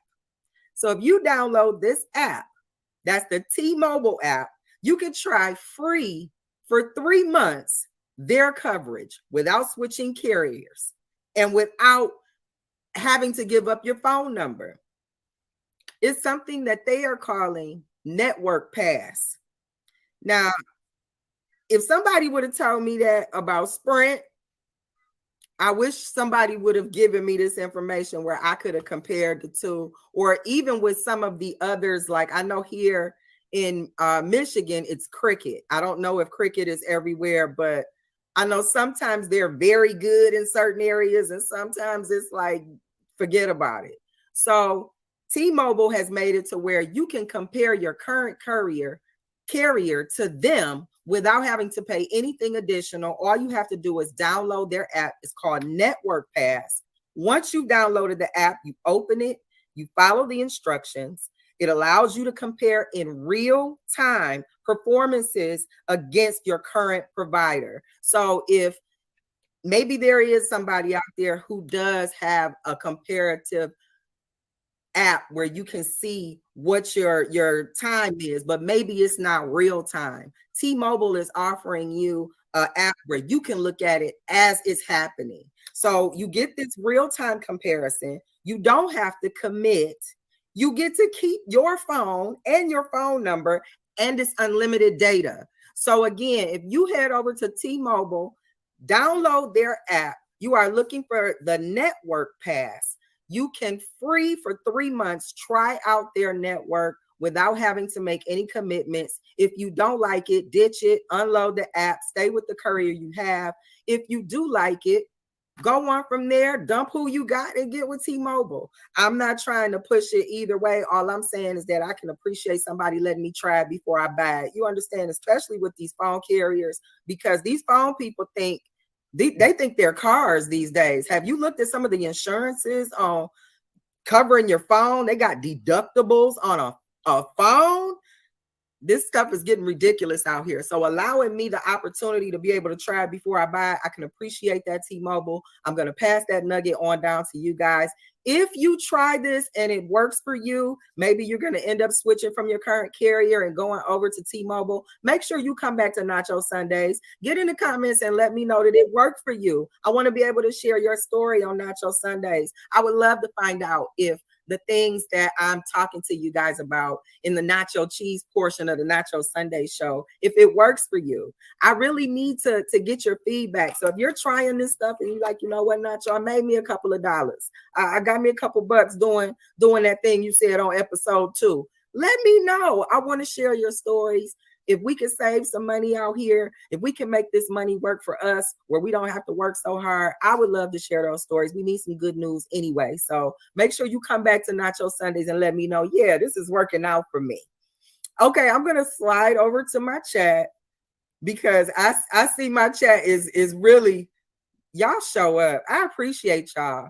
Again, thank you for pulling up to Nacho Sundays, where it's not your opinion, it's Nacho's opinion. This is the 6th episode.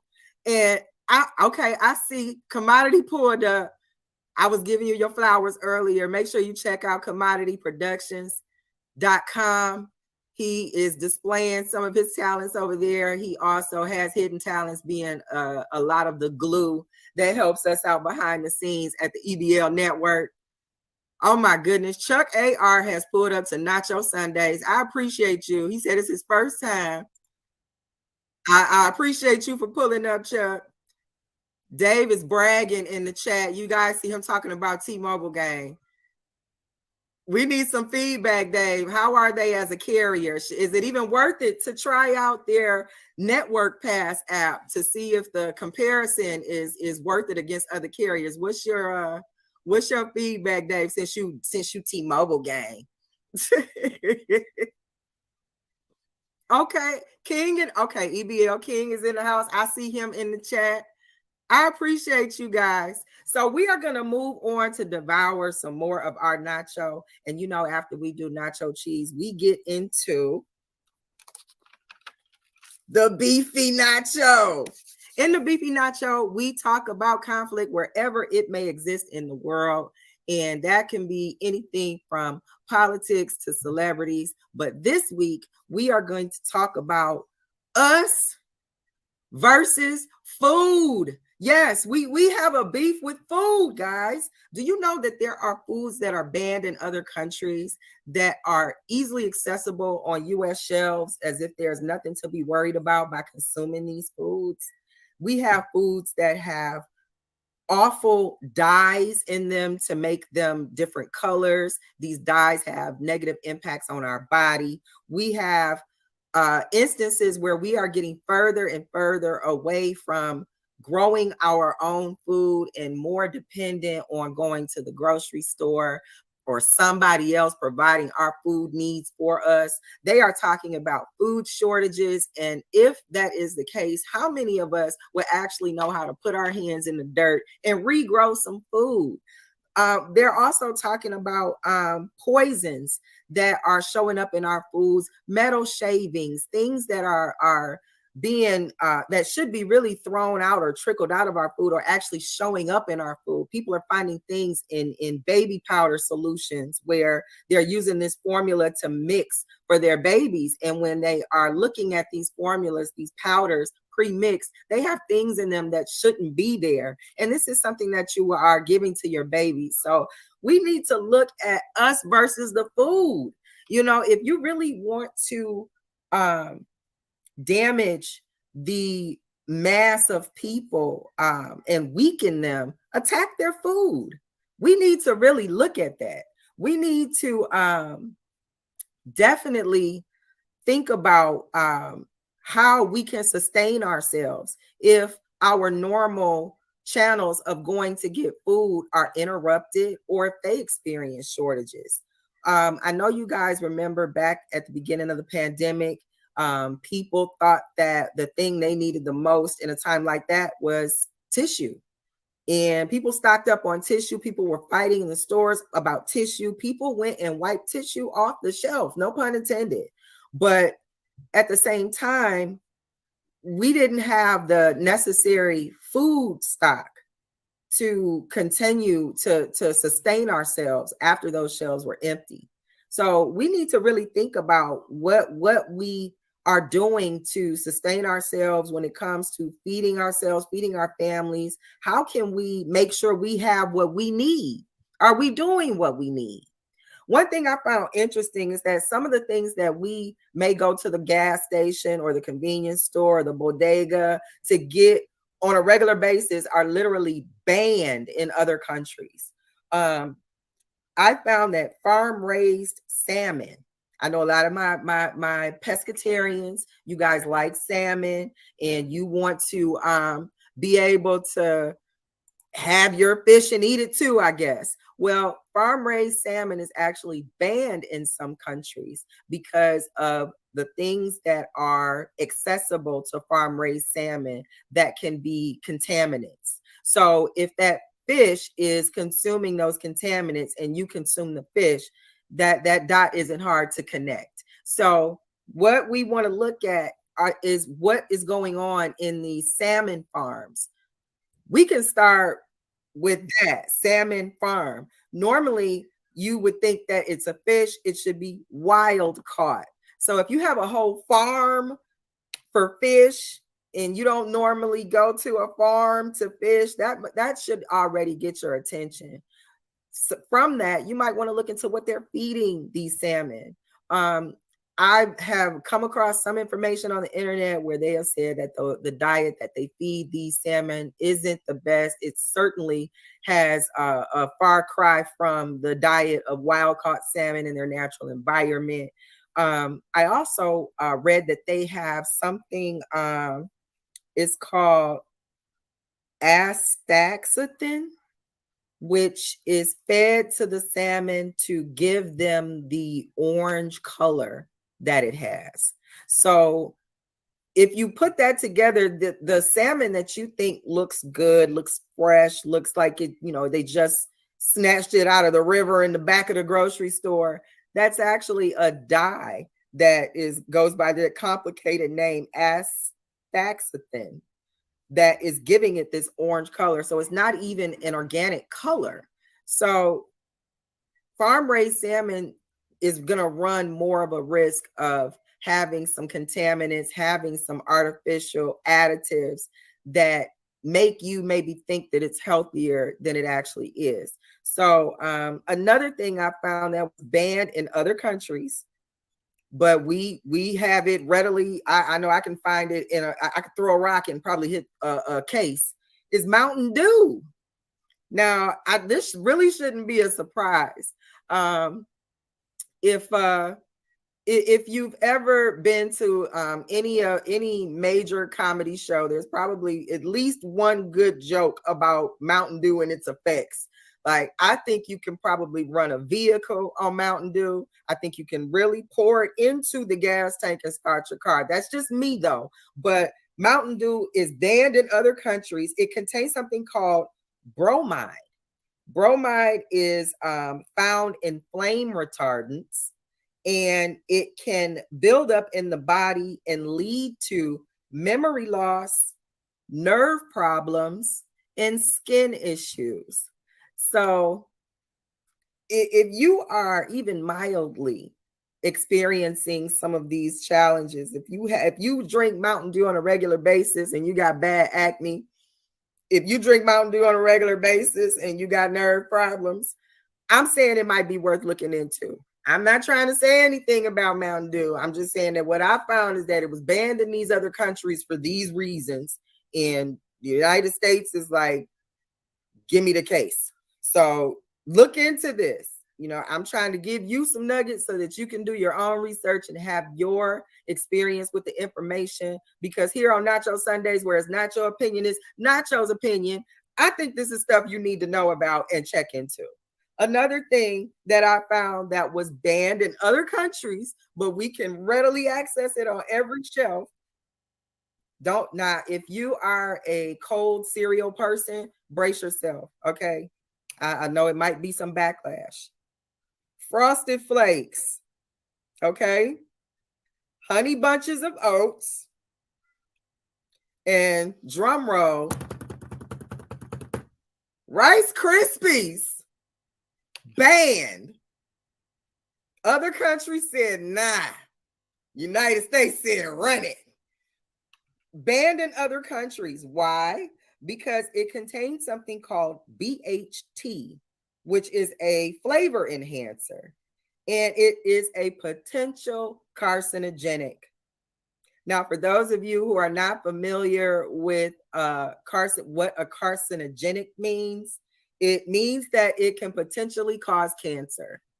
It doesn't limit to what kind of cancer. It's just a potential to cause finger cancer, eyeball cancer, liver cancer, potential to cause cancer. This is in your breakfast cereal. This is in your Honey Bunches of Oats, your Frosted Flakes, your Rice Krispies, your Rice Krispies treats.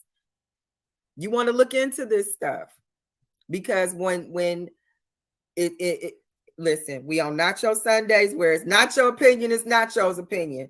It's my opinion that when you're eating this cereal every morning because you're under the impression that these oats and things are going to be good for you, and then when you go to the doctor and they're like, we have to have a talk because, the big C, and, they tell you they don't know where it comes from. They tell you they don't know how it started, but they're not going to tell you that it's your cereal. They're not going to tell you to look into doing a food diary so you can see what you're feeding your body and what your body is responding to as a result. They're not going to tell you that. They're going to get you set up for chemo. Okay. They're going to go and pick out their vacation spot because you just secured making sure that they've got a patient for a long time. And they're going to give you the pep talk to keep you strong for the radiation. So you have got to be your own advocate when it comes to these things, and if you're not, they can get you through the food. So yes, you guys, it's you, it's us versus food. We have to watch what we're putting in our mouths. If we don't get back to gardening, if we don't get back to growing our own food, some of your HBCUs, some of your Southern colleges, they are A&T colleges. Do you understand what the A stands for? That should tell you how important it is to make sure you are able to feed yourself and sustain yourself. The A stands for agriculture.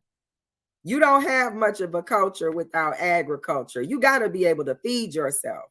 So if we're not getting back to looking at how to make sure we can depend on us and not someone else to eat, we gotta be in trouble. They're talking about food shortages. They're talking about grocery stores are having their food lines and chains interrupted. I know you guys have been seeing what they're doing to water supplies. Guess what's in Ohio? A lot of farmland, a lot of the places that receive their food at the grocery store, they're getting that supply from Ohio. And there seeming to be a lot of people forgetting how to move about in Ohio. And it seems that when they have chemicals, for some reason, they end up in the environment in the worst way. So if we're going to keep depending on our foods to come from Ohio to reach our grocery stores, what are we going to do if that's not an option? What are we going to do if the rain pouring down over there to water that food is bad? And then the water that's in the rivers that nourish the environment there is bad. Like, what are we going to do? Do you know how to regrow lettuce? You know how to replant tomato shavings to grow a tomato plant? Do you know when is a good time to start planting? Do you know how long it takes before you can start to expect a harvest? We have to get back to these things. If you want to control the people, control how they eat. You're going to be able to really see your power if you can control how people eat. You'll also be able to see where you're not powerful when you can't impact how people eat. Eating is your livelihood. So, you know, we make jokes about getting that bread, you know, thinking it pertains to money. But no, you need to really figure out how to get the bread because you got to eat. So if you're depending on Meyer and them, Kroger and them, what is it? Publix? Help me out, my South family. Is it Publix? If you're depending on them, you ain't at least got you some herb garden or something. If you, let's say your green thumb is bad and you're not stocked up on herbs, at least try to start growing you some herbs. Herbs not only help to make our foods flavorful, but herbs are thy medicine. For my people who like to refer to the Bible, tell me where's the lie? Let food be let the herbs be thy medicine. Where's the lie? Grow you some herbs. You can eat herbs in your food as seasonings. You can make teas out of your herbs to stay healthy and introduce another way to get the nourishment into your body besides sprinkling it in your food.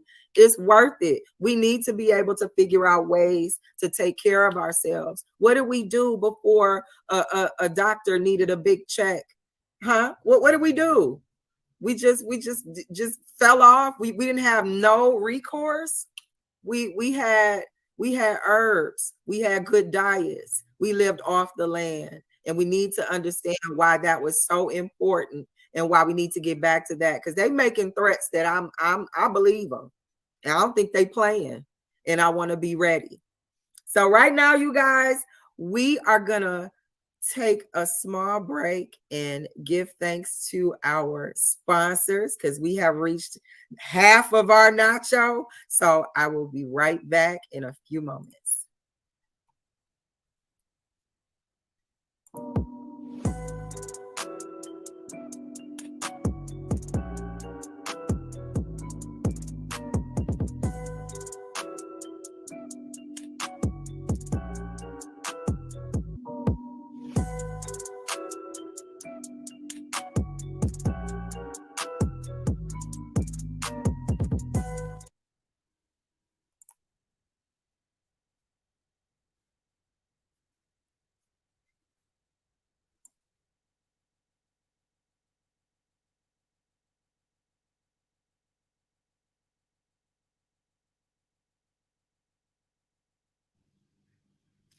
A woman is the most potent expression of feminine energy in the harmonic equation of the human experience.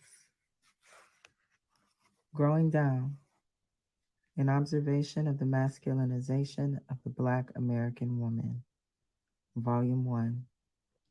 Get your copy at FibonacciBrown.com.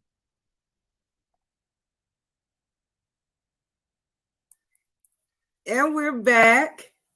I want to check out my chat because you guys were definitely giving me some feedback on the beefy nacho portion today, where it's us against the food.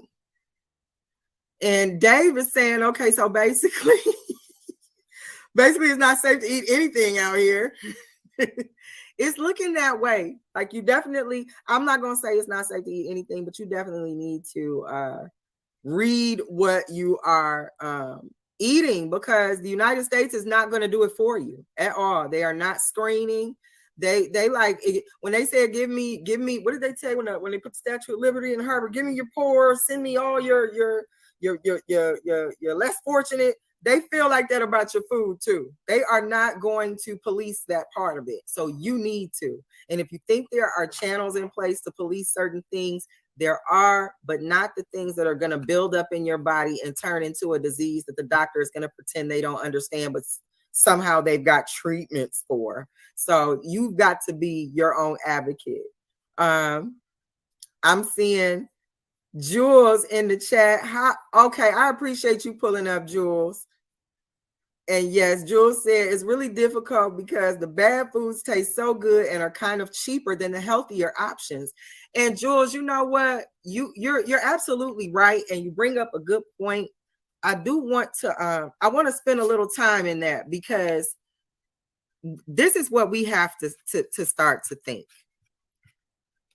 Just because the food is cheaper should not be the measurement by which we choose to shape our diet.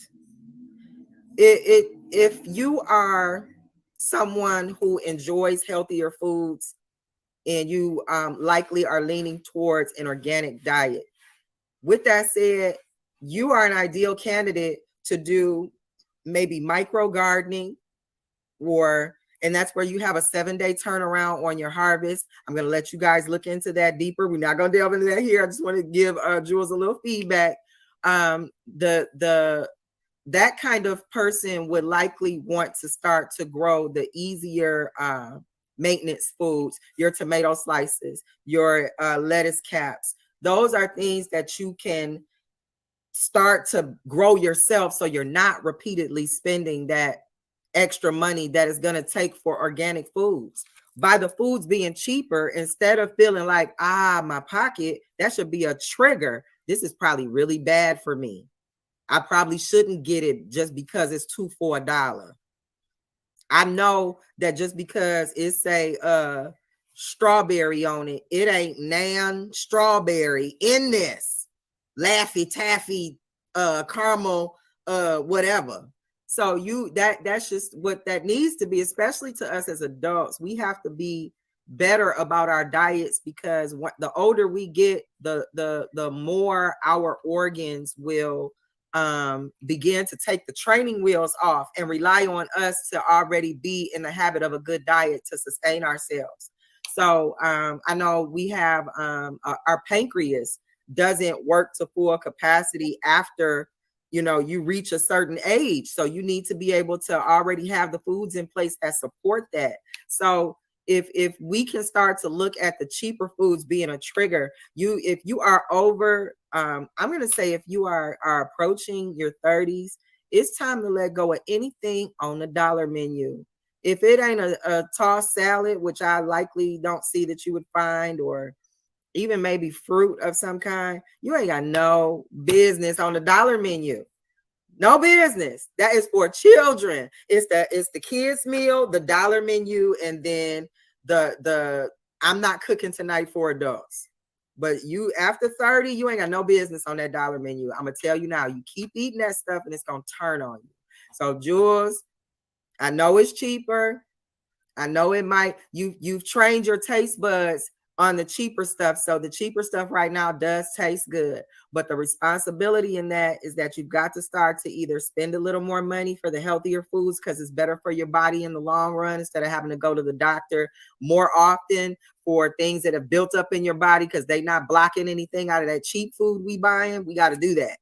So it's worth it. Spend the extra money. If you wanted to do something nice for yourself, you might want to spend a little extra money. Same with your health. Spend the extra money, pay the extra for the salad over the cheeseburger. The long term, you will thank you for it.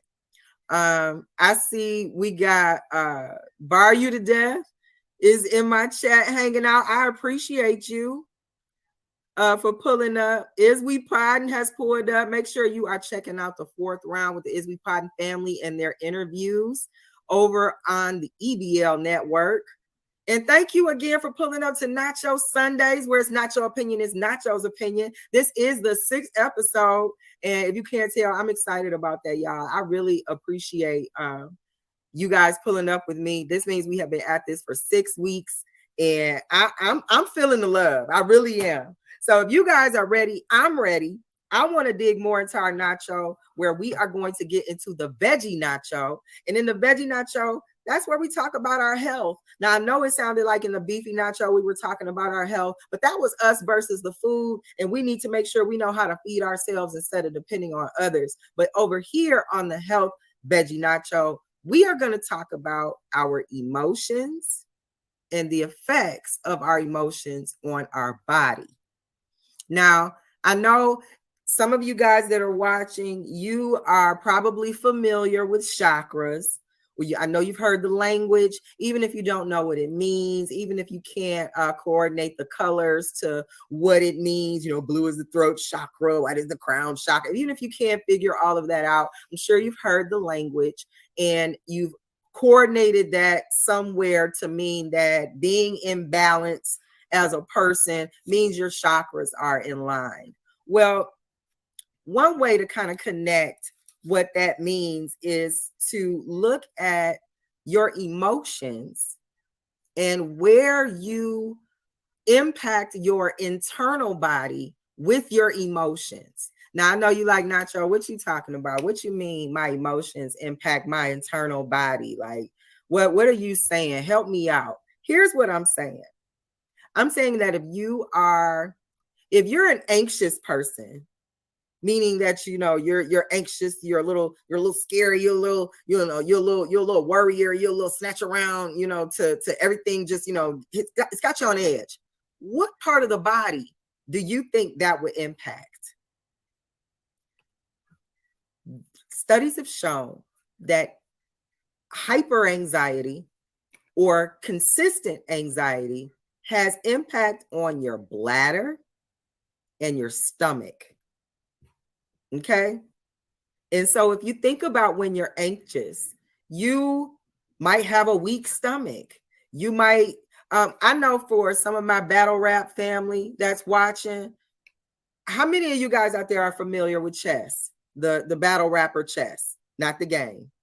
He's known for being anxious on stage. And what happens? He has a weak stomach and he ends up throwing up or vomiting because he's over anxious. And he's always saying, no, guys, relax. I'm chill. It's just nerves. It's just nerves. That's him being anxious. So when you're over anxious or consistently anxious, that energy gets stored in your bladder or in your stomach.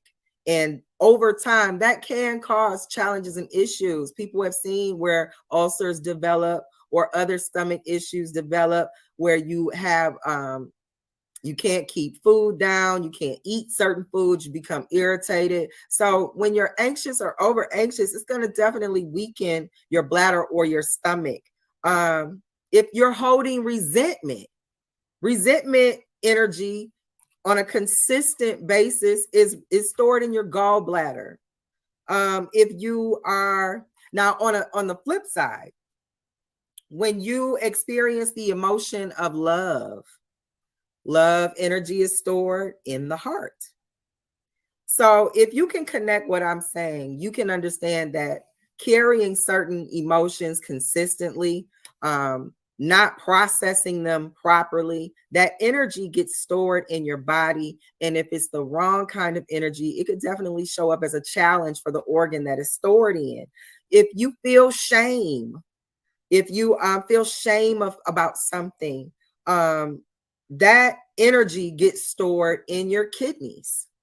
So you might experience some kidneys challenges if you are ashamed of something, if you are on dialysis, or if you have if you feel like you have a lot of bladder infections or something relating to your kidneys, you might have unprocessed shame where you just haven't dealt with that emotion. Maybe you don't know how, and just the human body doing what the human body does, it has to take that energy and put it somewhere because you haven't consciously made yourself aware that you even need to do something with it. So it's storing that energy in your kidneys, and you need to be mindful of that. That's why emotional intelligence is important, because if you don't process it properly, it can show up in your body, and it can show up in a disease, in an infection, in an irritation, or it could definitely show up in your organs not performing at their best because you haven't processed this energy.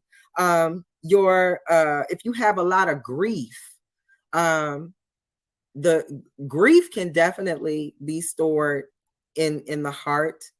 It can definitely impact in the form of a broken heart, but grief can also be stored in the lungs, in the large intestine. One way I connect that grief can be stored in the lungs, I have definitely been to one too many funerals, and when you hear the sound of a loved one hurting about having to say that final goodbye, that belt from the lungs it's pure grief. So if you can connect that to understanding that grief is stored in the lungs, it can weaken your breathing capacity. A weakened breathing capacity can make you susceptible to challenges that already impact the respiratory system, things like the flu, respiratory infections when it starts to get cold outside, C19. If you are storing a lot of grief already, those things can be more of a challenge because they do have an impact on the lungs. So your lungs, your intestines. Grief can also be stored in the intestines. If you have, I believe it's called IBS, irritable bowel syndrome. If you're dealing with something like that, you might need to look at some unprocessed grief that you haven't dealt with that is making it difficult for your intestines to hold on to that energy. So as a result, it's giving you IBS. So you might want to look at these things and see, maybe do you have some unprocessed emotions that might be having an adverse impact on your body. So when you have people who are trying to line up their chakras and you're making fun of them, these people are trying to process emotions. They're trying to process things that they maybe hadn't dealt with in their past so that they can be a more centered person, which ultimately does have a better impact on your body because you are doing something good for your organs. We generate a lot of energy when we think about emotions themselves. We could be holding on to a lot of unhealed trauma, things that we don't even recognize as trauma. If you grew up in a urban neighborhood as a child and you got used to hearing gunshots, that can show up as a trauma. And you might not even realize it because everybody around you is basically traumatized. So what we don't understand is that a lot of times everybody processes that trauma differently, and it can show up in our bodies. A lot of the epidemics in certain areas, certain neighborhoods, certain communities, a lot of those epidemics are the culmination of poor diet, like we talked about in the beefy nacho, but it's also the encouragement of hyper emotions and always being on edge, always feeling like you are in survival mode, having to have those emotions and not knowing or being aware of them, so your body is just storing that energy as best as it can, because you haven't made yourself aware enough to even process it.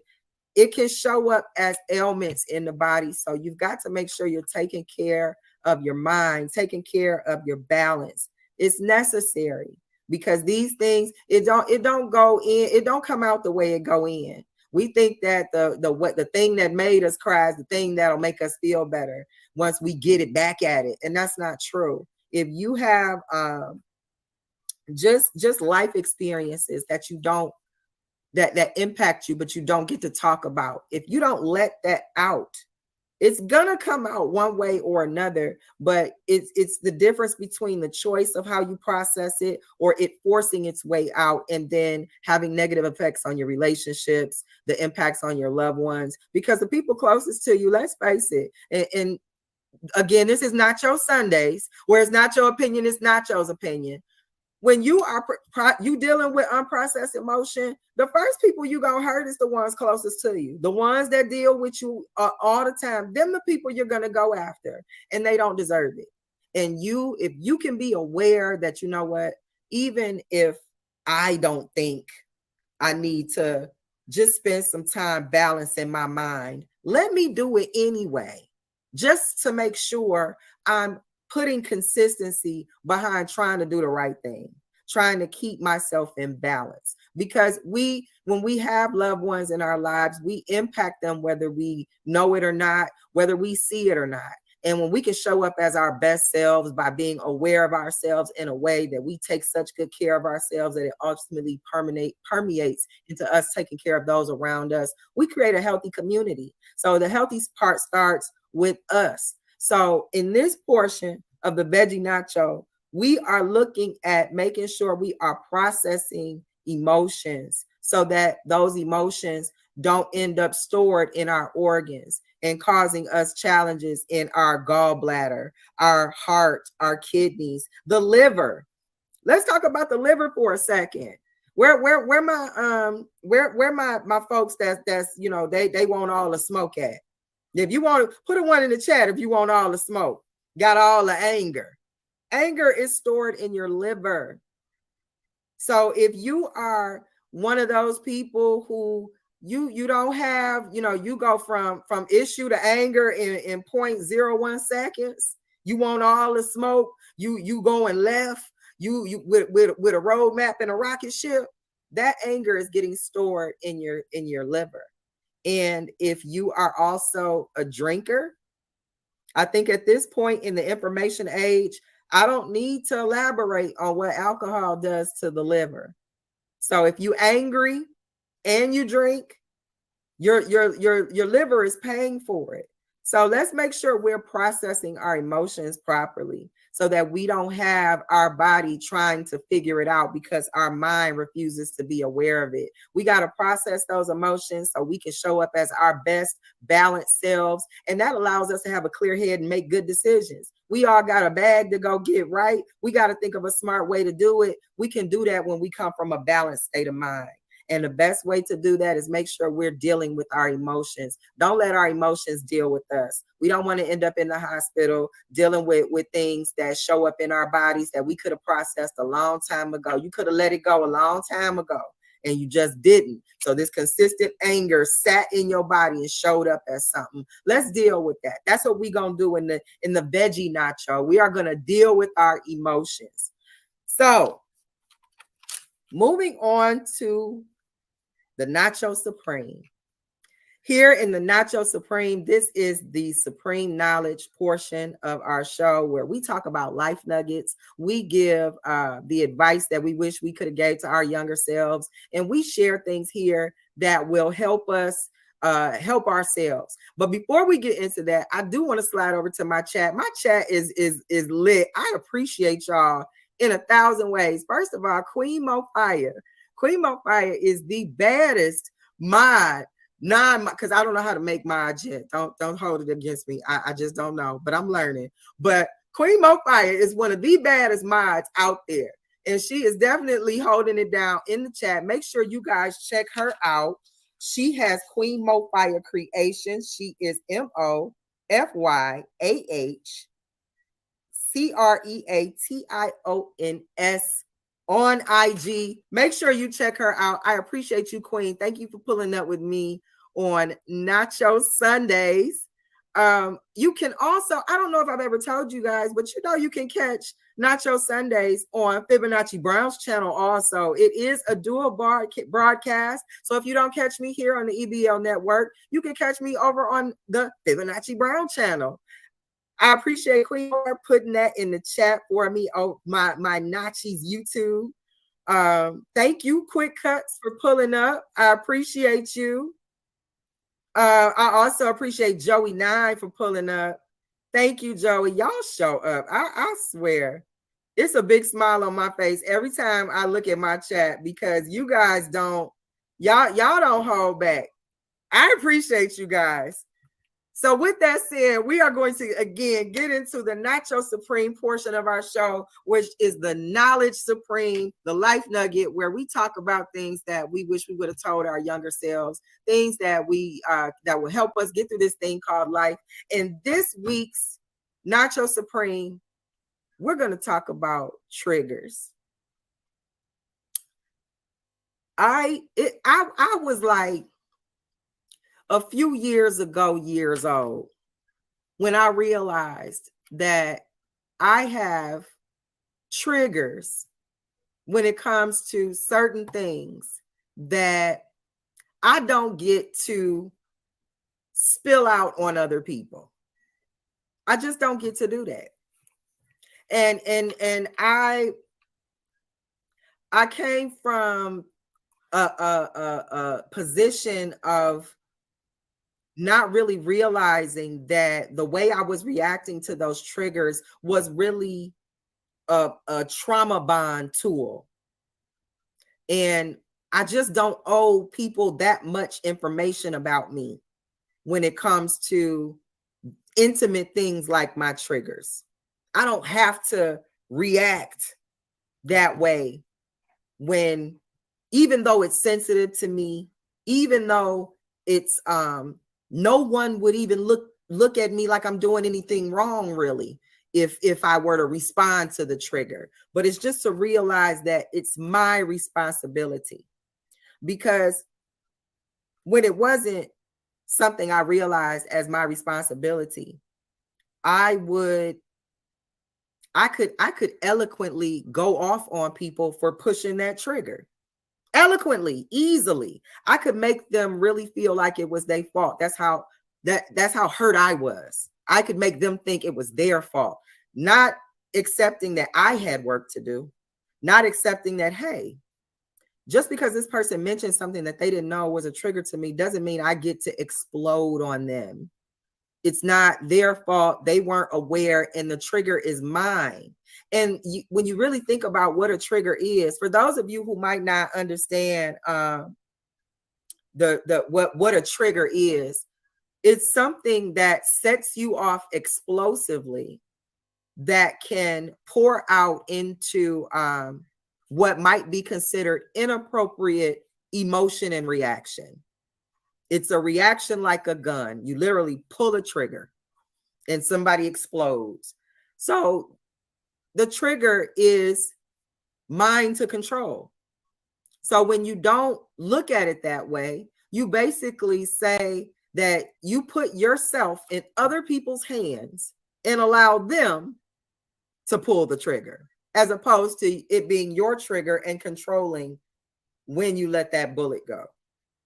So I want to implore you, especially if you are young people, if you are one of those hot-headed youngins that want to smoke, if you want to, if you not gonna be no punk and you ain't gonna let nobody play you and do all the, if you just really want to go left quickly, consider controlling your triggers, because I know each generation has their things, but these young people, y'all got, y'all got the internet, y'all got, addies to drop. You got pull up energy, and y'all are really pulling up, hurting each other. And you need to recognize your internal triggers before you are jumping in your car ready to pull your external triggers. So I'm really hoping that if you are watching out there on Nacho Sundays, where it's Nacho opinion is Nacho's opinion, I need you guys to really get your self-awareness into a place that you have a series of channels that you go through before you jump in your vehicle and go pull up on somebody ready to pull a different trigger. You can recover from somebody saying something to you. You can recover from somebody making a mistake in their assumption about you. Things can be discussed, but it's going too far. So if the sooner we can identify our triggers, and the more we are seasoned at being in control of our triggers, we can move into the next season of awareness. We can move into the next season of enlightenment because we're prepared to be there. But as long as we on the edge of controlling our triggers, everything is always, I'm just a step away from losing it. You're not going to be able to successfully grasp the lesson so that you can get the wisdom from it to be able to share it with the generations who are going to need that wisdom that are coming up behind you. As long as you stay on the edge of just getting it, you don't get to go through the lesson. So we need to, and I mean everybody, I'm not pointing anybody out. Again, this is Nacho Sundays, where it's not your opinion, it's Nacho's opinion. And in Nacho's opinion, we all need to be looking at what our triggers are. We need to evaluate ourselves. We need to be looking at ourselves so that we can get control of our triggers, and so that we're not exploding on people, and especially the ones that we love. We need to make sure that we are not taking out our lack of self-awareness on the people in our faces because they're there. It's not fair to them. And really, truthfully speaking, it's not fair to you. Get bougie about you. If that's the kind of talk you like, get bougie about you, ball out about you. Whatever will make it, whatever trigger it for you, but take care of you. Get some balance, get aware of the things that set you off, get you some tools in between issue and anger so that you don't have to jump to anger so fast. Stop bragging about being angry. Ain't nothing like a quiet riot. Stop telling everybody what you're going to do, about to do, if you're really Billy Badass, excuse me. But, stop talking about it. Being calm in a situation goes way further in a situation than just going around trying to see how loud you can be. Center yourself. Let's get some balance. Let's get aware of our emotions so we can process them. And let's control our triggers. Okay? I appreciate y'all for pulling up. I see, first of all, let me shout out Queen Kinesis in my chat. She is definitely helping with the tools for triggers, saying coping mechanisms. That's exactly what I'm talking about. We have to have our coping mechanisms. We have to have our tools. Kinesis, I want to officially tell you happy belated birthday on my show. I do hope you enjoyed your day. And with that said, we have reached the end of the Nacho, y'all. It was a good grub. I'm full. I hope you full. Again, make sure you pull up here every Sunday at 6 p.m. on Nacho Sundays, where it's Nacho Opinion is Nacho's Opinion, hosted by me, Fibonacci, Big Nacho Brown. I will check you guys out next Sunday, 6 o'clock. Peace. We appreciate everybody for stopping by. Make sure y'all hit that like and subscribe button. And don't just watch the battle, be part of the battle. All you gotta do, look in the description, click the link to the Discord, be part of the audience live.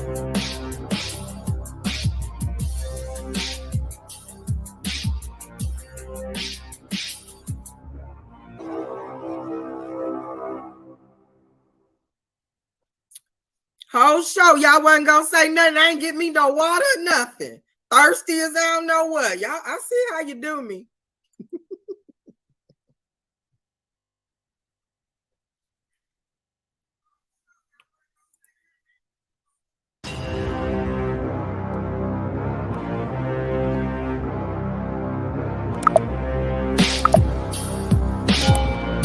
Get ready for it.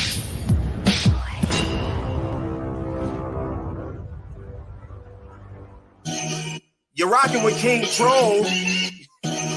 And I'm your boy, just call me Monty, aka King Gigawatt. P, just call me Monty. Back with an intro that make your head turn. Wave gang, making it happen. When will they ever learn that we stay strapped with the heat? Some all mass burn, and I'm just here to assist. Like Steve Nash, turn back? Nah, never. I'm a goat with the intros. King Troll, EBL shooting, so get low. Squad so exclusive. If you ain't, then it don't matter. Right there's your home run when we pitch like a nice batter. It's battle rap, and when it comes to that, we go talk. Exclusive battle league, man. They think it's a cakewalk until they come to battle and get smoked by a killer. Stop sleeping on the league. Bet not come with Mad Miller. We out here. See, I move different. Just say the word. Call me David with that slingshot throwing them angry birds. Yes, King Jigger. I'm just talking, so pay attention. This is just the intro, but me snapping with my decision. Wave gang all day. Yeah, you heard what I said. Anybody sleeping on us, we gon' put them to bed. It's wave gang all day. Yeah, you heard what I said. Don't get it twisted, dread like you got something to dread. It's wave gang all day. Yeah, you heard what I said. Anybody sleeping on us, we gon' put them to bed. It's wave gang all day. Yeah, you heard what I said. Don't get it twisted, dread like you got something to dread.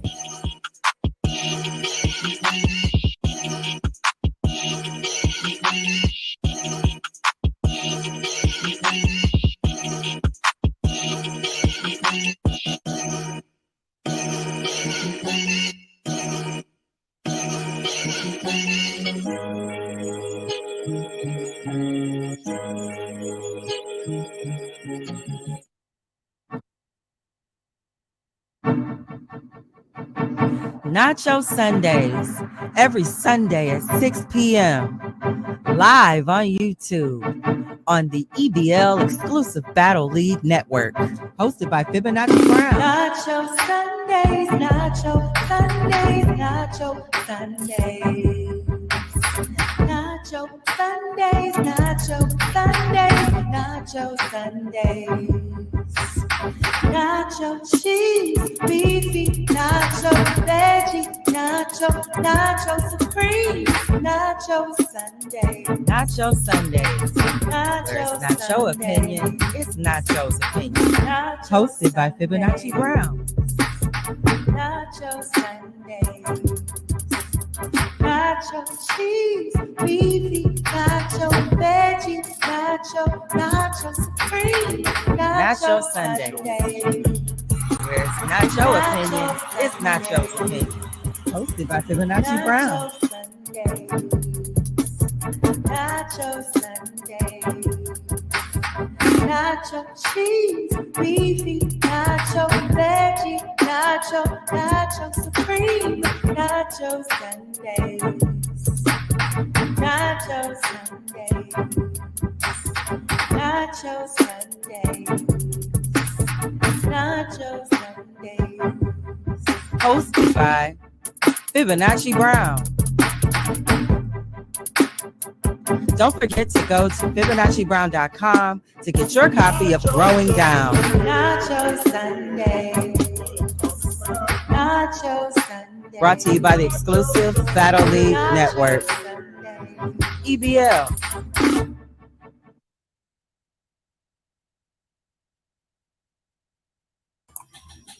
What up, dope family? I hope that you guys are enjoying your Sundays. I know that today is for a lot of you Easter or whatever your respective holidays are. So if you are tuning in with me this Sunday, I do appreciate you spending this time with me. What's going on? Like, it's been a week, a lot of things going on. I want to make sure that I talk to you about some of the announcements that we have for this week before we start to dig in and devour our nacho. So some of the announcements, first of all, last week's show, there was a question in my chat from Quick Cuts, and I was not able to answer that question. So I do want to make sure that I give him a response. His question was, what kind of breathing exercise do I recommend? And I wanted to answer that question initially for maybe slowing down your heart rate, maybe in a stressful situation or a situation where you need to calm down or control anxiety. I'm going to suggest box breathing. Box breathing is inhaling for a count of 4, holding for a count of 4, releasing for a count of 4, and then holding for a count of 4. So it's called box breathing because you do these 4 phases in order to be able to control the anxiety or whatever the stressor is in the moment. So that's the answer to your question, Quick Cuts. I do hope you tune in to get that answer. And I forgive me for missing your question last week. I had a lot going on. And again, I have not been able to be as savvy as I want to be able to get to all of your comments and questions. But if I do happen to catch your question after the fact, I will try to make sure that I address it or answer it in the next show. So again, thank you for tuning in to episode 6 of Nacho Sundays, where it's not your opinion, it's Nacho's opinion. And it is, for many of us, is Easter. So if you notice, the title is called the Dyed Egg Edition. Okay. Now, before I get into the Dyed Egg Edition, I'm going to finish up these announcements and we're going to talk about what that means. So make sure that you are coming right back here on the EBL network from Monday through Saturday at 7 a.m. for the best morning show on the internet, Wave and Blaze with EBL Dave.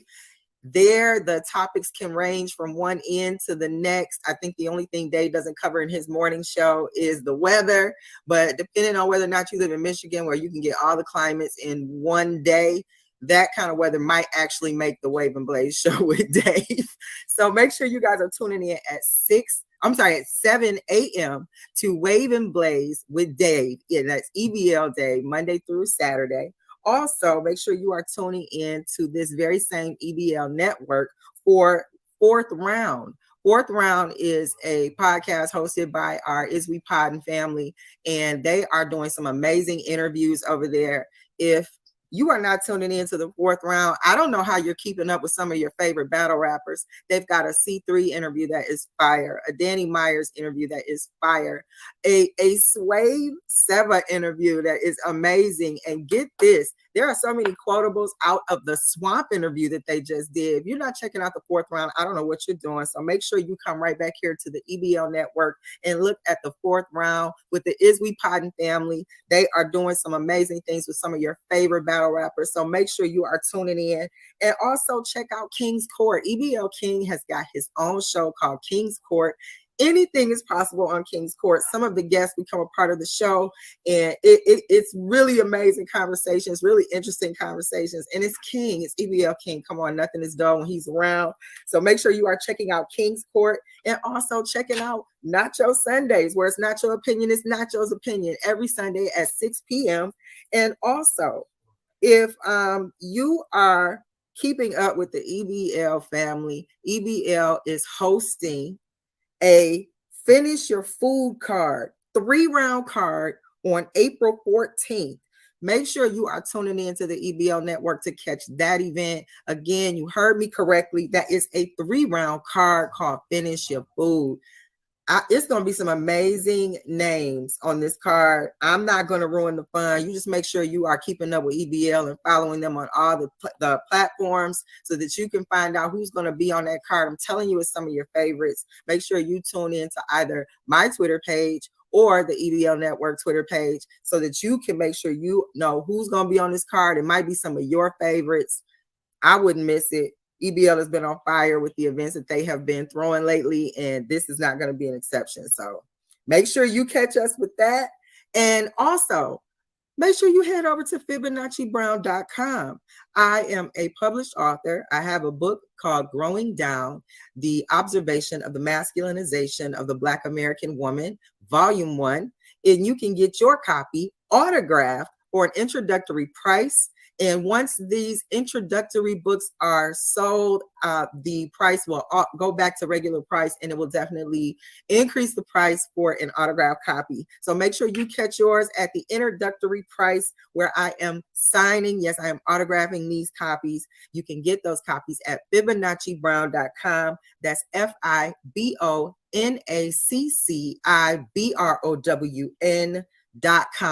You can get your copy there. I will look forward to seeing you.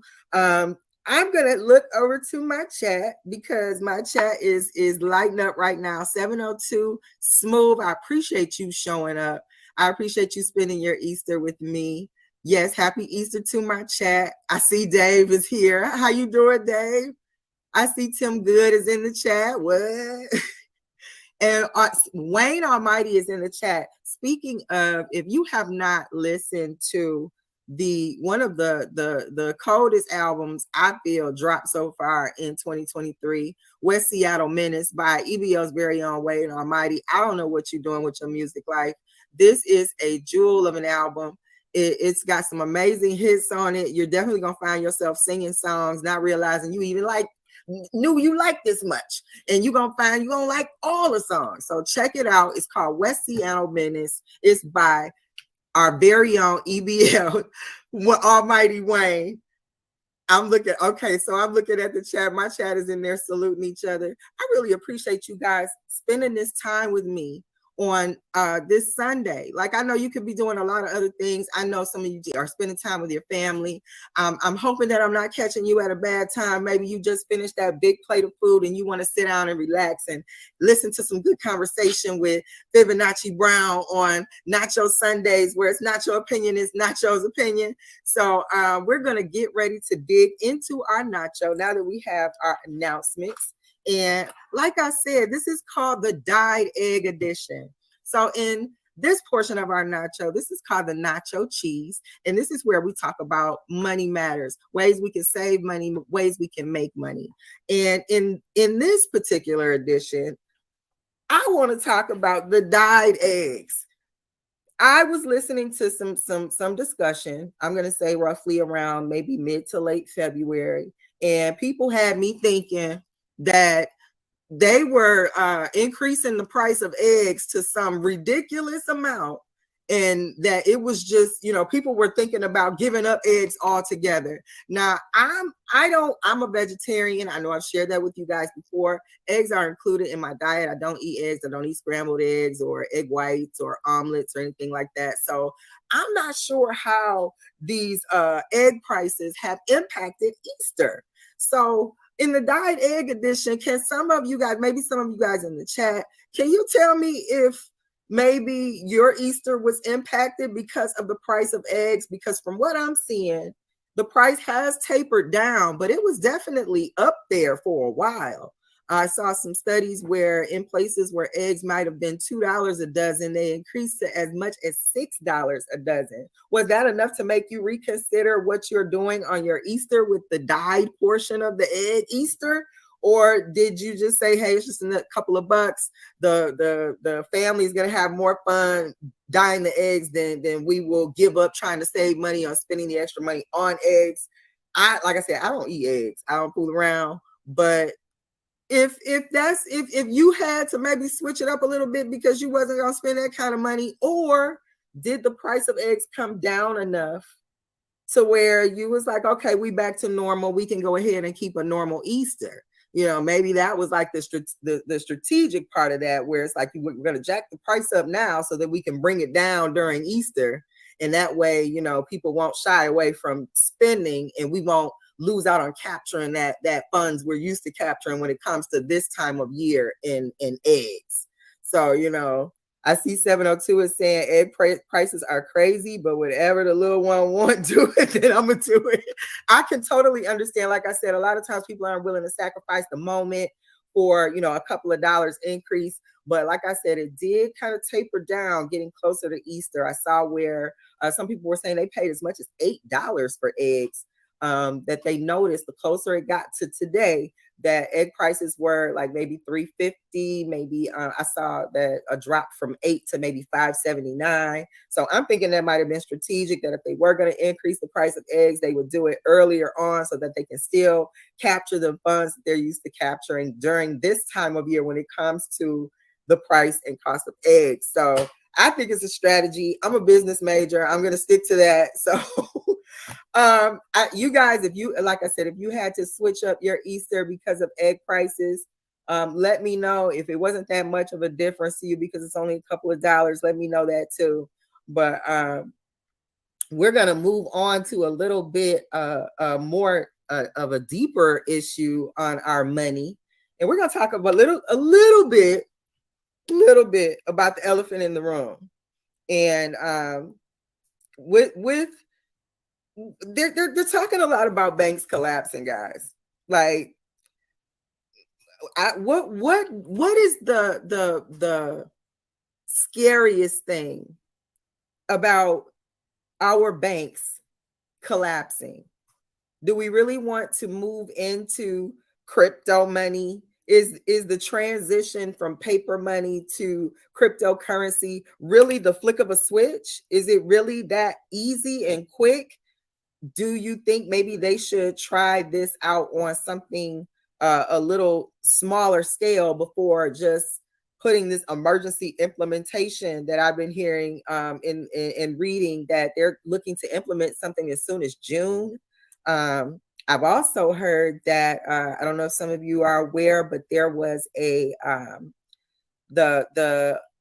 CEO of Cash App was deleted with a sharp object.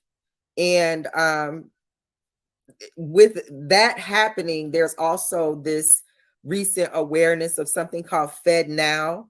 And from what I'm hearing, that's supposed to be something that they're putting in place to make the transition from paper money to cryptocurrency more seamless. I'm not feeling it. Okay. So if the banks are collapsing, which I think is also a strategic move, something that they are doing to maybe create a panic that will push people towards using more technology when it comes to their money, I think that we need to look at what do we give up by doing that. I think that we need to look at what happens when we give up paper money. What happens when we're totally dependent on, however you look at it, it is a third party controlling your money. What is that? What does that mean? Is it a coincidence with this whole Cash App CEO issue and the introduction of Fed Now? What is that a coincidence? Or like I tend to follow the money, so I'm thinking it's more strategic than anything else. So I think that we give up too much power by just handing over our cash and saying, yes, let's do all digital money. You can't listen. This is Nacho Sundays, where it's not your opinion, it's Nacho's opinion. This is the 6th episode. And yes, I'm going to tell you what I think about this. And I think this is a bad idea. I think it's a bad idea because I think you give up entirely too much control. And I'm the kind of person that thinks that when it comes to technology, I think we already give up entirely too much control, too much privacy. And then when you hand over your money, they say there are, only a few things that you can't mess with when it comes to a person. Their significant other, they money and they food. So, when you just insert a third party by going completely digital with your currency, why is that not a secondary option to your current existing monetary system? Why do you have to be pushed into this, you got to do digital currency? And I encourage you guys to look at what they are saying in other countries about digital currency, because you have to understand that when it comes to us over here in the United States, they're going to show us the side they want us to see. You don't run the media, you just watch it. So they're only going to show us the side that they want us to see. And you can believe me, there is a narrative being created in order to push a certain agenda. And if you are not going to dissect that in a way that helps you feel educated about making a decision about your money, there is digital currency and then going and saying, nah, I'm good, give me my cash back. Getting power back is not ever easy. Getting power in the first place, please understand that people don't just hand over power in most instances. A lot of times there has to be a need to have the power changed or adjusted. And if you're just going to hand over power when it comes to your money, you need to know what's involved. You need to know what your repercussions are. Can you go back to what you had? If you're not going to research it, somebody is going to do it for you. And they're going to push you to make you feel like you have to absolutely do something that maybe you don't have to absolutely do. And there's power in numbers. If you're not satisfied with what you think is going to happen with the digital currency, you need to start developing the right mindset to present a strategy that protects your interests. If not, other people are going to make that decision for you. And if you're not going to even think about how to represent yourself, someone else will insert you in what they want to represent. That if you're not going to plan out your own dream, someone else will plan it and dream it for you.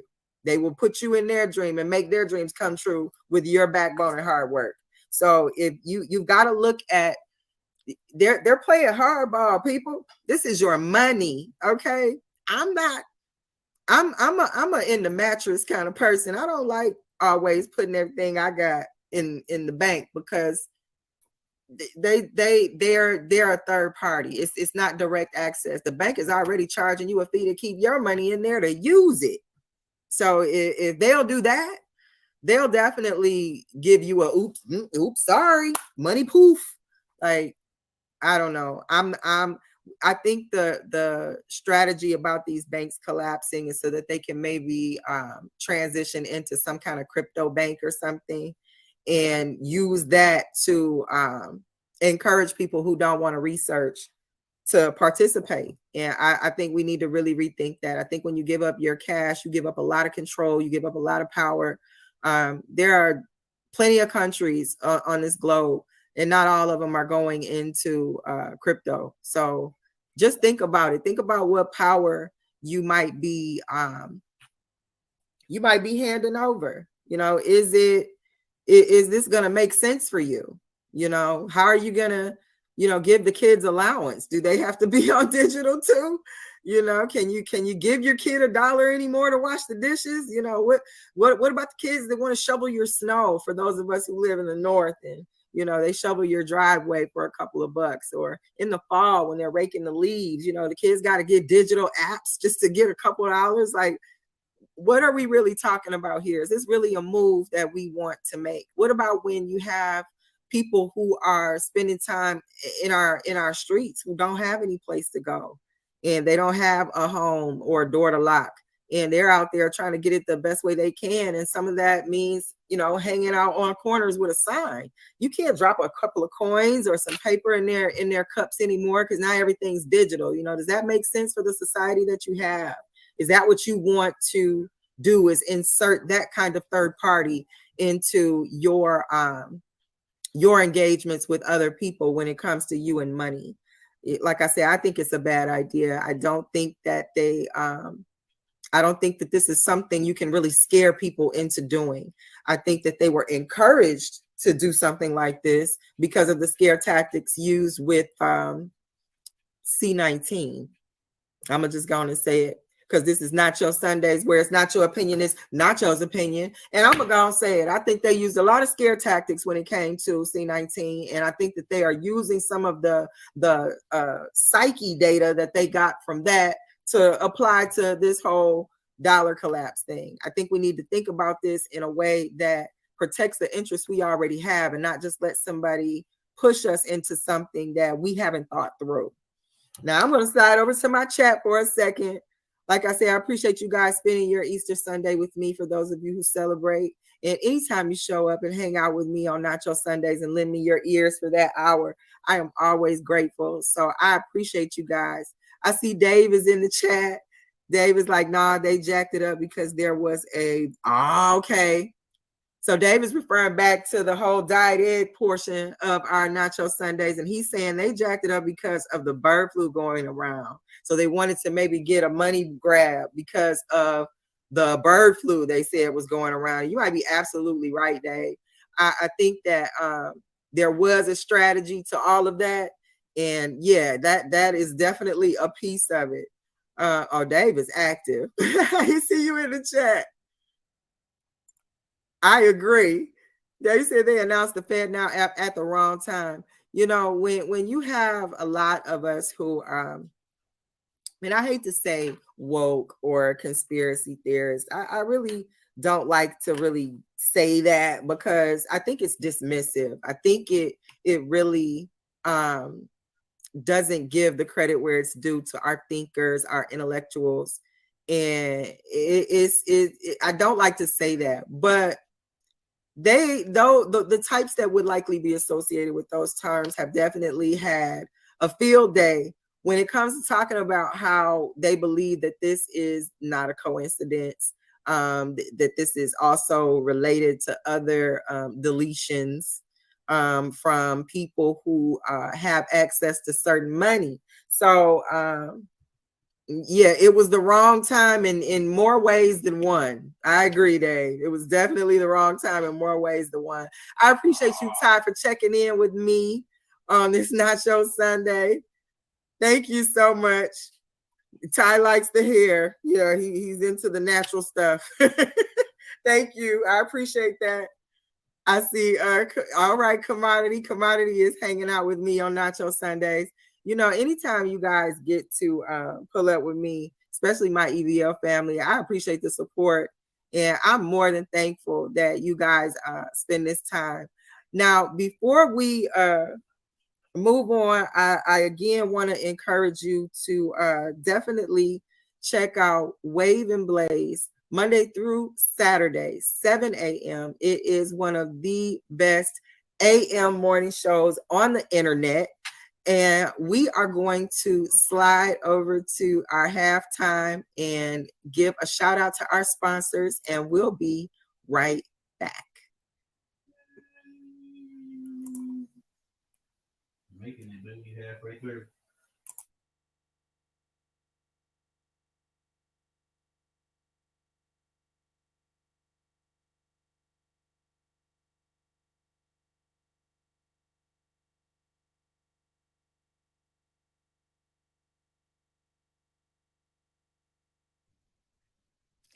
A woman is the most potent expression of feminine energy in the harmonic equation of the human experience. Growing Down, an observation of the masculinization of the Black American woman, Volume 1. Get your copy at FibonacciBrown.com.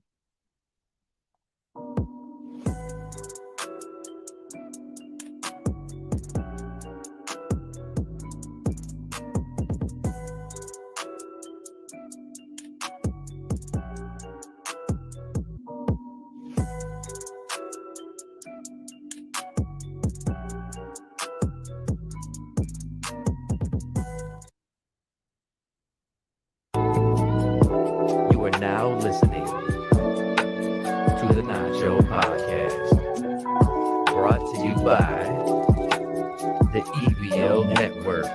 If it ain't exclusive, it don't matter. It's not your time to talk, it's time to listen. So pull up to the table with your plate and pay attention. It's not your time to talk, Nacho Sunday. It's something different. This is not your opinion, and you don't want to miss it. It's not your time to talk. Time for the show.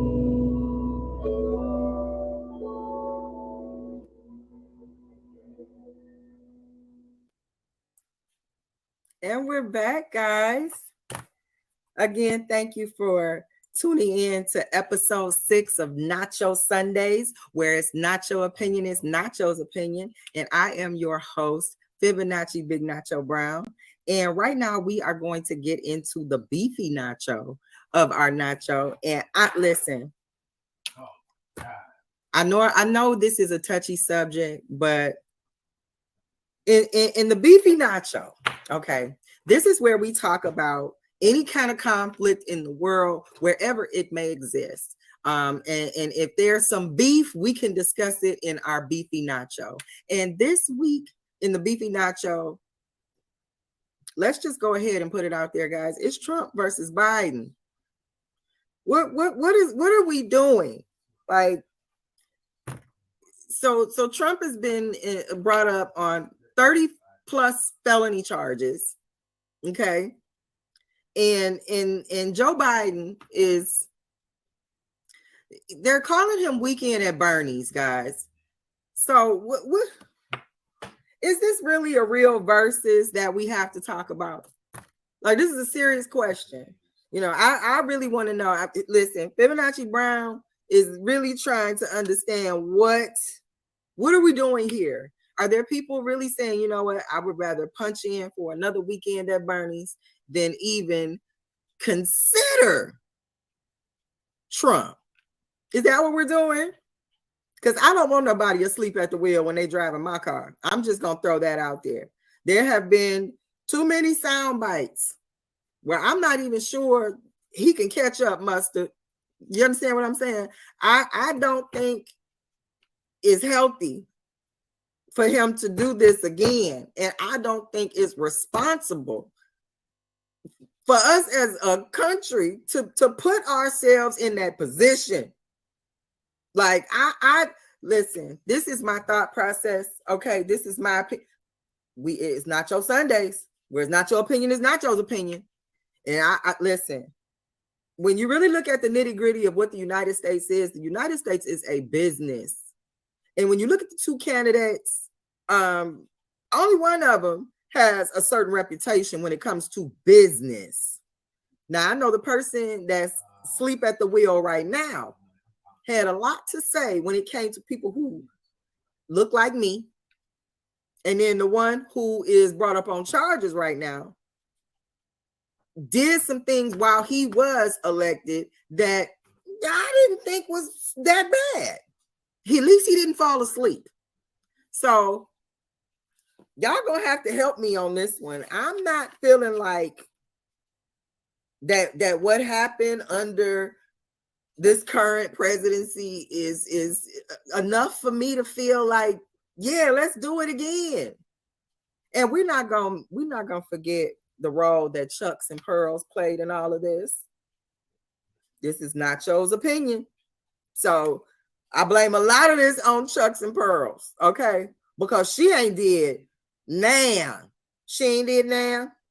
Not nan, okay? So I'm not moved. I'm not impressed. I don't think it's anything revolt worthy. So we're going to have to talk about this.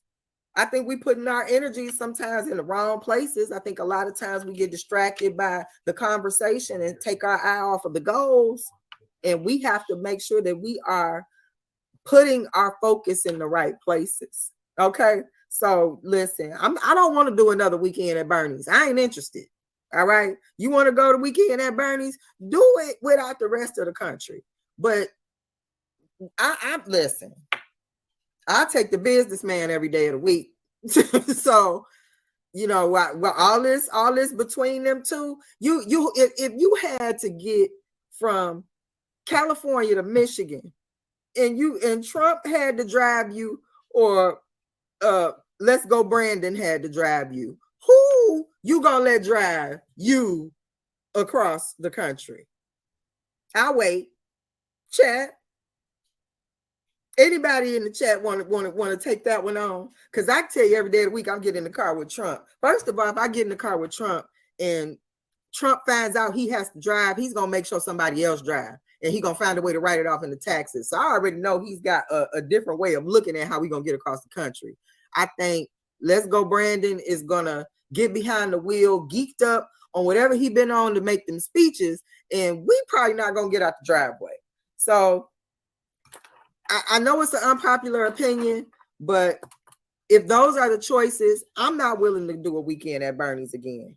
I didn't have fun. I did not buy the t-shirt, and I'm ready to call and speak to the manager. Period. Okay, I want to talk to somebody about this. So that's where I'm at. And then and with that lady that's with him too, I ain't impressed with you either. Not to say that I expected much out of a VP. However, the debacle that everybody made about her even being the VP, just for it to be some symbolic victory that I really don't see the impact of. Yeah, correct me if I'm wrong. If there's something I should be paying attention to, I'm all for making sure people get their credit where credit is due. I'm just saying, I really haven't heard a peep out of her. I haven't seen her. Ain't no programs, ain't no walks. You know, I'm just saying, like, it would be nice to have the hype matched with the impact. And I just feel like, you know, this was just like, you know, I just want to do it so I can say I did it, because I'm not seeing anything else. I am not moved, VP. So I blame Chucks and Pearls for that. That was all y'all. So no, I don't want no more of that. I don't want no more. The service was bad. The linen wasn't fresh. Like, I'm good. I'm not sure that there's anything someone can give me as far as a pros and cons on even making that revote worthy. I don't like how the whole C-19 was handled. I think it was more of a campaign than than moves to actually cure something or fix something. You know, so it just seemed, it kind of felt like walking into the T-Mobile / Sprint store when the new iPhone came out. You know how no matter what was wrong with your phone, they was going to tell you that the answer was getting a new phone, whatever version was out. Like, you could go in like, yeah, I got, you know, this is my iPhone. I got my screen cracked. Them like, well, oh, okay, well, we can fix that. Here's the iPhone 57, and, you know, that'll clean that right up. No matter what was wrong, your answer was the new iPhone. That's what this presidency felt like when it came to their efforts with C-19. So I'm just, listen. I don't want no more Bernie's. I'm over weekend at Bernie's. Matter of fact, I need a vacation from the weekend at Bernie's. That's what we need. So if we can get that worked into this next round of presidency, let's do it. You know, ain't y'all tired of being in the car praying, trying to make sure that the eyes is even open on looking at the road for the vehicle we in? I'm tired. Y'all should be tired too. And if you ain't, oh well, this is Nacho Sundays, where it's not your opinion, it's Nacho's opinion. And I had enough. Okay. So that's our beefy nacho for Nacho Sundays. And I'm going to slide over to my chat and see what I see. Okay, Jason, thank you for pulling up with me on this Nacho Sundays. He's giving a shout out to everybody in the chat and everybody watching. Yes, Dave, it's time to get some younger, fresher faces in there. I agree, because our choices right now, you know, as a country, we need our therapists or something to speak for us and let the current candidates know that this is just not gonna work. So yes, I agree, Dave. We do need some fresher faces in there. Say, yeah, with all the disrespect to Biden and Trump, they way too old to be trying to run for president again. Listen, Dave, you bring up a great point. Trump is 150 and Biden is 270. And both of them are too old to be running anywhere or anything without risk of damage. Okay? Presidency down the block, on a treadmill. I'm not willing to take that risk. I'm not willing to take that risk. So, Dave, you do bring up a good point with the age. And that don't mean any young whippersnapper can go in there and do the job. It definitely has to be somebody that is closer to representing the ideals of the people. However, you cannot be asleep. Like if we already see what's going on with Let's Go Brandon, he could be in a coma and we would just be like, long as he a Democrat. Like, this is not gonna work. And you can no longer hide behind the glitz and glamour of Chucks and Pearls. Like, she was your shield for the presidency. She got you the vote, however it worked. And I'm over it. No more. I'm done. I'm done. Yes, the vice president ain't did nothing. Whole time, that's a fact. That's a fact. Like, not nothing. I ain't seen a commercial. I see Mailman pulled up with us today. I appreciate you tuning in to Nacho Sundays. And for those of you who are tuning in right now, you are watching Nacho Sundays, where it's not your opinion, it's Nacho's opinion. And over here, we talk about it. We talk about things in our beefy nacho, where it's conflict in the world, and we devour our nacho for a whole hour on Sunday and get good and full. Yes, Dark Matter, I see you pulled up. Says Nacho Easter Sunday. I like it. Oh my gosh, Dave has combined the ages of the presidents, and they are vampire years old, y'all. It's time for some new faces. I'm over it. The Beefy Nacho has spoken. It's us versus Trump and Let's Go Brandon. And we had enough. So, nah. So moving on to our veggie nacho. Here in the veggie nacho on Nacho Sundays, this is where we talk about health. This is where we talk about things that we can do better or that concern us about our health. And because I'm a vegetarian, a lot of the places that I come from when it comes to talking about health are holistic places. I believe that before a doctor needed to be paid astronomical amounts of money to be a doctor, we had ways of healing ourselves. We had herbs, we had gardens, and I think that we need to kind of get back to that. But anywho, that's what we talk about in our veggie nacho, which is health. And in this edition of the veggie nacho, the question is, if you got the jab, which I've been seeing online, and y'all know what I mean by the jab. If y'all got the ouchie, then have you been seeing discussion where they say you are no longer human? That they are changing your DNA through your RNA, and that you are now a patented product. Now, I know this is barking right up the conspiracy theorist tree. I get it. But the reason why something like this piqued my interest is because I literally said that.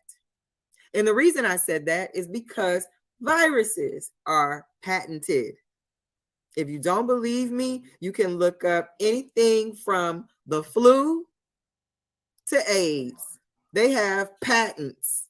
And when you have a patent, that means you own the chains and links that make this virus a virus. And if you can get a subject to agree, and you have something that actually tampers with your DNA/RNA, not to say that those are the same thing, those are absolutely two different things, but in order to be able to be manipulated, both of those are big heavy hitters when it comes to your body structure, your body makeup, how your body functions. If something is messing with your RNA and your DNA, it's changing you. It's flat out changing you. So when they started talking about different things that would be in these vaccines, I am, for one, am not someone who ever liked vaccines. I thought it was always strange that people would get a flu vaccine and end up with the flu. So I have been refusing vaccines since then. This is Nacho Sundays, where this is not your opinion, Nacho's opinion. Okay. So this is what I do. And I'm not gonna run off and let media or anything else scare me into doing something with my body that I'm not gonna research. So considering that I was already not into doing flu shots, I certainly wasn't going to walk blindly into getting any other kind of ouchie. I don't care what doctor is on it. Okay. Nacho Sundays. So I had refused, and one of the reasons why I refused is because when I read some of the things that were supposed to be in this particular ouchie, it didn't sound like it even belonged in the body. Heavy metals, nanotechnology. Why is this in my ouchie? If this is supposed to, for one, this is not even a cure for anything. This is something they're telling you is going to be preventative. And then to see how many, it wasn't a concentrated effort. You had people trying to get their best brand out. And they said it was in order to give everybody an option so that they could feel more comfortable. But for me, it's like, if you have something like this going on, why wouldn't there be a concentrated effort to make the best product, to make sure that it accomplishes what you say it's going to accomplish? So immediately it looked to me like a money grab. It looked like it was entirely too many people trying to grab a bag in the pharmaceutical lane, and everybody had their version. So that already piqued me to be like, nah. And then when they decided that they wanted to come out with these so quickly, it was how fast everything was being produced. It didn't give me the comfort that there was any study behind it. We're still studying the common cold. We still have walks and games and events held in circling around breast cancer. Things take research and development. And it just didn't seem that there was enough convincing research and development when it came to getting the ouchie. So I was reluctant. But you have people who not only did they get it, they also got the C19. So you got all these ouchies, and you got what you was trying to not get by getting the ouchie. It didn't make sense to me. In addition to that, there were not enough studies on long-term effects. They weren't giving me enough detail on what to expect, what I should look out for. It was just entirely too fast.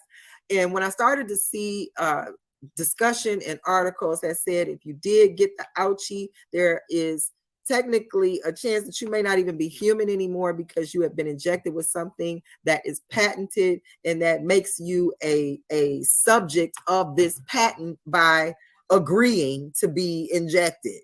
So I've also seen some discussion that said you might not even qualify for life insurance, at least not the life insurance you think you're going to qualify for. And for people who thought they were doing the right thing, people who thought they were protecting themselves, what does this mean if you have to, now you can't even be insured on your life insurance policies because this ouchie has made you somehow inhuman? And they can't insure you if you ain't human. So for those of y'all are like, what are you talking about, Nacho? Y'all just turned in and you talking about being human. Look this up where they are saying there is potentially a case study that suggests you might not be human if you receive the ouchie because of what's in it and what it has done to your DNA through your RNA. Check it out, people. I always encourage you to take what I say and go back to your own research resources and have your own experience with the information. Don't take it out of my mouth as law. If you want to, that's fine. But I encourage you again to have your own experience with the information. Look it up. Get the knowledge for yourself so you can understand. Maybe you need to come back and talk to me and be like, nah, Nachi, I found out that it's not this, it's that. I appreciate those conversations. Intellectuals are open to other intellectuals. So if you want to come back and give me some feedback, I am definitely here for it. So don't hold back because you feel like, nah, I'm not going to go back there and tell Nachi. No, don't do that. Just let's come back here. Let's talk about it on Nacho Sundays, where we devour our nachos at 6 p.m. every Sunday, and we can discuss it there. So yeah, if you guys got the ouchie, look into this. I know I'm concerned because I have some family members who got the ouchie, and I was trying to encourage them not to, but again, sometimes the resources around them are bigger than the sound of my voice, so I can only control me. But yeah, I definitely refused because of the complications that just were too muddy for me to feel like I was making an intelligent decision by just running off blindly doing something with my body. Now, there are people who got the ouchie and they're like, you know what? They just came out with too many of them. Once you get one, now you need 50 more. This is too much. It's fishy at this point. Now I'm not even satisfied. I got buyer's remorse. You know, I'm not even confident that what I went and got the ouchie for is doing what it's supposed to do. There may be some benefit to doing certain detoxes. One thing I heard is that if you do a heavy metal detox, that may help when it comes to pulling some of the heavy metals out of your system from certain vaccines. And also, you can do like a liver and kidney detox. From what I understand, the liver is the chemist of the body. So if certain things are processed into your body, they have to go through the liver in order to do so. So a liver detox might also help when it comes to pulling out heavy metals. So a liver detox and bentonite clay. Bentonite clay is a you usually can find it on like holistic websites. I try to go to places who have good ratings and who have a direct source, not places who are like a third party source, but who have a direct source. Those tend to me to be the most potent herbs. And bentonite clay is what I'm hearing is best to try to help pull heavy metals out of the body. So if you're concerned about maybe some of the effects of a vaccine that you may have taken in the past, or an ouchie that you may have taken currently, look into bentonite clay and look into doing a liver detox. I hear these are very beneficial. Again, I'm going to slide over to my chat. I see that, okay, all right, EBL King pulled up with me on this Sunday. I appreciate you pulling up, King. Thank you so much. Make sure you guys are checking out King's Court right here on the EBL network. He is definitely going to keep the conversation interesting. It's never a dull moment when he is around. So make sure you guys catch that. I see Augustine the King is in. All the Kings showed up. I appreciate this. Thank you so much. And let's look, Dave talking about we X-Men now. Let's go. You know what, Dave? If you want to be an X-Man, you go right ahead. You know, I'm not gonna ruin your X-Man dreams. I'm not getting out you, okay? You gonna do what you gonna do. I'm good. So right now we're going to slide over to the last portion of our nacho, which is the Nacho Supreme. And when we devour the Nacho Supreme, this is a portion of our show where we talk about knowledge nuggets, things that can help us get through life, things that we wish somebody would have told us when we were younger, or things that we can apply to our life to enrich it and make it better. And this week's knowledge nugget in the Nacho Supreme is something I heard earlier today. So you guys, I had a very interesting Easter Sunday. I don't particularly celebrate Easter Sunday. However, a lot of my family members do.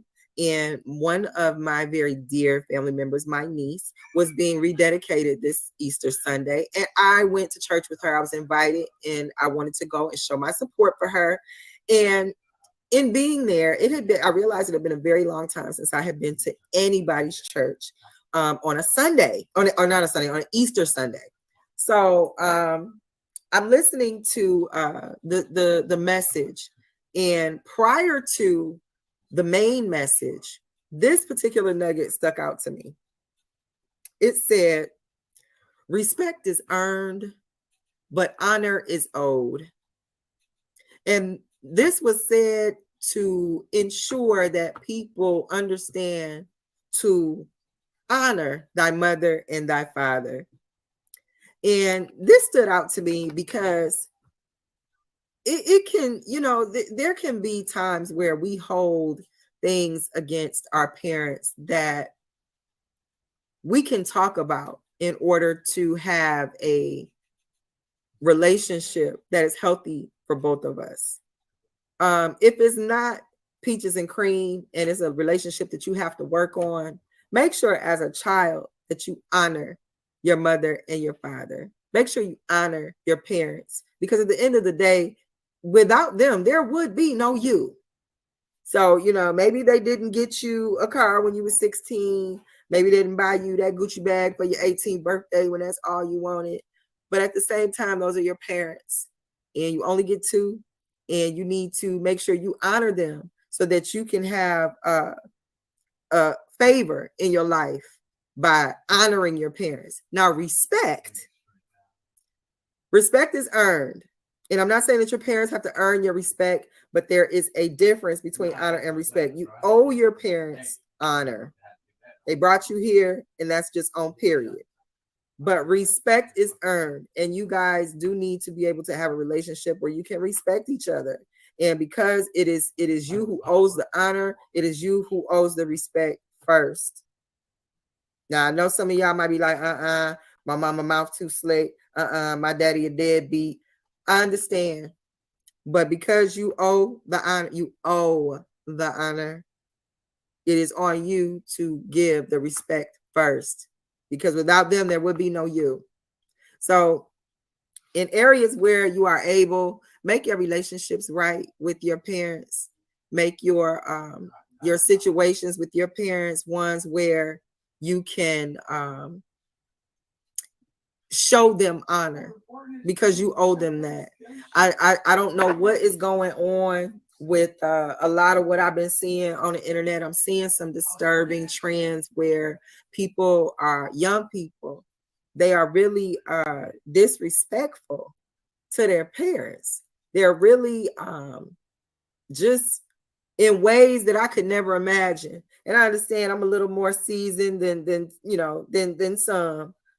So I'm old school. I come from a mindset of how to treat your parents where the respect was visible, and that respect carried over into how you treated other adults. And it just seems like, in recent times, I'm seeing more praise or attention being given to people who don't know how to honor their parents, people who don't know how to respect their parents or any other adult for that matter, without having to be cornered or aggressed against. So I'm not sure what's going on. I don't even want to say this young lady's name, but the girl who wanted somebody to see her outside, she blew up like just ridiculously for disrespecting her parents. And I just don't, I didn't come from that. I don't raise my children that way. And I just really think that in order to be able to have a good life, just in a spiritual way, in a soul kind of way, you need to respect and honor your parents. Honor first. You owe them that. Respect is earned, honor is owed, and you need to honor your parents. So I don't know what's going on with young people. I wish y'all look and look for if it's any young people watching. I know some of y'all might be like, what is this old lady talking about? She on cap. I ain't doing that. Ain't nobody gonna disrespect. I get it, but then I don't. You've got to be able to know how to treat people so that you can understand how to teach that to generations under you. It's not just about you. I know you think it is. I know you think it's this is all about me and I'm doing me and I'm living my truth. And for some of y'all, your truth might be disrespect. But there are things in higher places and in bigger places than you may occupy with your own ego. And if you want to see certain things happen in your life that are working towards the good and working towards your favor, make sure you honor your parents. You owe them that. And make sure you know the difference between honor and respect. The respect is yours to show first. Those are your parents. They brought you here. So right now, we're going to close out Nacho Sundays. I'm going to slide over to my chat before I get out of here. I got a couple of announcements. Again, don't forget to make sure you come right back here to EBL Network to check out the Finish Your Food card on April 14th, hosted by EBL King. You don't want to miss that. If you do want to donate to that card, you can also send your donations to $CEO EBL. That's $CEO EBL. And when you do, you can make sure to send your donations there and tune in here on the 14th of April to make sure you catch the Finish Your Food card. Now, let me remind you, that card is a 3-round card. You heard me correctly, 3-round card.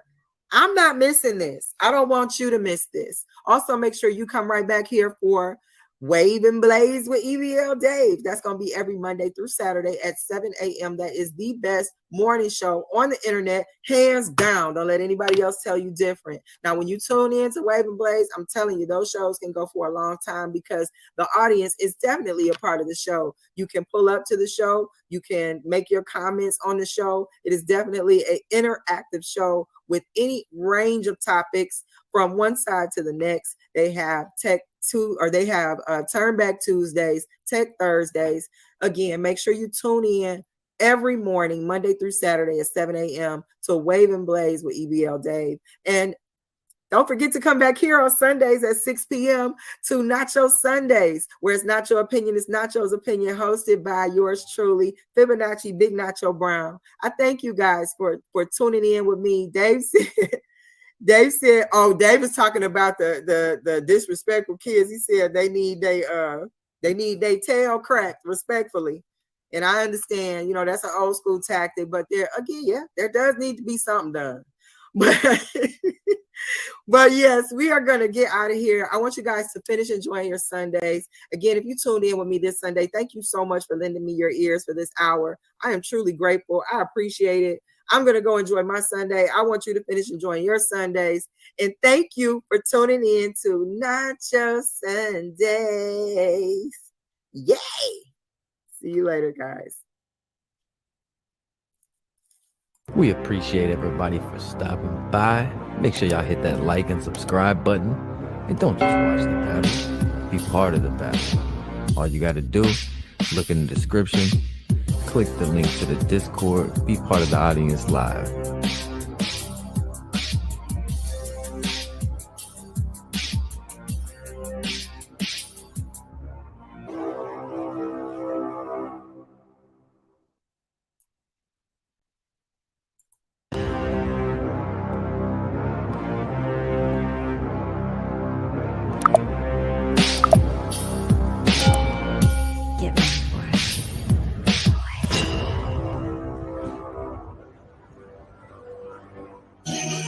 You're rocking with King Troll, and I'm your boy. Just call me Monty, aka King Gigawatt.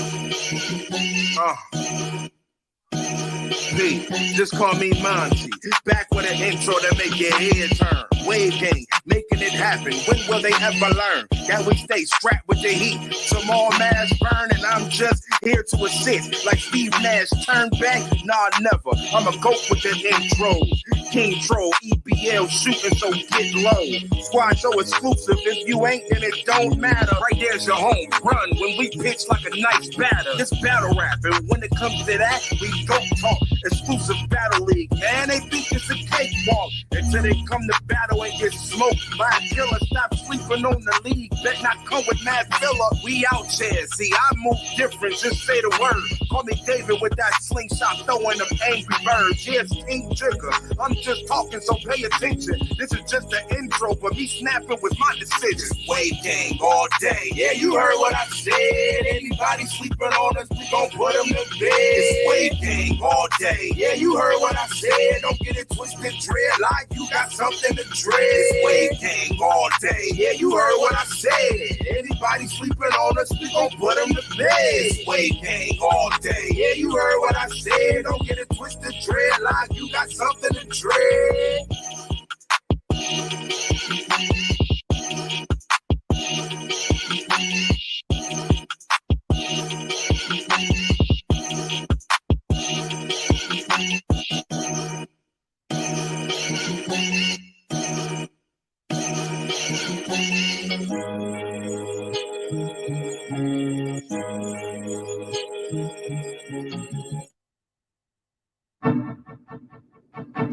Nacho Sundays, every Sunday at 6 p.m. Live on YouTube on the EBL exclusive Battle League Network.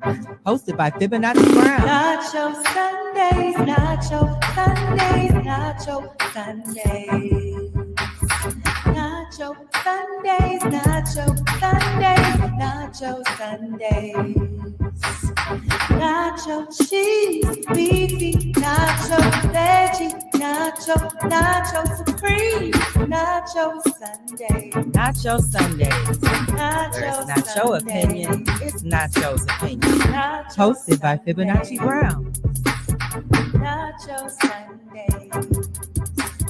Nacho cheese, beefy, nacho veggie, nacho supreme, Nacho Sundays. Where it's not your opinion, it's Nacho's opinion.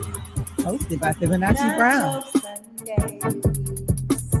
Nacho Sundays.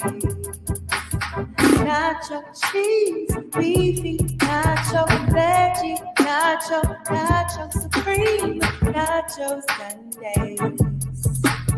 Nacho Sundays. Nacho Sundays. Nacho Sundays.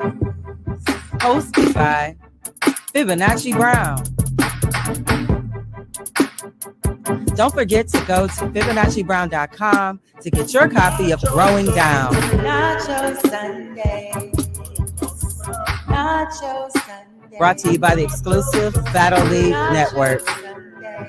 EBL.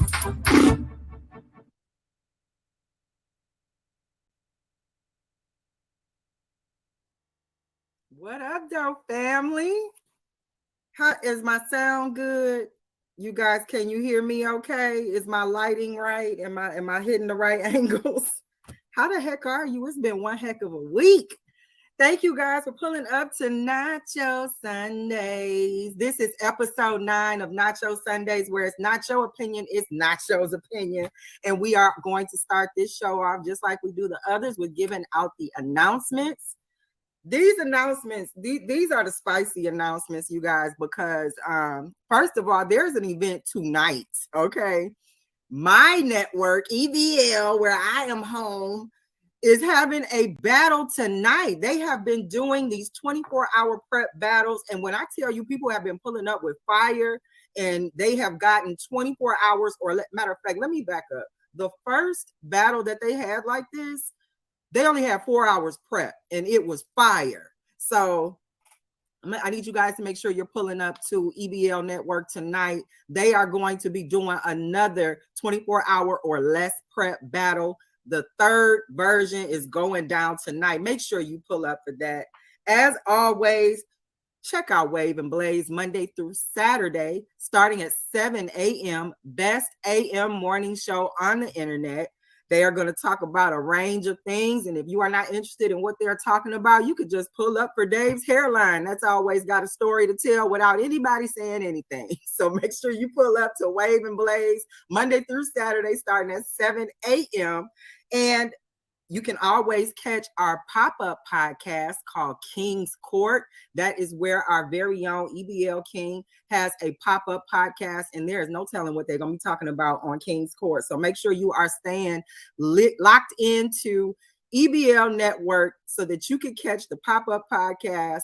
You can catch Wave and Blaze Monday through Saturday, and you can catch Nacho Sundays every Sunday at 6 p.m. And you cannot forget to pull up to the Fourth Round. Fourth Round is a podcast where our EBL family has collaborated with our Is We Poddin' family, and they are interviewing some of your favorite top tier battlers. I'm losing count. Danny Myers, Password, C3, Swave Seva, like all kinds of people are pulling up to get on these interviews. These questions are amazing. You are getting insight into some of your favorite top tier battlers that you might not have gotten in other interviews or discussions with them. So make sure you're pulling up to the Fourth Round on the EBL Network, hosted by our Is We Poddin' family. And make sure you pull up tonight to EBL to catch those 24-hour or less battles. Third installment is going down tonight. These battlers, they are not playing. I understand they don't have that much time to prepare, but some of these battlers are definitely, they're performing under pressure. So I suggest you pull up or even get in contact with EBL to let them know that you want to be a battler on one of the 24-hour pull-ups. You find out who your opponent is that day with however many hours you have left, and then the battles go down at 10 o'clock. I don't know if they changed the time for tonight, but as far as I know, 10 o'clock tonight is going down with the 24 hours or less prep battles. Also, make sure you guys head over to FibonacciBrown.com. I am an author. I have written a book called Growing Down, The Observation of the Masculinization of the Black American Woman. And you can get that at FibonacciBrown.com. That's FibonacciBrown.com. Make sure you head over there. I'm looking forward to seeing you guys there. Also, EBL has an event coming up on May 5th. Now, this May 5th card is called the Cam Up card. Now, I know a lot of you guys are familiar with EBL because they do the audio battles, but now they are doing virtual battles where you can cam up, see your opponent, they can see you. You could put all your gestures and emphasis into your punches and your bars so that they come off the way that you want them to, all on camera. So if you're interested in doing the cam up battles, make sure you let EBL know and make sure you pull up to the Cam Up battle on May 5th. Some of the people that are going to be on this Cam Up battle are some of the people I've been waiting to see because I've only heard them. But Villa, okay, Villa is going to be in that Cam Up on May 5th battle. So is Greg the Great. Detroit's own Eden Good and Kinesis are going to be in that battle. And there's also going to be Coat the Goat and Miss Vicious. So that's just to name a few. I hope you guys don't forget to pull up May 5th to the Cam Up battle. You are going to actually be able to see some of your favorite battlers and maybe some new faces where you've only heard the voice and you haven't seen the face. This is a great opportunity to see what that looks like on an EBL platform. And we got you come May 5th. So make sure also when you are pulling up to the EBL battles tonight, make sure that you subscribe so that you do not miss out on any of the shows I just mentioned and so that you don't miss out on any of the upcoming battles. Now, if you were paying attention, that's 2 battles. That's a less than 24-hour prep battle going down tonight. Then there's a battle on May 5th, where it's going to be a virtual battle. You're going to be able to see some of the battlers. I named a few. These are no lightweights in the battle rap game. So make sure you pull up to check them out. I know I'm going to be there. So I hope to see you there. I'm going to slide over to my chat for a second. I see Capology pull. Okay. Gang, Capology. I appreciate you pulling up this Sunday. My fave is in the chat, 2-1 as always. See, some of y'all need to get like him. Y'all, he's here every Sunday. Like I truly appreciate that. Make sure that when you do pull up, you are hitting the like button and you are also sharing the show. Those shares and those likes definitely help me get to and reach a wider audience. And I can't wait till we got the whole planet on some Nacho Sundays. Hey. So anywho, we're going to get into our show. And of course, we like to start our nacho and start devouring our nacho with the nacho cheese. And on the nacho cheese portion of our show, we talk about money, ways to save money, make passive income, or ways that our money can work for us instead of us working so hard for our money. So what I want to talk about in this week's nacho cheese is borrower's defense. I know that might sound kind of like, what's that?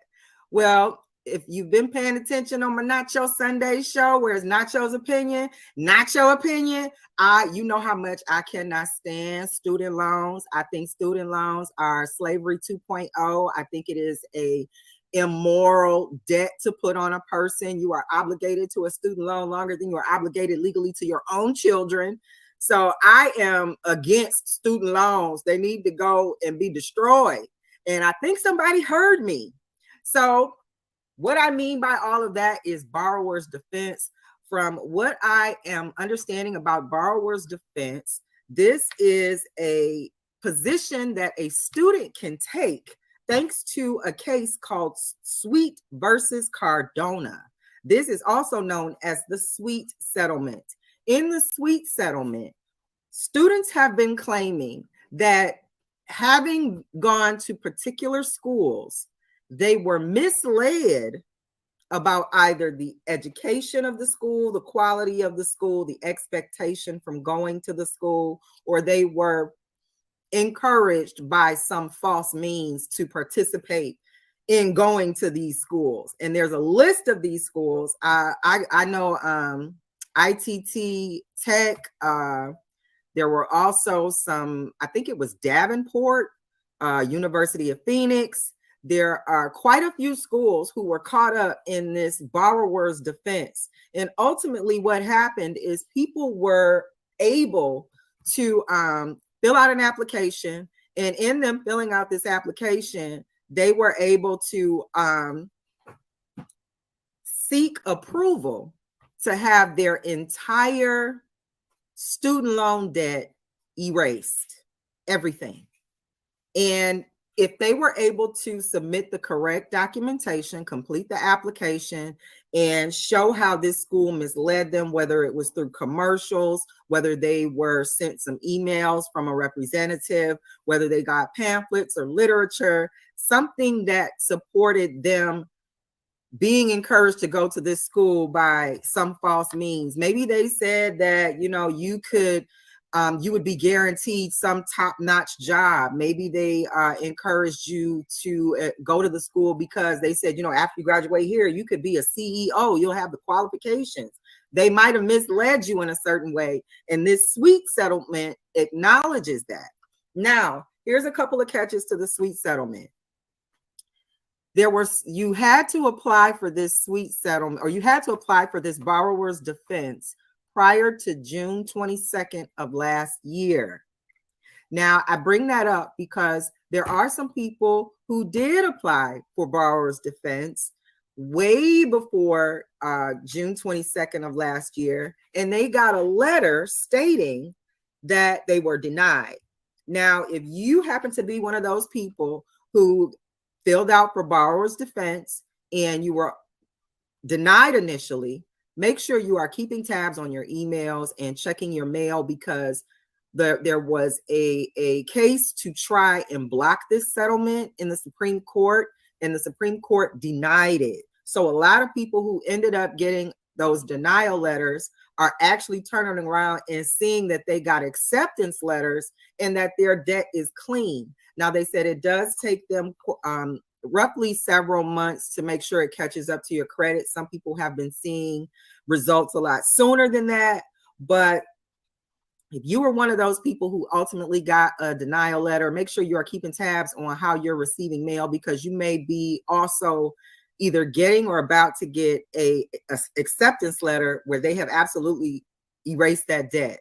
Now, I bring this up because I know you like Nachi, you know, you're supposed to fill this out back last year sometime. Why are you telling us now? Well, I'm telling you now because I think that you can still fill this paperwork out. From what I'm seeing of borrower's defense, it tends to go by year. And if there is some nuance that borrower's defense is applicable to, depending on what the structure is set up for the borrower, it tends to accommodate that in certain ways. So I've seen borrower's defense 2018, borrower's defense 2021, and borrower's defense 2022. So if you are not aware of what borrower's defense is, I implore you to take a look into it, see if this applies to you, apply for it if it does, and you never know. I've seen people who have gotten over $100,000 in student loans completely erased through borrower's defense. So if you aren't familiar, get familiar,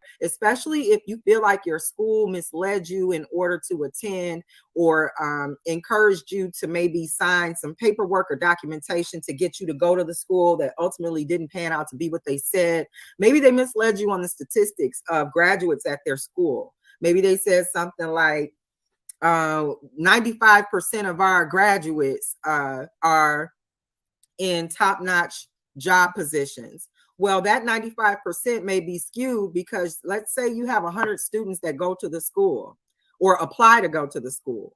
If only 10 of those students graduates and 9 of them end up in CEO positions, you have an unaccounted for 90 other students, but you're basing your statistics that you're going to sell to other students on this small sample of who actually goes there, attends, and is successful. So if you feel like you were misled statistically, if you feel like maybe they encouraged you to complete certain paperwork incorrectly, anything that makes you feel misled, especially about these schools that were online and ended up either going defunct, they no longer exist.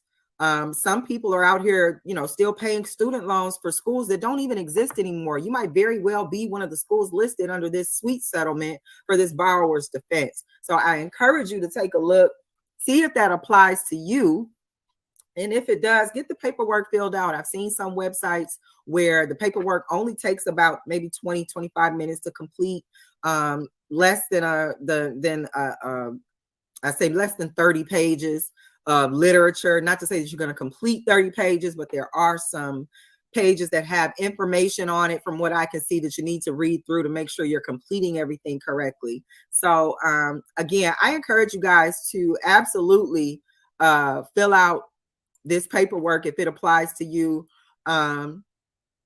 Borrower's defense, it's not something that's exclusive to just one type of situation.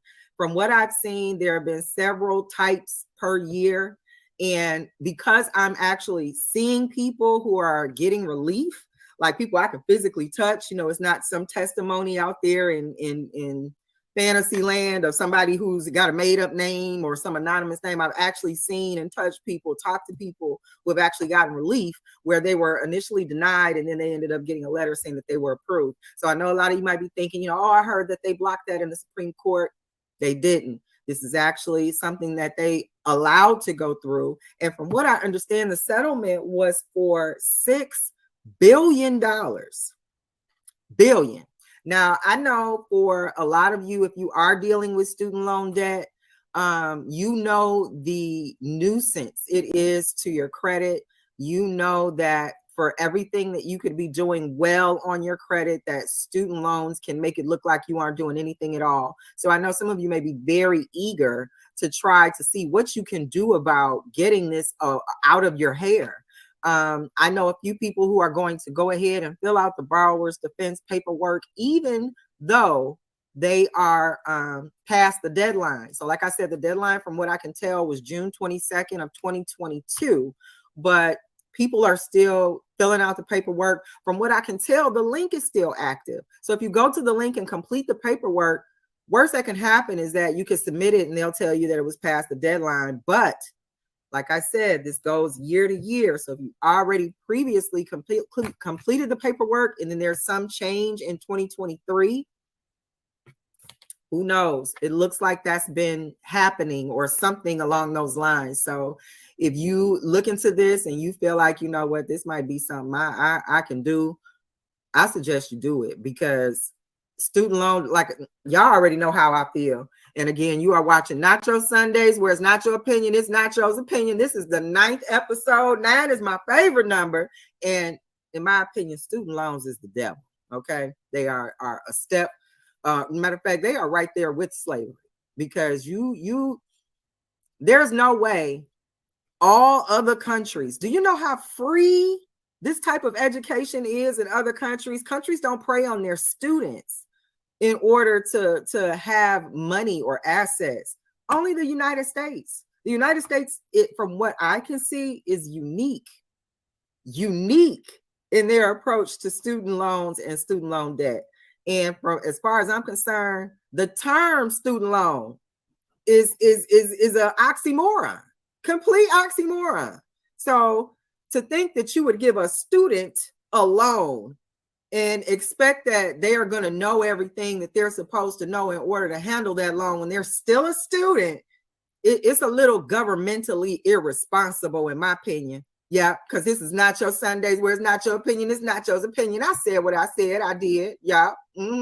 So get on that borrower's defense. If you tried to go get an education thinking that you were doing what you were supposed to do because that's what you were told were the steps out of high school, is to go to college, get a good education so that you can secure yourself a good job, and then you turn around and find out that some of these schools preyed on you, misled you, check out borrower's defense. There may be something in there that is going to allow you to get some breathing room that you might not have been able to have when you were trying to struggle past these student loans. I know people who have, they have excellent responsible habits. Like they are just, everything's organized, in order. And this thorn in their side is just it totally clouds any paper picture of them that allows you to kind of see the person for who they are and not for what student loans wants to tell you they are.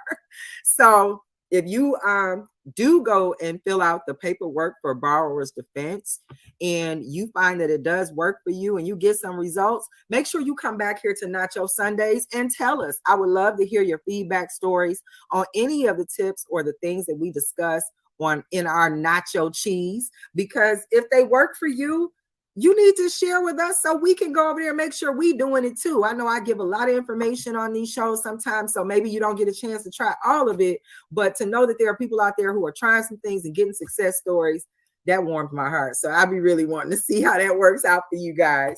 So I'm going to slide over to my chat for a second and see who's pulling up with me. Okay, Uncle Slim. Salutations to all of y'all today. Thank you. We appreciate you. And I see Scripture Volume 1 pulled up. We in this thing, Nacho. I appreciate you guys. Thank you so much. Oh, wait a minute. The Mark McCluss is in my comments. I'm honored. Thank you, sir. Appreciate you. And I see Dave, EBL Dave, the host of Wave and Blaze, is in my chat. He said, my favorite numbers are 6 and 9. Yes, this is the 9th episode of Nacho Sundays, where it's Nacho Opinion is Nacho's opinion. And Dave is on his Tesla thing today. Tesla said that once you know the meanings, once you understand the meaning of 3, 6, and 9, you will understand one of the keys to the universe. So, Dave, I understand exactly what you mean on the 6 and 9. Those are actually, I my favorite number is 9 because I am a 9. My birthday adds up to 9. My nickname in my old neighborhood is a 9. The time I was born adds up to a 9. My mother's birthday adds up to a 9. My grandmother's birthday adds up to a 9. So I'm a 9 that comes from a long line of 9s for my numerologists out there. But right now, we are going to, actually, I'm going to take a break right here before I get into my beefy nacho, because we got some stuff to talk about in the beefy nacho. I do hope you guys stick around because, listen, this weekend has been a mess, okay? It's been a lot of beef to talk about. Why don't you stick around with me so that we can do that on the beefy nacho portion of Nacho Sundays. I'll see you guys in a minute.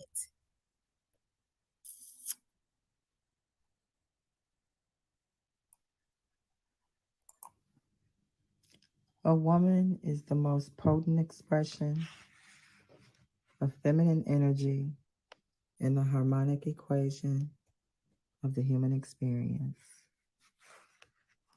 Growing down, an observation of the masculinization of the Black American woman, Volume 1. Get your copy at FibonacciBrown.com. Get your elbows up in the air like. Oh, no, yeah, boy.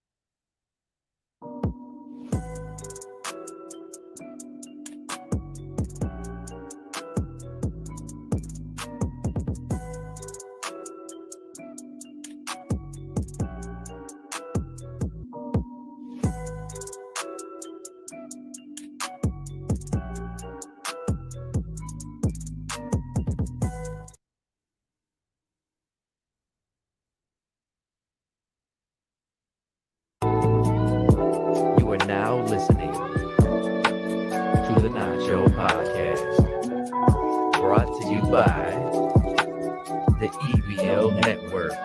If it ain't exclusive, it don't matter. It's not your time to talk, it's time to listen. So pull up to the table with your plate and pay attention. It's not your time to talk, Nacho Sunday. It's something different. This is not your opinion, and you don't want to miss it. It's not your time to talk. Time for the show.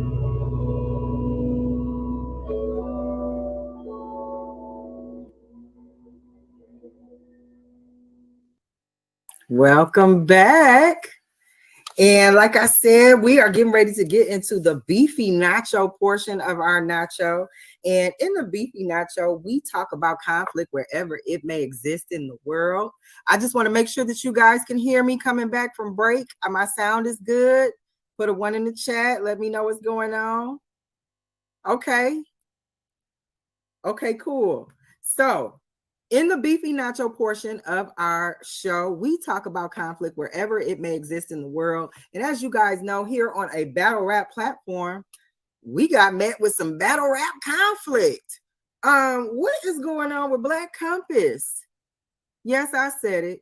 There was an event that went down with our beloved John the Don, and some people wanted to stream and watch with their friends, which from what I understand is there's nothing wrong with that.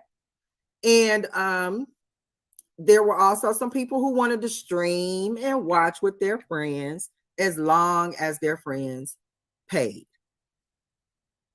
So some folks, they felt a way because normally they can go into a voice chat and hang out with their friends and it's no problem. But, maybe they went to go get in that voice chat and they, clicking and can't get in. And they found out that in order to get in, they needed to contribute no less than $10 to the Cash App that they were provided. Some people really had an issue with that in our battle rap community. They felt like, why would you charge, to see this event? Now, let me give a little more context. From what I understand, this event was a $40 pay-per-view event. And there were people who were streaming the event who had paid for the event, but they were charging other people to watch the event with them.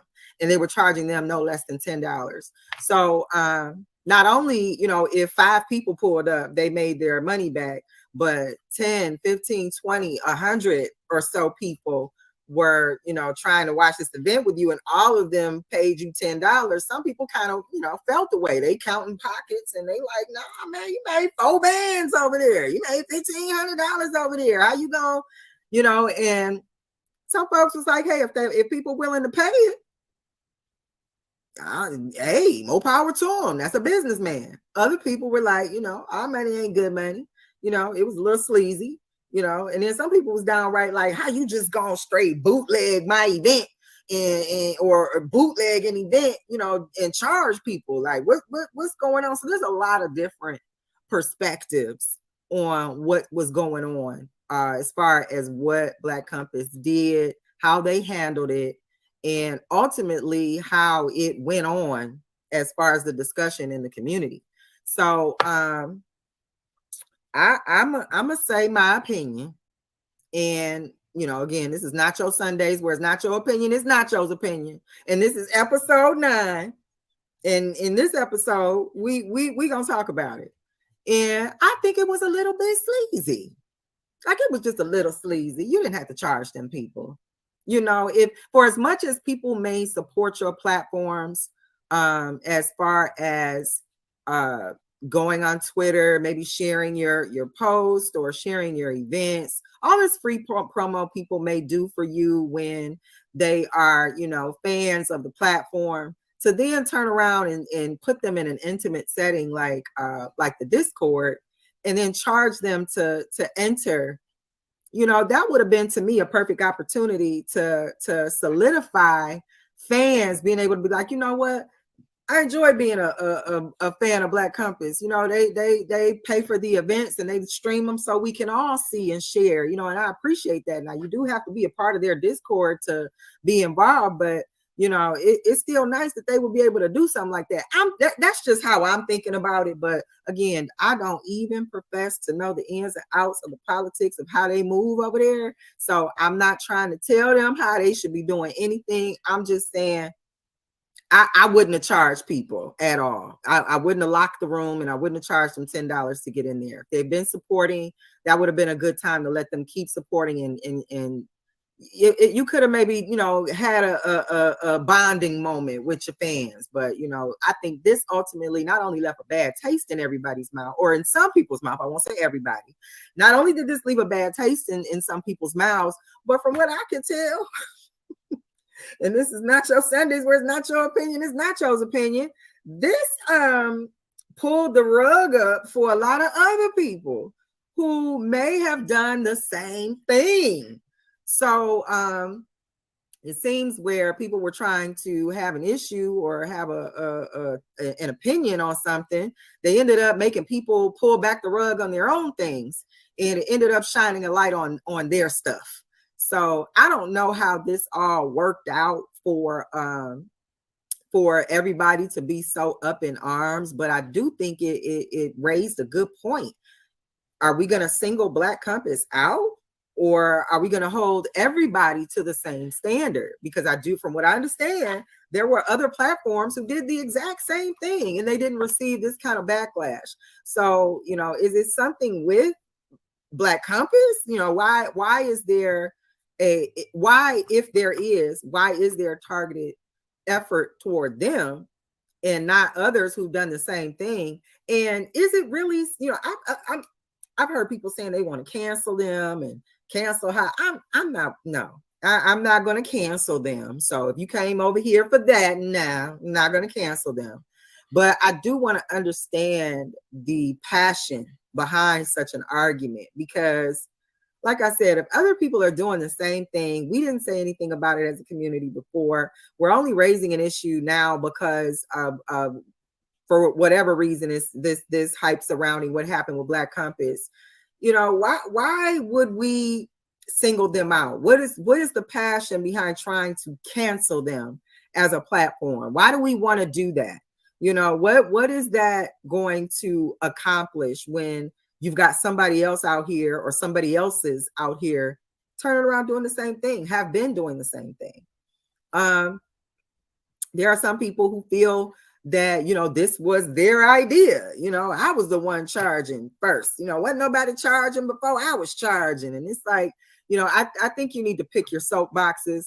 I don't think that's the one. I understand, maybe some of my business majors out there understand the importance of having a business system, because that's where your money is. But, if that's your position, that ain't it for this. This is not the business system that you want to try to stake your claim on. So I did hear some of that discussion, but, I just think the canceling of this platform is going a little bit too far, especially when it's been accepted when it comes to other platforms. So we're not gonna cancel them, but we might need to examine, why is there so much passion for that platform?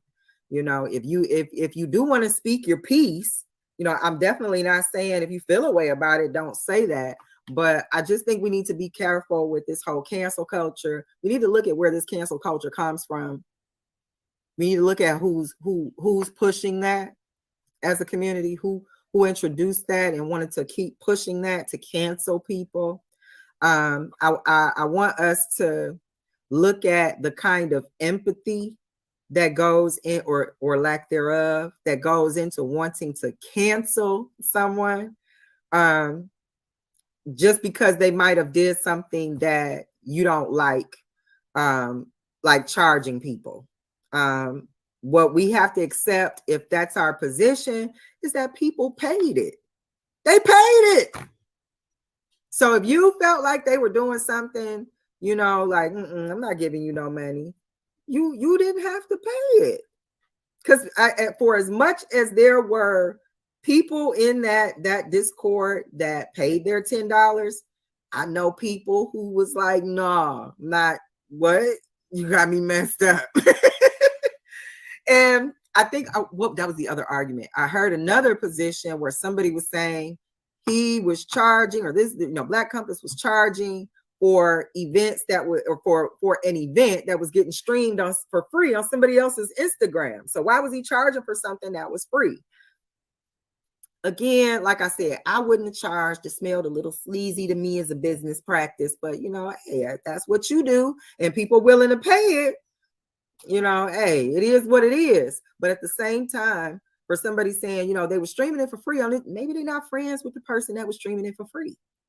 So you gotta, I understand a lot of the positions that I heard when it came to looking into this topic to see where it was going to go, but a lot of things still left me with questions. I still felt like, why is this so much against them? I still felt like, matter of fact, why did it even come up as an issue?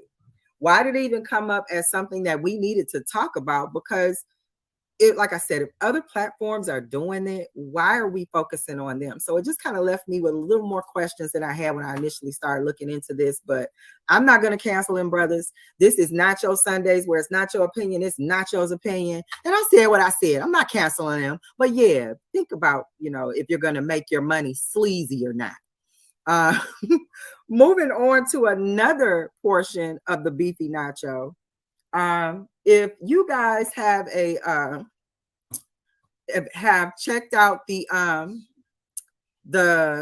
fight this weekend, if you check, I want to say it was I cannot remember the guy's first name, Ryan. Okay, so if you checked out the Ryan Garcia versus Gervonta Davis fight this weekend, talk about beef.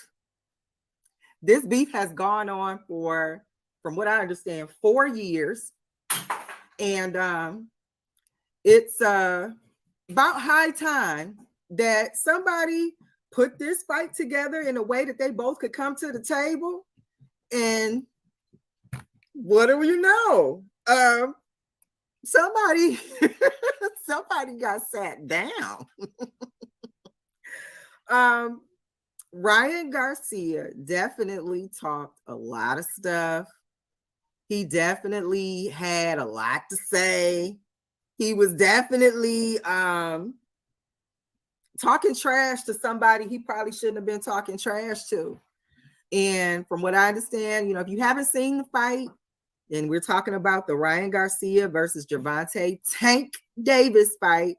If you have not seen the fight, this is a spoiler. So I'm gonna give you a chance to, go. I'm not gonna say stop watching. Please stay tuned to Nacho Sundays, where it's not your opinion, it's Nacho's opinion. But yeah, you might want to go get your, refill your glass of water, because we drinking water over here, and go get your snacks and things for the rest of the show, because we finna spoil that fight. Gervonta put a beating on Ryan. Ryan's probably not going to talk crazy to anybody for a while.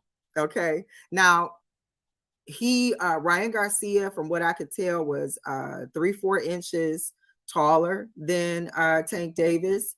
He had, I believe, almost a 3-inch longer reach than Tank Davis.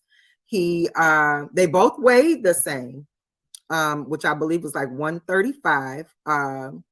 But I want to say his record, Ryan Garcia's record was 26-0. 26-0, and I think 19 of those, no, 23-0, and I think 19 were knockouts. Okay. Tank Davis is 4 years his senior. So I think Ryan Garcia was 24. Tank Davis is 28. Tank Davis is, like I said, about 3 inches shorter than Ryan Garcia. He had a 3-inch shorter reach than Ryan Garcia. But my man had 28 fights with 26 knockouts. So it looks like it might be a good matchup on paper. It might even look like Ryan Garcia had a chance. But those of us who know better, we did not bet against Tank Davis. What? For those of y'all who lost money betting on Ryan Garcia last night, You know, we're gonna have a moment of silence for the way you killed your pockets on that bed. Cause that was dumb. First of all, Tank Davis gave Ryan Garcia a wake-up call in the second round. He felt him out the first round. From what I could tell, you know, he was doing a lot of peppering and everything, making sure he could kind of size him up, see where he is. But those of you who understand how Tank Davis fights, he doesn't throw a lot of punches. He does a lot of measuring. He takes a lot of calculations in the ring. And last night was no different. The first round, he absolutely did that. The second round, now, oh, wait a minute. Don't let me leave this context out. Ryan Garcia was going bananas in that first round.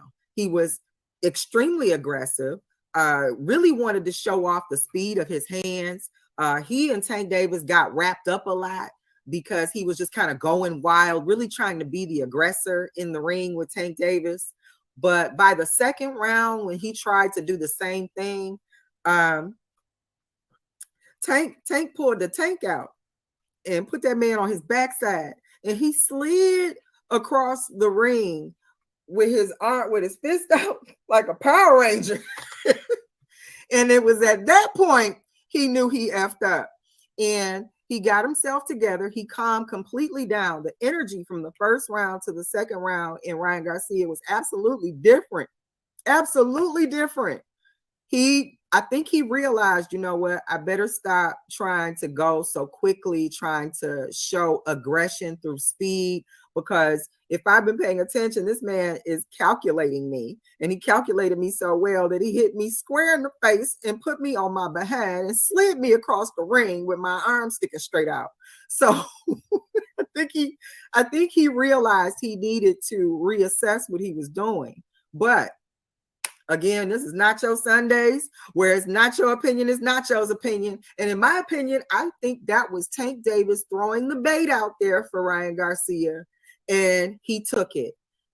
I think because they are used to getting, both athletes are used to knockouts in their career, I think that the inexperience of Ryan Garcia led him to think that he was going to be fighting someone who was going to try to play who's going to knock who out first. And once he got the first knocked down, I think he spent the rest of the fight trying to avoid being knocked down. And I think that's exactly what Tank Davis wanted him to do, because while he was trying to protect his face, you know, so he didn't get hit in the face, Tank was tearing that midsection up, all up in them ribs and all up in the side of that liver. And he's a money team man. Like, if you watch Floyd fight, you gotta know that some of that technique would have been passed down to people he's gonna support. And Tank Davis didn't let us down. He definitely got those body shots in. And where people were trying to say, he's taking some body shots, but Ryan Garcia, he's getting his licks in too. For every time Ryan Garcia, or for the most of what I saw, Ryan Garcia was trying to get Tank in the head or in the face, going for that knockout, Tank kept tagging that liver. He just kept getting that midsection. And ultimately, in the 7th round, when he got that one liver shot, we all got a good chance to see the delayed reaction of what those body shots do. And that, my friends, here at Nacho Sundays, is how you display boxing intelligence. If that man, and when I say that man, I do mean Ryan Garcia, if he would have had his boxing intelligence where it needed to be, he would know that he needs to be able to protect his body as much as he was trying to protect his head. Tank Davis knew that. He gave him the right liver shot, and when he winced in the ring, like, ooh, like, we might have thought he was smiling. No, he was wincing. He went down on one knee, and I know some of you guys that are out there who bet money on this fight, you guys are like, he gave up and he just threw the fight away. He just got down on his knee and said no. No, that man's liver was about to ooze down his leg and out of his shoe, because Tank had been tearing him up all night. He had been taking those body shots to the liver, to the side, to the ribs. And when you're not protecting yourself in that way as a boxer, because you're up here trying to protect your head because you've already been knocked down and you're afraid that he's going to catch you again, this is the kind of stuff that happens. You end up leaving yourself vulnerable. Tank Davis knew that. He went in and Tank Davis you, and here we are. You're going to be quiet from now on, I bet. Because on Nacho Sundays, where it's not your opinion, it's Nacho's opinion, you should have been quieter. I'm not saying you had to shut all the way up, but you probably should have little bit. If you was a little more quieter, you'd at least had 2 more years more experience before this fight was set up. Because if I do recall, Tank tried to tell you you were not ready. He tried to say you're not ready, but you let this write a check that your behind couldn't cash. And here we are, with you sliding across the ring like a Power Ranger, and then having to go down on one knee like you play football with Colin Kaepernick. Because you over there telling me, no, I'm good. You tapping out. This ain't MMA. But here we are. So congratulations to Tank Davis. I know he's excited about the win. I know the money team is excited about the win. I know he's excited to keep his record intact. I don't know if he feels a way about it being considered a TKO, considering all his other KOs were KOs. But yeah, congratulations to him. And Ryan, chill out. Maybe you could get a rematch. If you've been in the ring with him now, so maybe you could take that, turn it into wisdom. And then maybe you could talk your way into another fight. And if he's, if he ain't had enough or ain't had enough by the time you get there, maybe you can revisit that. But I think you should have took his advice. You wasn't ready. You just wasn't ready. I'm going to slide over to my chat for a second, see who's pulling up with me. Oh my goodness, Queen Kinesis is in the house. I appreciate you, Queen.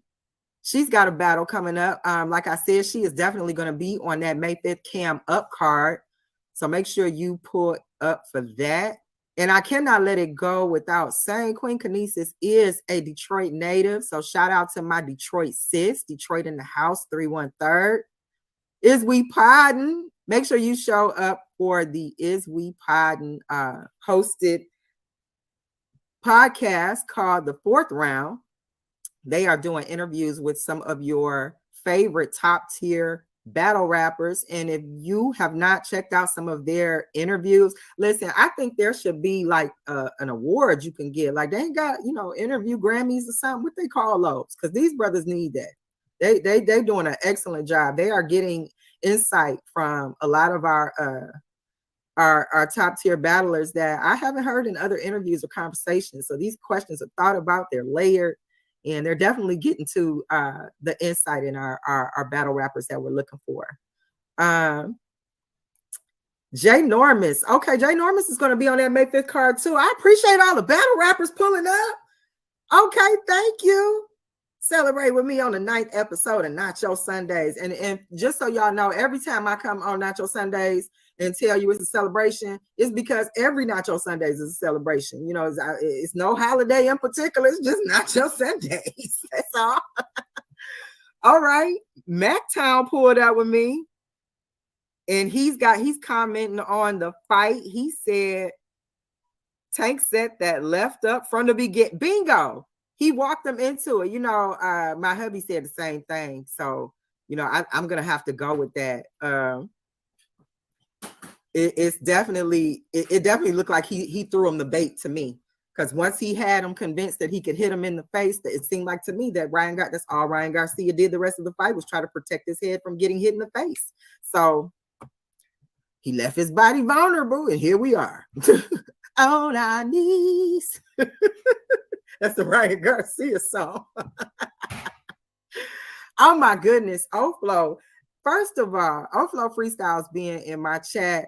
I hear if your show ain't ish if he don't pull up. So I'm honored. I do hear that he is going to be hosting a freestyle battles card. I will definitely get that information for you. But in the event that I don't get it in time for you, make sure you follow Oflo Freestyles on Twitter. He has got the dopest freestyle show on Twitter called Beats, Bars, and Buds. And if you think you can freestyle, I kindly encourage you to go over there and check out Oflo to make sure that's the case, because he will make you think twice about whether or not you can freestyle. Oh my goodness, Queen Mo has pulled up with me. Queen Mo Fire. I appreciate her pulling up to my show. This is the baddest moderator on YouTube. I don't care what you heard or who's doing your moderating. If it ain't Queen Mo, you ain't got the baddest. So Queen Mo Fire, salute to you, Queen. And we are going to slide into the last portion, or the second portion of our show, which is the veggie nacho. And in the veggie nacho, we talk about health. And on our health portion, I want to talk to you guys about caffeine. I hear a lot of my friends talking about giving up coffee. They're talking about they want to get away from coffee because they drink so much coffee and they feel like it's not giving them the benefits that they feel they should get from it, considering how much they drink. Now, I'm not talking about people who sip on a cup in the morning, little less than 8-ounce cup. I'm talking about my coffee drinkers who they're doing, the big venti, at Starbucks, and then on the way home they might grab one, a cold latte, and maybe at night they're doing some warm, flavor coffee or whatever. But doing that much coffee also means that you are taking in that much caffeine. And taking in caffeine, it's necessary that you know what you're doing to your body when you take in that kind of caffeine. Caffeine has been shown to encourage anxiety. And if you aren't sure what anxiety is the increase of hyper awareness to the point that you physically react to it. Maybe you start sweating, maybe you have hives, maybe you just have shortness of breath. But caffeine can definitely agitate anxiety. So if you're already an anxious person, or you already deal with anxiety, just know that caffeine drinks such as coffee can absolutely irritate that. Caffeine is also in soft drinks. So if you have certain soft drinks that you like, you might want to make sure that you are checking to see if they have caffeine in them, because if you are drinking coffee in the morning, then maybe you're having a caffeine soda with your lunch. You might be working against yourself when it comes to controlling anxiety and also insomnia. People who tend to consume a lot of caffeine can also experience challenges with trying to sleep. So if you have been drinking coffee and you don't even think that it's having an effect on you, but you're up all night, there you have it. Maybe you don't drink coffee. Maybe you drink a lot of pop or soda. If your sodas have caffeine in them and you're staying up all night, you might be working against your sleep schedule by drinking so much coffee or caffeine drinks. Caffeine can also be found in dark chocolate, green tea, black tea, and espressos. So if you're consuming these things on a regular basis, you might want to make sure that you are mindful of how much you're taking in, because you could be working against yourself when it comes to how much you're consuming and your sleep schedule or controlling your anxiety. Another more serious issue I found with caffeine is that caffeine causes or contributes to muscle breakdown. This muscle breakdown, forgive me, I'm going to try to pronounce what this is called. Rhabdomyolysis, which is damaged muscle fibers that enter into the bloodstream and can lead to kidney failure. So if you are consuming caffeine, let's say you aren't an active person and you sit and drink a lot of coffee, or you sit and consume a lot of soda, and you don't work out, you don't exercise, you don't go for walks, you don't keep your muscles active, you may be a candidate for muscle breakdown of that very difficult name I just said, which can definitely lead to some not so funny results like kidney failure. So again, if you are consuming caffeine every morning, consider doing something either decaffeinated or switching to something that is similar to coffee but doesn't have the caffeine content. I know some of my friends have been switching to coffee substitutes. I think one of them is called Mud or something or other, but they like it. They tend to like the switch. So just be mindful. Another item that I want to bring up in our veggie nacho is aspartame. Aspartame is actually contained in our diet sodas and a lot of our sugar-free gum. So aspartame has been shown to contribute to migraines. It has been shown to contribute to diabetes and diabetic complications, as well as having contributes to vision problems like dry eyes or blurry vision. And in diabetics, this aspartame tends to reduce insulin sensitivity. So for those of you who are type 2 diabetic, you know exactly what I'm talking about when it comes to insulin sensitivity. The reason why you are a diabetic is because your insulin sensitivity is not where it needs to be in order to allow the insulin to enter into your cells and convert into the energy you need in order to feel energized for the day. So this aspartame is an alternative sweetener, and people are either having this as a additive to teas and coffees or things that they want to sweeten, or it's already in things that they think are healthy. Your diet sodas, your sugarless gum, breath mints, carbonated drinks, cereals. If any of you guys who drink coffee are using those flavor creamers, aspartame is in there. Now, me personally, I am actually allergic to aspartame. As I found out because I was an avid gum chewer. I used to pop my gum a lot. So I used to get these headaches, and I couldn't understand where these headaches were coming from. And ultimately, I started to isolate things in my diet, and I noticed that I was only getting these headaches when I was chewing this gum. So I started researching the ingredients, and sure enough, the gum contained aspartame. And when I started to look at some of the issues with aspartame, I found that there were some people who were being diagnosed as having multiple sclerosis or MS. And a lot of the candidates in this particular study that I read over, they also were diet soda drinkers. And once they had been put on a diet that didn't allow for soda and things like that, they noticed vast improvements, but for the results that they wanted to attribute to a good diet, they couldn't explain how the symptoms of MS disappeared. And hence they began to isolate what was in the commonality in the diet of these other people. And all of them in common had something that they were using on a regular basis that had aspartame in it.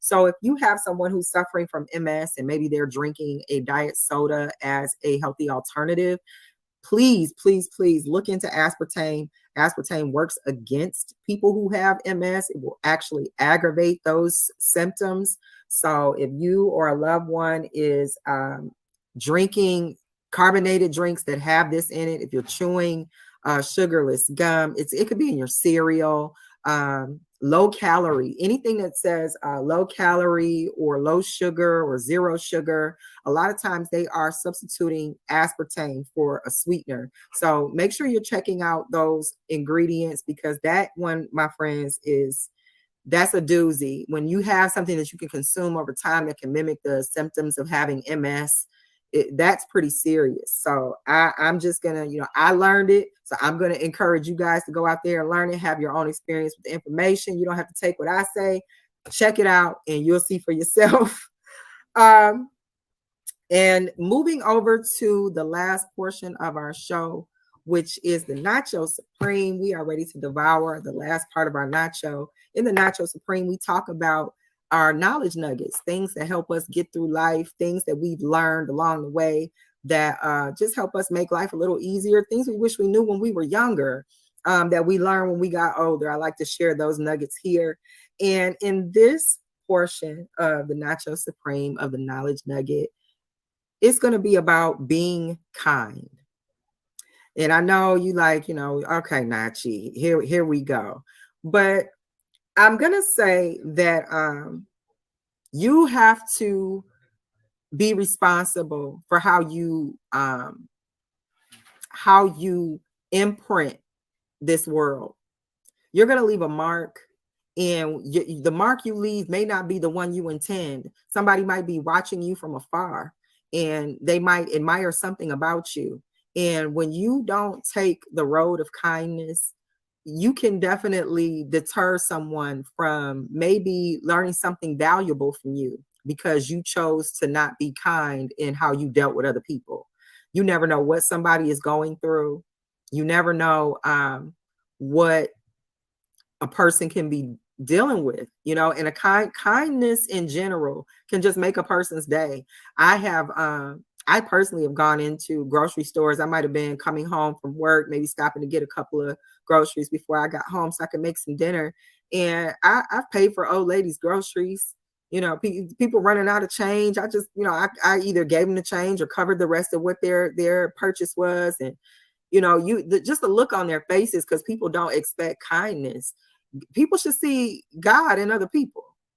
Okay. So for everybody, listen, this is Nacho Sundays, where it's not your opinion, it's Nacho's opinion. I understand this is the last part of the show, but we still gonna give my opinion on this show. And in my opinion, I think you should see God in other people.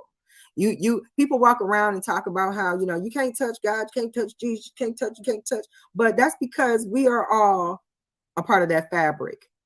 So if you're going to experience kindness, be kindness. If people aren't being nice to you, maybe you should be nice to people. See if you can get back what you put out. That's what I believe.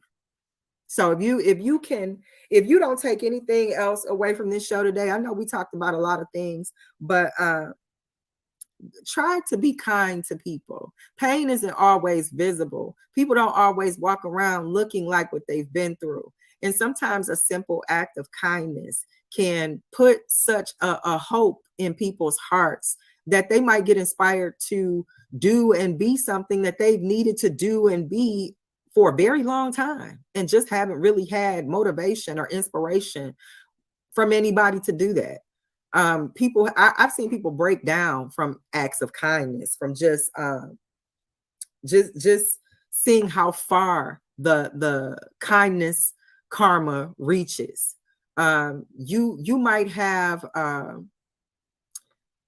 been thinking that, I'm just going to be a nice person. So, this person in front of me is short 50 cents. I'm just going to give them the 50 cents and go back to scrolling on my phone, not knowing that, this person might be spending their last. They might have been all prepared to beg for whatever they were about to buy. And just because somebody decided to, without a second thought, look out for them, might have done more for them than what they've had done for them in quite a long time. So the gift of kindness reaches far.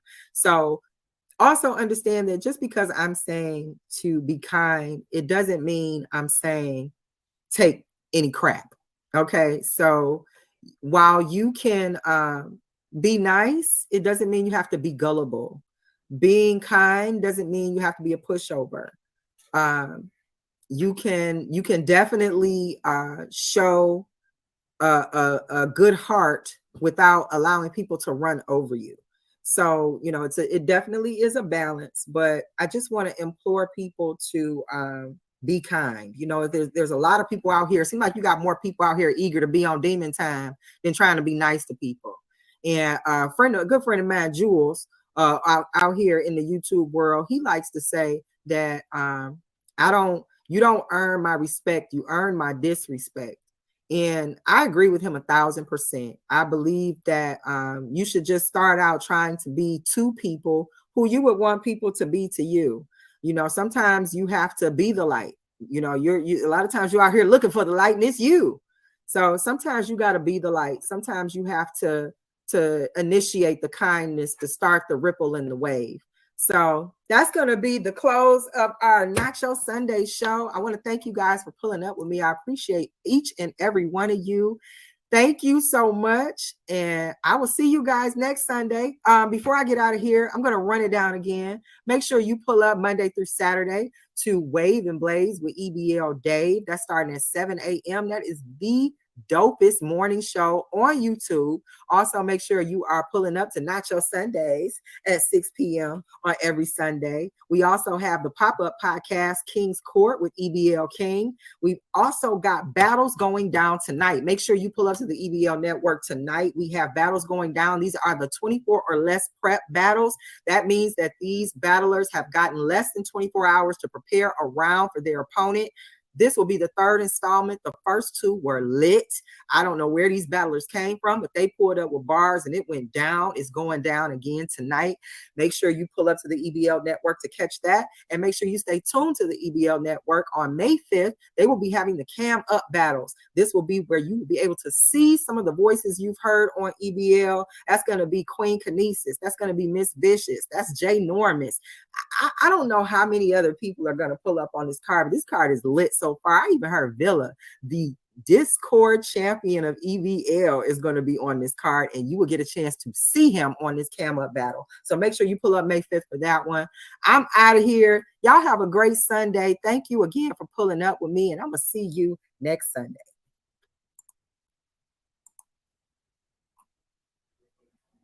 We appreciate everybody for stopping by. Make sure y'all hit that like and subscribe button. And don't just watch the battle, be part of the battle.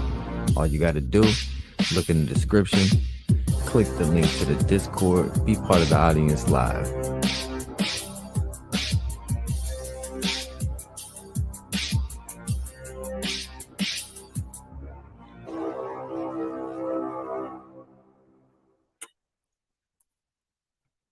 I do this every week.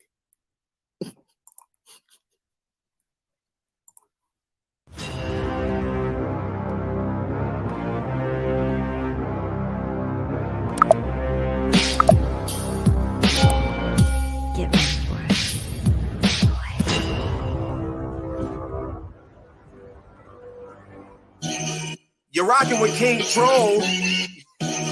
And I'm your boy, just call me Monty, aka King Gigawatt. P, just call me Monty.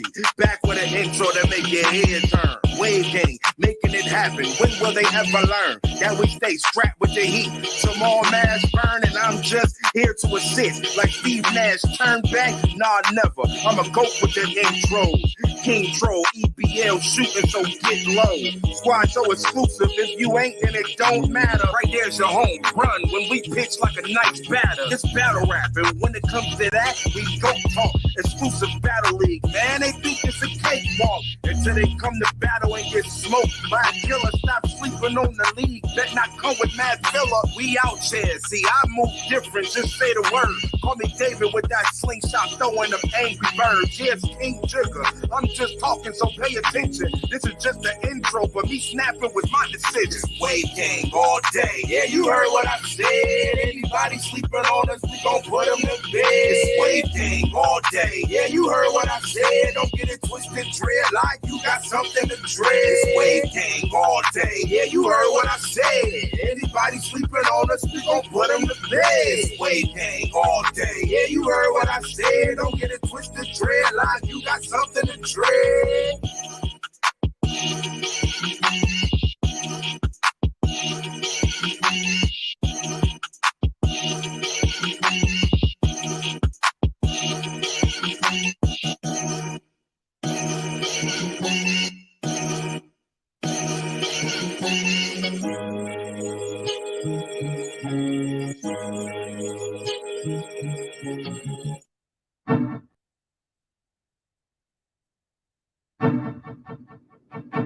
Nacho Sundays, every Sunday at 6 p.m.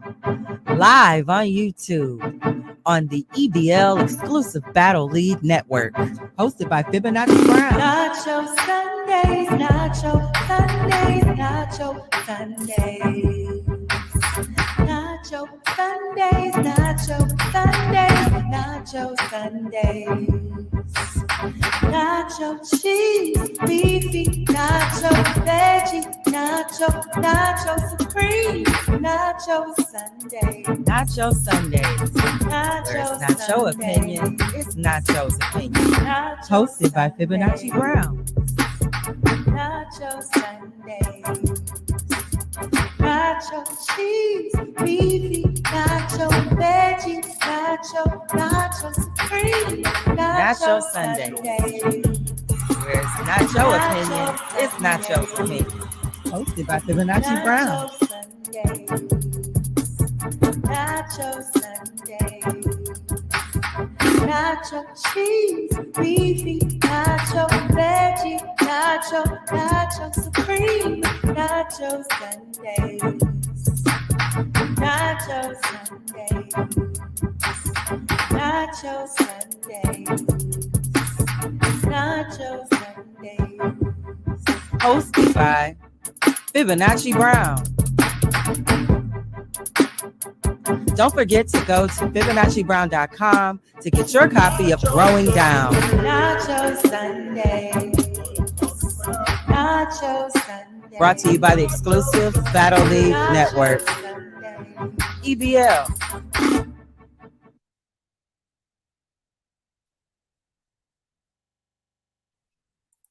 What up, dope family? Welcome to Nacho Sundays, where it's Nacho Opinion, it's Nacho's Opinion. This is episode 8, and I am correcting myself from last week. I know last Sunday I continued to say it was episode 6. It was not. It was episode 7. So that makes this episode 8. That is 8 episodes in, 2 months in. I appreciate you guys for sticking with me over these last couple of months with Nacho Sundays, lending me your ears for just an hour or so on Sunday. I truly appreciate that. I don't want to go any further before I forget to do this. I know sometimes when I'm letting you guys know about some of the other shows on the EBL network, I talk about Wave and Blaze and how Dave covers everything except the weather. But unless you have some crazy weather, it might actually make the show. Let me show you guys my phone to see some of this crazy weather. Now, I'm in Detroit. I know you see today, and I know you see Monday, okay? Today, the high was 75. The low was 45. Tomorrow, the high is 45. And the low is 36. And you can see it continues to go down from there. But that is the kind of crazy weather I'm talking about. So when I'm making that statement about what Dave might cover on Wave and Blaze, I need you guys to know that I'm coming from a real place. This is a real actuality. If you live in Michigan, you know what I'm talking about. We get all the climates, okay? So once again, thank you guys for tuning in to Nacho Sundays, where it's Nacho Opinion is Nacho's Opinion. And we are going to get into some of our announcements before we start to devour our nacho. So as I was stating earlier about Wave and Blaze, make sure you guys are tuning in Monday through Saturday, starting at 7 a.m. in the morning. It is the best morning show on the internet. The chat is interactive, as well as being able to come up and give your opinion on the topics or give your contribution to the discussion. There's no telling how long that can go on. That's why I just tell you what time it starts.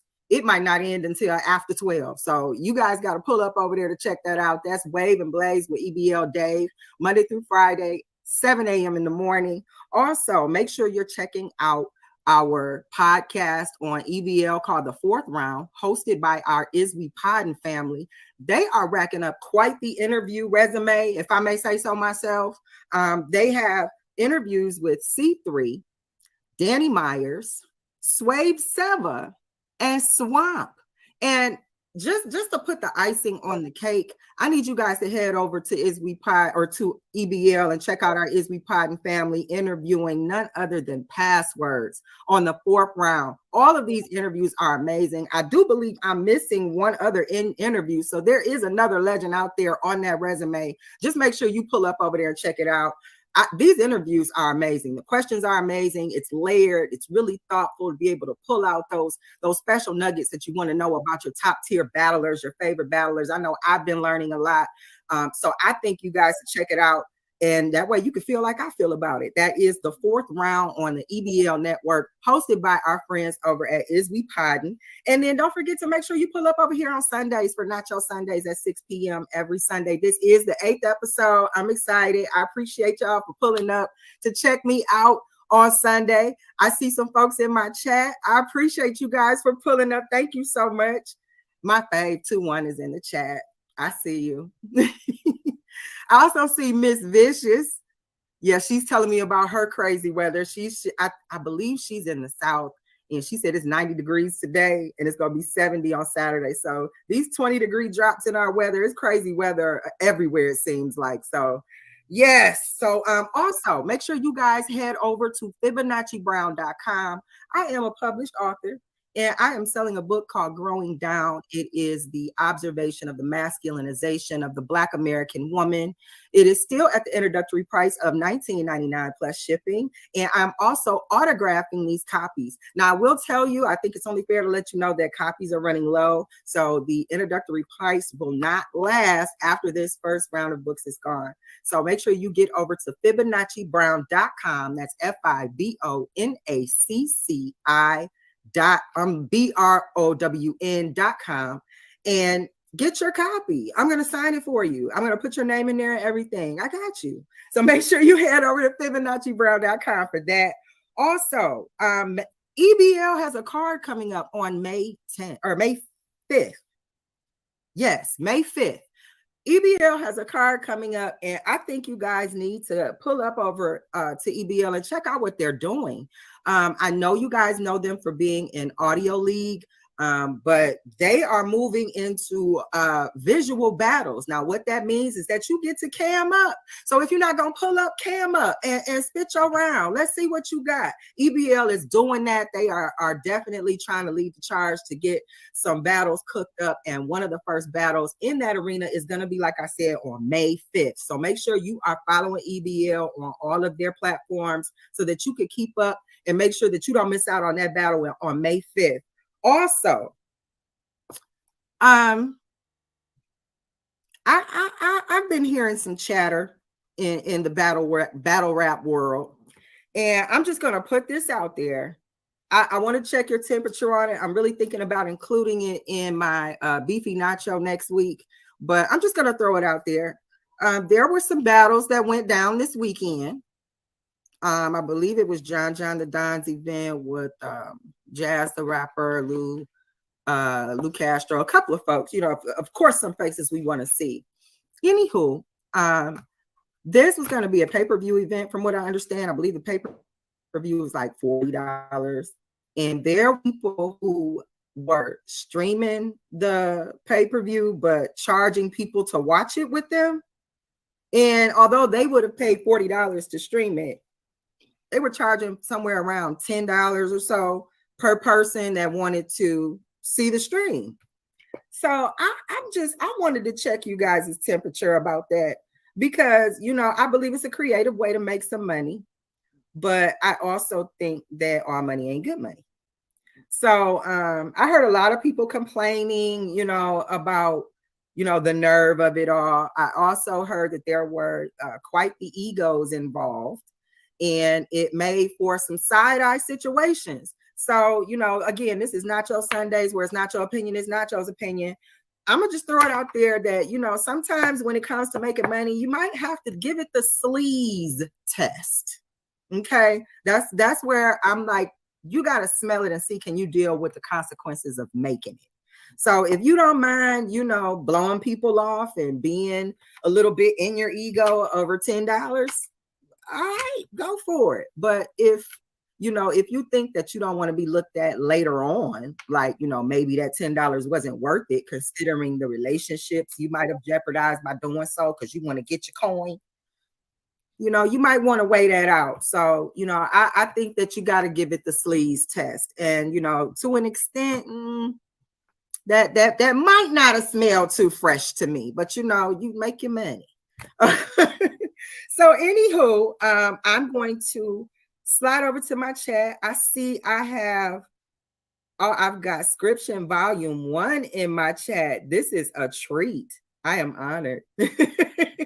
Shout out to Scription Volume 1. Scription Volume 2 will be out this summer 2023. So make sure you guys look for that. I see 702 in my chat. I appreciate you. You know you show up. I can't say that you don't. I appreciate you guys for really, really pulling up with me on your Sundays. So before we get too far, we are going to get into our cheesy nacho. And in the cheesy nacho, this is where we talk about money matters, ways to save money, passive income, and just ways that we can make our money work for us and not us working so hard for the money. And this week's cheesy nacho is April. Is National Financial Literacy Month. And this year, I learned that this initiative is 20 years old. So there has been a financial awareness literacy month for 20 years. And I'm not, I won't say I'm ashamed to say, but this is the first year that I have ever heard of such. So I was interested to kind of see what are they talking about with these initiatives, financial literacy recognition. That's something that I think is missing in a lot of our communities, that if we had better money habits, money management habits, especially in the places where we spend most of our money, we could definitely build more than we do. So some of the things that I learned about this initiative is that sometimes people don't practice basic budgeting. And rather than work on budgeting and managing their own budgets, which might be their paychecks or whatever income they have, they neglect to really track the spending, see where the majority of the spending is going. What are your spending percentages? How much a month are you spending on food? How much a month are you spending on gas for your vehicle? How much per month are all of your insurances, meaning your homeowner's insurance, your auto insurance, any insurances? Really trying to get a picture of your finances so that you can make strategic moves with your money going forward. If you know you spend a certain amount of money at a certain time, you also know how long it may take you to save a certain amount of money if you have some financial goals. So one of the ideologies behind Financial Awareness Month is to be able to do the things that you can do without having to bring other parties in that might actually cost you some extra money. So start journaling and keeping a spending diary or a spending journal. Write down every time a dime goes out of your pocket. If you're spending money on fast food, make sure you write down or you're tracking that fast food budget there. I know for some of you guys might have a banking app that will do that. I know that my bank has an app where it will automatically pull up a picture of my spending based on that card. Now, the reason why I can't consolidate everything into that card is because I have things in different banks. Not to tell too much of my business, but I'm saying that you need to be able to have a big picture of what your total spending looks like if you don't have if you don't have everything on one card. So start with a financial journal. Start tracking your spending. Look at where most of your money is going. Look at where you can save money. And that also transitions over into having financial goals. Maybe you want to buy a house. Maybe you want to increase your credit score. Maybe you want to pay off credit cards or your vehicle. Being able to keep a spending journal and looking at the results of your analysis of your spending journal up against your liabilities or the funds that you have to pay out will let you know how much of that income you have left over to actually contribute to a savings to meet a goal. So if you're trying to, let's say you want to pay off your car, but your car payments are to continue for the next 2 years. If you can budget in a way that allows you to save some money, you can do, and I know some of my financial heads out there know that if you double up on those car payments, you get to cut down how long you're in that payment. So you can cut it down several months to years if you do it right. So if you're able to double up on your car payments in a month, look into that. I'm not going to go into that here, but look into that because that is a surefire way to cut down how long you have to pay on that vehicle. So if you could set some financial goals where you're like, okay, I can afford to make a double payment every other month. If you do that 6 times, you can cut down how long your car lease is significantly. I believe the same applies with mortgages as well. So look into that. You can, I'm not going to go into detail with that here because that could be a whole show, but check it out and see if that's something that can work for you. But I only bring that up to bring up setting financial goals. Again, maybe you want to pay off credit cards. Maybe you've got credit card balances and you don't want to just pay the $35 a month or the $39 and whatever your minimum is. And you want to be able to pay in a way that's going to let you see some leeway. What you could do is say, okay, if I want to double my payment or even triple my payment, how much of my expendable budget can I contribute to this to meet that goal? So when you have some structure around your finances and you're able to track your finances by keeping your own data, i.e. the financial spending journal, you're allowed to, or it allows you to look strategically at financial moves you can make. For those of you who may have either tried to rent property or purchase a home, you know how much financial data they need from you. And the more that you understand about what they're looking for, the more you can understand how to be strategic about the picture of the financial picture of you to potential creditors. So look into that. You also might want to look into what are your triggers to excess spending. So what that kind of revolves around is a financial personality. What is your spending personality? Are you a frugal person and you splurge every once in a while on things? Are you someone who has a lifestyle where you're spending all the time, cards on fire by the end of the night? If you need to know what your financial personality is, what your spending personality is. And that's important because if you're going to be setting budgets and financial goals, financial accomplishments, if you're going to be trying to get a hold of your finances in any way, being accountable is huge in that process working. So you need to be able to hold yourself accountable to the goals that you want, the clear pathways that you see to get there based on the strategy that you create for yourself after you've analyzed your spending journal. So it's necessary for in order for this to work, all of these parts have to get the attention necessary for them to work. So you've got to be accountable. You got to do the financial journal, and you've got to be able to set some goals. The journal is necessary because if you leave any piece of that journal out, it's going to skew your analysis. You're not going to be able to accurately analyze how much you're spending and where. So you want to make sure that you're truthful in that. So the accountability really starts with the journal. And then again, going forward, if you have financial goals, you want to be able to hold yourself accountable to those goals because there's nobody else who's going to do it for you. You know, nobody's going to knock on your door and be like, you were supposed to pay twice on that card. Like, you've got to be able to keep yourself accountable. So the accountability is really a fundamental that runs under the other two things that I'm talking about here. So with that, you guys need to check that out, see if that's something that works for you. I know I kept the financial journal, and one of the things that helped me was I want to say it's called Rocket Money. It was able to pull all of my financial data together in a picture and show me where I'm spending per month everywhere.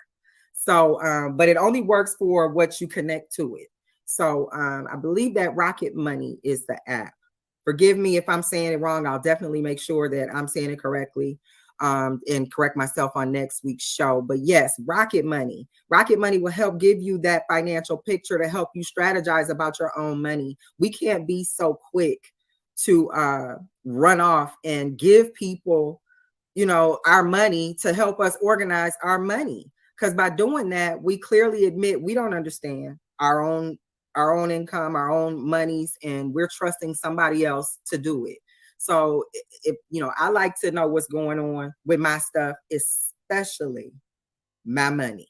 So for me, I my eyes were opened when I did the financial journal. I found that I'm spending entirely too much money on DoorDash. I'm just going to admit it. I'm being vulnerable, you guys. It's ridiculous. Like, they need to be giving me like a week's worth of just dashes because I did my journal, and I wasn't happy with myself. I wasn't. But because I'm going to hold myself accountable, I'm cutting back on that. I'm cutting back on it. I have financial goals and I have things that I want to get to. And if I could just cut down on that portion of what's going on in my spending, I could easily meet these other financial goals. So in my moment of vulnerability, I'm going to cut back after what I saw in my financial journal. So I'm encouraging you guys to, try that out, see if that works for you. It was an eye opener for me. And if you do try this out, as always, come on back over here to Nacho Sundays, where it's not your opinion, it's Nacho's opinion. And I'll let you have an opinion because you can tell me all about your experience.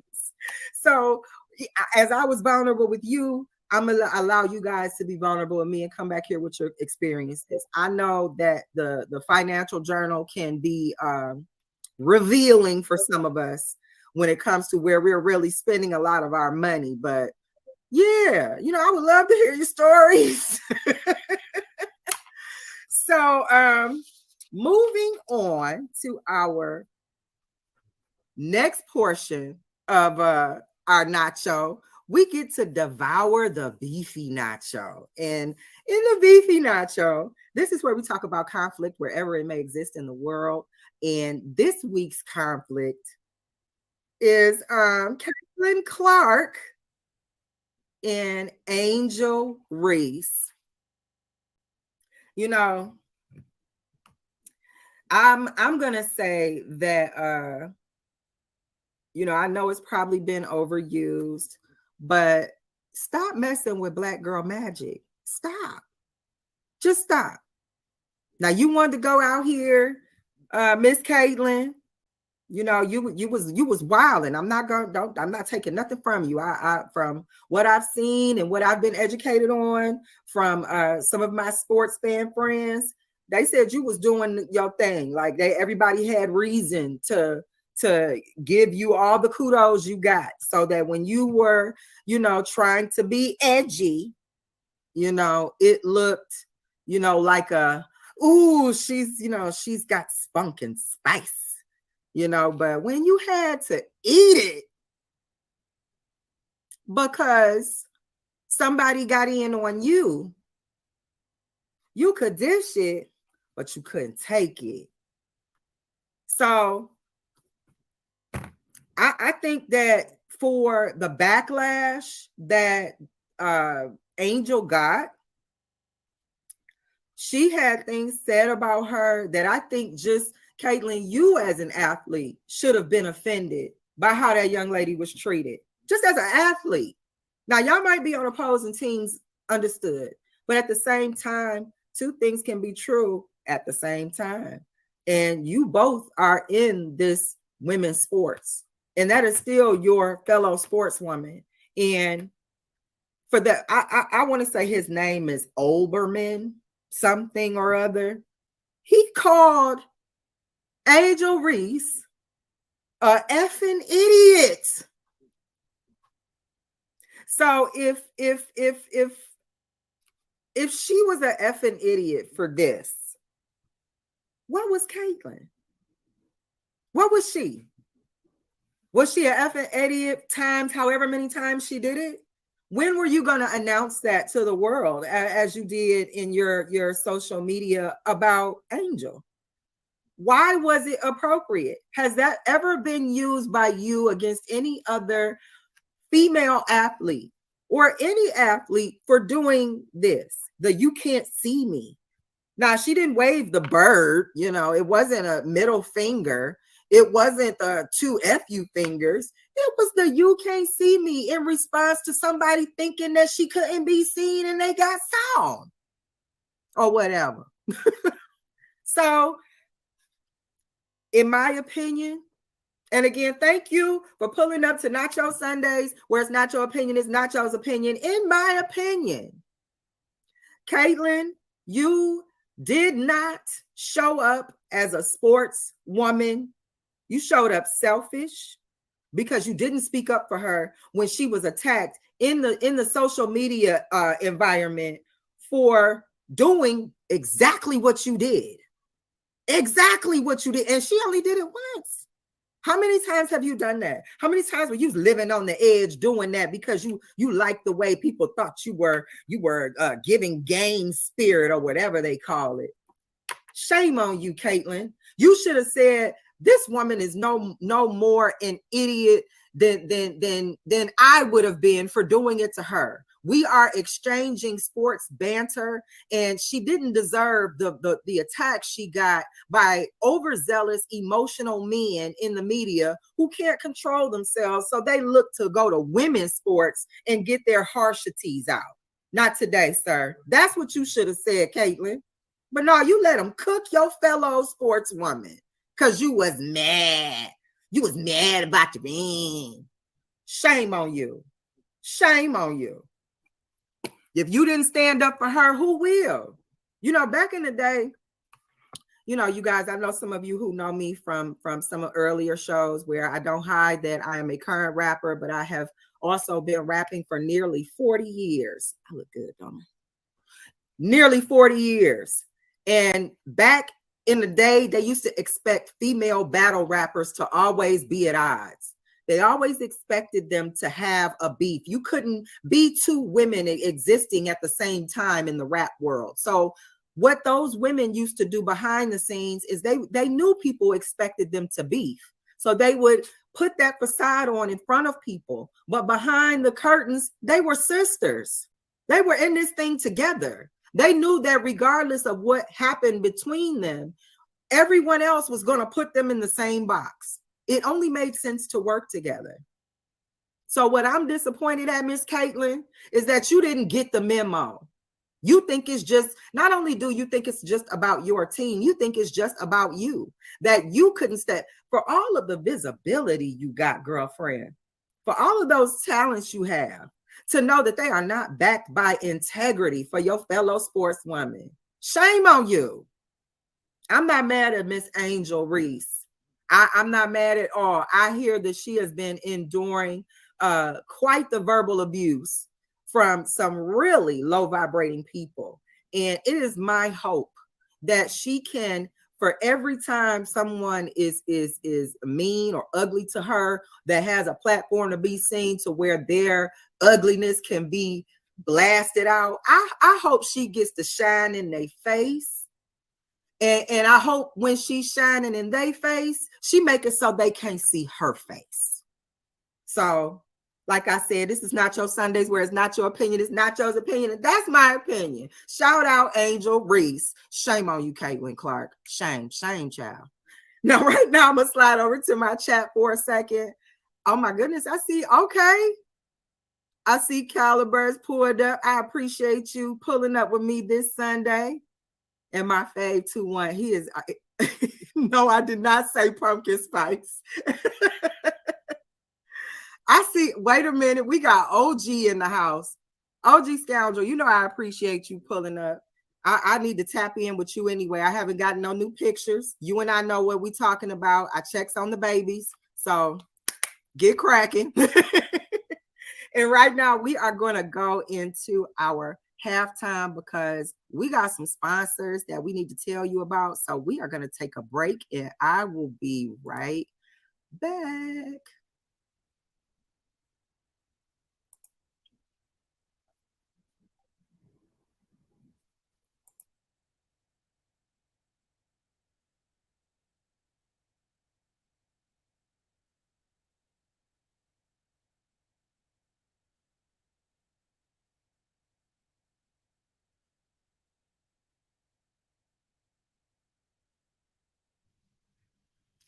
A woman is the most potent expression of feminine energy in the harmonic equation of the human experience. Growing Down, an observation of the masculinization of the Black American woman, Volume 1. Get your copy at FibonacciBrown.com.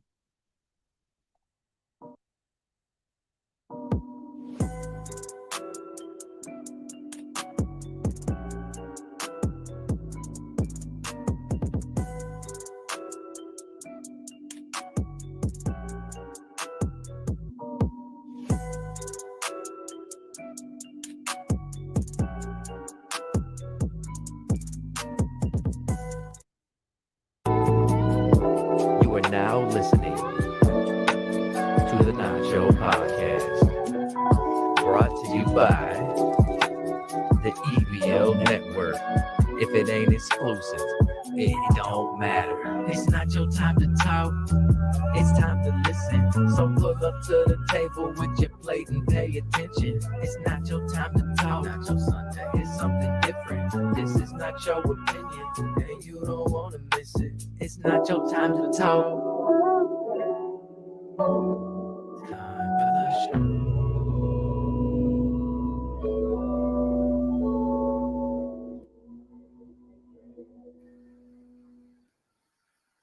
And we back. What up, though, family? Okay, so I need to get into this next portion of our Nacho. And yes, you guys, welcome back to Nacho Sundays, where it's not your opinion, it's Nacho's opinion. And I appreciate y'all pulling up with me this Sunday.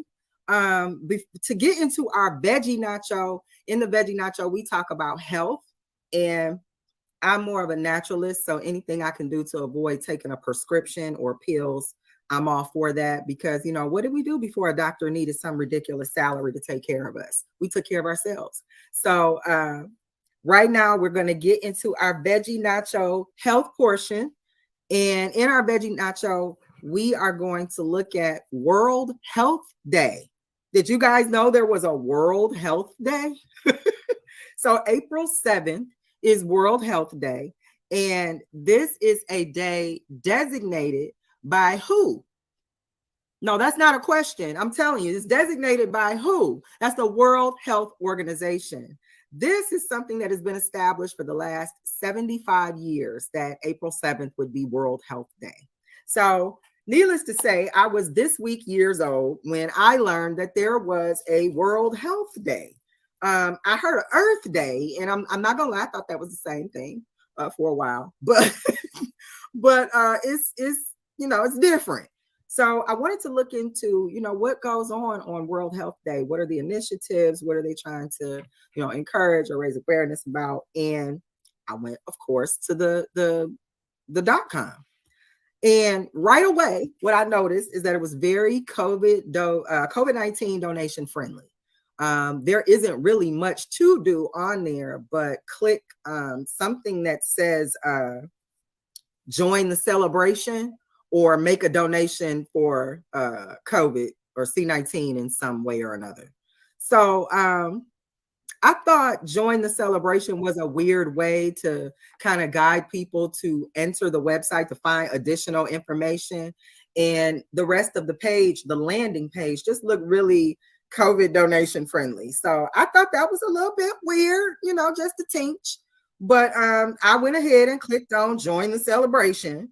And the theme this year is called the Health for All theme.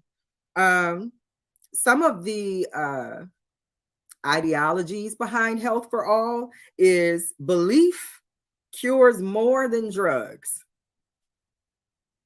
Another one was prevention is better than a cure. And another one was health is the greatest wealth.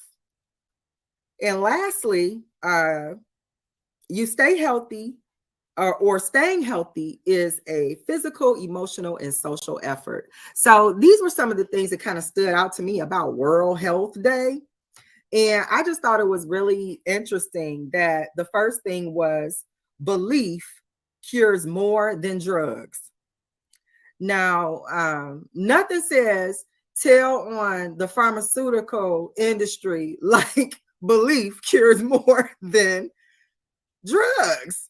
Because listen here, I'm a firm believer that a lot of times, you know, and this is the conspiracy theorist side of me coming out, but a lot of times when people get away with doing crappy stuff, it's because I believe that in the whole dynamic of karma, that you somehow have to tell the person what you're going to do. So when you do it to them, they can't say, oh, I didn't know. There's no innocence in it now because you knew, you know, so you're either agreeing with it or participating of your own volition.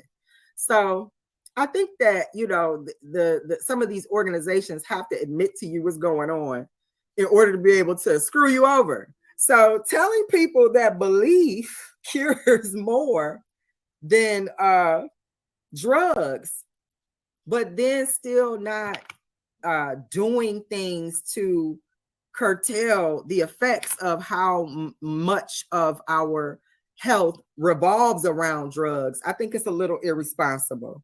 You know, that's just me. You know, you don't like what I think. I'm gonna tell you again, this is Nacho Sundays, where it's not your opinion, it's Nacho's opinion. We 8 episodes in. This is what we do over here.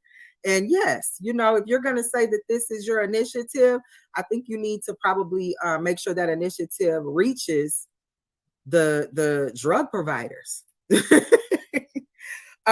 other initiative of prevention is better than a cure. How is the organization WHO, World Health Organization, how are you pushing that by way of people being able to be preventative in their own domiciles? Because if I grow 2 tomatoes on my front lawn, there's a ticket.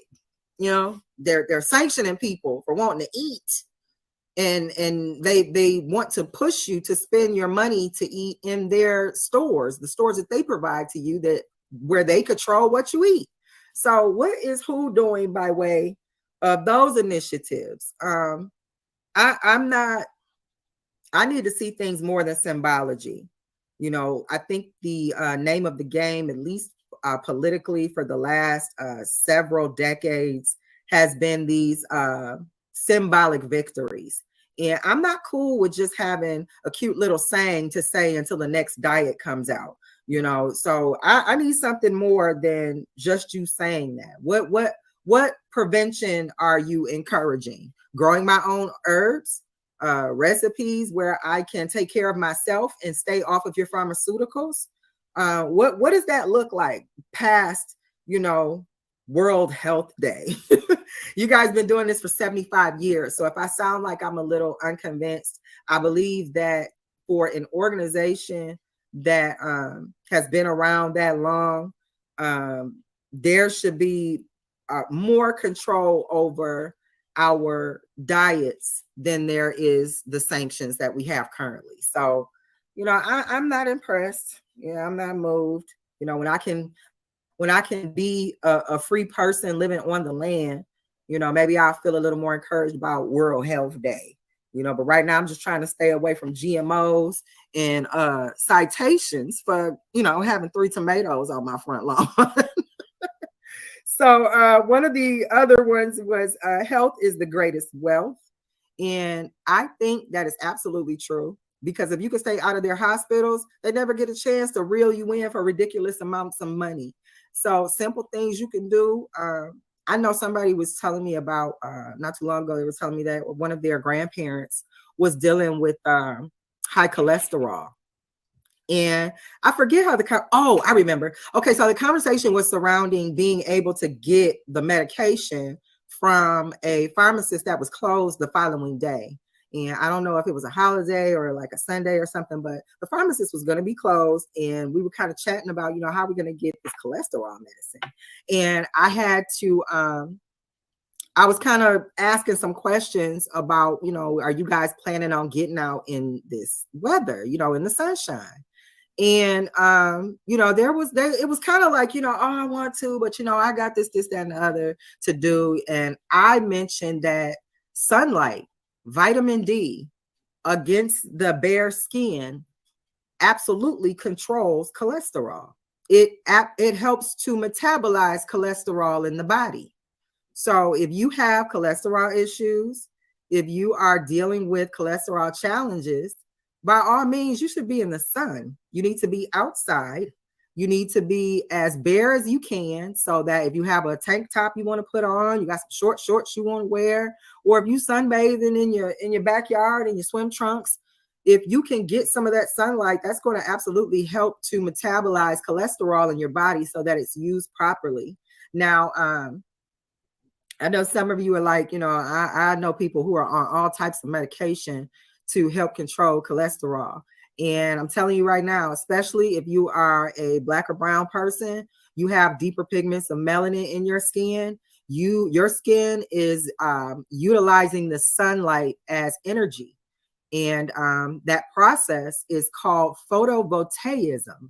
So I know that sounds similar to a word some of you may have heard when you were back in school, and it sounds like photosynthesis.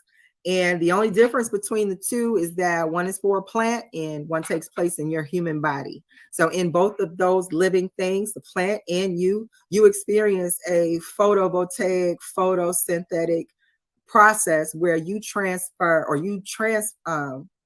you process sunlight into usable energy for your body. Now, for some of my less melanated people, I'm not gonna, go in too deep into it, but some of you guys actually are a little more susceptible to the effects of sunlight where it can be damaging to you.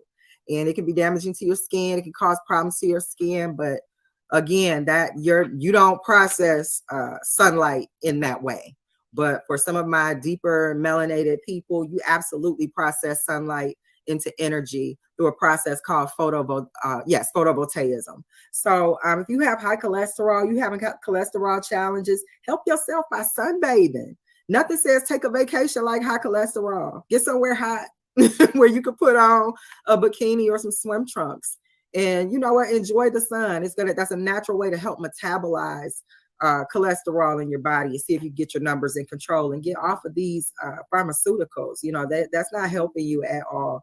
And I don't like to disagree with our doctors, but I know that everybody doesn't have the integrity that we would like for them to have in that arena. So sometimes these doctors know that keeping you on a certain diet, on a certain medical regimen, is pivotal to their care for you. And the more medications they can track having you on, it's a builder for their resume. So if you think I'm lying, if for anybody who's in my viewing audience and anybody who's in my chat, if you are on a medication, go to your doctor and tell your doctor you stop taking the medication. Like, I'm not telling you to stop take the medication, but I'm saying just prank your doctor and tell them you did.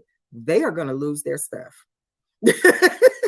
So, anytime a doctor loses it like that, they break code and you're like, oh yeah, doc, I stopped taking that. What? Like when I see my doctor lose it like that, I'm a little leery. I look at everything the doctor's trying to tell me to take on a regular basis. I'm not going to let you just give me anything. So, best way to try to take care of yourself is to make sure that you are looking into these things that they're giving you, because not everything is necessary. Some of this, or at least not necessary for you. Some of this stuff is just necessary to keep your doctor busy and keep a check coming. So, I'm gonna slide over to my chat though and see what's going on over here. Oh my goodness, you guys have been busy. Okay, Cheese, I appreciate you pulling up with me on Nacho Sundays. Yes, indeed. Wayne is here shouting out Detroit. What up, though? Yes, guys, for those of you who are not aware, who are watching me right now, I am a Detroit native. I have been in Detroit all my life. And a main greeting in Detroit is right there on your screen. What up, though? So that's why every time you tune in to Nacho Sundays, where it's Nacho opinion, is Nacho's opinion. That is how I greet you. What up, though, family? That's because I am a Detroit girl. Yes, indeed. So right now we're gonna. Oh, wait a minute. I got somebody else in my comments. I heard that was a cholesterol for. Oh my goodness. I heard they only sunburn what the American diet. You know what? I'm glad that, thank you, Scription. I appreciate you bringing up the American diet because, again, some of these cholesterol issues, some of these high blood pressure issues, a lot of that stuff comes from the American diet. And I think one thing we need to pay attention to when it comes to the American diet, like I was talking about that karma earlier, that a lot of times people get away with that karma because they tell you what they're going to do to you before they do it. The standard American diet, I'm going to say it slow. Standard American diet. You catching me? SAD. It's SAD, Standard American Diet. So if anything can be a red flag to say, hey, don't use me, it's a diet with the acronym SAD. Okay? So I'm not convinced that there are healthy options in a Standard American Diet. And I absolutely believe that diet, especially the standard American diet, contributes to a lot of the ailments that we see chronically in our communities: cholesterol, blood pressure, diabetes. People are so hooked on the information that they're getting from their doctors that they don't even know that there are several other liquid pressures that are in your body. You have blood pressure, but you also have a lymphatic system. And while your heart, it beats to push blood through your body, so it's constantly got a pump that circulates it all around your body. You have a lymphatic system that also needs to circulate around your body, but doesn't have a pump. So guess what your pump is for your lymphatic system in order to make sure you're draining as you should? You. Well, how do you combat that? Don't go to the doctor and wait for them to give you a pill to tell you that your lymph nodes are swollen and you're not, processing lymphatic fluids properly. Get up and do some jumping jacks. You're the pump. Do some jumping jacks. Get on a trampoline and bounce. That's how you pump around your lymphatic system. You are the pump. So it's certain things these doctors aren't going to tell you. If they can go ahead and connect the dots with your symptoms to a drug, they feel accomplished as a doctor. So what I'm saying is, hey, why not bet on yourself and do the same thing? You could connect the dots. You don't need to go spend an arm and a leg to a doctor to do so. Let that doctor take care of the serious stuff, surgery, broken bones. But if you got let's say you have a cold. I know a lot of times, what was that, a couple of weeks ago? I was having a sinus thing and I was eating the thyme seasoning. No doctor's going to tell you go home and eat thyme. They're not. They're going to be glad to put you on go blow it all. And they'll say this will dry you up and your nose won't run anymore. But you don't know the side effects of go blow it all. So when you look up, when you minding your business, it's 1 a.m. You getting up the potty and you done left the TV on. Next thing you know, did you take Globoitol and between the year such and such or so and so, you might have a case. So rather than be on that list of experiments, why not bet on yourself? Go check yourself out and see if you can help yourself. You know what I'm saying? That's the message there. A lot of times people have these initiatives. They have these they have these symbolic things that they like to do to really seem like they're serious and involved. But, I've never seen WHO in my neighborhood. And when I did, I think it only had something to do with COVID. So I'm not impressed. I think that where if the goal is belief cures more than drugs and prevention is better than a cure, you guys need to be encouraging some of these natural remedies that are being treated with drugs chronically, when they could really just be telling people, hey, let's go outside. Rather than put all of you guys on medication, we're going to throw a festival where everybody can be out in the sunlight. That's too much like right. Moving into the last portion of our Nacho to Devour. That's going to be our Nacho Supreme. And in the Nacho Supreme, we talk about knowledge nuggets, things that'll help us get through this thing called life, things we wish we knew when we were younger that our older self could tell our younger self. And this week's knowledge nugget in our Nacho Supreme, I went to go see John Wick today. Okay. I sat there for the 3 hours, y'all. And truthfully speaking, I did have to go potty twice. It's a long movie, but it had some quotables in there. And I had already gotten my topic of what I wanted to talk about in this portion of our Nacho, but this just kind of stood out to me to add to that piece. So this week's knowledge nugget is about listening. And one of the quotes from the John Wick movie, John Wick 4, was, "A fool talks, a coward is silent, a wise man listens." Okay. A quotable from one of my favorite songs is a song called Locomotives. It says, "Sometimes the train coming is the process to teach. Sometimes you got to stop talking to listen and think." So these things kind of stood out to me because sometimes we have the tools around us. We have the things that we need to be successful.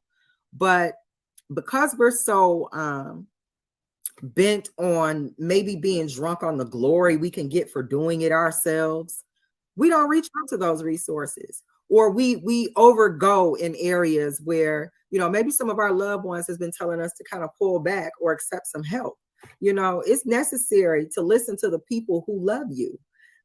Everybody around you that really gives a crap about you, hopefully you are in an emotional place where you can gauge that for your closest relationships. You've got to understand that those people aren't trying to hurt you, you know. So these are people who are supposed to give a F about you. If they're telling you, hey man, you might be working too hard, or, you know, girl, you done did 10 days straight, you know, maybe you need to take a day off. Everybody's not crazy. You know, it might be time to listen. So, you know, make it a point to listen to your loved ones. You know, if you love them, they love you. They're truly trying to, you know, have your best interest at heart. I'm not saying that you're gonna do what they say do, but give some respect to them caring enough about you to see where you might not be able to see where you might have a blind spot. And, you know, take that seriously. You know, I know for some of my closest relationships with some of my girlfriends, all of them have strengths in things that I don't. Not to say that we don't have things in common, but we absolutely are unique in our own arenas, and we are very talented in the areas that we are unique in. So, you know, I value those opinions from my friends, from my loved ones who offer some advice to me, you know, and I'm not going to say I take it all the time, but I definitely listen to it. Those people mean something to me. So I don't think they're just going to be throwing stuff out there to just be talking. So, you know, listen to your loved ones. Also listening to your significant others, your spouses, your mates. It's important to make sure you are listening to the person that is the one with you. Make sure you are listening to the person who is the one with you. Now, I'm not talking about, you know, you in a situationship. You know, don't apply this to situationships. I'm talking about real commitments where you guys are in this thing together, whether you are a long-term couple, you are a domestic partnership, you are married, whatever y'all doing, I'm talking that you already understand there's a commitment there. Now, if you in a situationship, y'all on again, off again, you know, and y'all can dabble at your wheel, and this ain't for you. You know, when you're ready to cross that line and being serious, you come back and get this nugget. But right now, I'm talking to my people who are in committed relationships. It is important that you listen to your spouse, or your mate. Now, what you need to respect about having a relationship with a significant other that you're committed to is, if you guys are, especially if you're living together, if you are in the same home, if you are sleeping in the same room, in the same bed, that person has a understanding of you on an energy, a spiritual level that they might not even be able to articulate. They might not even be able to understand or even be aware that they're responding to that energy. But it is absolutely happening whether you want to accept it or not. And that energy will a lot of times trigger your mate.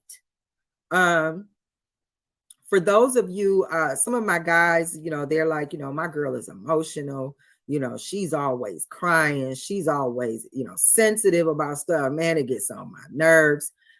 Guys, let me give you a nugget. Listening to her, not necessarily in all of what she's saying, but listening to her in her body language, listening to her in her behavior, she might be actually displaying an emotion that you can't display. She might actually be crying tears in a mode or in what looks like sensitivity that might really be tears you can't cry. Because if you, truth be told, if you're sleeping with that woman, you're exchanging soul ties with her. You just are, especially if you guys are sleeping together on a regular basis. And I'm not talking about sleeping together just in intercourse. I mean, if you guys are laying in the same bed, your bodies are resting in the same space, you're going to share an energy where each of you are going to know things about the other that doesn't have to be discussed. So if you're looking at your girl and you're looking at, she's emotional, she's sensitive, I don't know what's wrong with her, she always nagging. Sometimes you might need to look at your own behavior, because she might be displaying an energy that her subconscious is feeling, but her conscious can't express, that might be a direct result of responding to your energy. So listen to your mate. Sometimes they are pointing out things that it's important for you to be able to have a healthy relationship. Women, sometimes we are so, how do I put this? Sometimes we can be so overly indulged in our emotions that we think it's necessary to tell a man every single nook and cranny of what we're going through, like he wants to listen. Men, and this is just a fact, this, I know this is Nacho Sundays where it's not your opinion, it's Nacho's opinion, but this right here is a fact. Men have an attention span that's about that big. Y'all see that? Can y'all see in between there? That's a man's attention span. So you got to get to the point quick, sis. You got to make sure you are letting him know what it is right away, because you're going to lose him. He's not there to do a lot of talking. He's in man mode. He wants to fix it. Now, I know you might want him to listen and hold you and, get in touch with his feminine side or whatever, but sis, tell him right away, you're not hearing me. I asked for X, Y, Z, and I got this, that, and the other. This is why that's a problem. I know you want to tell him you hurt me and you made me feel like the way I know you're ready. But if you want to be able to make sure he's listening, you've got to make sure you're giving him something to listen to. Don't overdo it in emotions, thinking that you're adding impact to the situation, because all you're doing is working against yourself. You're emotion bombing him, and he's going to shut down. He's going to stop talking to you. He's going to tune out for half of what you're saying. And then by the time he tune in with one of them, your feelings hurt. So sis, get to the point with that man. Tell him exactly what you want. Do it in the kindness and femininity that is you, and be very direct and loving with him. That's how you get him to listen. And another thing that we don't listen to, that we need to make sure we're listening to, listen to yourself. Listen to that inner you. Tune your energy with your inner G. Okay. So a lot of times I know some of us have had experiences where, we were going to go somewhere and maybe didn't go in there or over there because something just told us, no, not today. And then you find out later, a fight broke out, or girl, they were shooting her, whatever, make sure you're listening to your inner self, your intuition. People are ready to think for you. People are ready to put you in a role in their dream. So if you're not thinking about how you want to move and what you want to do, somebody's always going to be snatching you around according to your role in their movie. So make sure that you are listening to your inner self. Make sure you are paying attention to those inner voices. One of the most impactful things that you can ever hear is the sound of your own voice. That is why affirmations and positive mantras are important, because that's something you say over yourself. So you have to make sure that you are careful when you have that conversation with yourself. So when you're listening to your loved ones, listening to your mate or your spouse, and listening to yourself. Let me get on water. I got to get that water. Make sure you're listening to yourself. And lastly, be aware that the people you are listening to, those are the people you're paying, because you're paying them attention. And where you think something might not live in your conscious, it is recorded in your subconscious.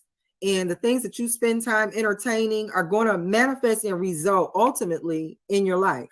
So you want to make sure that you are, I think I mentioned this in another Nacho Sundays in the health portion about diet. I was talking about the diet of the eyes, the diet of the ears. You know, make sure you are conscious, strategic about what you're paying attention to. For the times that you might be sitting, listening to gossip, listening to and I'm not talking about, something you're doing to pass the time, but just, in your downtime, if you are listening to gossip, listening to, what the latest celebrities are doing, who will then slap this week and what table is Jada at, if you are doing that in your downtime, consider replacing that with learning another language, an audio book, things that you will work to your benefit. Make sure you are conscious of what you pay attention to. I know earlier in the show, in the nacho cheese portion, we talked about keeping a financial journal. Well, you also want to make sure that while you're watching your physical spending with your money, you are also watching your spending when it comes to the time you're spending with what you pay attention to. So in a nutshell, make sure you're listening to your loved ones, people who truly love you, people who you truly love. They're not just trying to be against you because, you want to do something that maybe you shouldn't be doing and they're trying to tell you to think twice. Listen to your mate. You share a lot of energy with your mate. They share energy in ways with you that they may not consciously recognize, but they absolutely subconsciously will respond to. And make sure you're listening to yourself. God didn't give you that intuition to throw it away. That inner voice that you hear is your inner G that keeps your energy protected. So make sure you're listening to yourself. And in a final note, make sure you are conscious of what you pay attention to. Everybody doesn't deserve your balling out with your attention to them. So that's going to bring us to the close of our Nacho Sunday show. Before we get out of here, I want to slide back over to my chat again. I see Wayne is in my chat laughing at me. blow it off. Commodity pulled up. Shout out to Commodity and Commodity Productions. He is the audio and sound engineer for a lot of the EBL network productions and events. I'm sure he is going to be hands-on for the event that I told you guys about on May 5th. That is going to be a visual event. I know a lot of times you come over to Exclusive Battle League where a lot of times it's just a verbal battle, but you are actually going to be able to see these battlers. They are moving into the visual world. So make sure you pull up on May 5th to catch that. Make sure you're following EBL on all of its networks and platforms so that you could keep up and keep abreast of who's going to fill up this card. Make sure you're checking out Wave and Blaze on Monday through Saturday, 7 a.m. And also, how could I forget? Make sure you're checking out King's Court. King's Court has got a really interesting thing going on where they are the pop-up podcast. So you actually have to be tuned into Exclusive Battle League where what? If it ain't exclusive, it don't matter. And you're going to end up catching an exclusive episode of King's Court because they could pop up anytime. It could be 2 a.m, it could be 2 p.m. But make sure you stay tuned in to EBL Network to catch King's Court. And we also got a couple of more shows coming up for you. Make sure you also slide over to our show on the EBL network called Fourth Round that is hosted by our Iswe Podden family. If you didn't catch it at the beginning of the show, I gave the rundown of the resume. They are building up quite the resume over there. Interviews with Swamp, Pass, Swave Seba, C3. I mean, the list goes on. Danny Myers. Like, if you're missing these interviews, you are missing some of the most recent insights into some of your favorite top tiers. So make sure you guys are sliding over there for that. Don't forget to head over to FibonacciBrown.com and get your copy of Growing Down, an observation of the masculinization of the Black American woman. And I'm going to get out of here. I'm going to try to see if I can catch some sunlight before the sun goes down and the temperature drops, because I showed y'all that weather. It might drop on me before I get out of there, but we're going to see. But until then, I'll see you guys next Sunday.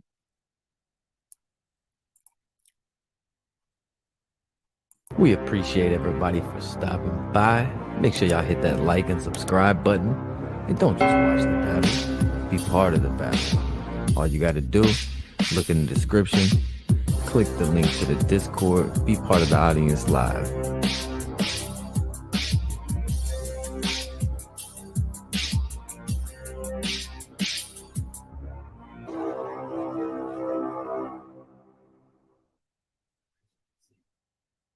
Oh, every week I still be in here. Bye, y'all.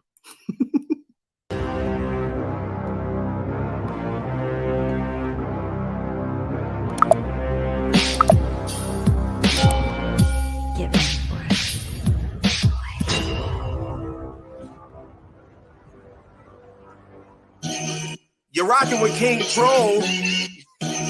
And I'm your boy, just call me Monty, aka King Gigawatt. P, just call me Monty. Back with an intro that make your head turn. Wave gang, making it happen. When will they ever learn that we stay strapped with the heat? Some more mass burn, and I'm just here to assist. Like Steve Nash, turn back? Nah, never. I'm a cope with the intros.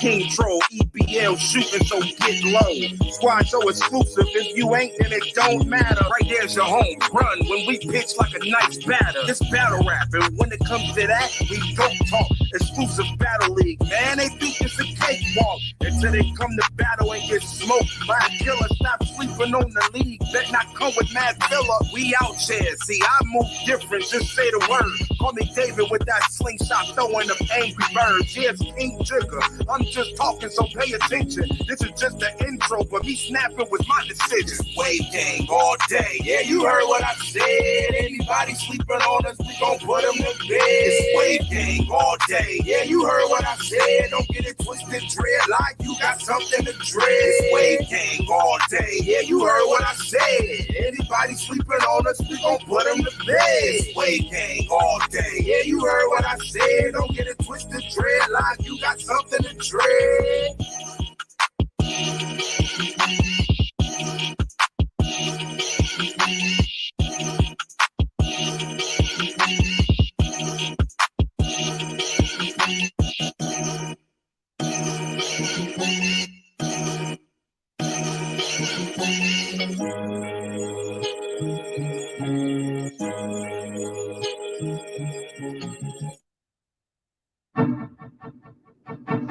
Nacho Sundays, every Sunday at 6 p.m. Live on YouTube on the EBL exclusive Battle League Network. Hosted by Fibonacci Brown. Nacho Sundays, Nacho Sundays, Nacho Sundays. Nacho Sundays, Nacho Sundays, Nacho Sundays. Nacho cheese, beefy, nacho veggie, nacho supreme, nacho Sunday. Nacho Sundays. Nacho Where it's not your Sunday. opinion, it's Nacho's opinion. Nacho Hosted by Sunday. Fibonacci Brown. Nacho Sunday. Nacho cheese, beefy, nacho veggie, nacho supreme, Nacho Sunday. Where it's not your opinion, it's Nacho's opinion. Hosted by Fibonacci Brown. Nacho Sunday. Nacho cheese, beefy, nacho veggie, nacho supreme, nacho Sundays. Nacho Sundays. Nacho Sundays. Nacho Sundays. Hosted by Fibonacci Brown. Don't forget to go to FibonacciBrown.com to get your copy of Growing Down. Nacho Sundays. Nacho Sundays. Brought to you by the exclusive Battle League Network. EBL.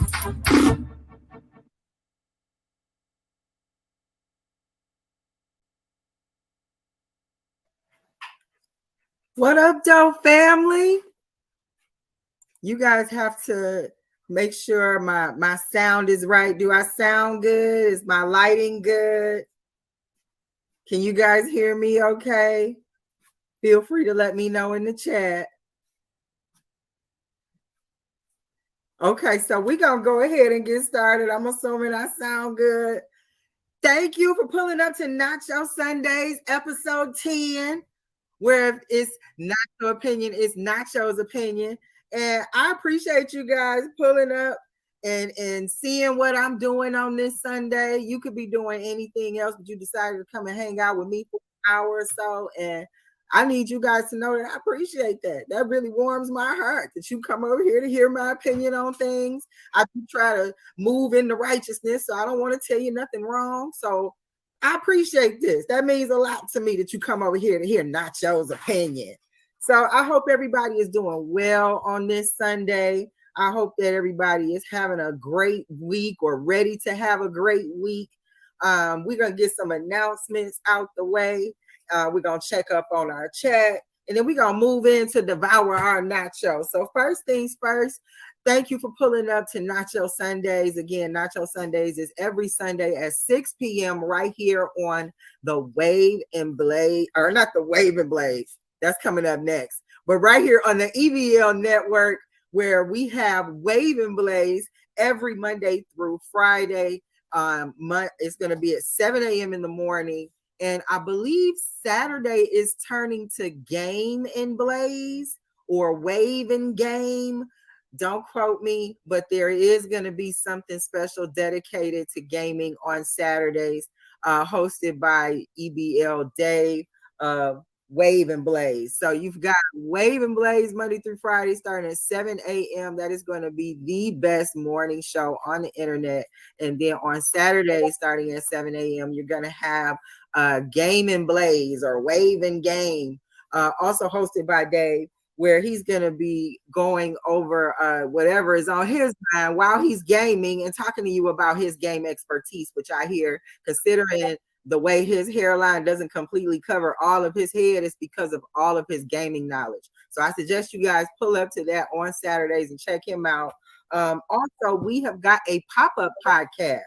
That podcast is called King's Court, hosted by our very own EBL King. King is going to be engaging the audience. He's going to be pulling up people live to talk on his show. So make sure you are tuned in to the EBL network, that is exclusive Battle League network, so that you can catch the pop-up podcast called King's Court. Speaking of pop-up, EBL, that, you know, when it comes to innovation, they are now hosting 24-hour or less prep battles. That means that battlers I've seen battlers get as little as 4 hours prep before they have to pull up and battle an opponent. I've seen battlers get a full 24 hours so that they can pull up and battle an opponent. So EBL is going to be hosting these surprise 24-hour or less prep battles. So make sure you're tuned into EBL so that you can catch those battles when they pop up.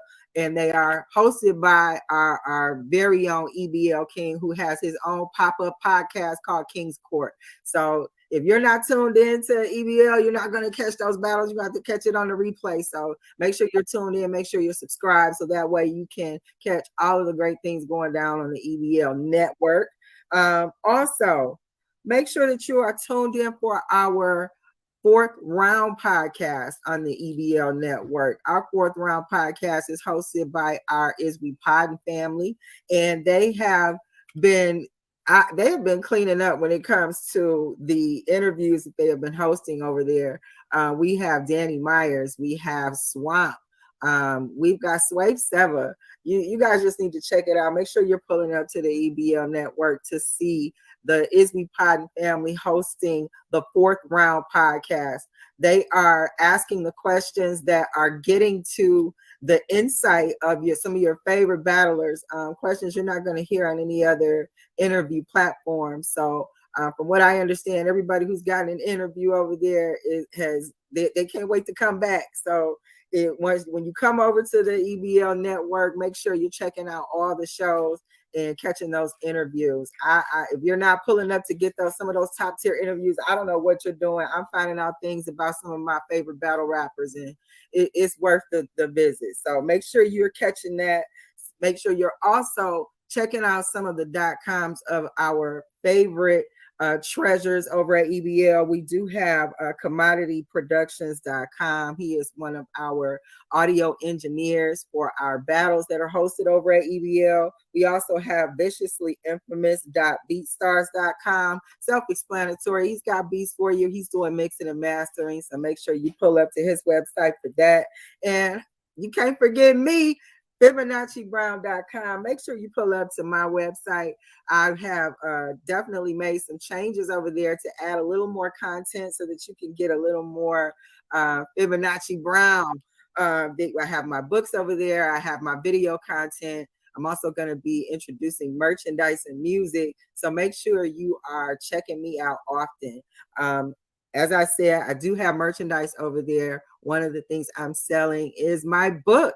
I have Growing Down the Masculinization of the Black American, or an observation of the masculinization of the Black American woman. I have a few autographed copies left.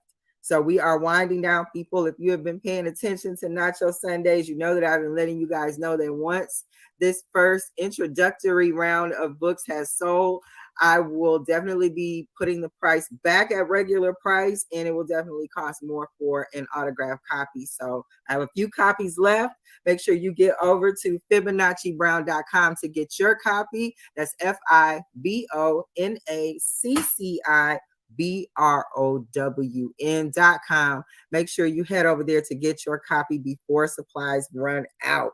So I'm going to slide over to my chat. My chat looks like I've got some people who are pulling up. Thank you, Mad Max. I see you in the chat. He's like, yo, Nachi, yo, Matt. I see Uncle Sam pulled up. Thank you for pulling up with me. If you are just now tuning in, this is Nacho Sundays, where it's not your opinion, it's Nacho opinion. And this is the 10th episode. I'm excited. I'm 10 episodes in. That means we are a little over 2 months into Nacho Sundays. So if you've been here since episode 1, I appreciate you showing your support and sticking with me.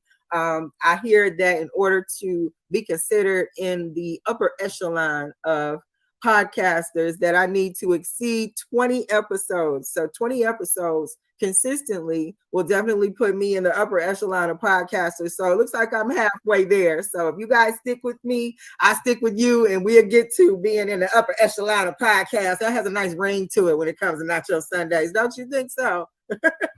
I see I have oh goodness, the Performance Gym.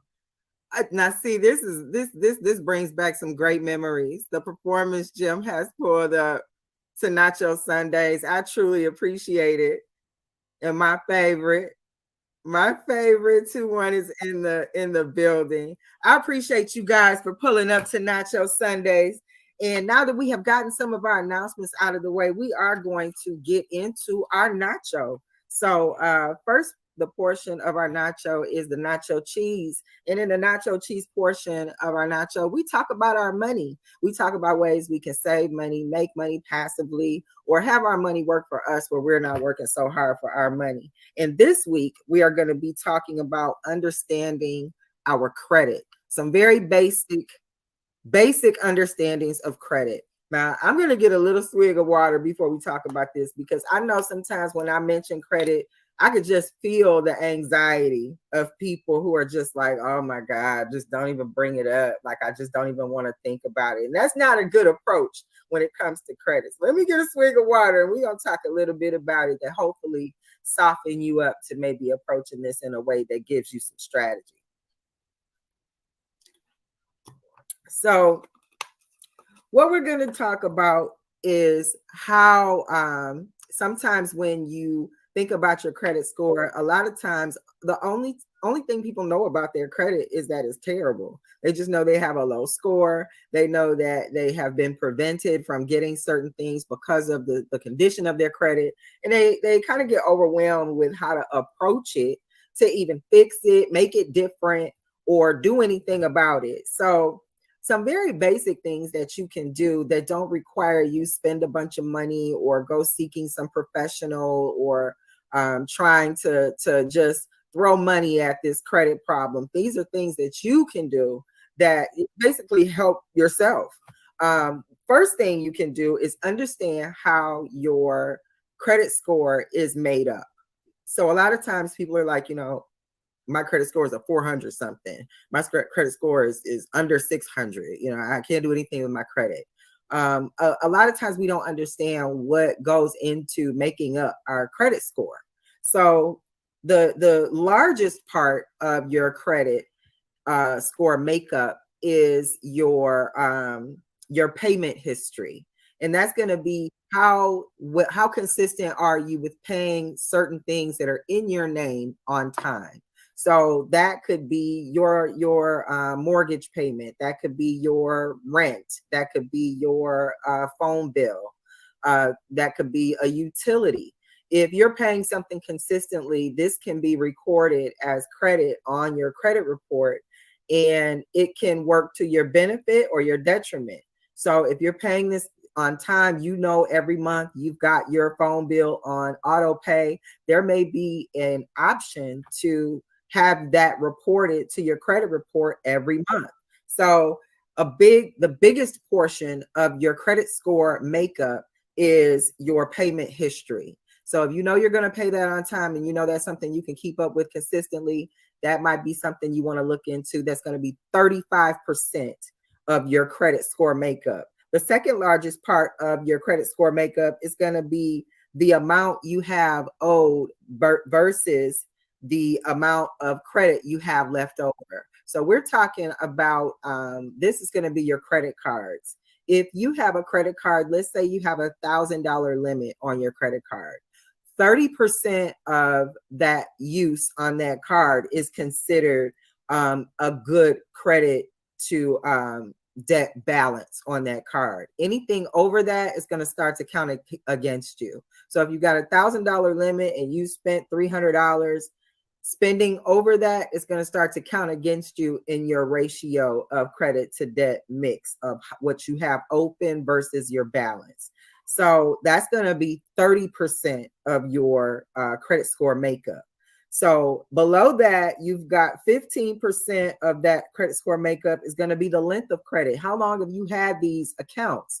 If you just got your phone bill, or if you just got your phone 6 months ago, some people might look at that and not feel like that's long enough to extend additional credit to you. They feel like maybe they want you to have some longer credit history. So the length of credit is going to be 15% of what makes up your credit score. 10% is going to be new credit. How much of the credit that you have reflected on your credit report is new credit? And another 10%, or the final 10%, is going to be the types of credit that you have, your credit mix. Do you just have a phone bill, or is it just bills? Do you just have a car note and nothing else? Do you have or do you have a good mix? Do you have a car note? Do you have credit cards? Do you have utilities? Do you have rent? So it's gonna that's gonna count for 10% of your score. So if you add all of those things together, looking at where you stand with those things, that's going to determine what your score is. So understanding that is going to be the first thing you want to do when it comes to understanding your credit report. You want to know how your report is comprised. What is that score, and what are the major components of that score, so you know how to positively impact those different percentages. The next thing you want to do is you want to make sure that the information on your credit reports is correct. Make sure that they have the spelling of your name right. Make sure that they have your any reported social security numbers belong to you. Make sure that the addresses that they have on your credit report are correct. Make sure that the any employers they have listed for you on your credit report are correct.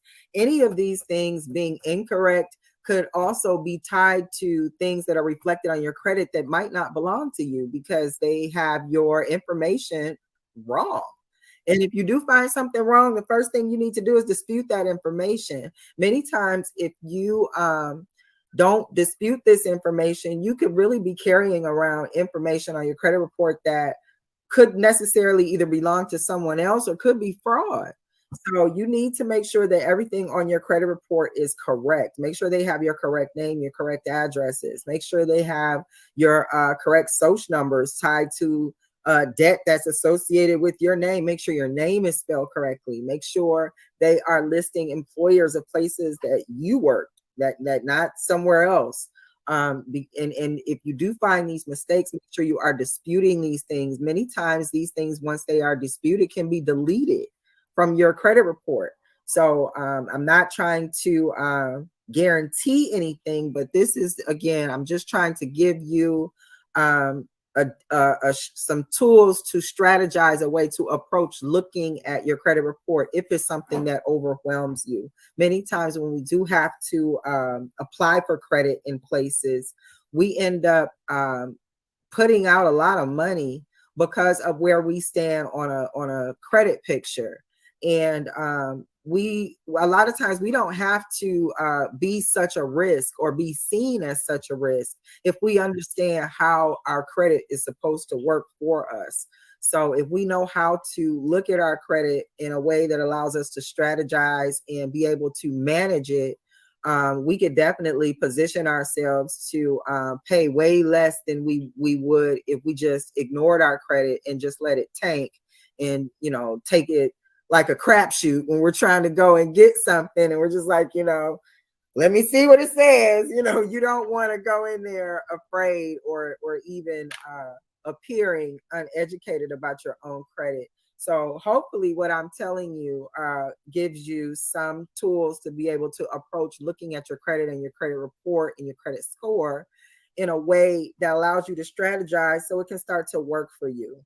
So we talked about what comprises your credit score, those percentages. And the next thing is to make sure that the information on your credit report is correct by way of your name, your address, your social number, and your employers. Make sure that information is correct. And if that information isn't correct, make sure you're disputing it so that anything that shouldn't be associated with you isn't associated with you on your credit report. That credit report is a reflection of you, and it's a reflection of you to people who use it to many times determine a certain way that you're going to live. So that information absolutely needs to be correct. Additionally, we need to make sure when we're looking at our credit reports, I know that most of us are familiar with the major bureaus. That's going to be Equifax, that's going to be TransUnion, and that's going to be Experian. We need to make sure that information matches. We need to make sure that the dates that they are saying certain accounts were opened match across the board. Anywhere where it doesn't match, that information needs to, again, be disputed. Again, your credit report is going to be your financial picture to other people who are going to determine whether or not they want to extend additional credit to you. Many times that's going to mean where you're going to live, if you're going to be able to get utilities in your name, if you can buy a vehicle. If you're not going in there with cash, you might have to look into credit. And if you are represented or misrepresented, for that matter, on your credit report because there are incorrect things reflected on there, things that might be reflected more than once that give a picture of debt that isn't quite true, you got to make sure that you are checking your credit report so that you don't have these errors holding you back or misrepresenting you. So many times I know people aren't comfortable when it comes to their credit. They think, I don't know anybody who knows anything about credit. I don't know anything about credit. I just know I don't have good credit. And you might have things on there more than once. And just knowing that and disputing those multiple reportings, your score could be impacted significantly. There are things you can do to improve your financial picture when it comes to your credit report that don't involve having to shell out a lot of money to professionals. Now, I'm not trying to say that you shouldn't seek a professional if your case warrants that, but there's nothing wrong with being informed enough to be able to know when the professional is necessary. So again, there's just a few things you can do. Understand how your credit score is comprised. Make sure the information that pertains to you as far as your name, your address, your phone number, your employers, your social security number, make sure that information on your credit report is correct. Make sure that the information across the board on your credit reports match the dates of accounts that were opened, the amounts of what they are saying is owed on these accounts. Make sure this information matches. If it doesn't, make sure you understand the dispute process so that you can dispute these things. A lot of times disputing incorrect information can cause a total deletion where that item no longer impacts your score. So when you can have a strong or stronger financial picture on your credit report, on when somebody is looking at you to extend additional credit, when that picture can be improved because you know how to manage your credit, it can open doors that can improve your whole lifestyle. You know, you might be able to now get a car that's more dependable. You might be able to buy your first home. There are different things that you'll be able to do for yourself by way of credit, that if you're just in a space of being overwhelmed about it and you don't look at it as something you can manage, you might really be missing out on financial opportunities that could begin to work for you. Because truth be told, when you have your personal financial affairs by way of credit in order, it definitely allows for a easier or better business picture when it comes to going into your business credit. So you only help yourself when you understand this and stop letting it be something that overwhelms you or intimidates you or makes you feel like it's, you know, you need a professional and you can't afford it, so you avoid it. There are a lot of resources out there, especially on the YouTube University. I'm a big proponent of checking YouTube. I have baked whole meals off of YouTube. So I swear by YouTube University. So there are a lot of resources out there that will at least get you pointed in the right direction when it comes to understanding different things you can do when it comes to getting or managing your credit. So one way that we can also look at what's on our credit to see if there's something we can do to help our situation. We can look into the statute of limitations on certain debt. Maybe you've got a doctor's bill or something from 10 years ago. You might want to look at what the statute of limitations is in your state on a debt like that. That might be something that can come off of your credit just because it's no longer collectible because the statute of limitations has run out. By doing that, you may also improve your score because now you don't have these debts hanging around that drag your score down that aren't even collectible. Something else you can do is to, and this is if you really need to dig into how to maybe clean up some other things on your credit that are outside of corrections or errors. There is also, you can check to make sure that anybody who's trying to collect the debt from you is able to collect a debt in your state. Sometimes people don't even have the correct credentials to collect debt in your state. So if you look into that, there are some steps you can take, some letters and documentations and requests that you can send to these collectors to ensure that they can even collect anything from you, requesting original contracts, asking to confirm contractual agreements with them and their organization. So if you look into it, there are certain things you can do to make sure that anybody trying to collect a debt from you or reporting anything on your credit report has a right to do so.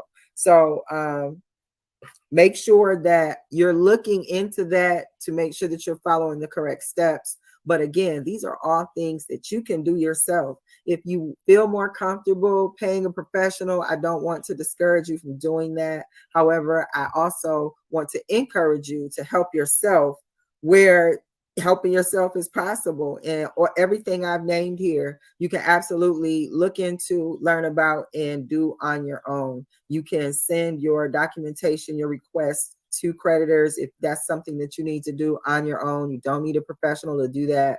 There are so many resources out there where you can copy a template and get results. There are people on YouTube giving testimonials who are talking about how they got results by sending out certain documentation and requesting certain documentation. And because certain things did not fall in line with the timeline that's allotted by law, certain things had to be deleted, which definitely helped these people in their credit situation. So I'm encouraging you to do the same.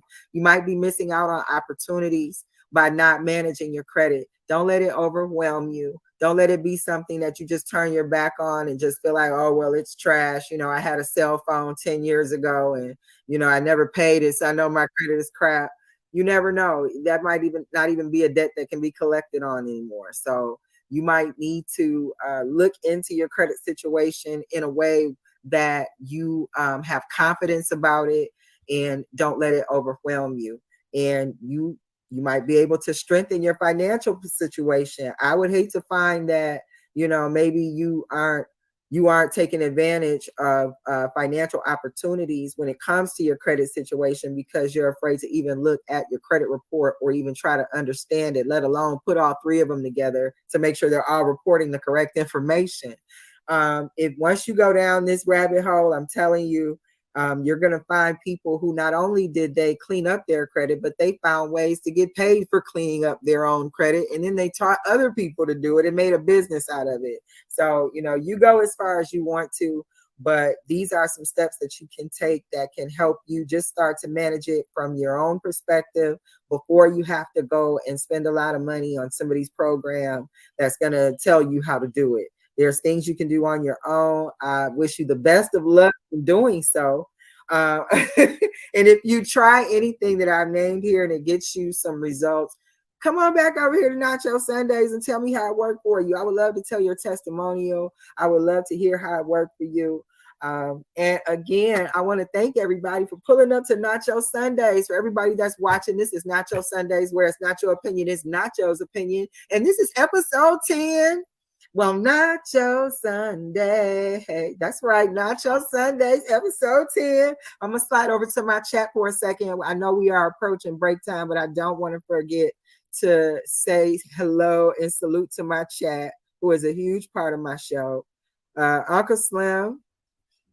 Okay, you said the video is a little dark, but not to the point. We can't see you. Okay, I hope I improved the lighting a little bit. Thank you for that feedback. You guys, I have a confession. I usually have another lighting source coming in from the side, and I was a little clumsy. I backed my chair up trying to get out of my desk a little too quickly and didn't realize how close I was to my lighting source, and I knocked it over and broke the bulb. So I have to order some additional bulbs so that we can, you know, use that light source again. So that might be why it looks a little dark, Uncle Slim, but I appreciate that feedback. Thank you. Let's see who else is here. Thank you for pulling up live and direct. I appreciate you spending this time with me on Nacho Sundays. Miss Vicious in this house. It's always a pleasure when you pull up, beautiful. Thank you for coming over to see me. Jay Normus is in the house. And he's going to be on a card. Don't let me, guys, I don't see how I got to mention May 5th, EBL is going to be hosting a one-round virtual battle where they are going to be camming up. Matter of fact, that is the name of the card. It is called the Cam Up card. We are actually going to be able to see a lot of the battlers that we only hear about on EBL. I'm excited. And Jay Normus is on that card. I believe Villa is on that card. Miss Vicious, who is in our chat, she is on that card. Queen Kinesis is on that card. So if you want to see some of your favorite battlers that you've only been able to hear audio of when it comes to the EBL exclusive Battle League Network, they are going to give you that opportunity on May 5th. So make sure that you pull up for that. Oh my goodness, we have got Miss Raymond, Miss Honey Raymond in the building. I'm excited. She said, any parents out there, please teach your kids about credit and money management early. I couldn't agree more. Miss Raymond is family, and she is definitely a woman after my own heart. I agree. I think we should be, I think one of the best ways to save money, especially if you have children, is to teach your kids about money early. That has absolutely saves money over time. If you have kids who don't understand money, the older they get, they're going to think it grows on trees, and that's only going to cost you. So when you are able to understand money, credit, how credit works, how to utilize your money so that your money works for you and you're not working so hard for the money, and you can transition that down to your kids. I'm telling you, that saves money over time. Your kids come up with great ideas. So when you can teach a kid to be able to employ their ideas into something that can make them money, the younger that they get that concept, the smarter they are financially as adults, guaranteed. So I appreciate that advice there, honey. I thank you so much, and I don't want you guys to think I'm being sassy. Her name is actually Honey, so I'm calling her by her name. Thank you for that advice. I appreciate you. And right now we are going to slide over to some sponsors before we get into the beefy nacho portion of our show. So we will be right back.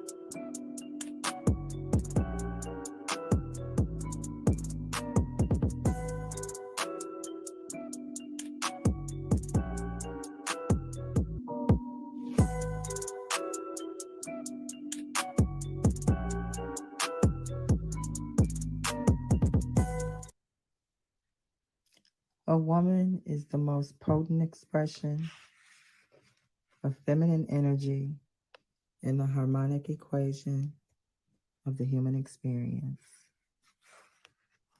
Growing Down, an observation of the masculinization of the Black American woman, Volume 1. Get your copy at FibonacciBrown.com.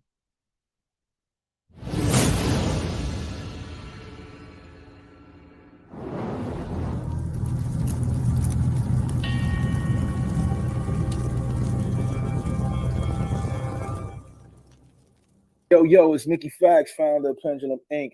And when I have free time, I make sure to go check out the EBL network. Crazy. Trust me. You want to be here. Long live lyricists. Peace. Word. You know I gotta give a shout out. Exclusive Battle League is we potting. It's Swamp Town shit, Carolina shit. We from South Carolina. Checking in and checking out, man. I fuck with y'all boys heavy, man. I just want to say thank you to you guys. Appreciate you having me, and shout out the fans, shout out my team, for my ladies, my whole team, and just shout out everybody. Salute to y'all, because again, I like discussions with people that are knowledgeable about what they're talking about. Rather than just motherfuckers just randomly just like, hey, so what was, how was this battle? And who's the, y'all really know y'all shit. So salute.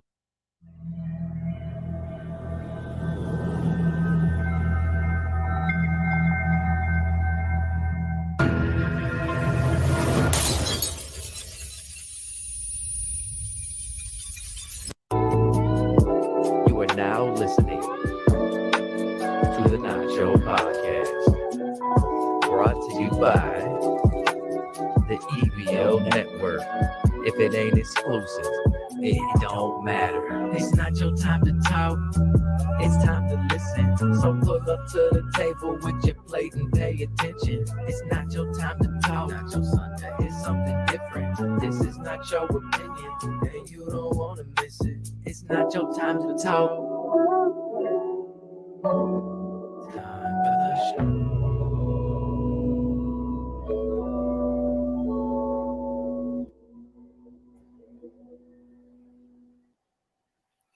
Welcome back, y'all. I'm going to have a moment of transparency before we get into the beefy nacho. Right now, guys, I am battling a toothache. I'm having a really bad toothache going on right now. It is really trying to fight me. And I took some meds, so forgive me If you guys notice, my personality is a little different. I'm fighting a toothache, but I'm here. It's Nacho Sundays, and we're going to get into episode 10 on Nacho Sundays, where it's not your opinion, it's Nacho's opinion. So right now, we are going to get into the beefy nacho portion of our show. And during the beefy nacho portion, we talk about conflict wherever it may exist in the world, no matter what it may be. So that can be any wide range of things.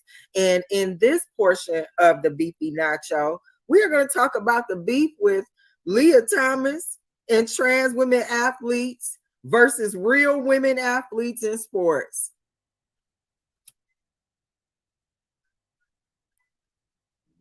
Now listen, I'm gonna first of all, let me give some context. For those of you who may not be aware, Leah Thomas is identifying as a trans woman, and she has entered women's swimming and has proceeded to basically win in the areas that she decided to enter and compete against biological women. When she did this, biological women began to really be outraged because women who had spent, I think one of the ladies who she competed against, or one of the ladies Leah Thomas competed against, again, who is a biological male. This woman had been training for swimming since she was 4 years old. Ultimately, to receive the title for the elite in her league, she had to swim against this biological man identifying as a trans woman, and they ended up tying. And because she ended up tying with this biological man, trans woman, they gave the trophy to the trans woman, not the biological woman.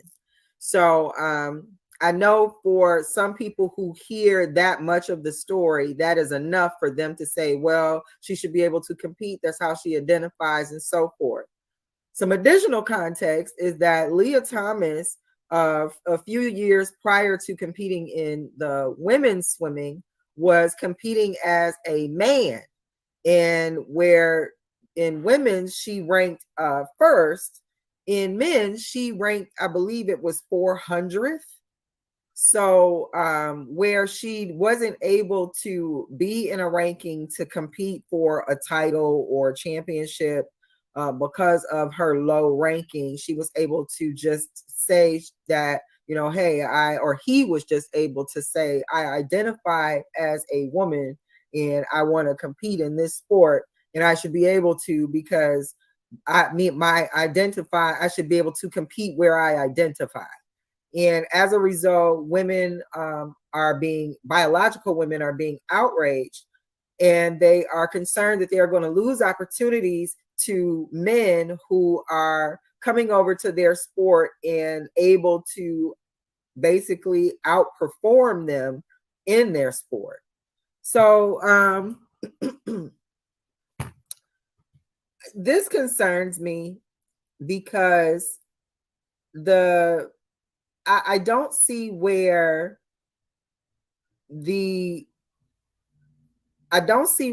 coming from, in this particular instance, men's sports over to women's sports just by saying, oh, well, I'll grow my hair out and identify. How is that legal? I don't understand how that's fair.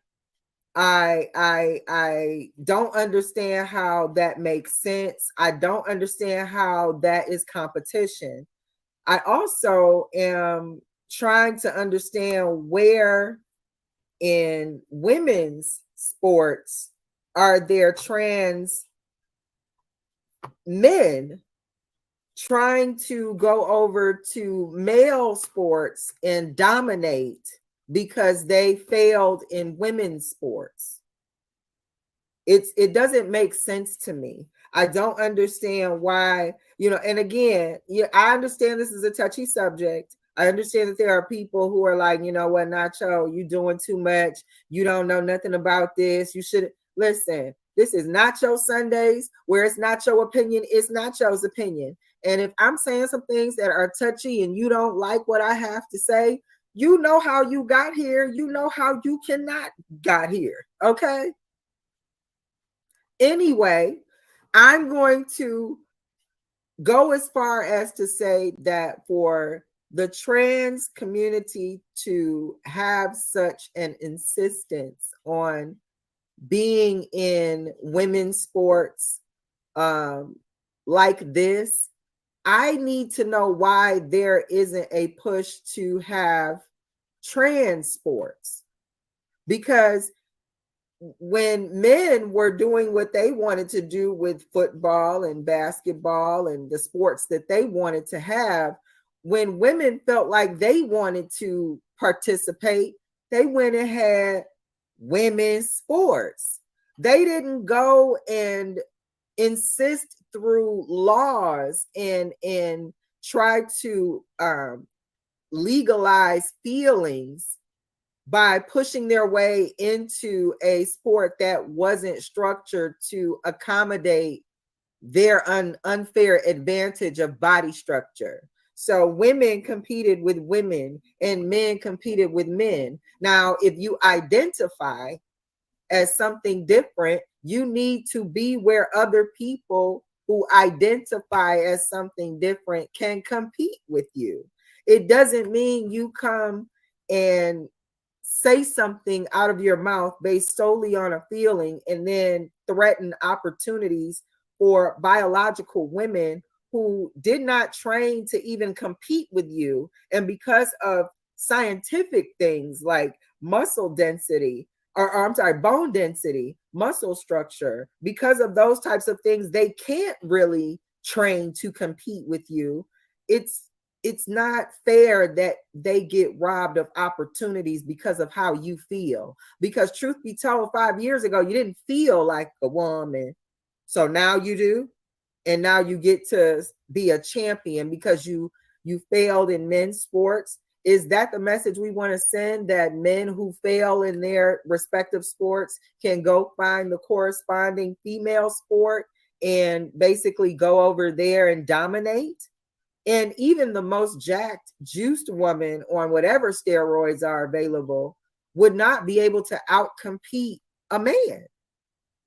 I think the example they used, there was an athlete, a woman, Marion, I cannot remember her name. I believe she was a runner, but they ridiculed her because they said that for much of her career, she was utilizing certain enhancements that were banned at the time. And at the time when she was on these enhancements, they recorded the times that she was running. So this juiced up woman was running these times, and they compared those times to men who were running the same sport in the men's league. And the worst running man could not was still faster, better than the most juiced up woman at the time. So if women can't even use enhancements to outperform the least prepared of men in the same sport, why would it make sense that biological men could come over to women's sports and dominate without needing enhancements out or anything outside of the biological makeup that makes them men? Ideally, they shouldn't even be competing. But for some reason, it's acceptable, and Leah Thomas is trying to be the martyr for this challenge of wanting to be at the lead in women's sports. And from what I understand from the women that he competed against, there's been no like surgeries. There's been no nothing has changed other than his mind. Okay. So he didn't go get breasts or the big chop or whatever they're calling it now. None of that happened. He just said, okay, men's sports is tough, but I'm gonna be a woman and get me a championship. And nothing says you are living in your testosterone like the need to compete so badly that if you can't beat men, beating women will suffice. That nothing about that is ladylike, Mr. Leah. Nothing. And again, I understand this is a touchy subject. I understand that you guys might not agree with me, but again, this is Nacho Sundays, where it's not your opinion, it's Nacho's opinion, and this is the 10th episode. If you don't know by now how I am on this show, I am definitely going to give it to you how I think about it, and I don't think this is fair, Miss Leah, Mr. Leah. I think that you coming over to women's sports and thinking that it's okay for you to stand in the way of opportunities for women who were doing just fine before you decided you needed to win something, who were doing just fine before you decided to be so entitled, before you decided you needed to win so bad that beating these women will be fine and you'll just be the poster child long as you're a winner. It's disgusting, Leah. I think that you, even if you were just going to be in good sportsmanship, you owe these women an apology. You need to be the martyr or the champion for developing sports for trans athletes, where you guys can have the opportunities to compete fairly and champion those things through the same sponsors that champion men's sports and women's sports. But forcing your way into sports because of how you feel, knowing that you can dominate based on body makeup, but acting oblivious to it it's tacky. I'm just gonna say it. It's Nacho Sundays, where it's not your opinion, it's Nacho's opinion, and I said it's tacky. It's tacky, Leah. You need to do better. No, when you weren't able to meet the challenge, when you were a male, it would be different if you went through the ranks. You developed through women's sports. You didn't do that. You showed up out of nowhere on a feeling and threatened opportunities for biological women. You know better. You know exactly what you're doing. And I don't think that you should be able to just get away with that. It's not fair. And I think the fact that you're getting support from big places, large places that have influence is equally as disgusting. So it shows poor sportsmanship. It's lazy. Like I said, when women weren't able to compete in the sports with men, they had leagues developed around them. I think you guys need leagues developed around you, and forcing your way into leagues that weren't meant to be inclusive of you, and righteously so, in order to keep competition fair and equal. Overlooking that, to me, just completely ignores the essence of competition. You don't get into competition so that you can unfairly dominate. You get into competition so you can develop fairly, and so that steel sharpens steel. That's not what's happening here when you allow biological men to compete against women and prevent them from getting the top accolades in fields that were designed around them initially and not meant to accommodate people in how they feel, who weren't designed like they were. So again, that was Nacho's opinion, because this is Nacho Sundays, 10th episode. And if you're pulling up in my 10th episode, I do appreciate you guys for hanging out with me, looking at my chat. I appreciate you. Okay, so Greg the Great has pulled up.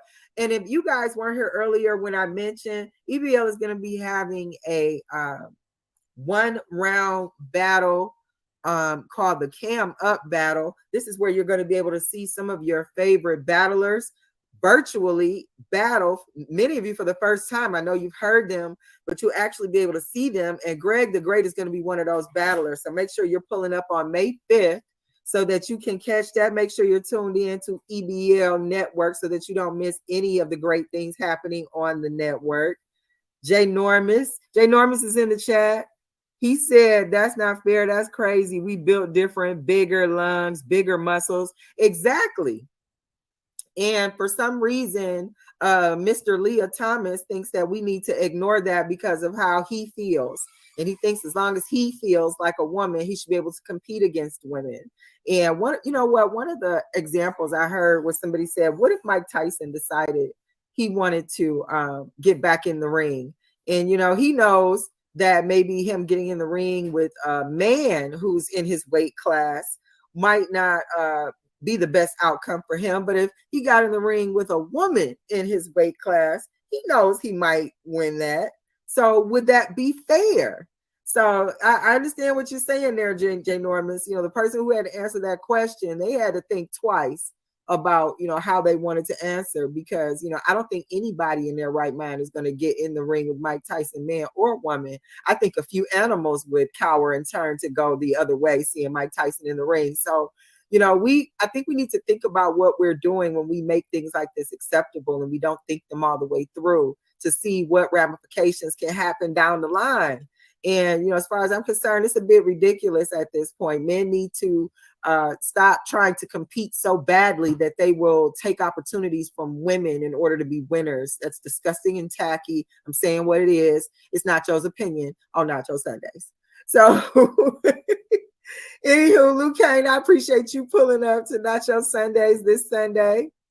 Dave is in the chat saying it's time to get to episode 100. I agree, and what that means is that you guys need to make sure that when you come into Nacho Sundays, that you are getting the likes up, that you are sharing the show, that you are mentioning Nacho Sundays on your platforms and driving some traffic over here for people to hang out with me on Sundays. So that's how we're going to get to the 100th episode. So the more you tell, the closer we get. So I'm looking forward to seeing the traffic. Y'all make sure y'all telling everybody what's going on Nacho Sundays. And speaking of, we are going to move over to the veggie nacho portion of our show. And in the veggie nacho, we talk about health, things that can help us be healthier. And this week in the veggie nacho, we're going to talk about micro gardening. And one of the reasons I want to bring up micro gardening is because I'm going to be frank here. It doesn't seem like a day goes by where I'm not seeing something on the news, in the articles, on the internet that's mentioning how our food is being tampered with, or how some of the food that we've been consuming isn't what we thought it was. Some of my meat eaters out there, as you guys know, I'm not a meat eater. I haven't eaten meat in over 8 or 9 years. My meat eaters, if you are eating red meat, been seeing articles where they're talking about red meat is actually being colored to look red in order to give you the impression that it's fresher than it actually is. They're adding a chemical to it that is giving it that color to make you think that it's fresh, when actually it might actually be more aged than what they're letting on. So I'm seeing where some of our vegetables are not being, if you're not cleaning your vegetables or your fruits properly, you might be consuming pesticides that might be causing you health challenges that you don't even realize are associated with the pesticides you're consuming because you're not cleaning your fruit and your vegetables properly. So hearing about these things so regularly, I have been concerned about food sources. And as a business major, one of the things that I have learned about business is that when you want to figure something out about a thing, you follow the money. And when it comes to following the money, what I'm finding is a lot of us are sending our dollars that go towards food to the grocery store. We are not growing our own food. We are not even trying to consider being our own food source where we can feed ourselves, where we have, we understand crop cycles, how long it takes to grow food, what foods grow fastest, what will sustain us, what are sustainable foods. So we are so reliant on paying money to the grocery store that we aren't even aware of where to start on something like that. So when I bring up gardening, I want to bring up micro gardening. Micro gardening is a technique where you can grow in small spaces over a short period of time. mini micro gardens, depending on what you're growing, can turn around and harvest every 7 to 10 days. Additionally, you can have a larger vertical garden that can turn around to harvest, depending on what you're growing, in 30 to 45 days. So I wanted to bring this up. First of all, what is micro gardening? Micro gardening is the practice of intensively farming in containers in well-designed small urban spaces. These gardens are designed to be highly productive and low on labor and space, efficient and sustainable, affordable, in as long as they are grown in healthy soils. So if you guys are not familiar, a vertical garden is a garden where many times when you think of a garden, you think of a garden bed that grows out in the ground over soil, over a square space. Well, a vertical garden is going to grow up, where instead of growing this way on a plane, you're going to grow vertically this way in containers. So it's a spin on raised bed gardening. You can grow things like microgreens, leafy greens, where the harvest on those is turned around in 7 to 10 days. You can grow herbs. I've seen people growing basil, mint, bay leaves, different things, where I saw one lady she grew an edible garden where she was picking a salad every day.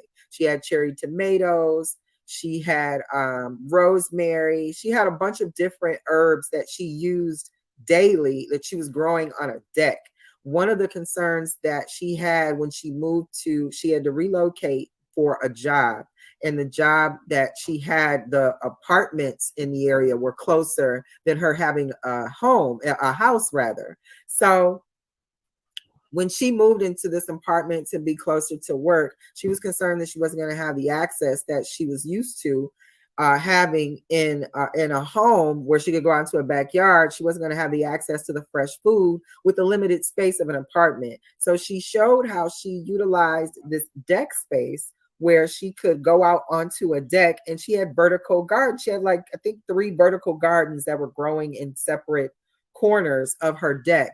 And one was herbs, one was vegetables, one was leafy greens. And she would go out and pick her salads. She would use some of the leafy greens to make herself fresh sandwich toppings.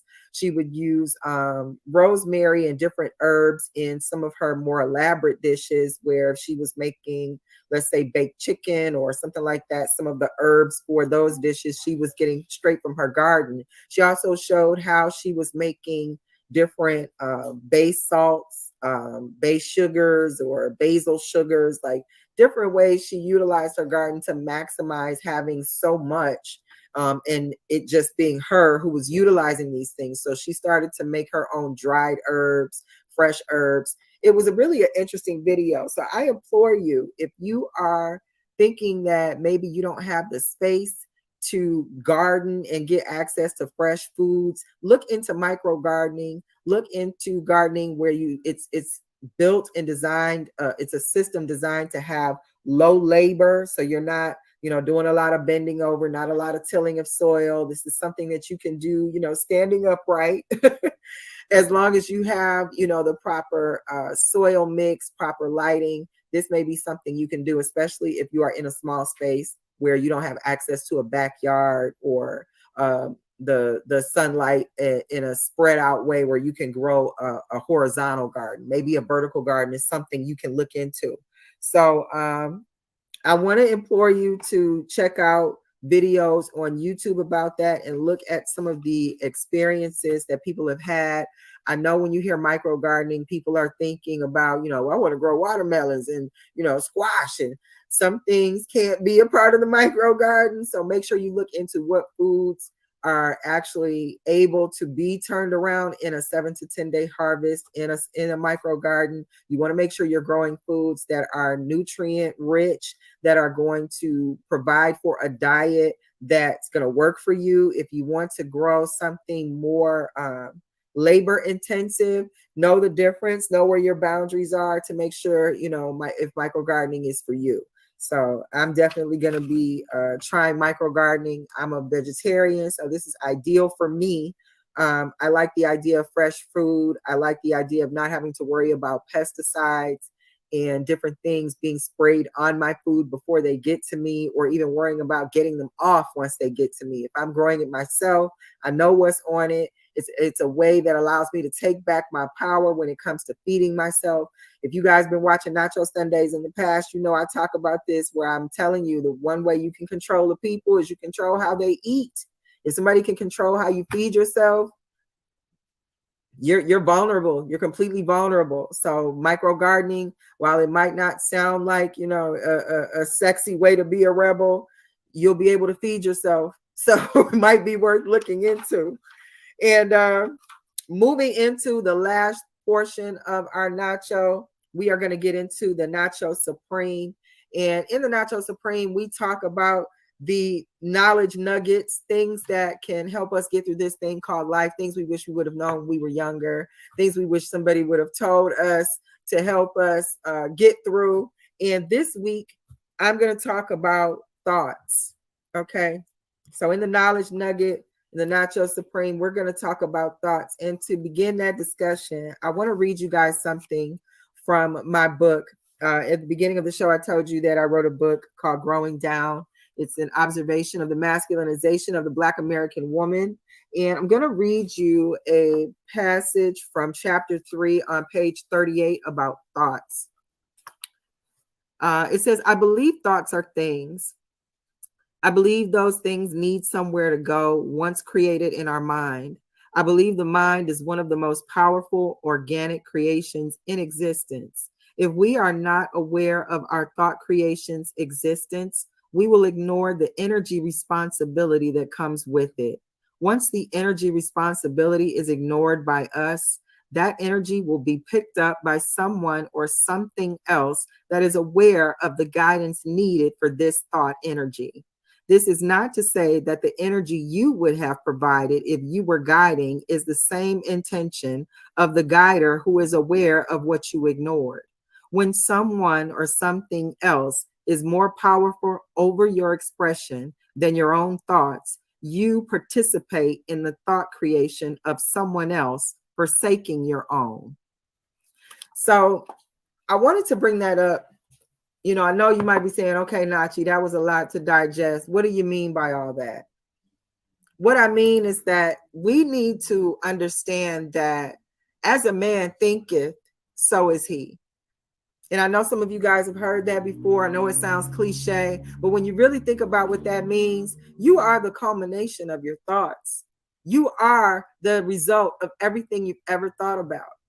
And when you think of it that way, you understand how powerful thoughts are. One of the most powerful things over our thoughts is the sound of our own voice. So what we say about ourselves and over ourselves is important because it's going to be the result of what we think about.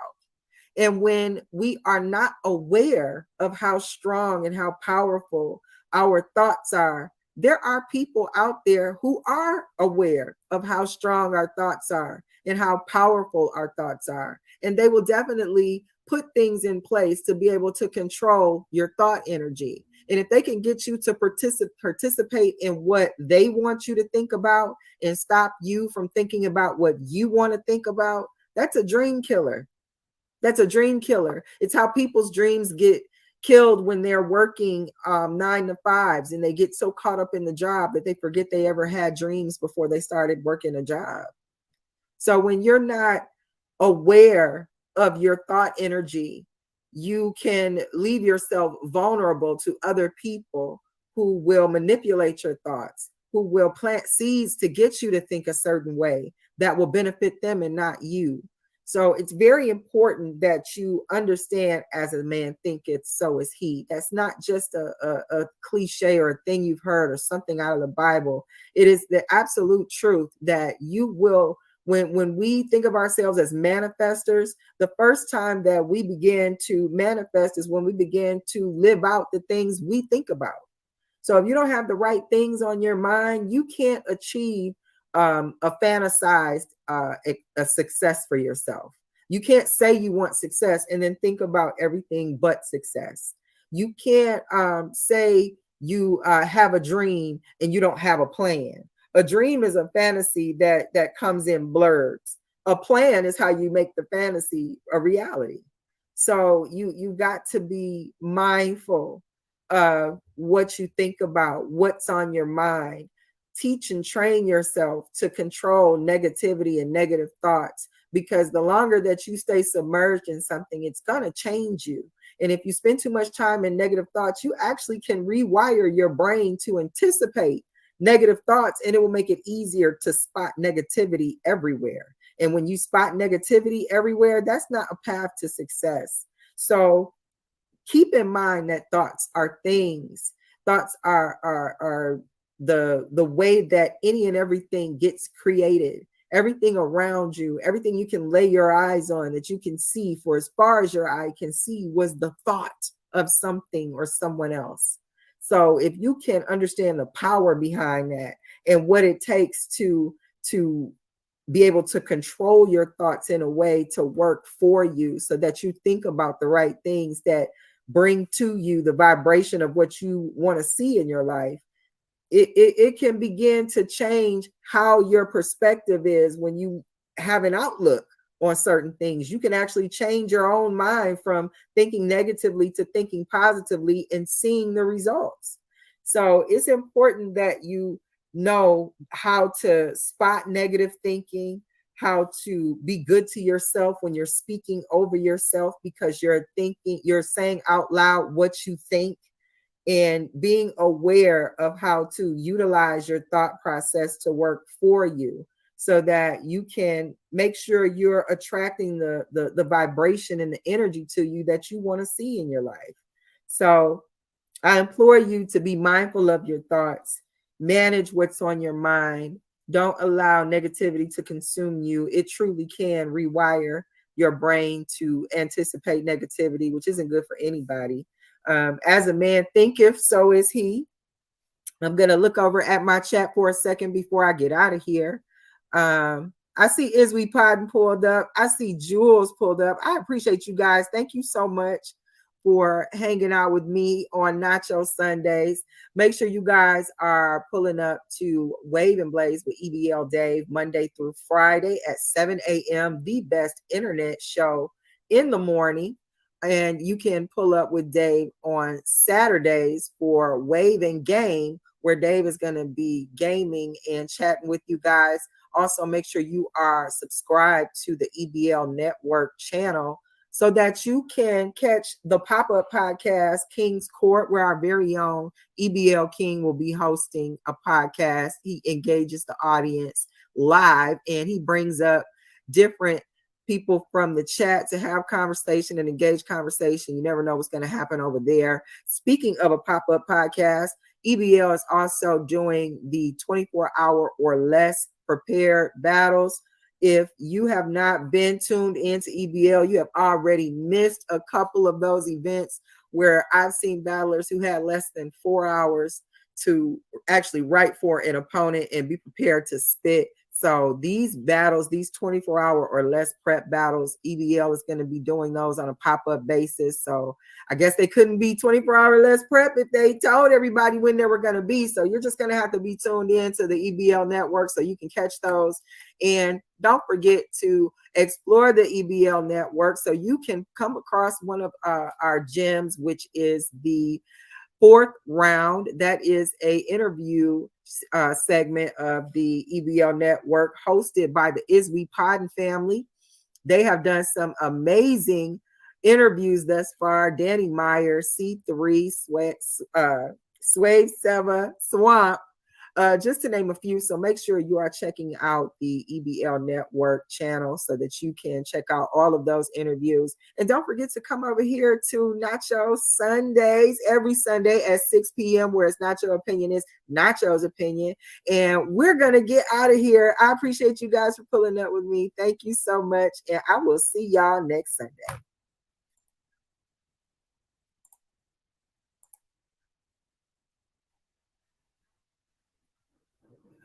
We appreciate everybody for stopping by. Make sure y'all hit that like and subscribe button. And don't just watch the battle, be part of the battle. All you got to do, look in the description, click the link to the Discord. Be part of the audience live.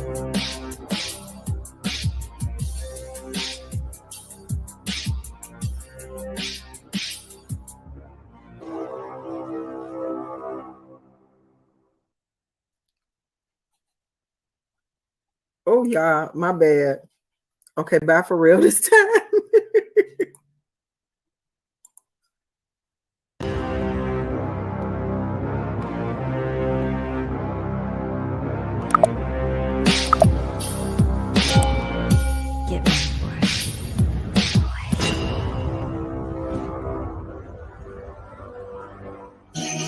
You're rocking with King Troll.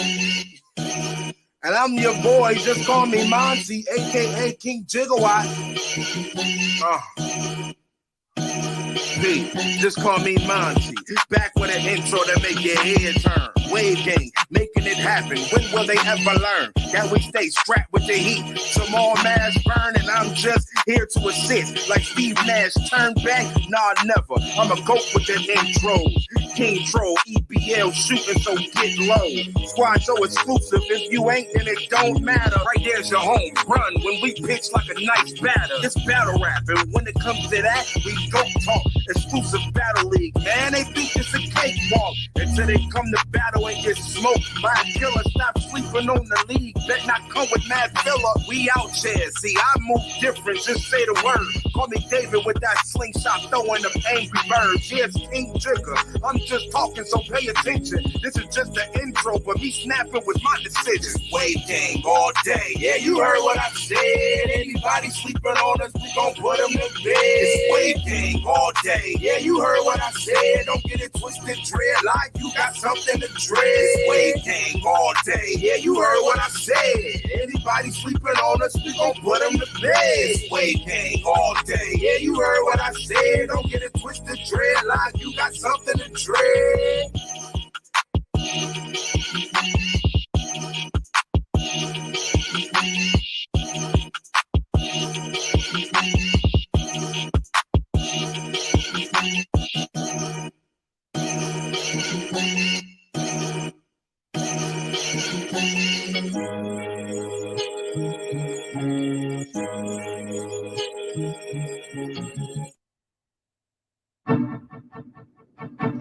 Nacho Sundays, every Sunday at 6 p.m.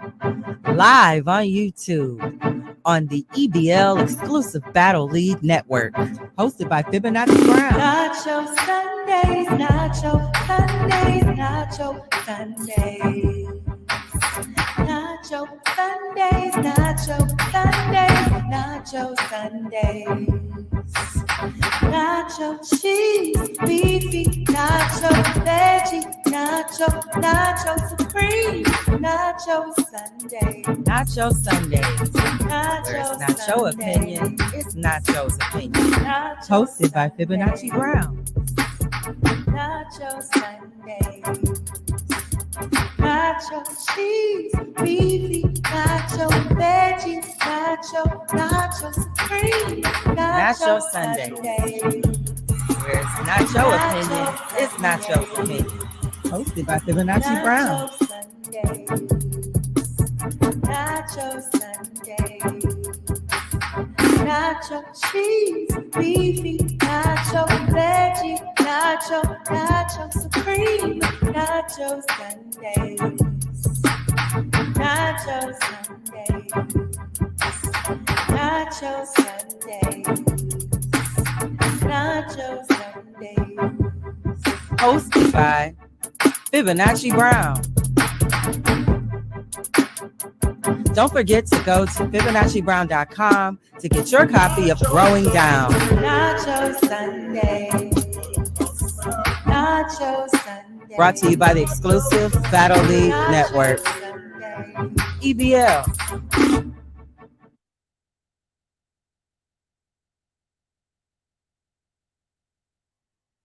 What up, though, family? How is my sound good? You guys, can you hear me okay? Is my lighting right? Am I hitting the right angles? How the heck are you? It's been one heck of a week. Thank you guys for pulling up to Nacho Sundays. This is episode 9 of Nacho Sundays, where it's not your opinion, it's Nacho's opinion. And we are going to start this show off just like we do the others with giving out the announcements. These announcements, these are the spicy announcements, you guys, because first of all, there's an event tonight, okay?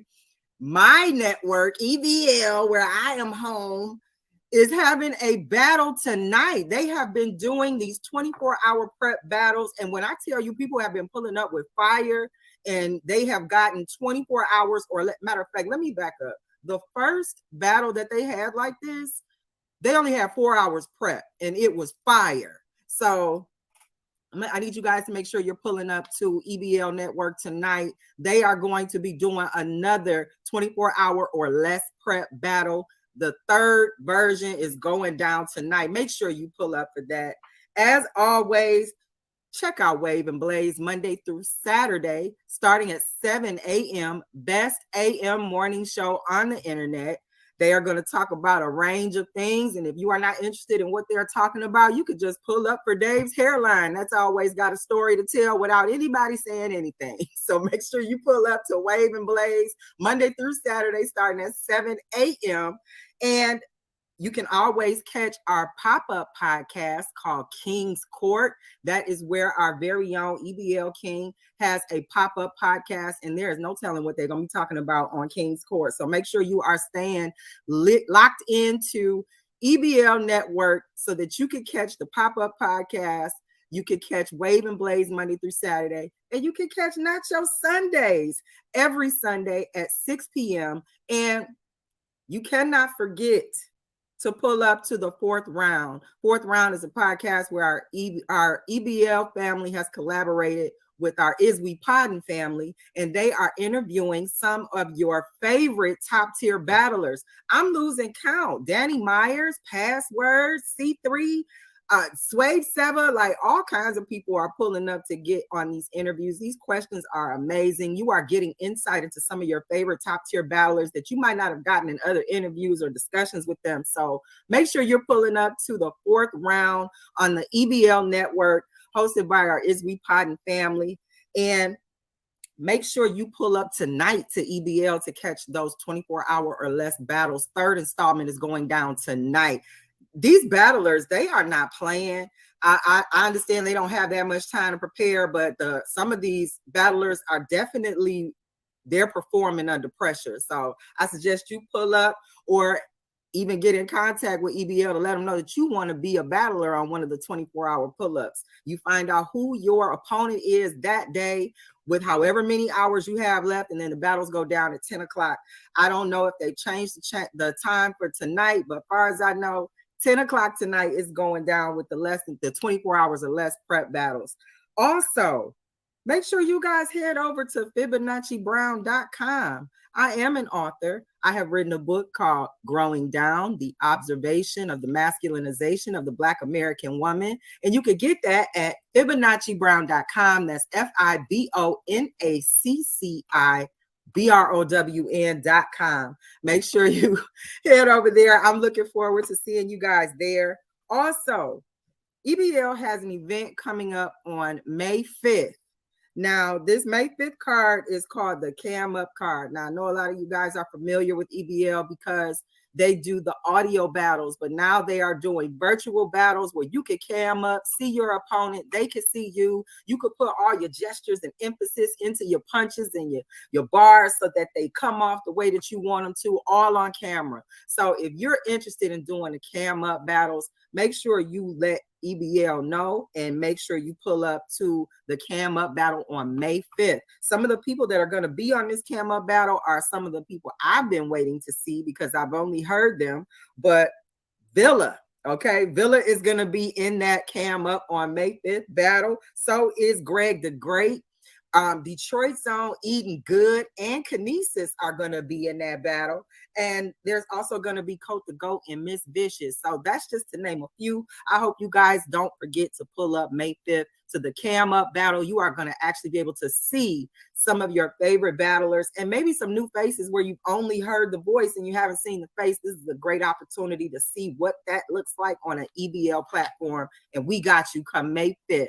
So make sure also when you are pulling up to the EBL battles tonight, make sure that you subscribe so that you do not miss out on any of the shows I just mentioned, and so that you don't miss out on any of the upcoming battles. Now, if you were paying attention, that's 2 battles. That's a less than 24-hour prep battle going down tonight. Then there's a battle on May 5th, where it's going to be a virtual battle. You're going to be able to see some of the battlers. I named a few. These are no lightweights in the battle rap game. So make sure you pull up to check them out. I know I'm going to be there. So I hope to see you there. I'm going to slide over to my chat for a second. I see Capology pull. Okay. Gang, Capology. I appreciate you pulling up this Sunday. My fave is in the chat, 2-1, as always. See, some of y'all need to get like him. Y'all, he's here every Sunday. Like, I truly appreciate that.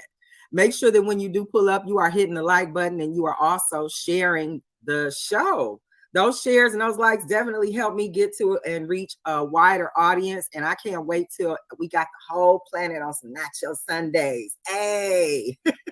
So anywho, we're going to get into our show. And of course, we like to start our nacho and start devouring our nacho with the nacho cheese. And on the nacho cheese portion of our show, we talk about money, ways to save money, make passive income, or ways that our money can work for us instead of us working so hard for our money. So what I want to talk about in this week's nacho cheese is borrower's defense. I know that might sound kind of like, what's that? Well, if you've been paying attention on my Nacho Sundays show, where it's Nacho's opinion, you know how much I cannot stand student loans. I think student loans are slavery 2.0. I think it is a immoral debt to put on a person. You are obligated to a student loan longer than you are obligated legally to your own children. So I am against student loans. They need to go and be destroyed. And I think somebody heard me. So what I mean by all of that is borrower's defense. From what I am understanding about borrower's defense, this is a position that a student can take thanks to a case called Sweet versus Cardona. This is also known as the Sweet Settlement. In the Sweet Settlement, students have been claiming that having gone to particular schools, they were misled about either the education of the school, the quality of the school, the expectation from going to the school, or they were encouraged by some false means to participate in going to these schools. And there's a list of these schools. I know ITT Tech. There were also some, I think it was Davenport, University of Phoenix. There are quite a few schools who were caught up in this borrower's defense. And ultimately what happened is people were able to fill out an application. And in them filling out this application, they were able to seek approval to have their entire student loan debt erased, everything. And if they were able to submit the correct documentation, complete the application, and show how this school misled them, whether it was through commercials, whether they were sent some emails from a representative, whether they got pamphlets or literature, something that supported them being encouraged to go to this school by some false means. Maybe they said that, you could, you would be guaranteed some top-notch job. Maybe they encouraged you to go to the school because they said, after you graduate here, you could be a CEO. You'll have the qualifications. they might have misled you in a certain way. And this sweet settlement acknowledges that. Now, here's a couple of catches to the sweet settlement. You had to apply for this sweet settlement, or you had to apply for this borrower's defense prior to June 22nd of last year. Now, I bring that up because there are some people who did apply for borrower's defense way before June 22nd of last year, and they got a letter stating that they were denied. Now, if you happen to be one of those people who filled out for borrower's defense and you were denied initially, make sure you are keeping tabs on your emails and checking your mail, because there was a case to try and block this settlement in the Supreme Court, and the Supreme Court denied it. So a lot of people who ended up getting those denial letters are actually turning around and seeing that they got acceptance letters and that their debt is clean. Now, they said it does take them roughly several months to make sure it catches up to your credit. Some people have been seeing results a lot sooner than that, but if you were one of those people who ultimately got a denial letter, make sure you are keeping tabs on how you're receiving mail, because you may be also either getting or about to get a acceptance letter where they have absolutely erased that debt. Now, I bring this up because I know you like, Nachi, you're supposed to fill this out back last year sometime. Why are you telling us now? Well, I'm telling you now because I think that you can still fill this paperwork out. From what I'm seeing of borrower's defense, it tends to go by year. And if there is some nuance that borrower's defense is applicable to, depending on what the structure is set up for the borrower, it tends to accommodate that in certain ways. So I've seen borrower's defense 2018, borrower's defense 2021, and borrower's defense 2022. So if you are not aware of what borrower's defense is, I implore you to take a look into it, see if this applies to you, apply for it if it does, and you never know. I've seen people who have gotten over $100,000 in student loans completely erased through borrower's defense. So if you aren't familiar, get familiar, especially if you feel like your school misled you in order to attend, or encouraged you to maybe sign some paperwork or documentation to get you to go to the school that ultimately didn't pan out to be what they said. Maybe they misled you on the statistics of graduates at their school. Maybe they said something like 95% of our graduates are in top-notch job positions. Well, that 95% may be skewed because let's say you have 100 students that go to the school or apply to go to the school. If only 10 of those students graduates and 9 of them end up in CEO positions, you have an unaccounted for 90 other students, but you're basing your statistics that you're going to sell to other students on this small sample of who actually goes there, attends, and is successful. So if you feel like you were misled statistically, if you feel like maybe they encouraged you to complete certain paperwork incorrectly, anything that makes you feel misled, especially about these schools that were online and ended up either going defunct, they no longer exist. Some people are out here, still paying student loans for schools that don't even exist anymore. You might very well be one of the schools listed under this sweet settlement for this borrower's defense. So I encourage you to take a look, see if that applies to you. And if it does, get the paperwork filled out. I've seen some websites where the paperwork only takes about maybe 20, 25 minutes to complete, less than 30 pages of literature. Not to say that you're going to complete 30 pages, but there are some pages that have information on it from what I can see that you need to read through to make sure you're completing everything correctly. So again, I encourage you guys to absolutely fill out this paperwork if it applies to you. Borrower's defense, it's not something that's exclusive to just one type of situation. From what I've seen, there have been several types per year. And because I'm actually seeing people who are getting relief, like people I can physically touch. You know, it's not some testimony out there in fantasy land of somebody who's got a made up name or some anonymous name. I've actually seen and touched people, talked to people who have actually gotten relief where they were initially denied and then they ended up getting a letter saying that they were approved. So I know a lot of you might be thinking, you know, oh, I heard that they blocked that in the Supreme Court. They didn't. This is actually something that they allowed to go through. And from what I understand, the settlement was for $6 billion. Billion. Now, I know for a lot of you, if you are dealing with student loan debt, you know the nuisance it is to your credit.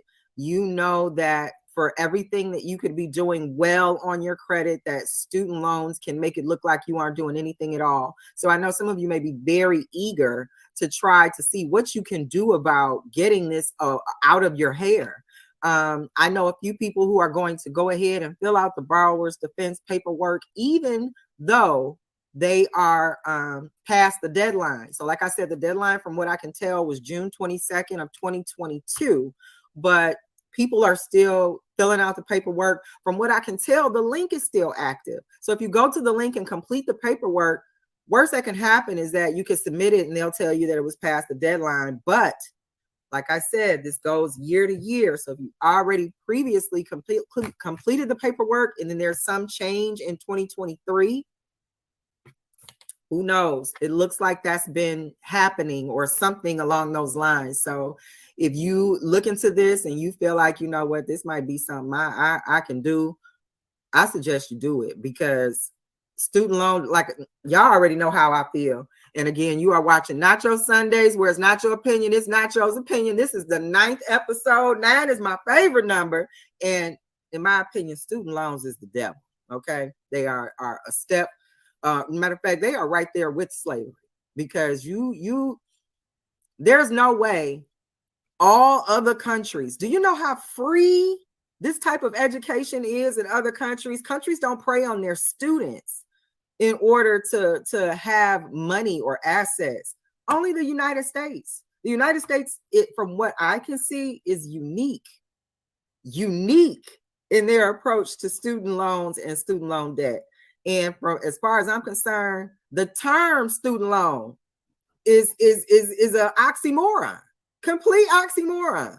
So to think that you would give a student a loan and expect that they are going to know everything that they're supposed to know in order to handle that loan when they're still a student, it's a little governmentally irresponsible, in my opinion. Yeah, because this is Nacho Sundays, where it's not your opinion, it's Nacho's opinion. I said what I said, I did. Yeah. So get on that borrower's defense. If you tried to go get an education thinking that you were doing what you were supposed to do because that's what you were told were the steps out of high school, is to go to college, get a good education so that you can secure yourself a good job, and then you turn around and find out that some of these schools preyed on you, misled you, check out borrower's defense. There may be something in there that is going to allow you to get some breathing room that you might not have been able to have when you were trying to struggle past these student loans. I know people who have, they have excellent responsible habits. Like they are just, everything's organized, in order, and this thorn in their side is just, it totally clouds any paper picture of them that allows you to kind of see the person for who they are and not for what student loans wants to tell you they are.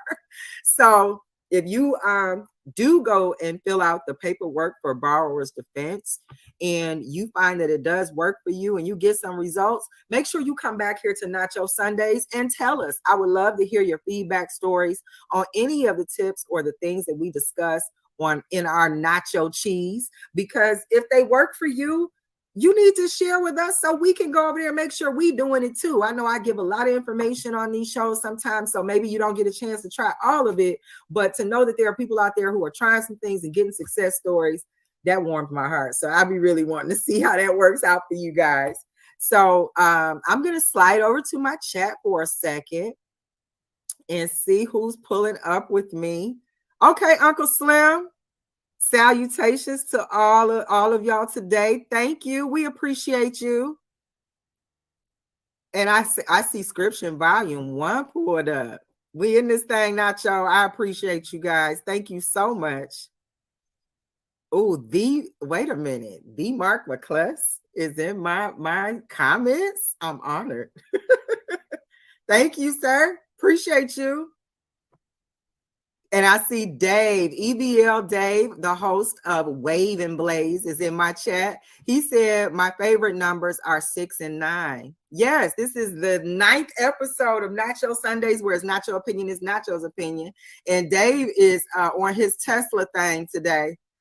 Tesla said that if once you know the meanings, or once you understand the meaning of 3, 6, and 9, you will understand one of the keys to the universe. So, Dave, I understand exactly what you mean on the 6 and 9. Those are actually, I my favorite number is 9 because I am a 9. My birthday adds up to 9. My nickname in my old neighborhood is a 9. The time I was born adds up to a 9. My mother's birthday adds up to a 9. My grandmother's birthday adds up to a 9. So I'm a 9 that comes from a long line of 9s for my numerologists out there. But right now, we are going to, actually, I'm going to take a break right here before I get into my beefy nacho, because we got some stuff to talk about in the beefy nacho. I do hope you guys stick around because, listen, this weekend has been a mess, okay?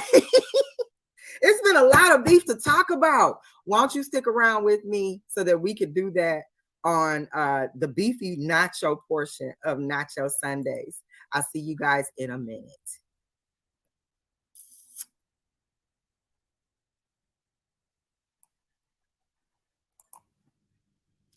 A woman is the most potent expression of feminine energy in the harmonic equation of the human experience. Growing down, an observation of the masculinization of the Black American woman, Volume 1. Get your copy at FibonacciBrown.com. Get your eyebrows up in the air like. Oh, no, yeah, boy.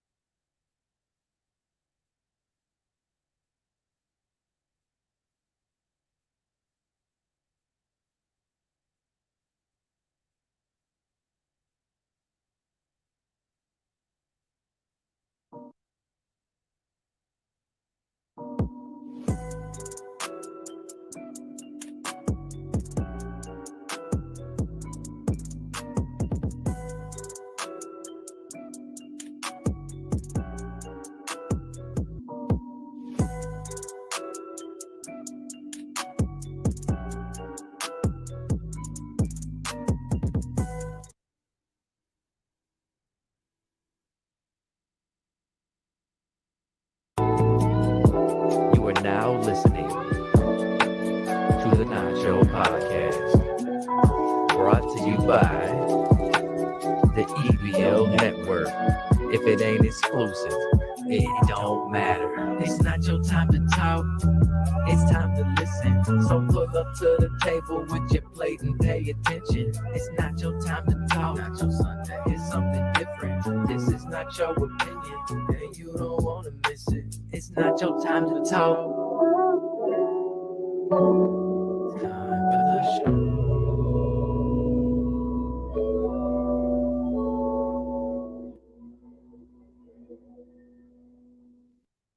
Welcome back. And like I said, we are getting ready to get into the beefy nacho portion of our nacho.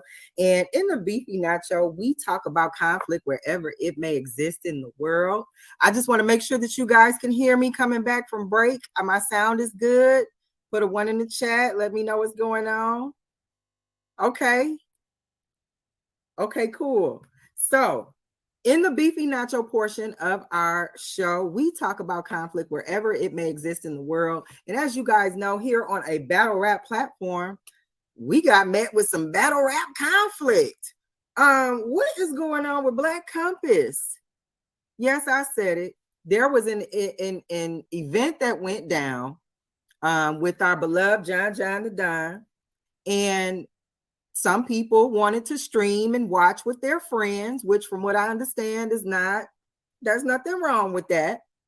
And there were also some people who wanted to stream and watch with their friends as long as their friends paid. So some folks, they felt a way because normally they can go into a voice chat and hang out with their friends and it's no problem. But, maybe they went to go get in that voice chat and they, clicking and can't get in. And they found out that in order to get in, they needed to contribute no less than $10 to the Cash App that they were provided. Some people really had an issue with that in our battle rap community. They felt like, why would you charge, to see this event? Now, let me give a little more context. From what I understand, this event was a $40 pay-per-view event.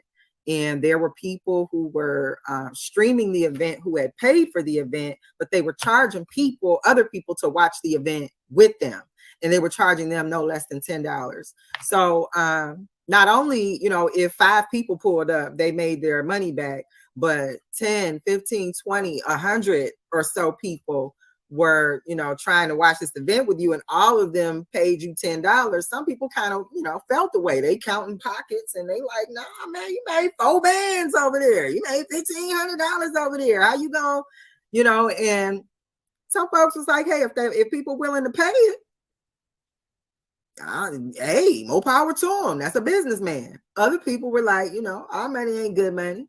It was a little sleazy, and then some people was downright like, how you just gonna straight bootleg my event or bootleg an event, and charge people? Like, what's going on? So there's a lot of different perspectives on what was going on as far as what Black Compass did, how they handled it, and ultimately how it went on as far as the discussion in the community. So I'm gonna say my opinion. And again, this is Nacho Sundays, where it's not your opinion, it's Nacho's opinion. And this is episode 9. And in this episode, we gonna talk about it. And I think it was a little bit sleazy. Like, it was just a little sleazy. You didn't have to charge them people.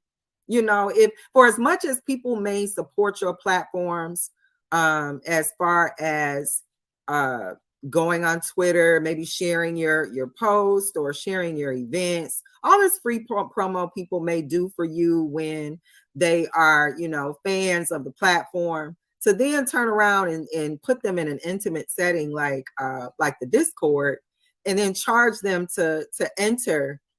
That would have been, to me, a perfect opportunity to solidify fans being able to be like, you know what?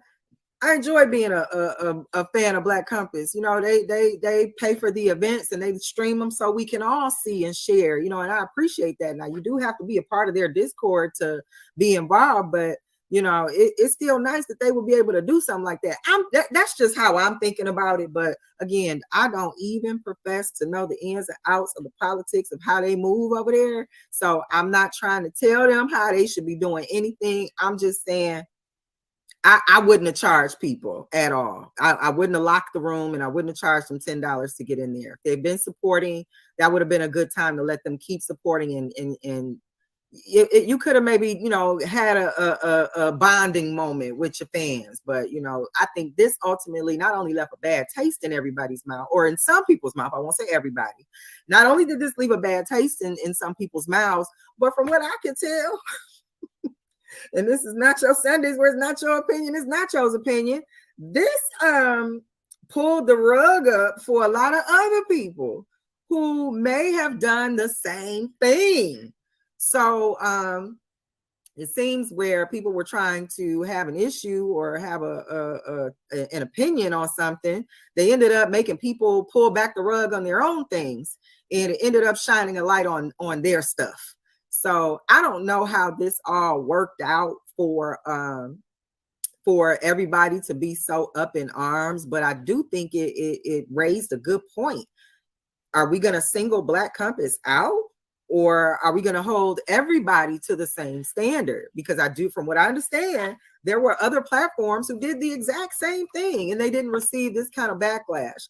So, you know, is it something with Black Compass? You know, why is there why is there a targeted effort toward them and not others who've done the same thing? And is it really, you know, I've heard people saying they want to cancel them and cancel how I'm not going to cancel them. So if you came over here for that, I'm not going to cancel them. But I do want to understand the passion behind such an argument, because like I said, if other people are doing the same thing, we didn't say anything about it as a community before. We're only raising an issue now because of for whatever reason is this hype surrounding what happened with Black Compass. You know, why would we single them out? What is the passion behind trying to cancel them as a platform? Why do we want to do that? You know, what is that going to accomplish when you've got somebody else out here or somebody else's out here turning around doing the same thing, have been doing the same thing? There are some people who feel that, you know, this was their idea. You know, I was the one charging first. You know, wasn't nobody charging before I was charging. And it's like, you know, I think you need to pick your soapboxes.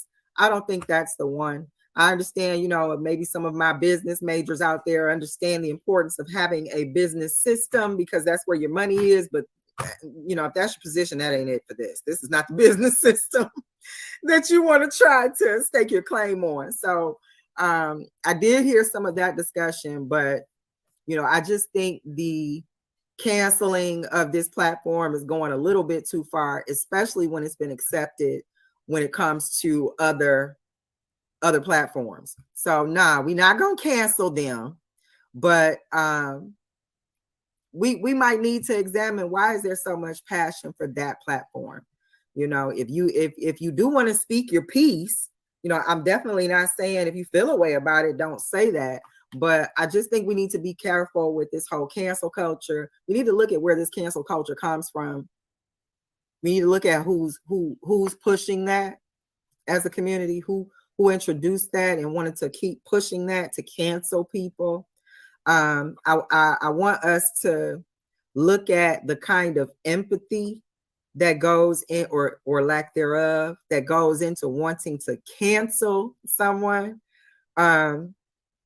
just because they might have did something that you don't like charging people. What we have to accept, if that's our position, is that people paid it. They paid it. So if you felt like they were doing something, you know, like, I'm not giving you no money, you didn't have to pay it. Because for as much as there were people in that Discord that paid their $10, I know people who was like, nah, not what? You got me messed up. And I think that was the other argument. I heard another position where somebody was saying he was charging, or this, you know, Black Compass was charging for events that were, or for an event that was getting streamed on for free on somebody else's Instagram. So why was he charging for something that was free? Again, like I said, I wouldn't have charged. It smelled a little sleazy to me as a business practice, but you know, hey, that's what you do, and people willing to pay it. You know, hey, it is what it is. But at the same time, for somebody saying, you know, they were streaming it for free on it, maybe they're not friends with the person that was streaming it for free. So you gotta, you know, I understand a lot of the positions that I heard when it came to looking into this topic to see where it was going to go. But a lot of things still left me with questions. You know, I still felt like, you know, why is this so much against them? I still felt like, you know, matter of fact, why did it even come up as an issue? Why did it even come up as something that we needed to talk about? Because like I said, if other platforms are doing it, why are we focusing on them? So it just kind of left me with a little more questions than I had when I initially started looking into this. But I'm not going to cancel them, brothers. This is Nacho Sundays, where it's not your opinion, it's Nacho's opinion. And I said what I said. I'm not canceling them. But yeah, think about, you know, if you're going to make your money sleazy or not. Moving on to another portion of the Beefy Nacho. If you guys have have checked out the fight this weekend. If you check, I want to say it was I cannot remember the guy's first name. Ryan. Okay, so if you checked out the Ryan Garcia versus Gervonta Davis fight this weekend, talk about beef. This beef has gone on for, from what I understand, 4 years. And it's about high time that somebody put this fight together in a way that they both could come to the table. And what do you know? Somebody got sat down. Ryan Garcia definitely talked a lot of stuff. He definitely had a lot to say. He was definitely talking trash to somebody he probably shouldn't have been talking trash to. And from what I understand, if you haven't seen the fight, and we're talking about the Ryan Garcia versus Gervonta Tank Davis fight. If you have not seen the fight, this is a spoiler. So I'm gonna give you a chance to, go. I'm not gonna say stop watching. Please stay tuned to Nacho Sundays. Where it's not your opinion, it's Nacho's opinion. But yeah, go. You might want to go get your, refill your glass of water, because we drinking water over here. And go get your snacks and things for the rest of the show, because we finna spoil that fight. Gervonta put a beating on Ryan. Ryan's probably not going to talk crazy to anybody for a while. Okay. Now, Ryan Garcia, from what I could tell, was 3-4 inches taller than Tank Davis. He had, I believe, almost a 3-inch longer reach than Tank Davis. They both weighed the same. Which I believe was like 135. But I want to say his record, Ryan Garcia's record was 26-0. 26-0. And I think 19 of those, no, 23-0. And I think 19 were knockouts. Okay. Tank Davis is 4 years his senior. So I think Ryan Garcia was 24. Tank Davis is 28. Tank Davis is, like I said, about 3 inches shorter than Ryan Garcia. He had a 3-inch shorter reach than Ryan Garcia. But my man had 28 fights with 26 knockouts. So it looks like it might be a good matchup on paper. It might even look like Ryan Garcia had a chance. But those of us who know better, we did not bet against Tank Davis. What? For those of y'all who lost money betting on Ryan Garcia last night, we're going to have a moment of silence for the way you killed your pockets on that bet. Because that was dumb. First of all, Tank Davis gave Ryan Garcia a wake-up call in the second round. He felt him out the first round. From what I could tell, he was doing a lot of peppering and everything, making sure he could kind of size him up, see where he is. But those of you who understand how Tank Davis fights, he doesn't throw a lot of punches. He does a lot of measuring. He takes a lot of calculations in the ring. And last night was no different. The first round, he absolutely did that. The second round, now, wait a minute. Don't let me leave this context out. Ryan Garcia was going bananas in that first round. He was extremely aggressive, really wanted to show off the speed of his hands. He and Tank Davis got wrapped up a lot because he was just kind of going wild, really trying to be the aggressor in the ring with Tank Davis. But by the second round, when he tried to do the same thing, Tank pulled the tank out and put that man on his backside, and he slid across the ring with his arm, with his fist out like a Power Ranger. And it was at that point he knew he effed up.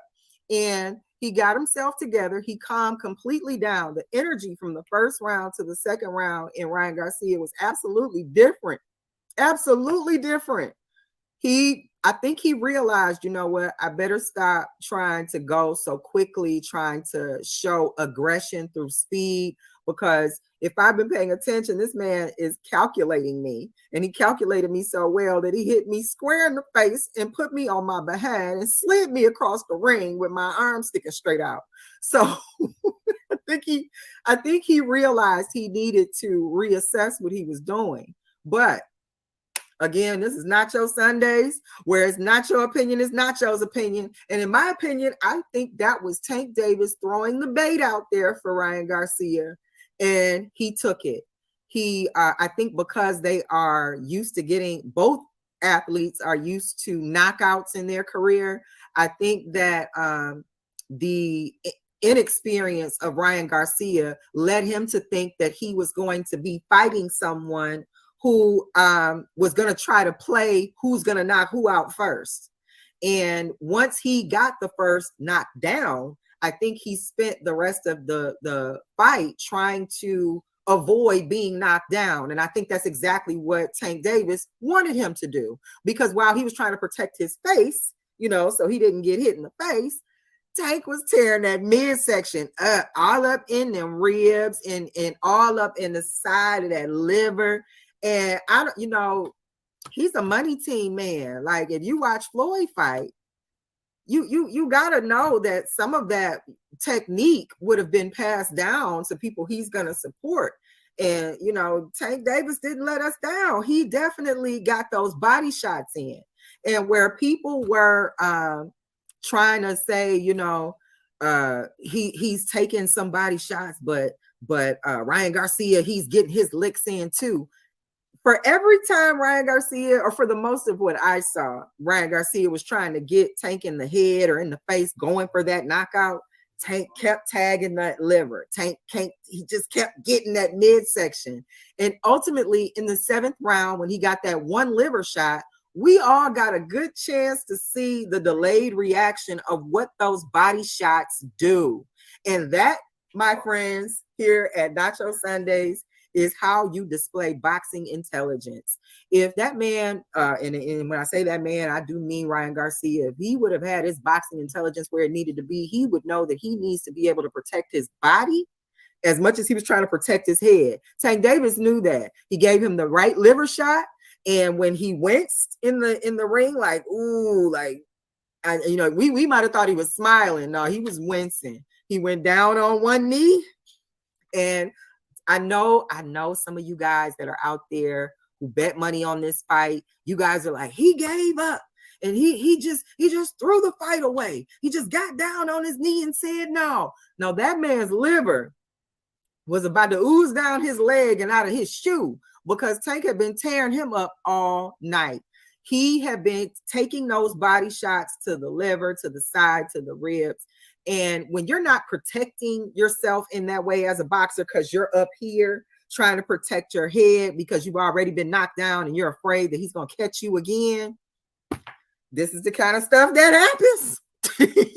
You end up leaving yourself vulnerable. Tank Davis knew that. He went in and Tank Davis you, and here we are. You're going to be quiet from now on, I bet. Because on Nacho Sundays, where it's Nacho opinion is Nacho's opinion, you should have been quieter.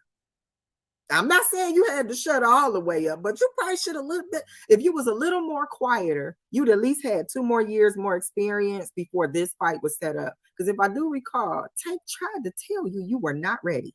He tried to say, you're not ready, but you let this write a check that your behind couldn't cash. And here we are, with you sliding across the ring like a Power Ranger, and then having to go down on one knee like you play football with Colin Kaepernick, because you over there telling me, no, I'm good. You tapping out. This ain't MMA. But here we are. So congratulations to Tank Davis. I know he's excited about the win. I know the money team is excited about the win. I know he's excited to keep his record intact. I don't know if he feels a way about it being considered a TKO, considering all his other KOs were KOs, But yeah, congratulations to him. And Ryan, chill out. Maybe you could get a rematch. If you've been in the ring with him now, so maybe you could take that, turn it into wisdom, and then maybe you could talk your way into another fight. And if he's, if he ain't had enough, or ain't had enough by the time you get there, maybe you can revisit that. But I think you should have took his advice. You wasn't ready. You just wasn't ready. I'm gonna slide over to my chat for a second, see who's pulling up with me. Oh my goodness, Queen Kinesis is in the house. I appreciate you, Queen. She's got a battle coming up. Like I said, she is definitely going to be on that May 5th Cam Up card. So make sure you pull up for that. And I cannot let it go without saying Queen Kinesis is a Detroit native. So shout out to my Detroit sis, Detroit in the house, 313. Is We Poddin'? Make sure you show up for the Is We Poddin' hosted podcast called The Fourth Round. They are doing interviews with some of your favorite top tier battle rappers. And if you have not checked out some of their interviews, listen, I think there should be like an award you can get. Like they ain't got, interview Grammys or something. What they call those? Because these brothers need that. They doing an excellent job. They are getting insight from a lot of our top tier battlers that I haven't heard in other interviews or conversations. So these questions are thought about, they're layered, and they're definitely getting to the insight in our battle rappers that we're looking for. Jay Normus. Okay, Jay Normus is going to be on that May 5th card too. I appreciate all the battle rappers pulling up. Okay, thank you. Celebrate with me on the 9th episode of Nacho Sundays. And just so y'all know, every time I come on Nacho Sundays and tell you it's a celebration, it's because every Nacho Sundays is a celebration. It's no holiday in particular. It's just Nacho Sundays. That's all. All right. MacTown pulled out with me. And he's commenting on the fight. He said, Tank set that left up from the beginning. Bingo. He walked them into it. My hubby said the same thing. So, I'm going to have to go with that.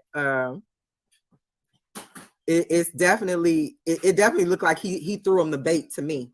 Because once he had him convinced that he could hit him in the face, it seemed like to me that that's all Ryan Garcia did the rest of the fight was try to protect his head from getting hit in the face. So he left his body vulnerable, and here we are. On our knees. That's the Ryan Garcia song. Oh my goodness. Oflo. First of all, Oflo Freestyles being in my chat. I hear if your show ain't ish if he don't pull up. So I'm honored. I do hear that he is going to be hosting a freestyle battles card. I will definitely get that information for you. But in the event that I don't get it in time for you, make sure you follow Oflo Freestyles on Twitter. He has got the dopest freestyle show on Twitter called Beats, Bars, and Buds. And if you think you can freestyle, I kindly encourage you to go over there and check out Oflo to make sure that's the case, because he will make you think twice about whether or not you can freestyle. Oh my goodness, Queen Mo has pulled up with me. Queen Mo Fire. I appreciate her pulling up to my show. This is the baddest moderator on YouTube. I don't care what you heard or who's doing your moderating. If it ain't Queen Mo, you ain't got the baddest. So Queen Mo Fire, salute to you, Queen. And we are going to slide into the last portion or the second portion of our show, which is the Veggie Nacho. And in the Veggie Nacho, we talk about health. And on our health portion, I want to talk to you guys about caffeine. I hear a lot of my friends talking about giving up coffee. They're talking about they want to get away from coffee because they drink so much coffee and they feel like it's not giving them the benefits that they feel they should get from it, considering how much they drink. Now, I'm not talking about people who sip on a cup in the morning, little less than 8-ounce cup. I'm talking about my coffee drinkers who they're doing, the big venti, at Starbucks. And then on the way home, they might grab one, a cold latte. And, maybe at night they're doing some warm, flavor coffee or whatever. But doing that much coffee also means that you are taking in that much caffeine. And in taking in caffeine, it's necessary that you know what you're doing to your body when you take in that kind of caffeine. Caffeine has been shown to encourage anxiety. And if you aren't sure what anxiety is the increase of hyper awareness to the point that you physically react to it. Maybe you start sweating, maybe you have hives, maybe you just have shortness of breath. But caffeine can definitely agitate anxiety. So if you're already an anxious person or you already deal with anxiety, just know that caffeine drinks such as coffee can absolutely irritate that. Caffeine is also in soft drinks. So if you have certain soft drinks that you like, you might want to make sure that you are checking to see if they have caffeine in them, because if you are drinking coffee in the morning, then maybe you're having a caffeine soda with your lunch. You might be working against yourself when it comes to controlling anxiety and also insomnia. People who tend to consume a lot of caffeine can also experience challenges with trying to sleep. So if you have been drinking coffee and you don't even think that it's having an effect on you, but you're up all night, there you have it. Maybe you don't drink coffee. Maybe you drink a lot of pop or soda. If your sodas have caffeine in them and you're staying up all night, you might be working against your sleep schedule by drinking so much coffee or caffeine drinks. Caffeine can also be found in dark chocolate, green tea, black tea, and espressos. So if you're consuming these things on a regular basis, you might want to make sure that you are mindful of how much you're taking in, because you could be working against yourself when it comes to how much you're consuming and your sleep schedule or controlling your anxiety. Another more serious issue I found with caffeine is that caffeine causes or contributes to muscle breakdown. This muscle breakdown, forgive me, I'm going to try to pronounce what this is called. Rhabdomyolysis, which is damaged muscle fibers that enter into the bloodstream and can lead to kidney failure. So if you are consuming caffeine, let's say you aren't an active person and you sit and drink a lot of coffee, or you sit and consume a lot of soda, and you don't work out, you don't exercise, you don't go for walks, you don't keep your muscles active, you may be a candidate for muscle breakdown of that very difficult name I just said, which can definitely lead to some not so funny results like kidney failure. So again, if you are consuming caffeine every morning, consider doing something either decaffeinated or switching to something that is similar to coffee but doesn't have the caffeine content. I know some of my friends have been switching to coffee substitutes.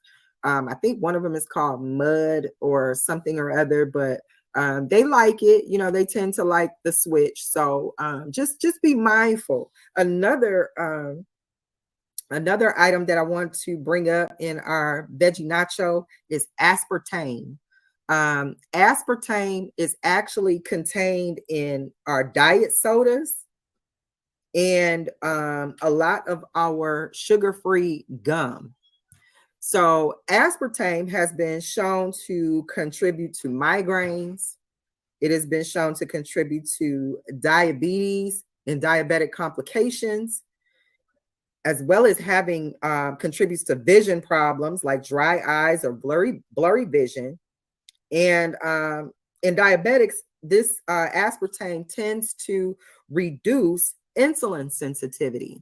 So for those of you who are type 2 diabetic, you know exactly what I'm talking about when it comes to insulin sensitivity. The reason why you are a diabetic is because your insulin sensitivity is not where it needs to be in order to allow the insulin to enter into your cells and convert into the energy you need in order to feel energized for the day. So this aspartame is an alternative sweetener, and people are either having this as a additive to teas and coffees or things that they want to sweeten, or it's already in things that they think are healthy.